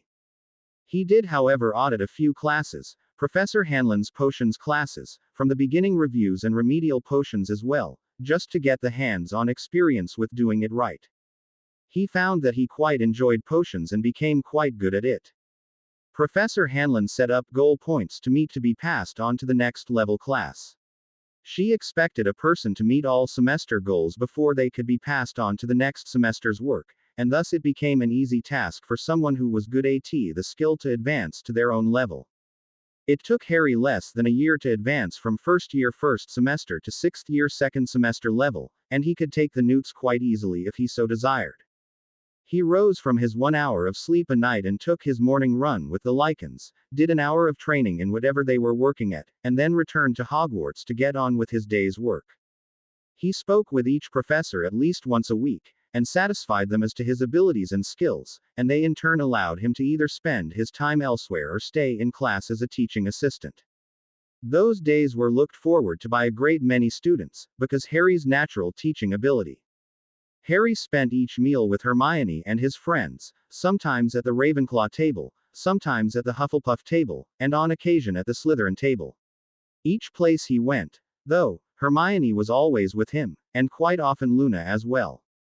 Crabbe and Goyle were now out of the thrall of Malfoy and his magical leeches, and their dreams of becoming outstanding in their fields were making the two young men more outgoing and friendly, as well as somewhat fun to be around. Crabbe now was heard to speak on occasion, and when he did it was usually quite funny. Both had acquired female companionship. Goyle was now spending much time with Millie Bulstrode and Crabbe was quite fond of Pansy Parkinson. Harry had promised both of the Slytherins apprenticeships in their chosen fields. Goyle had spent the summer learning farm management and a secondary in livestock management. Crabbe had been sent to a 3-week school in making held in San Francisco, California, and had been a guest in Jen's home overlooking the bay. Jen was delighted to let the young man stay at the house, since she was there with her elf and one other girl who was working for Nolan taking care of Potter business in America. Whenever he was not at his classes in the strange country, Vincent Crabbe was using his mirror to talk to Pansy. The young Slytherin girl was one of the few people who ever heard Crabbe speak more than 3 words together. Back in Hogwarts Castle, Harry spent as much time as he could with his girlfriend. He was, however, quite surprised one night when he was lying in his cot in the tower. He felt Hermione crawl in there with him, and wrap herself around him. She whispered in his ear as he felt his pulse throbbing in his body. "I'm not quite ready to go all the way yet, love, but will it be all right if for now we just..." Her words trailed off, but her hands spoke volumes. His hands replied in kind. He whispered back, "Whenever you are ready, I'll be waiting." He slept more than an hour that night. Harry laid there in the bed, pondering all he had done and accomplished. He had learned all manner of things that he could do with runes. He created lightweight temporary wards that could not be easily broken. He had created a potentially massive industry with his sorting rings, and the other applications associated with the technomagery. His mind went back to one of the few times when he was at primary school in Little Whinging, when the students were involved in a cleanup program, and he won an award for the most trash collected. He still had the certificate in his trunk, in his photo album. He had been praised for doing a good deed. Instinctively, he knew that what his project was doing was a good thing, and he could hear the humming of magic, quickening. He read every day. Fiction, nonfiction, science, math, history, public school books, college texts, poetry, screenplays, zines. All this data, collected and wondered about. Applying microbiology to metal smelting, from aerodynamics to haiku. He pondered things in rhythm when running with the lichens and training. His thoughts became music. He had a radio receiver all the time. He loved music. He listened all the time. Music from the world, music from the past and the classical composers, opera, and bluegrass, rock and dance music. Folk and gospel. Radio Sunshine had an full-time request line, and it got to the point that Harry's requests made up a fairly high percentage of the daily music shows. He worked on other people's ideas. He remembered a conversation with the king's mother and regent. She was concerned with children around the world starving, and being involved in wars, bad water and no education. He was thinking about his OWM people, not just in the UK and Britain, but his own people, the magical peoples of the world, and their ancestry back to Shala's shipmates. Back then, the great interstellar ships held more than just dragons, but also humanoids, centaurs, a great many magical beings of many sorts. Harry felt that they as a race should take care of the damage and poo management of the host planet. He was also worried about the tomb in Egypt that Bill had been involved with. He was determined to be prepared. That night, Harry sat on the bed, leaning back against the headboard, watching Hermione sleep. They had advanced their relationship to a new level, not necessarily all the way to the third act of the play, but maybe to the intermezzo before the curtain rises. His mind was a hive of activity, as it always was. All his internal avatars were working on their tasks, compiling data, working out solutions, planning plans. He usually spent these hours in the middle of the night meditating and cross-referencing all the intel gathered during the day. This was how he was able to do so much in so short a time frame. While he was doing the physical things of any given day, internally he was making plans, inventing new and better ways of doing things. In his mind, several of his avatars were working together to build a mock-up of his next project, and were taking notes on the virtual version for when he would do the task in the physical realm. This cut down on false starts, and moved things along more efficiently. He was in constant contact with his internal avatars. Each and every one of them was fully capable of making independent decisions, of thinking for themselves, since they were all tied into his higher consciousness, and thus, tied into the internal essence that is the soul. If they had not had that connection, then there would have been no original thinking, no new concepts, and no learning new things. It had been proven that those without a soul could not enjoy music, good food, friendship, love, anything. In effect, without the link, they were no more animated than a painting hanging on the wall. The person without a soul was a drone, an inferi without being dead, without direction or reason. Luna had achieved this level of mental sophistication as well, with the archivist that Hermione had met on the one mental foray she had attempted. Harry pondered the images he had shared with Hermione, the possible futures the young seer had visualized. He recalled a conversation he had with Luna some time before. I see what I see, Harry. I see blibbering humdingers where there is tasty magic. I see strange and mystical or mythical creatures no one else ever sees, and it's all quite real to me, I assure you. I don't doubt you, Luna. There are a lot of things I see and know that no one else knows, things that no one else sees, but the things I see are nothing like what you describe. He walked for a while silently, the blonde girl at his side. I am concerned about these potential realities you see. I mean, how far do they go? And how do you know which one is the right one to pick? The right one to help into reality? I mean, this reality. I don't know, Harry. All I know is that this path leads to the east side of the castle, and that path leads towards the Forbidden Forest. She indicated the paths worn by hundreds of years of feet walking. If I take this path, I will be at the base of a large stone wall, and if I follow the wall, I will end up at the main doors of the castle. If I follow that path, I think that it will lead to the edge of the forest, but I do not know where it goes from there, as I have never followed it beyond the boundaries of the school grounds. She turned and faced the dark-haired wizard. Intellectually, I know that this path will lead into the forest and eventually to the centaur village, but, if you had not eliminated the threat of the spiders, would this path lead to certain death and destruction? She looked him in the eye and answered her own question. Probably, for the Forbidden Forest is a dangerous place to the untrained and unaware. But now, you have made it a safer place, for all the races, and because I know that, I feel safer and more likely to follow this path, and visit the new child in the village. So you see things, and are making some decisions based on what you know. Am I correct? You are correct, Harry Potter, and as I grow older and know more facts and information, my visions of the potential futures will be better informed and I will be better qualified to make suggestions based on those visions. Do you understand? Harry nodded, and they walked along the ridge towards the castle. They reached the boundary of the road to Hogsmeade and followed it up towards the main entrance. So, if you studied business and financial data, economics and such, you would be able to make some predictions concerning finance, business, stocks and the like. I can see realities about what I know, and what is in my mental capacity. If I don't know about a subject, the potential can be a lot more vague, and I might miss something, other than, this way lies problems, and this way lies better chance of success. I'm sorry, but that's the best I can do. Don't worry, Luna, I am not going to try and make you a calculating machine or anything, he grinned. Though we might visit the horse track and bet on a winner or two. Oh, yes, Daddy and I do that before every trip we take. We visit the betting shops and I pick the races, and he places the bets, and our trip is financed without much effort, she confided. The quibbler really doesn't make that much money, you know, it's more of a hobby for my daddy. Really? I would have thought it was his main business. He opened the door of the castle for the younger girl and she smiled for him. The quibbler makes enough to pay the staff and keep the printing costs covered. He also prints pamphlets, books, flyers, all magical, of course. That's something to think about.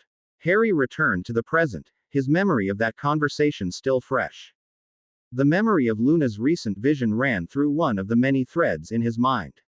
He saw the cozy familiarity between the three habituating together. He wondered what set of circumstances would cause that scenario to come to pass. He had done everything he could to protect Zeno Lovegood from attack, between the full-time security squad protecting him as well as serious capture of Bellatrix, and his subsequent imprisonment. He had spoken quietly with Sirius about the oath he had given to Sissy Black and to Bella herself. Not to allow Dementor's kiss, veil or execution befall her. Harry questioned whether this was fair to all the victims of the insane woman's reign of terror. I have a plan, Harry, trust me, and it will fit right in with your plans for the future. That was all Sirius would say, and Harry didn't think it was the right time to pry into his godfather's secrets. Hermione stirred as Harry watched. She rolled on her back and looked up into his eyes. Hello, love. Hello, my beautiful woman. She smiled at him and his heart beat faster. Her hand snaked up and around his neck and pulled him down to her face, and she kissed him an upside-down kiss. He did a shoulder roll and flopped out parallel to the young woman, and put his arm across her waist, and held her closely. She stretched like a cat, luxuriating in his embrace, and turned to face him with a smile. I hate to do it, love, but we have to meet the lichens in half an hour. I'll make tea and toast. He whispered in her ear, kissed her cheek and hopped out of bed. Hermione groaned and flopped back onto her pillow and pulled the sheet over her face, only the top of her hair showing. Harry smirked and teased from the kitchenette. Don't be a grumpy goose, you know you need to do this, remember the commitment we made. Besides, I saw you admiring the toned muscles in the mirror the other day. It's like studying, if you want to improve, you have to work at it. He spoke the whole thing with an overly cheerful voice, happily nagging at the young woman. She sat up abruptly, slamming the sheet down as she growled out grumpily. I hate morning people, and flopped back with the sheet up over her face again. Harry laughed and put the tea and toast on the table for her and left the room speaking. I'm going to turn on the shower for you. From under the sheet could be heard. Hurrah. Harry was getting dressed for his workout when he saw a bleary figure wrapped in a sheet trudge through the room. He stood at the bathroom door with a mug and it was taken from him as the figure passed. 20 minutes. Love. He laughed at the growl he received in reply. 3 hours later, stretching and warming up, 5 miles at a brisk pace, sparring with various members of the Lycan squads, and then with each other, they finished up their workout with a quarterstaff exercise, Harry defending, and Hermione attacking. He was working on her stances and her parries as well as her attacks. They both whirled and spun, blocking and attacking, thrust and parry, the wooden staves thunking together. You are doing quite well, except for a slight tendency to leave yourself. He thrust his staff between her feet, and with a quick twist, she went flying, and landing with a roll was on her feet in an instant. Leave yourself open. Did you see how I got past you there? She nodded, not wasting breath on words. She focused on the awareness of where her feet were in relation with the rest of her body, and nodded, speaking one word. Again. This time Harry attacked, and she defended. He was speaking as he did. I have come to a conclusion that this telepathy that I was having is a temporary thing, it only works when I am connected mentally with Shala. He danced and parried her attacks. It seems that the connection between myself and Shala works best when I have the little dragon with me. He grunted as he had to duck a swinging staff. I can only work on a person's mind while I am directly connected with Shala, so the times I helped Parvati and Lav were an aberration. He blocked one last time. We're done here, you have made progress. He touched a rune on his staff and it shrank into a cylinder an inch in diameter and 3 long. He stuffed the staff into his bag and started to walk towards the barracks when he felt Hermione poke him in the left butt cheek with her staff. Oi! What was that for? For making me get out of bed this morning. You know we need to do this as much as I do. She grinned and poked him again. What are you going to do about it? You're unarmed. You think. He raised an eyebrow at her. She ran. That afternoon Harry was sitting in his office. The office that had been his parents' offices at the keep. He had gone through all the paperwork and projects underway when his parents had been lured away from the safety of their home. He communicated with the various agents that he worked through, finishing those projects of his father's that he could, and put aside those things that were out of date or no longer viable. Today the wall had been turned into a mass of screens, each of which tracked some aspect of the many things he was working on. Internally, his mental council was convened.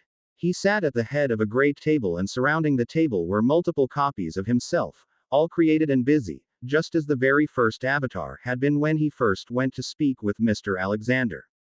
Harry had discovered at that time, when he created an avatar in his mental space, that avatar was just as intellectually capable as he himself was, that each and every one he created was capable of individual action and study, work and creativity. In essence, he was sitting with 20 copies of himself, every one concentrating and focusing on some aspect of the problems and projects that he was dealing with. 2. Harry spoke to the first avatar on his left. Thank you. The complete information dump from Riddle is now available. I have edited out the appropriate data, since we really don't want to watch his tortures of innocence. We have a list of external data to be checked and compiled, as we now have locations on several of his hiding places that he had planned for Horcruxes. We need to have the Curse Breaker teams check for dark magic and secure those locations. He waved his hand at the screen. All the general purpose knowledge is retained and available for your perusal at the usual locations. Harry and the 20 others noted the file locations and made plans to integrate that information. The last thing is this. I have located and noted every contact Riddle made in his career as a budding Dark Lord, and he had made deals with several persons who are not known to be Death Eaters. I want to forward this information to the appropriate investigators, just for the sake of verification. The group all looked at the transcripts and list of names, and as one agreed with Harry too. Harry too sat at his place and the Harry next to him, Harry 17 stood. We have several things going on at once which need to be tracked and monitored. The first is the Power Project. He spoke of the electric power generation project, fueled by magic and the trash recycling manifold. The manifold in this variant is a success, converting heat into steam at a 50% or better rate. Our output temperatures are just a few degrees higher than half of what the actual manifold is generating. What we are currently looking toward is more efficient use of mana, or another way to generate mana to replace what was lost. Harry understood that mana was being referred to as magic, that which powered the conversion process, and had several conversations about depleting the magic in the world, when his goal was to increase the magic, in both the world and its people. The magic that inhabited the earth was of two types, that which came from the earth itself, natural magic, and that which came with the dragons when they had arrived here over 200,000 years ago. He saw his goal and purpose was to increase the level of magic in the world, in both the people and the world itself. He glanced at one of the other avatars which had that plan as his main area of study, and a wash of data flowed through the eyes. He spoke up, dragging his thoughts back to the speaker and project at hand. So being a successful test, why are we shutting it down so early? Why not keep it going? Harry 17 laid down his notes and spoke. The government and the powers that be. They want immediate nationalization of the power plant project, for they see it as a holy grail to fix many of their problems. Clean trash disposal, nearly free electricity, less pollution, and they can see there is a fortune to be had by charging for both ends of the process. They are being short-sighted in that this is only a test program, and as such will be removed by the end of the month. In short, we think we do this so much easier. As it stands, the queue of lorries bringing their loads to the drop-off site is creating traffic hazards, and then there is the handling of the various masses, product of the sorting chamber. His internal vision saw the ships anchored offshore with the conveyors filling the holds. We have contacted the appropriate technical people in the UK power grid management to warn them not to count on our input after a certain point, but that is being kept close to the chest. The people pushing for our nationalization are several ministers in the House of Lords. It seems that the politicians on either side of the statute of secrecy are susceptible to greed and/or malfeasance. I see. So, what of the actual manifold itself? It will be put into an upcoming project, off the coast of Mauritania. 42 has contacts there in the magical community, and they wish a separate homeland for the magicals in that part of the continent. Harry quirked an eye toward Harry 42 who understood he was up next. Harry 17 continued. There is an island under construction which will be the base for the manifold, and plans are being made for and with the people of that area. 43 will fill you in. He nodded toward the Harry in question. What do you mean? Island is under construction. The output from the manifold is separated as designed into basics, iron-based and ferrous products, which go to the steel industry and construction, copper alloys, aluminum alloys, various metals. The organics are separated out and sent to the compost heaps. Heavy metals and toxins are also separated and contained for the environment's sake. When all this is done, we have a dross left over that isn't really anything that we initially knew what to do with. It is inert, neutral, non-porous, and fairly lightweight. One of ours has created a way to use this material, by extruding it in tubes. Each tube is bearing a center core of monolinked carbon as a conductor, and then all the tubes are aligned into a mat, circular, as big as you want it to be, anywhere from 10 yards across to 10 miles. The mat for the manifold is at present 4 miles across, and ready to receive its lodestone powder. That was a project which excited Harry since he and Sirius had investigated the crashed Black Island in Wiltshire. They had collected several hundred negative metric tons of lodestone, and stored it for study purposes, things from flying houses and cars to interstellar generation ships heading out between the stars. I will want to see your technicals on this, Matt, soon. One of the Harrys nodded. Harry asked the most obvious question. What do they get out of it? A magical homeland for the indigenous peoples of the Western African Sahel and Sahara Desert. How will that work?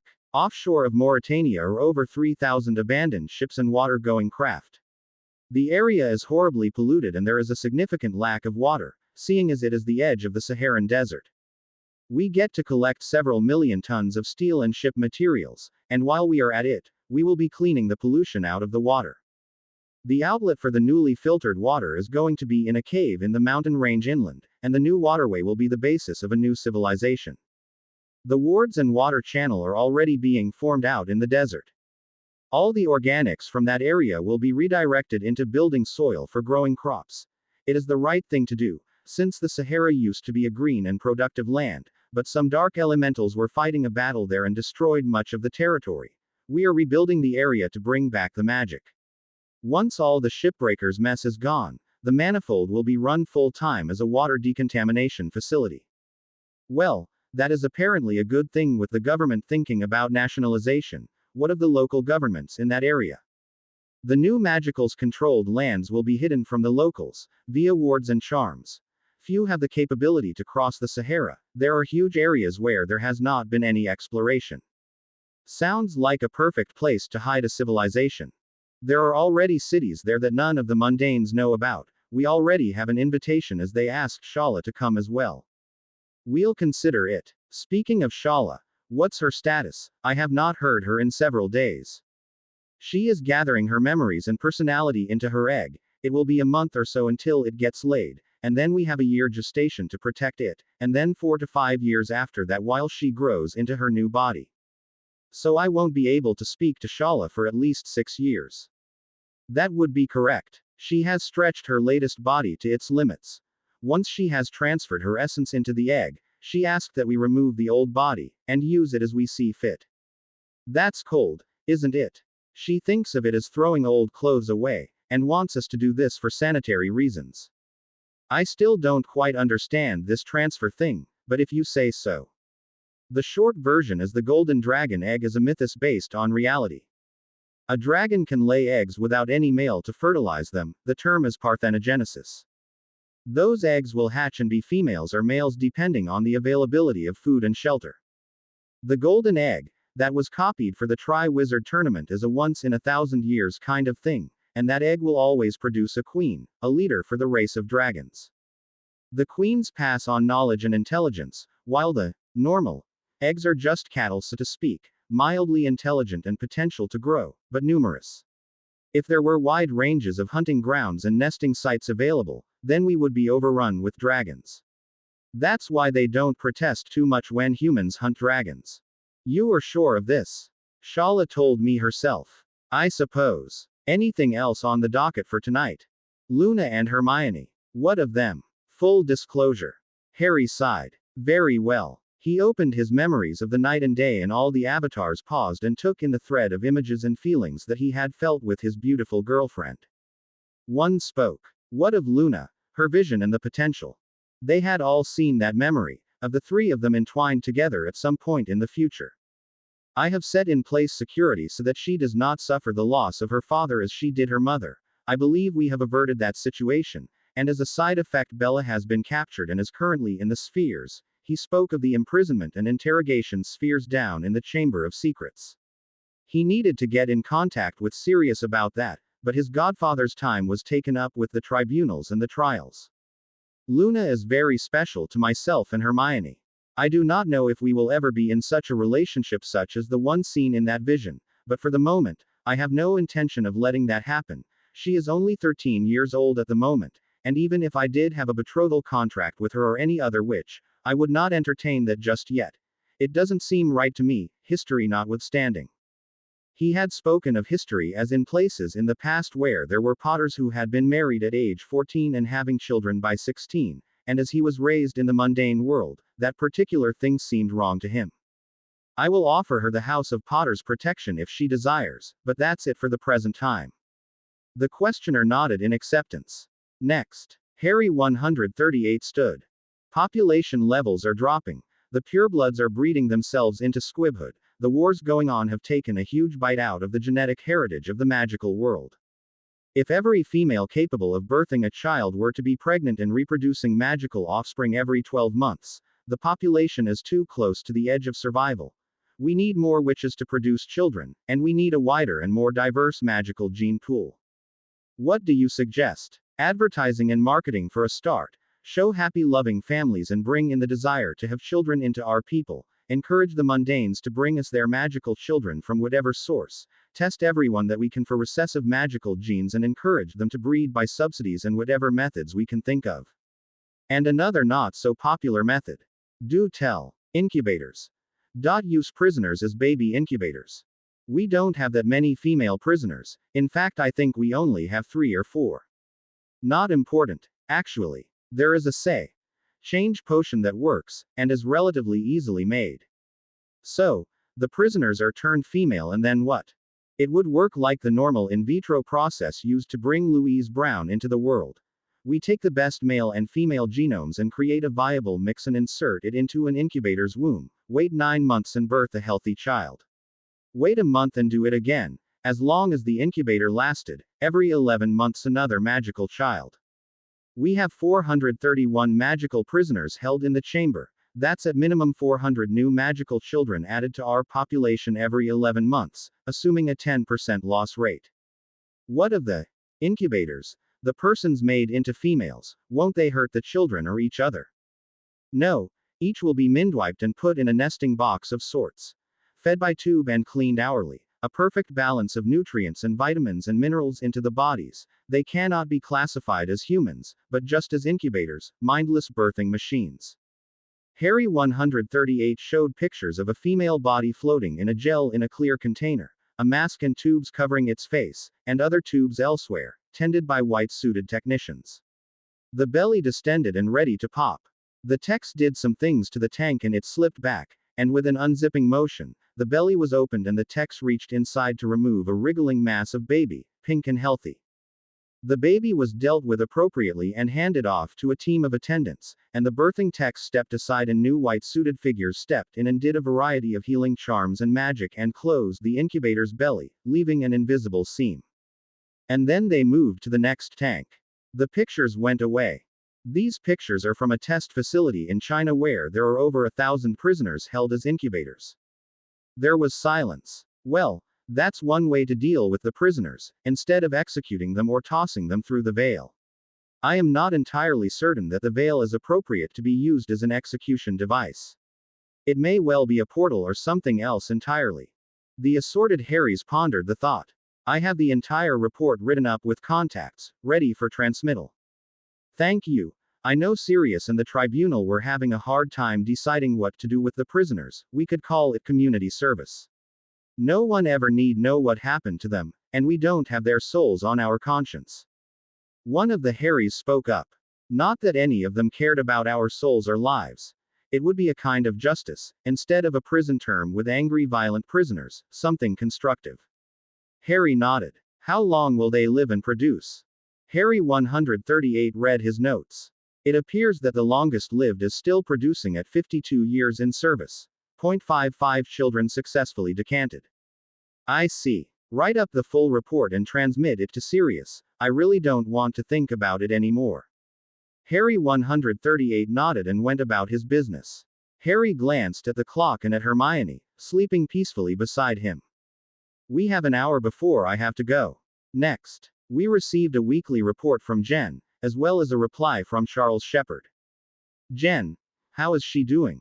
Harry was fond of his friend Jen both as a partner in the study of runes and as his date to the Yule Ball, as well as his first real-world patronage project.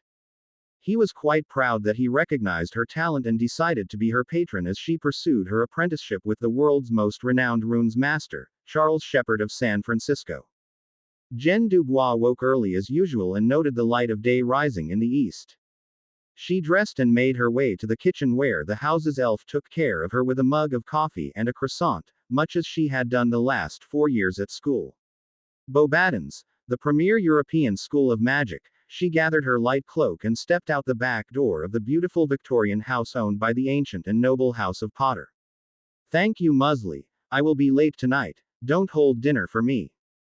The elf nodded. Very well, miss, have a good day. Jen got on her bike and began pedaling. She was not like most magicals and apparating to wherever, she liked walking and riding wherever possible. She waited until the cable car passed, going uphill and crossed the tracks at a right angle, and then turned down the hill. She coasted, letting her speed build up until she had to cross the tracks again, and since she was going parallel, she had to jump to the right, lifting both wheels of the bicycle off the ground, and leaning to the right, around the corner, where she began pedaling furiously to keep momentum up. She could have added some magic to her forward propulsion, but she learned the lessons that Harry taught well: a strong body is stronger magically. The only magic she used while riding was all defensive, anti-crash and anti-impact wards, engraved in the frame of the bicycle itself. The bicycle was a work of art, welded titanium frame, 21 speeds forward, with a vertebrock 22nd gear which she had never had the chance to use, or the guts to use. It was said that the vertebrock gear would take you to other dimensions. She did not want to risk it just yet. After pumping up a long hill, she coasted down the other side and within 5 minutes was at Charles Shepherd's studio. She pulled into the courtyard and once out of sight of the public, shrank her bike and put it into her bag. She entered and hung her cloak on the waiting hook. San Francisco mornings often had a cold fog and it was good to be prepared for anything. She knocked gently on the door frame and entered the studio. Good morning, Master Shepherd. Shepherd grunted, as he was concentrating on engraving a rune on a piece of stone on his bench. The stone was the size of a bowling ball and each facet had a rune on it. All 21 sides. This was one of Shepherd's moneymakers. He taught and he did translation and special engraving among other things, and this was one of his oldest products, a 21-sided tool used for scrying and divination. He had invented it before he had gotten out of school all those years before, and sometimes one of his oldest clients wanted a new stone to give to their own apprentices, and they hired Charles to fabricate one. He finished the rune and sat back, groaning. He flipped back the magnifying glasses he had been using. I need to get a different height chair. My back is killing me. Good morning, Miss Dubois. Thank you. She had handed him his fresh cup of coffee. He took a drink and sighed. Well, your work for this morning is connect all the sequences and activate the power runes. I have taught you all you need to know about this, and I think you are ready to do it on your own. His hand was laid on the stone. Thank you, Master Shepherd. Jen was being formal. He stood and stretched. We are going out to eat at lunchtime, so you have about 4 hours to get it done, and this afternoon we will be going over a contract for your patron. So chop chop, let's get with it. He grinned at the French girl. She blushed and nodded and opened her toolkit and sat down to work. Charles Shepherd sat in his office looking through the open window at the young French girl working away in the shop. He looked over the specifications of the next project, the memories and the possible methods suggested by Potter's people. The report was compiled by Potter's warder-in-chief, William Weasley, who had formerly worked for Gringotts and had a fairly good reputation amongst the curse breaker and warder community. Curse breakers, warders, rune specialists worked together frequently on all manner of projects because many of their specialties overlapped. The reports covered a new and unusual rune sequence that had been found in Egypt, in a tomb. But it was Potter who translated the runes, and he said they were in Parseltongue. As he watched the runes, they morphed and twisted in a hypnotic pattern. It was a 13-step sequence, but it was indeed a sequence. Harry had to write out a description of each and every rune, since they could not be written down. If they were written down, they would morph and change. He tried to write them down himself, but could not. Apparently only a Parselmouth could write them down. It was the most interesting puzzle he had ever seen in his long years as a runes master. He had attended the West Coast, biggest and best school of magic, the Emperor Norton School of Magical Knowledge, and he had apprenticed with the oldest master of runes on the continent, and that his master had never heard of such a rune before. The fact that only Harry Potter was available to read or translate the runes was annoying. He had to watch the pictures and translate on the fly as the images changed, as well as keep the other sequences in mind. In all, he was watching and reading 6 different threads all at once. Later that day, Shepard and Jen stopped at the UPS store and packaged and shipped the stone to its final destination, and when they left that location, they walked a block to a small diner. The diner was frequented by both mundane and magical patrons, and no one thought anything of the master and apprentice sitting in a booth with a silencing charm up around them. Here is our contract, and the object of our next job. Jen looked over the contract and the pictures included. She had seen this before. I know these pictures. I have seen the memories of it. Really? When? It was a party, a lunch really just after Lord Potter took me on as a client. He was shown the memory of the tomb where these runes were found. We all heard the sound, and it was quite frightening. I believe I heard about that lunch from Jack Gallinard. Yes, he and his assistant were there. He brought his pensieve and Bill Weasley put the memories of the dig in, and Harry translated on the spot. Apparently inside that tomb is something that is deadly dangerous, and the runes were a warning. So you are familiar with William Weasley as well? Yes, he is betrothed to my best friend, Fleur Delacour. I suspect we should go to England to speak with Weasley as well as Lord Potter. I can call either of them right now if you prefer. Yes. How? She pulled out her mirror and called Harry. It is 1300 hours here, and they are 8 hours ahead of us, so it should be around 2100 hours there. Not too late, I think. The mirror cleared and Harry's face appeared. Hello, Jen. How are you? How's your apprenticeship going? It is well with me, Ari, and my master and I are sitting here having lunch. Really? That's wonderful. What do you need? Master Shepard has said he needs to come to England to confer with you and William. Okay, sure, put him on. Jen raised an eyebrow. As you wish. Her eyes darted to the left where she saw Hermione sitting beside Harry, wearing a light camisole and a sheet covering her lap. Hermione grinned and waved, not speaking, a book on her knees. She made the universal signal, call me, and Jen nodded. I give you Master Charles Shepard. She turned the mirror towards the rune's master. Good evening, or good afternoon, Master Shepard, are you well? Yes, Lord Potter, I am. May I introduce my betrothed, Hermione Granger, soon to be Potter. Good evening, Lady Granger Potter. It is a pleasure to meet you. Hermione's exploits were known to many in the magical academic world. The list of companies and schools vying for her attention was growing by the day. Good evening, Master Shepard, I look forward to your visit. The niceties out of the way, the conversation went forward. So, you want to meet with us as well as Bill Weasley? Who else should we call to join us? Well, Jack Gallinard might be a good idea, as he is the ward's master. I will contact him on the morrow. I believe he is still in the country. Shepard nodded. I spoke with him last week. He is scheduled to go to South America next month, so we need to get this together before then. Harry nodded. I have thought of a way to translate the runes simultaneously, all 6 strings at once. It will be TXT only, but we should be able to compile the strings. I have been working with a newer program from Sun and I have created a document format that is viable. It involves hooking up a mental link with each of my avatars and letting them have autonomy in their actions. I mean, if I can't trust myself, whom can I trust? Sheffield was still in shock of the threaded mental processes this young man had created in himself. He had spoken with an American-born mental specialist, and that wizard healer had heard of only a few other people in the world who had been able to use that gift. Alexander Cromwell was one of those few, and he had been Harry's mentor in the skills of mental control. How many threads are you parsing right now, Harry? 148 online, 40 or so sleeping, and around 50 on general internal maintenance.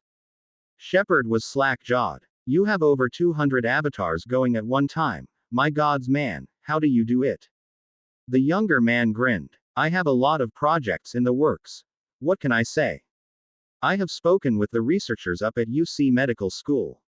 They want to do scans on magical people in their MRI to see if they can define the parts that work different than mundanes. They would absolutely freak when they saw your brain working. Harry considered this and glanced aside to Hermione, who was listening in on the conversation. She projected some thoughts towards his mind. Find out if your researchers would be willing to work with someone here in the UK. I am sure some of our medical researchers are just as good or better than yours. Shepard made a mental note to contact his friend at UC later that day. I shall, and I may end up bringing some info to you when I come over the pond. What say we, Tuesday?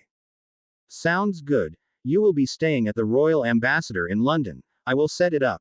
Yourself and Jen, possibly one or two others. Yes, my partner Sean will be with me. I look forward to meeting him. I will have a driver meet you at Heathrow and get your party to where you need to be. Thank you, Lord Potter. Shepard grinned at the younger man. You are welcome, Rune Master Shepard. This is giving me ideas. I need to call a conference of medical specialists to answer a question I have. I am not sure the proper title, but we will discuss it when you get here. I look forward to it. We will be in contact. They logged off. Mentally, one of Harry's avatars took up the whole concept of the MRI and tracking magic. The next day he would no doubt go through several books one page at a time, staring at that page and completely setting it into his memory and so forth. His avatar would read those books from memory and compile all the pertinent data into a basic outline of what he should know about the subject, what questions he should ask, and then make suggestions as to what direction to take. Harry suspected he was on the verge of starting another sponsored study group. Maybe it will be cheaper to just start my own university, he muttered. That might be a good idea, you know. His girlfriend spoke over his shoulder. There is a lack of higher education in, well, virtually the entire magical world. Most higher level teaching goes on by way of apprenticeships and hired tutoring. He sat back to listen to Hermione's commentary. I want to get more education after Hogwarts, but there is nothing really. I find this disturbing in so many ways. Well, how about this, love? I will set up a budget and you design what you want in a university of magic, and we'll see if we can create one in time for you to go there. Where could we put it? I don't think we can hide a whole university anywhere in the civilized world at this time. It would be too noticeable. Well, let's see. We at ILMM are negotiation for the creation of a magical homeland in the Saharan desert, so that's a possibility. I have just been told we can make 10-mile floating islands at will, so maybe out at sea. What else? How about straight up? We have the technology from Black Island. We can build a new flying island and go anywhere in the world. How big do you want it? Harry said all of these things with a straight face, and Hermione knew that he meant exactly what he said, that if she wanted a flying island, then she would have one. Well, Lord Potter, that would certainly destroy the statute of secrecy. I think the mundanes would notice a flying island pretty quickly. I think we could work our way around that one. Hermione, we have the lodestone anti-gravity components from Black Island. I think it can be done. If you say so. She reluctantly marked her place in her book and laid it aside. Her arm snaked up around his neck and pulled him down to the pillow. Come here, you. In San Francisco, Charles Shepard and Jen Dubois apparated to the campus of University of California, SF branch, and made their way through the maze of hallways and buildings to the offices of Dr. Tom Baker, a professor of neurophysiology who both taught about and studied the brain and nerves in humans of all sorts. Jen was introduced to the professor and questions were asked and arrangements made. Shepard and his apprentice left the uni and made their way back to the studio.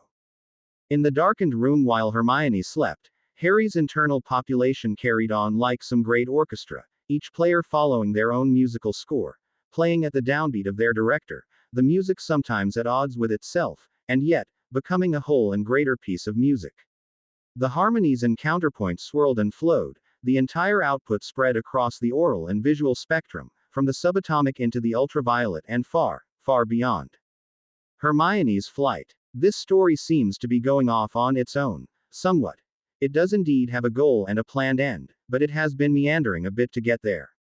I suppose the whole thing could be edited down somewhat to the point of making it 12 to 14 chapters, and leaving out a lot of extraneous matter. Thus far, Harry started out in the canon universe, and Ron abandoned them. This reverberated through time and affected Harry of an earlier time, a Harry who picked up a book on runes and started reading.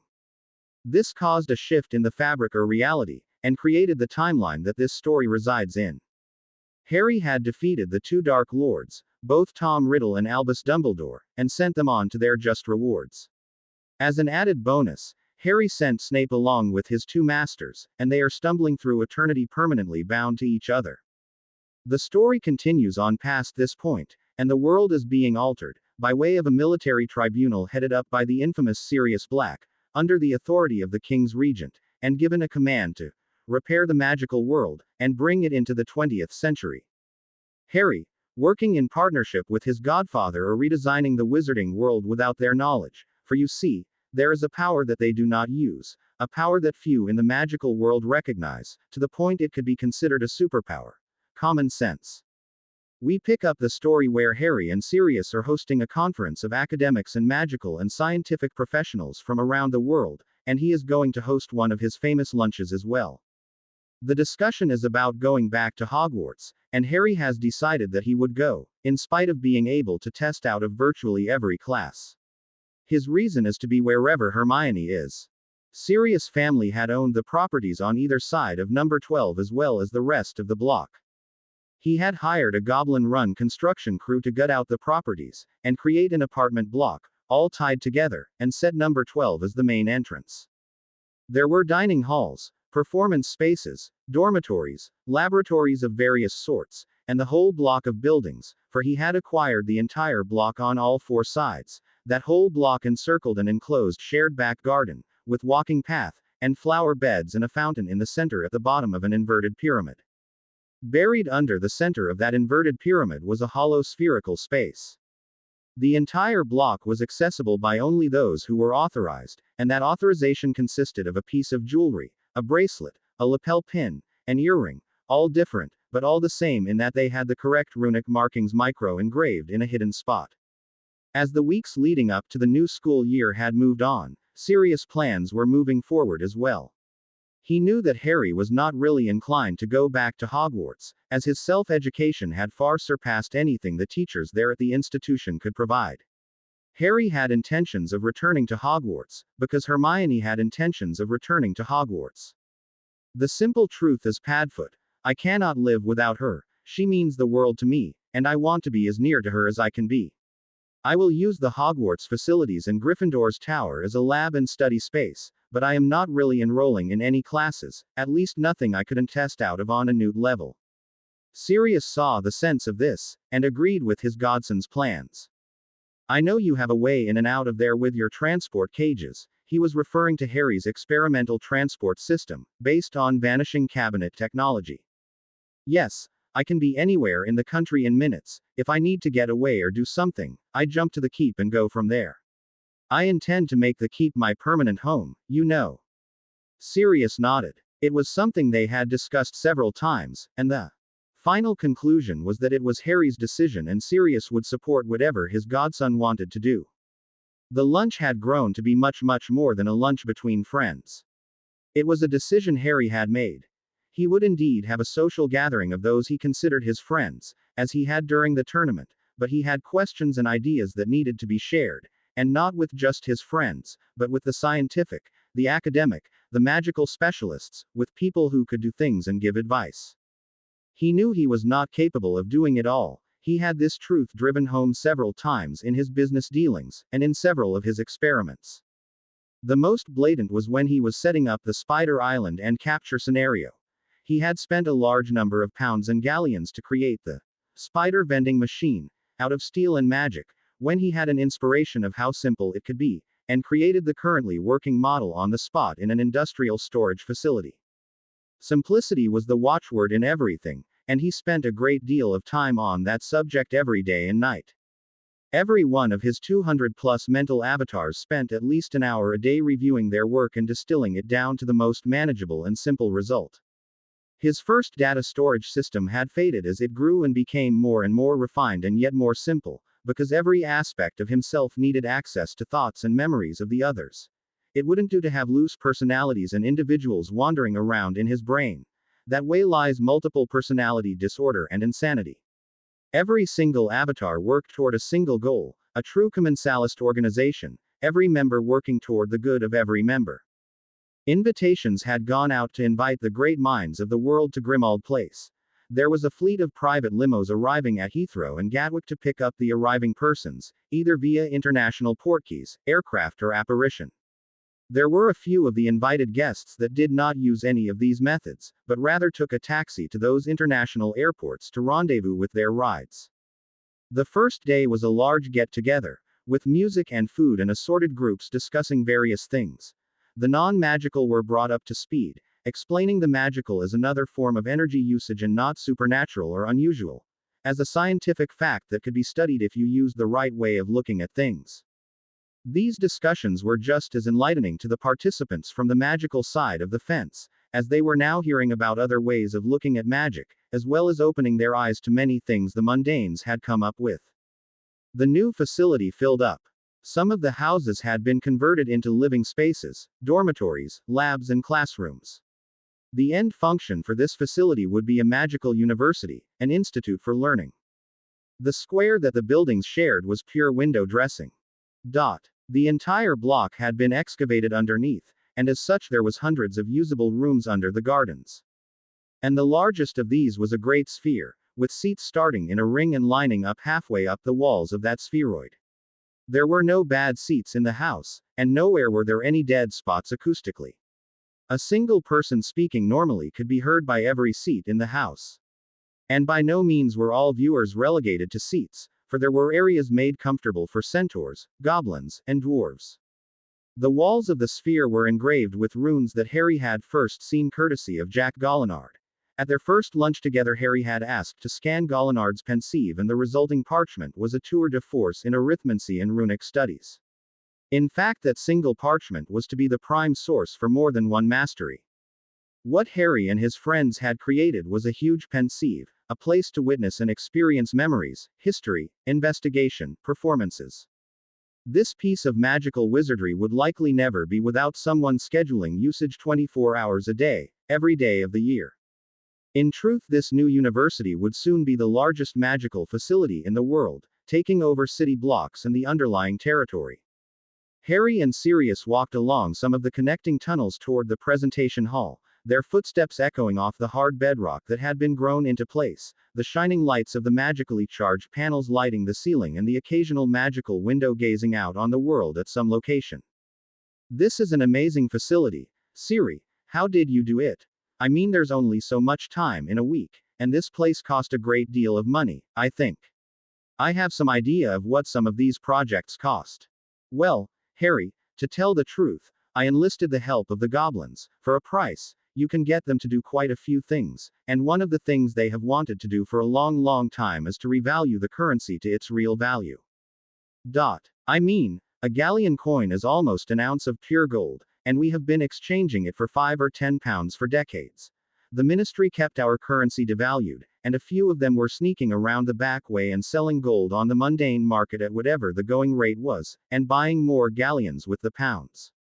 I took every galleon in the black vaults, as well as every galleon seized from the Lestrange vaults, the Malfoy vaults, and had them convert it for gold price over the last year. They are still doing it so as to not artificially depress the gold market. You probably should do so as well.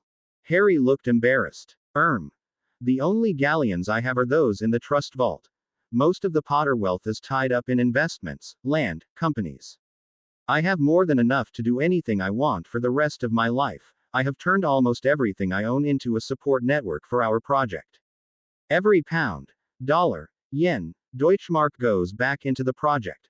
The companies pay for themselves, but the profits are directed to where it will do best. I see.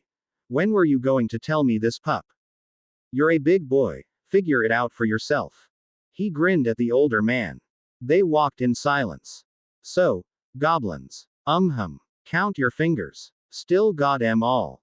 What did it cost you? 3% exchange rate on any goblin-made artifact they find in the vaults. I hope there is an accounting as to what they find. I was given their word, and that is good enough for me. Very well. They came to some great doors and entered, up a sloping aisleway to a platform in the middle of the arena. The sound of the crowd was muted, due to judicious use of silencing charms, cutting the noise back by 85 to 90%. People could be heard, but no one could be too loud, and since the arena was spherical, every problem that went with that. The men stepped onto the platform immediately adjacent to the central display and waited for the crowd to become quiet. Sirius stepped forward and touched a rune on the podium, and his voice was heard clearly throughout the hall. Good afternoon, and welcome to the International University of Magic and Sorcery. I am Sirius Black, and this is my godson Harry Potter. Quote. Harry nodded to the audience. What we are trying to create here is a place that magic and the gifts that come with magic can be increased and brought to use in the betterment of our people. When I say, our people, I do not mean just the humans, but I mean all magical peoples, every person who has any form of magic in them, be they elves, centaurs, dwarves, goblins, fae, giant or nymph. There is no physical requirement to be a magical person, only magic. We have it on good authority that the magical peoples of this world were not born of this world, but rather were interstellar immigrants, and we are the descendants of those travelers. It is our intention to improve the lot in life of every magical person on this planet and to recover that which has been lost, skills, histories, creatures thought extinct, and creatures imaginary. This aroused a rumble of conversation that swelled for a few minutes. Sirius waited patiently until the whispering tapered off. The images in the center of the great sphere quietly switched from one scene to another, showing various of the magical peoples of the world, everything from dragon to Claw, children and elder, ancient ABO peoples and young children from here in the UK, all surrounded by their magic. Our people are in danger, from without and within. Without, the non-magical people of this planet have the ability to destroy the world 1,000 times over. Here the images of nuclear weapons, CBW warfare, plagues and the world being polluted and destroyed by various means. This does not mean that the mundanes are our enemies, but that they are merely unable to use the gifts that we have. This does not mean that they cannot use their own gifts to help improve and repair our world, and this we will discuss later. Within, we have our own enemies, the most recent of which was a self-styled Dark Lord created by an old man with delusions of grandeur. Most people will recognize that I mean Tom Riddle, also known as Voldemort, and the old man who created him, Albus Dumbledore. This was an ambiguous statement as to which he, Sirius, was referring to. This made the audience gasp as they saw images from Riddle's life and the old man's manipulations in that life, as well as the death and destruction he caused. All his followers that we have discovered have been caught and imprisoned, those that did not die in the assorted battles to capture them, and they are awaiting sentence, another thing that we wish to discuss with the people of our world. He waited again. The reasons for creating this university are various, and some are personal, some are political, some are civic-minded. Personally, I would like to have the name Black associated with something good rather than dark and evil magic and actions. And so I have liquidated the Black family fortune and dedicated it to building this place. This is my legacy. As with most people, when money is mentioned, this strikes a nerve, some positive, some negative. Some who heard this statement were offended, angry that Sirius would do such a thing. Either the wretch was ungrateful for what his family had done, or he was an attention-grubbing worm, trying to buy fame. Others were thinking, is there some way I could siphon off some for myself? Of course that statement is couched in the terms of, I wonder if there is a research grant or cushy faculty job here. Our intention is to gather knowledge and dispense it throughout the world, and help our people up to the place where they should be, without stepping on the rights and livelihood of others. To that end we have created a Bill of Rights of sorts to guide us. Now I am going to introduce a couple to you, who will be reading this document. Many of you know of him, but only a few know him. My godson, Lord Harry James Potter. He paused as the applause swelled. And his betrothed, a witch who has been rightly named as the brightest witch of her generation, Hermione Granger. Sirius stepped back as he applauded for the couple. The couple blushed and stepped up to the podium, hand in hand. The applause eventually stopped as the couple stood. Harry took out a scroll from his pocket and tossed it toward the podium. The scroll unrolled and lay in a perfect readable angle, awaiting its reader. They took turns reading. A magical declaration. Magic is real. Magic is neither light nor dark. Magic comes to those who have it without regard to age, race, species, gender, or heritage. Every person with magic should have the right to use it freely as long as they do not cause intentional harm to others.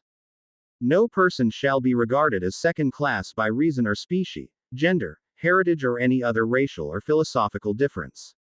No person or persons shall own, Avenue, bond, coerce by spell or potion or other magic any other person or being.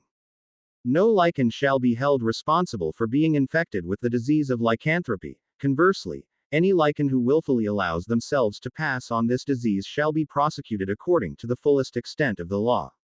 Species created for the express purpose of killing or extracting the soul, specifically in fury. Dementors shall be immediately destroyed. Any person who create these creatures shall be destroyed with their creation. No person with magic shall use, abuse or harm any non-magical person. This includes muggle hunting, forced obliviation, rituals or any malicious intent magic. The statute of secrecy shall be maintained at this time. No magical child will be left orphaned and unprotected. The magical community has a responsibility to provide a safe upbringing for all children. The laws of the land shall be respected and obeyed. The audience watched as each addition to the declaration appeared in the great sphere, and muttered amongst themselves. Harry continued to speak. This declaration is a draft proposal that we as a group have come up with as our guiding principles, and for the moment, we are open to suggestions for modifications or additions. You can see the general intent of our articles here, and I would like to open the floor to questions or comments. In front of you there is a comm mirror mounted to each chair. If you have a question or comment, touch the blue button, and you will be recognized. The podium lit up with lights indicating questions and Harry tapped the first in line. Yes, your name. Thank you. David Sutherland. What do you do, Mr. Sutherland? I am an arithmancer. I design spells. His face was large in the great projection sphere, and you could see the man glancing nervously at the image. I've found that just looking at the mirror is less nerve-wracking, David. Harry spoke with good humor as he continued speaking. I keep thinking of the Great Hall at Oz. Pay no attention to the man behind the curtain. The audience laughed. Sutherland cracked a smile. Ah, my question. Do you seek to destroy the vampires? I understand the Dementors and the Inferi, but vampires are sentient. Well, this is a question that many of us have been discussing for a while now, but if I may. Sentience is defined by the OED as this. 1. Having the power of perception by the senses, conscious. 2. Characterized by sensation and consciousness. By this definition, a magical painting is an aware and conscious being. Does this mean that a painting has the same rights as a human or an elf? He looked around at the faces around him. Most had a negative look, agreeing that paintings were not alive. Do we afford voting rights to door knockers and gargoyles? I think not. Continuing. Sapience is defined as having or showing great wisdom or sound judgment. Some would say, having the spark of life within themselves. Exploring that further, it is what defines the difference between life or not life. In the British magical world, convicted criminals are given the Dementor's kiss, that is to say, the soul is sucked out of a person. Now I don't know if you have ever seen a person who has had their soul sucked out, but if you speak to them, at least for a while, they have enough intelligence to answer a question or follow an order, but the truth is, they are no more alive than a magical painting. Their image is there, but no one is home. With the soul, there is life. Without the soul there is not life. A vampire is a soul trapped in an undead body, and their life and magic comes from feeding off those who have life and magic. As long as a vampire acts according to the agreements that have been negotiated, we have no problems with them or their lifestyle. Harry looked down and grinned. I have a vampire working for me at my family keep, as a historian. Sutherland sat down, his face in shock. Harry speaking about his auntie had hit home, and the young man's words made him wonder at his actions for the last 10 years, feeding his auntie and keeping her alive, locked in his basement. Up on the podium where Harry was speaking, as soon as he had the man's name verified, there was an ID card image with all the pertinent data on the man, including the things he would like to have hidden away, such as his auntie in the basement. Next question. He tapped the next light on the board, and the next image was that of a young girl. Oh, hello Jen. He recognized his friend Jen Dubois. Everybody, this is our good friend Jen Dubois. I assume that Rune Master Shepherd is here with you. Jen nodded, and gestured to one side. The view pulled back and the viewers could see the master sitting in the seat next to his apprentice. Every person who appeared up in the great holographic sphere had a short banner beneath their face identifying them, the image of Shepherd spelled out.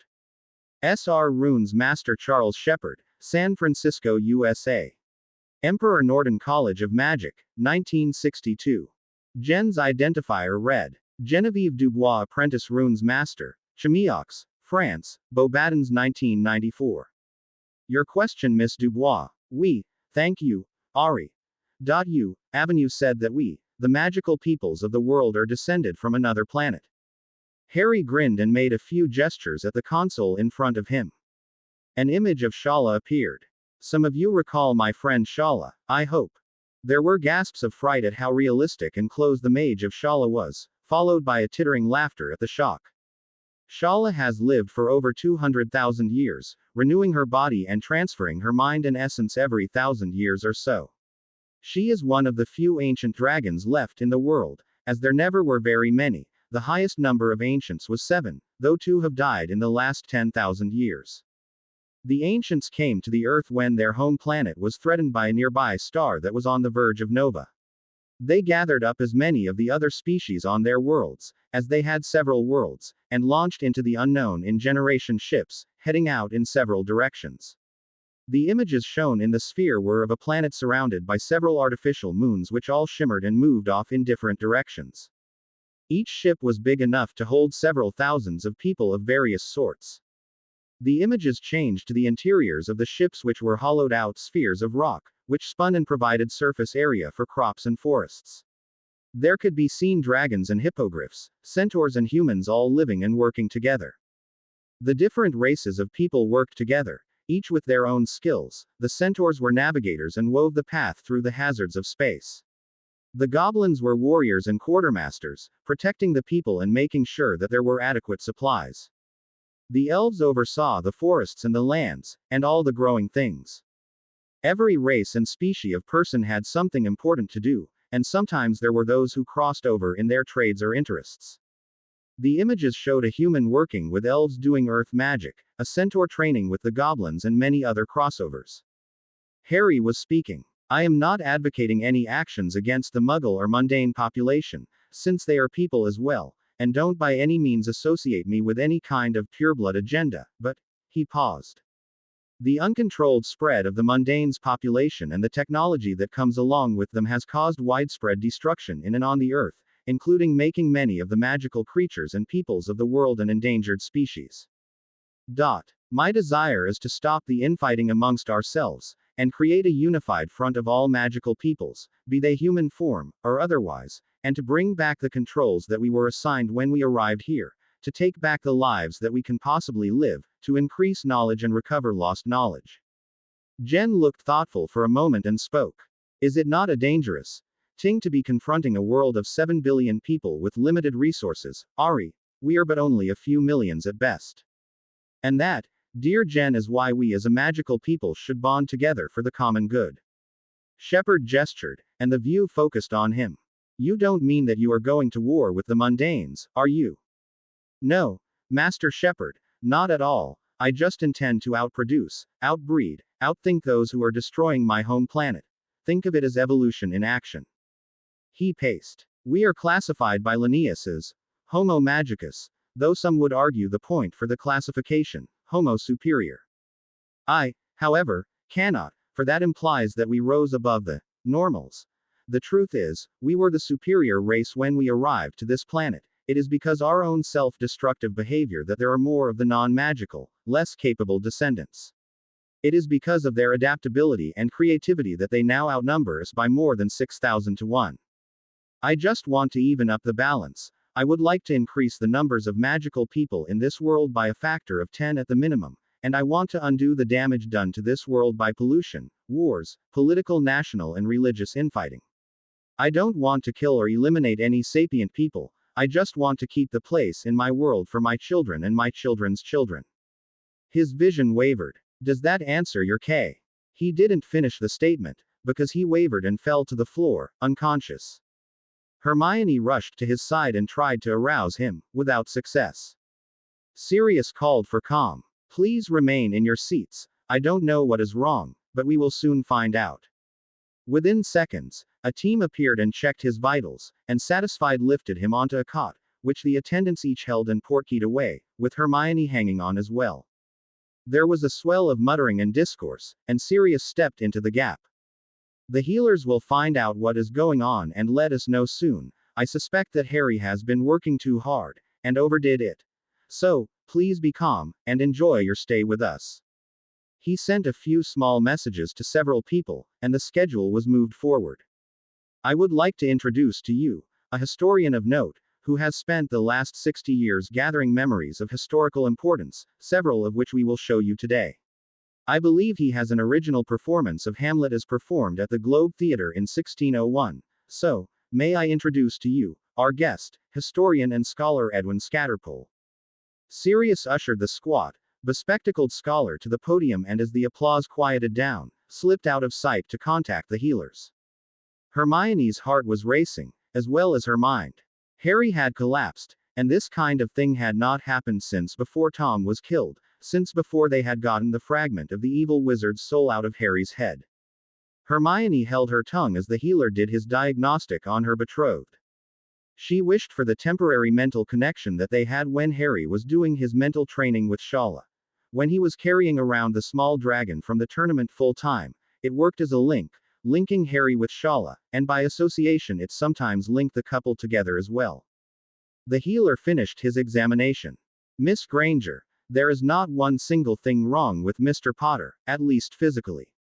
He is well within what is considered normal and healthy and has actually improved since his last exam with me. The problem is mental, I think. It's like he has gone into a fugue state. His body is there, but no one is in charge. He hesitated, as this healer was the one outside professional that Harry trusted, and only on Madame Pomfrey's say so. Harry has been working hard on so many projects. I keep telling him that he needs more sleep and to eat right.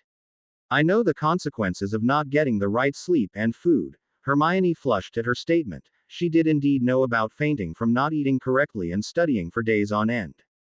Coffee and ink are not substitutes for sleep and nutrition.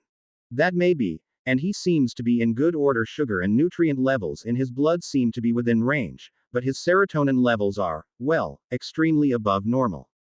I need to call a specialist in brain chemistry. If I recall correctly, his brain going in overdrive, and he will have a massive migraine when he wakes up, unless we lower these levels somehow. He turned to his intern. Contact Alexander Cromwell, and ask him to come here as soon as possible. Before the intern left the room, Hermione stopped him.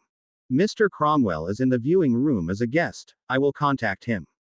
Hermione knew this, because she spoke with Harry about those whom he wanted to invite to the conference, and Cromwell was one of the few who were not close friends, but were invited. She took out her mirror and logged into the live feed from the viewing room to see what was going on. Mr. Stackpole was introducing a memory. This memory was collected in 1957, August 7th, at the Cavern Club. A skiffle band who went by the name, the Quarrymen. They would later reorganize and be known as the Beatles. She nodded to herself and touched a rune, and spoke. Hermione Granger for Alexander Cromwell. A moment passed and the mirror faded into the face of Mr. Cromwell. Miss Granger, what can I do for you? He suspected that he knew. Harry's collapse was not physical, but rather mental. Healer Pomfrey asked that you come to see if there's anything you can do. Cromwell nodded in response. Tell Marcus I will be there directly. Good. I will send you a guide. Listen to your name badge, and follow the directions. Very well. And he closed the connection. His name badge pinged, and he heard a quiet voice in his ear whisper. Exit the viewing room by the exit behind and to your left. As he walked out the door, behind him 5 young English lads were setting out to change the world. Cromwell followed the directions of the guide voice in his name tag, and entered the infirmary where Harry lay, and Hermione had called Sirius and informed him of the goings-on as well. Hello Marcus, what's up? Healer Marcus Pomfrey greeted his friend Alexander. Our young Mr. Potter checks out physically, and all his chemicals seem to be fine, but my readings show his brain activity is, well, I am not sure. He's pumping out serotonin like there's no tomorrow, but I can't really detect any individual brain activity. Usually I can detect neurons and synapses firing, but his brain seems to be a mass so dense, it's like. I can't come up with a way to describe it. Cromwell was familiar with the brain and mind diagnostics, so he nodded. Show me. Healer Pomfrey cast the charms and spells of the diagnostic, and an image of Harry's brain was there about a foot above his supine body, and the image was a solid mass of sparks, glittering and pulsing, all the way down into his cerebellum and nervous system. Hermione had an idea. Can you keep this image and cast the magical core detection spell? She thought of doing it herself, but was too worried to concentrate on it. This idea struck a chord with the healer, and he did so, and they saw that the magical core, which in the normal wizard remained mostly in the torso and sometimes into the gut of a wizard, had spread throughout Harry's body, following the pathways of the nerves, and was glowing like a nimbus in his brain pan as well. For an average wizard, the magical core was usually a medium-sized glow that was rarely bigger than a football in the wizard's chest and or gut area. Wizards were males after all, and their natural desire was to drive their magic toward their small head. Some had the gift of gab, that is, more magic toward their tongue, some had magic hands, and the like. Healer Pomfrey was stunned. Harry's magic swirled and flowed all through his body, through the blood vessels and veins, the muscles, and like some gleaming orb around and around his brain. Cromwell tried to enter his former student's mind, but was rebuffed at an almost physical level. He grimaced in pain and sat heavily, holding his head. Ow, that bloody hurts. Pomfrey handed Cromwell a headache potion, who gladly swilled it down. I saw a few fragments, but it is all moving so fast, I cannot keep up, but it appears that there is a mental blockage of sorts. I really don't know what to do. The only time I have seen this before is with someone who had. I think I know what to do. He turned to Hermione. The little dragon, do you still have it? I believe he said it was a connection to his dragon friend.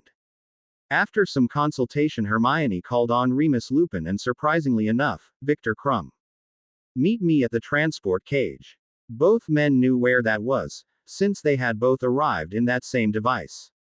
In minutes, the cage had transported the three to the keep, and only after Hermione used her personal authorization to get the two men in, since Harry had selected this place as his permanent home and base of operations.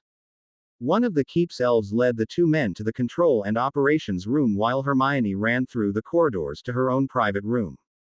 The few people on duty moved out of the way of the rapid young woman. She slammed into her quarters and was met by Winky, who helped her get dressed quickly. She threw off the semi-formal robes and quickly stripped, and pulled on her workout outfit, which was followed by her dragonhide armor/flying outfit. As she was shrugging on her jacket, her headset and mic came online, and she pulled the goggles over her eyes. Okay, Hermione, we have a visual on Shala. She appears to be sleeping in her nest, and is quiet at this point. Hermione was about to leave the room when she remembered the small dragon, and caught it as Winky brought it to her. She answered as he stuffed the dragon in her pocket. Good. I am heading for the portal. Is Harry's broom ready? Victor answered. Da. I have checked it out. It is in perfect condition. Hermione sprinted towards the portal as he spoke. Less than a minute later, she arrived at the flight portal to the keep. This portal was the arrival area for dedicated portkeys, which could only be made and authorized by Harry himself. This was also the area where Harry had set up his experimental transport cage that they had used to arrive here. The scariest part of this area was the opening in the wall that stepped out to a 1,000-foot drop into the cold ocean. This was the flight portal, and the only way in unless you had an authorized portkey. 1,000 foot above the cold, unforgiving ocean, a solid wall of black rock with no handholds or gaps to use for climbing. A monolith of obsidian, enhanced by magic and warded to a degree not seen anywhere else on Earth. The wards extended out several hundred feet. Anti-apparition, anti-portkey, wards that could only be entered by way of threading an invisible maze. Victor handed the broom to Hermione. Harry's firebolt. Since the day that Harry had transferred his knowledge and love of flying to Hermione, she had practiced and become fairly competent on a broom, and had her own broom as well, a nice solid clean sweep, not a high-performance model, but functional. Hers was a minivan to Harry's Ferrari. Good luck. Safe flying, Victor saluted her. She put on her goggles and nodded, then launched out over the cold sea. The winds buffeted her, so she hunkered down close to the shaft of the broom, trying for a slight profile. In her goggles, the images of the wards flowed by as she threaded that maze. Lupin was talking. Healer Pomfrey says he is stable, but there are no signs of change in his brain activity, but he is safe, so take your time and be patient. Acknowledged one more turn. Okay, I am out of the ward maze, heading for Shala. Lupin answered. No mundane activity for 10 miles, go. Hermione shot towards Shala's island and nest at a quick pace, not the almost 200 miles per hour that the firebolt was capable of, but quick. She slowed down as he approached the shoreline of Shala's island home, for there were anti-personnel wards to keep people from accidentally being lunch for the great dragon. An almost physical feeling slowed her as she slipped through the ward, and a feeling of freedom as she slipped into the airspace over Shala's island. She had just started toward the nest where Shala was sleeping when Victor's voice shouted out.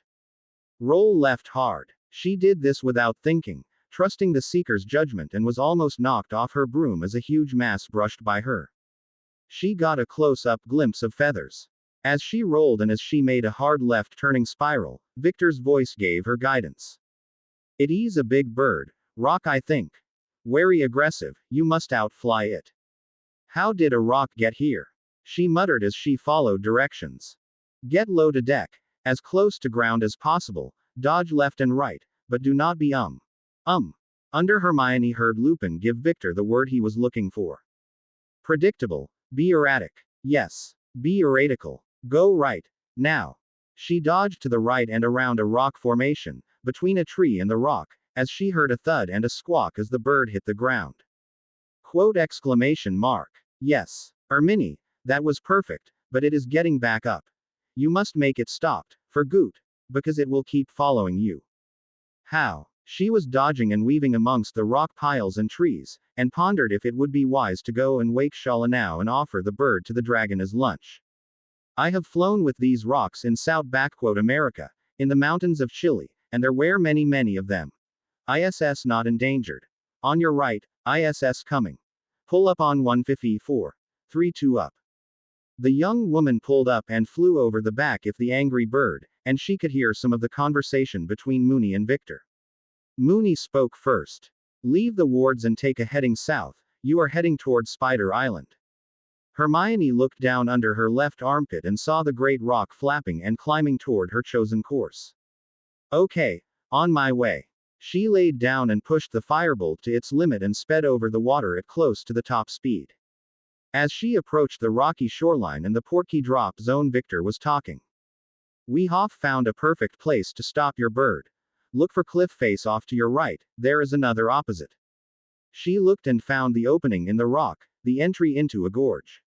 There is web across opening. You are going to get air and dive. Vronsky faint. You will fly under web and bird will not see web, understand? I don't like it, but I understand. She shuddered at the thought. She could see the spiders marching around and capturing the livestock sent to them, the balls of silk that they were trading for, and the webbed pods with who knows what inside them. She slowed enough to get going in the right direction. Do zoom up to height. Victor instructed. As she did, the attacking rock zoomed by far below her. Okay. Circle around, attract attention. It will try to get above you, let it. I don't know why I let you adrenaline junkies talk me into this. She grumped. Moony answered. Just think, now you will have experiences in common with Harry. She could hear the laugh in his voice. Pink bows and ribbons in your fur next full moon, Moony. We'll see, here it comes. Victor interrupted. Dive towards the opening, fast as it can fly, just a little bit faster, perfect. In her eyewear, Hermione could see the web, glowing like neon against a black backdrop, as well as the infrared signatures of the huge spiders inhabiting the gorge. She could hear the pinions and muscles of the great bird behind her, as well as its whistling breath. Her boots brushed the treetops as she dove through the gap and then pulled up hard, the G-forces pushing her hard into the broom's shaft. She heard, but did not see the squawk and thrashing as the rock tried to adjust its course to follow her and hit the huge web dead center. Nor did she see the huge spiders darting toward the captured avian to bind it and make it their next meal. In the viewing hall, back at the university, the gathered crowd watched the live feed as a tiny form flew straight up out of that gorge, with long spider legs lining the rocks, waving at her, trying to knock a morsel out of the sky. Victor's voice rang in her ear. You are free to go back to Dragon now. Good job, Hermione. Hermione was limp on the firebolt, as she realized what she had just done. The broom was traveling along at just over 100 miles per hour as she realized that some of the actions had been fun. Her big mind quickly arranged the things that had to be done, and she flew with determination towards the nest where Shala was just awakening. The young Gryffindor woman landed gently about 50 meters away from Shala's nest, and shrunk Harry's broom into her carryall pocket with the little dragon. She was sweating a bit from the exertion and unzipped her jacket, revealing her workout clothes, at least the top. She pushed the wind goggles up to the top of her head. From the outside they looked like those old people sunglasses which were black and wrapped around half your head, but from the inside they were charmed to see virtually any range of electromagnetic radiation from wards and magic to ultraviolet and the unseen in the RF spectrum. Totally illegal for use in Quidditch, but perfect for the explorer and curse breaker. The image in the viewing sphere was one which would be engraved in the minds of young and old men for years to come. A taut firm body, a tight black combination top sports bra, covered with a maroon dragonhide flight jacket. At her waist a gap had ridden up, revealing about 2 inches of firm belly, with a hint of abs, and a green jewel in the navel. Around her neck a few gold chains, one with a locket engraved with the emblem of the most ancient and noble house of Potter and one with the badge and seal of Gringotts, both portkeys and both immensely valuable in their own right, not to mention what each symbolized. Her bottom half was encased in black dragonhide pants with thigh-high boots pulled up and over. Her hair had been tied back and there were a few strands of loose hair falling into her eyes, and on her head, the HUD goggles. In her ear was an earpiece and a mic curved around to be able to speak clearly. Later that month, Hermione would see no less than 5 different young women wearing a copy of that outfit in Diagon Alley and other public places, including Hogwarts.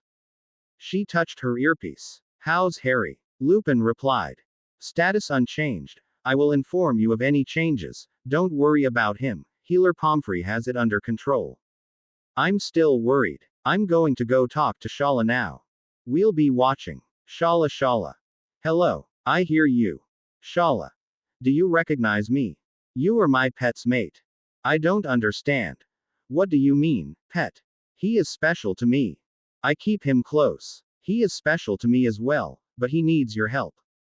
The great dragon's eyes popped fully open and her head snapped around to confront Hermione directly. Those watching could not hear the conversation, but when the image of the dragon confronting the young woman came up, several people in the watching audience screamed, assuming that she was about to be eaten. "Show me." Hermione opened her mind, showing the most recent events, his collapse and the healers, diagnostics, and Shala pushed to see more of the past. Hermione showed as much of it as possible, including Harry's mental avatars, his multitasking, his inventing streak, his meditation instead of sleep, all of it from the time of Harry and Shala meeting to the present. Outwardly, it was a static image. A huge dragon head, a young woman, gazing into each other's mind. The entire transfer of information took all of 3 seconds, and the great dragon closed her eyes and her head tilted slightly as if she were sighing. "Where is he now?" Hermione asked out loud. "Where is Harry now?" Lupin replied. "Black University, London. Get on my shoulder." Hermione didn't argue. You don't argue with a dragon, not with good results. She climbed up and settled into a place at the base of Shala's neck, where she was at the top of the reptilian shoulder. It felt quite natural to be there. "We go." Hermione felt a field or ward envelope her, and felt as if she were glued to the dragon's back. It felt perfect. The great beast stood and stretched, flapped her wings a few times, experimentally, and then with a leap, launched into the air, and soared away. The view screens went blank, for they could not follow the speeding creature, for several reasons. 1, she was using a dragon disillusionment spell, and 2, she didn't want to be seen. High over an unspecified piece of cold ocean, a dragon and a girl sped towards their destination. London. "Here is what you must do." The information poured into Hermione's mind. Fast, quite fast, but not so much as to overwhelm her. That is what had happened to Harry. He had too many things going on at once, and what he had was basically an input error. Too many things were trying to access his I/O port at once and the software crashed.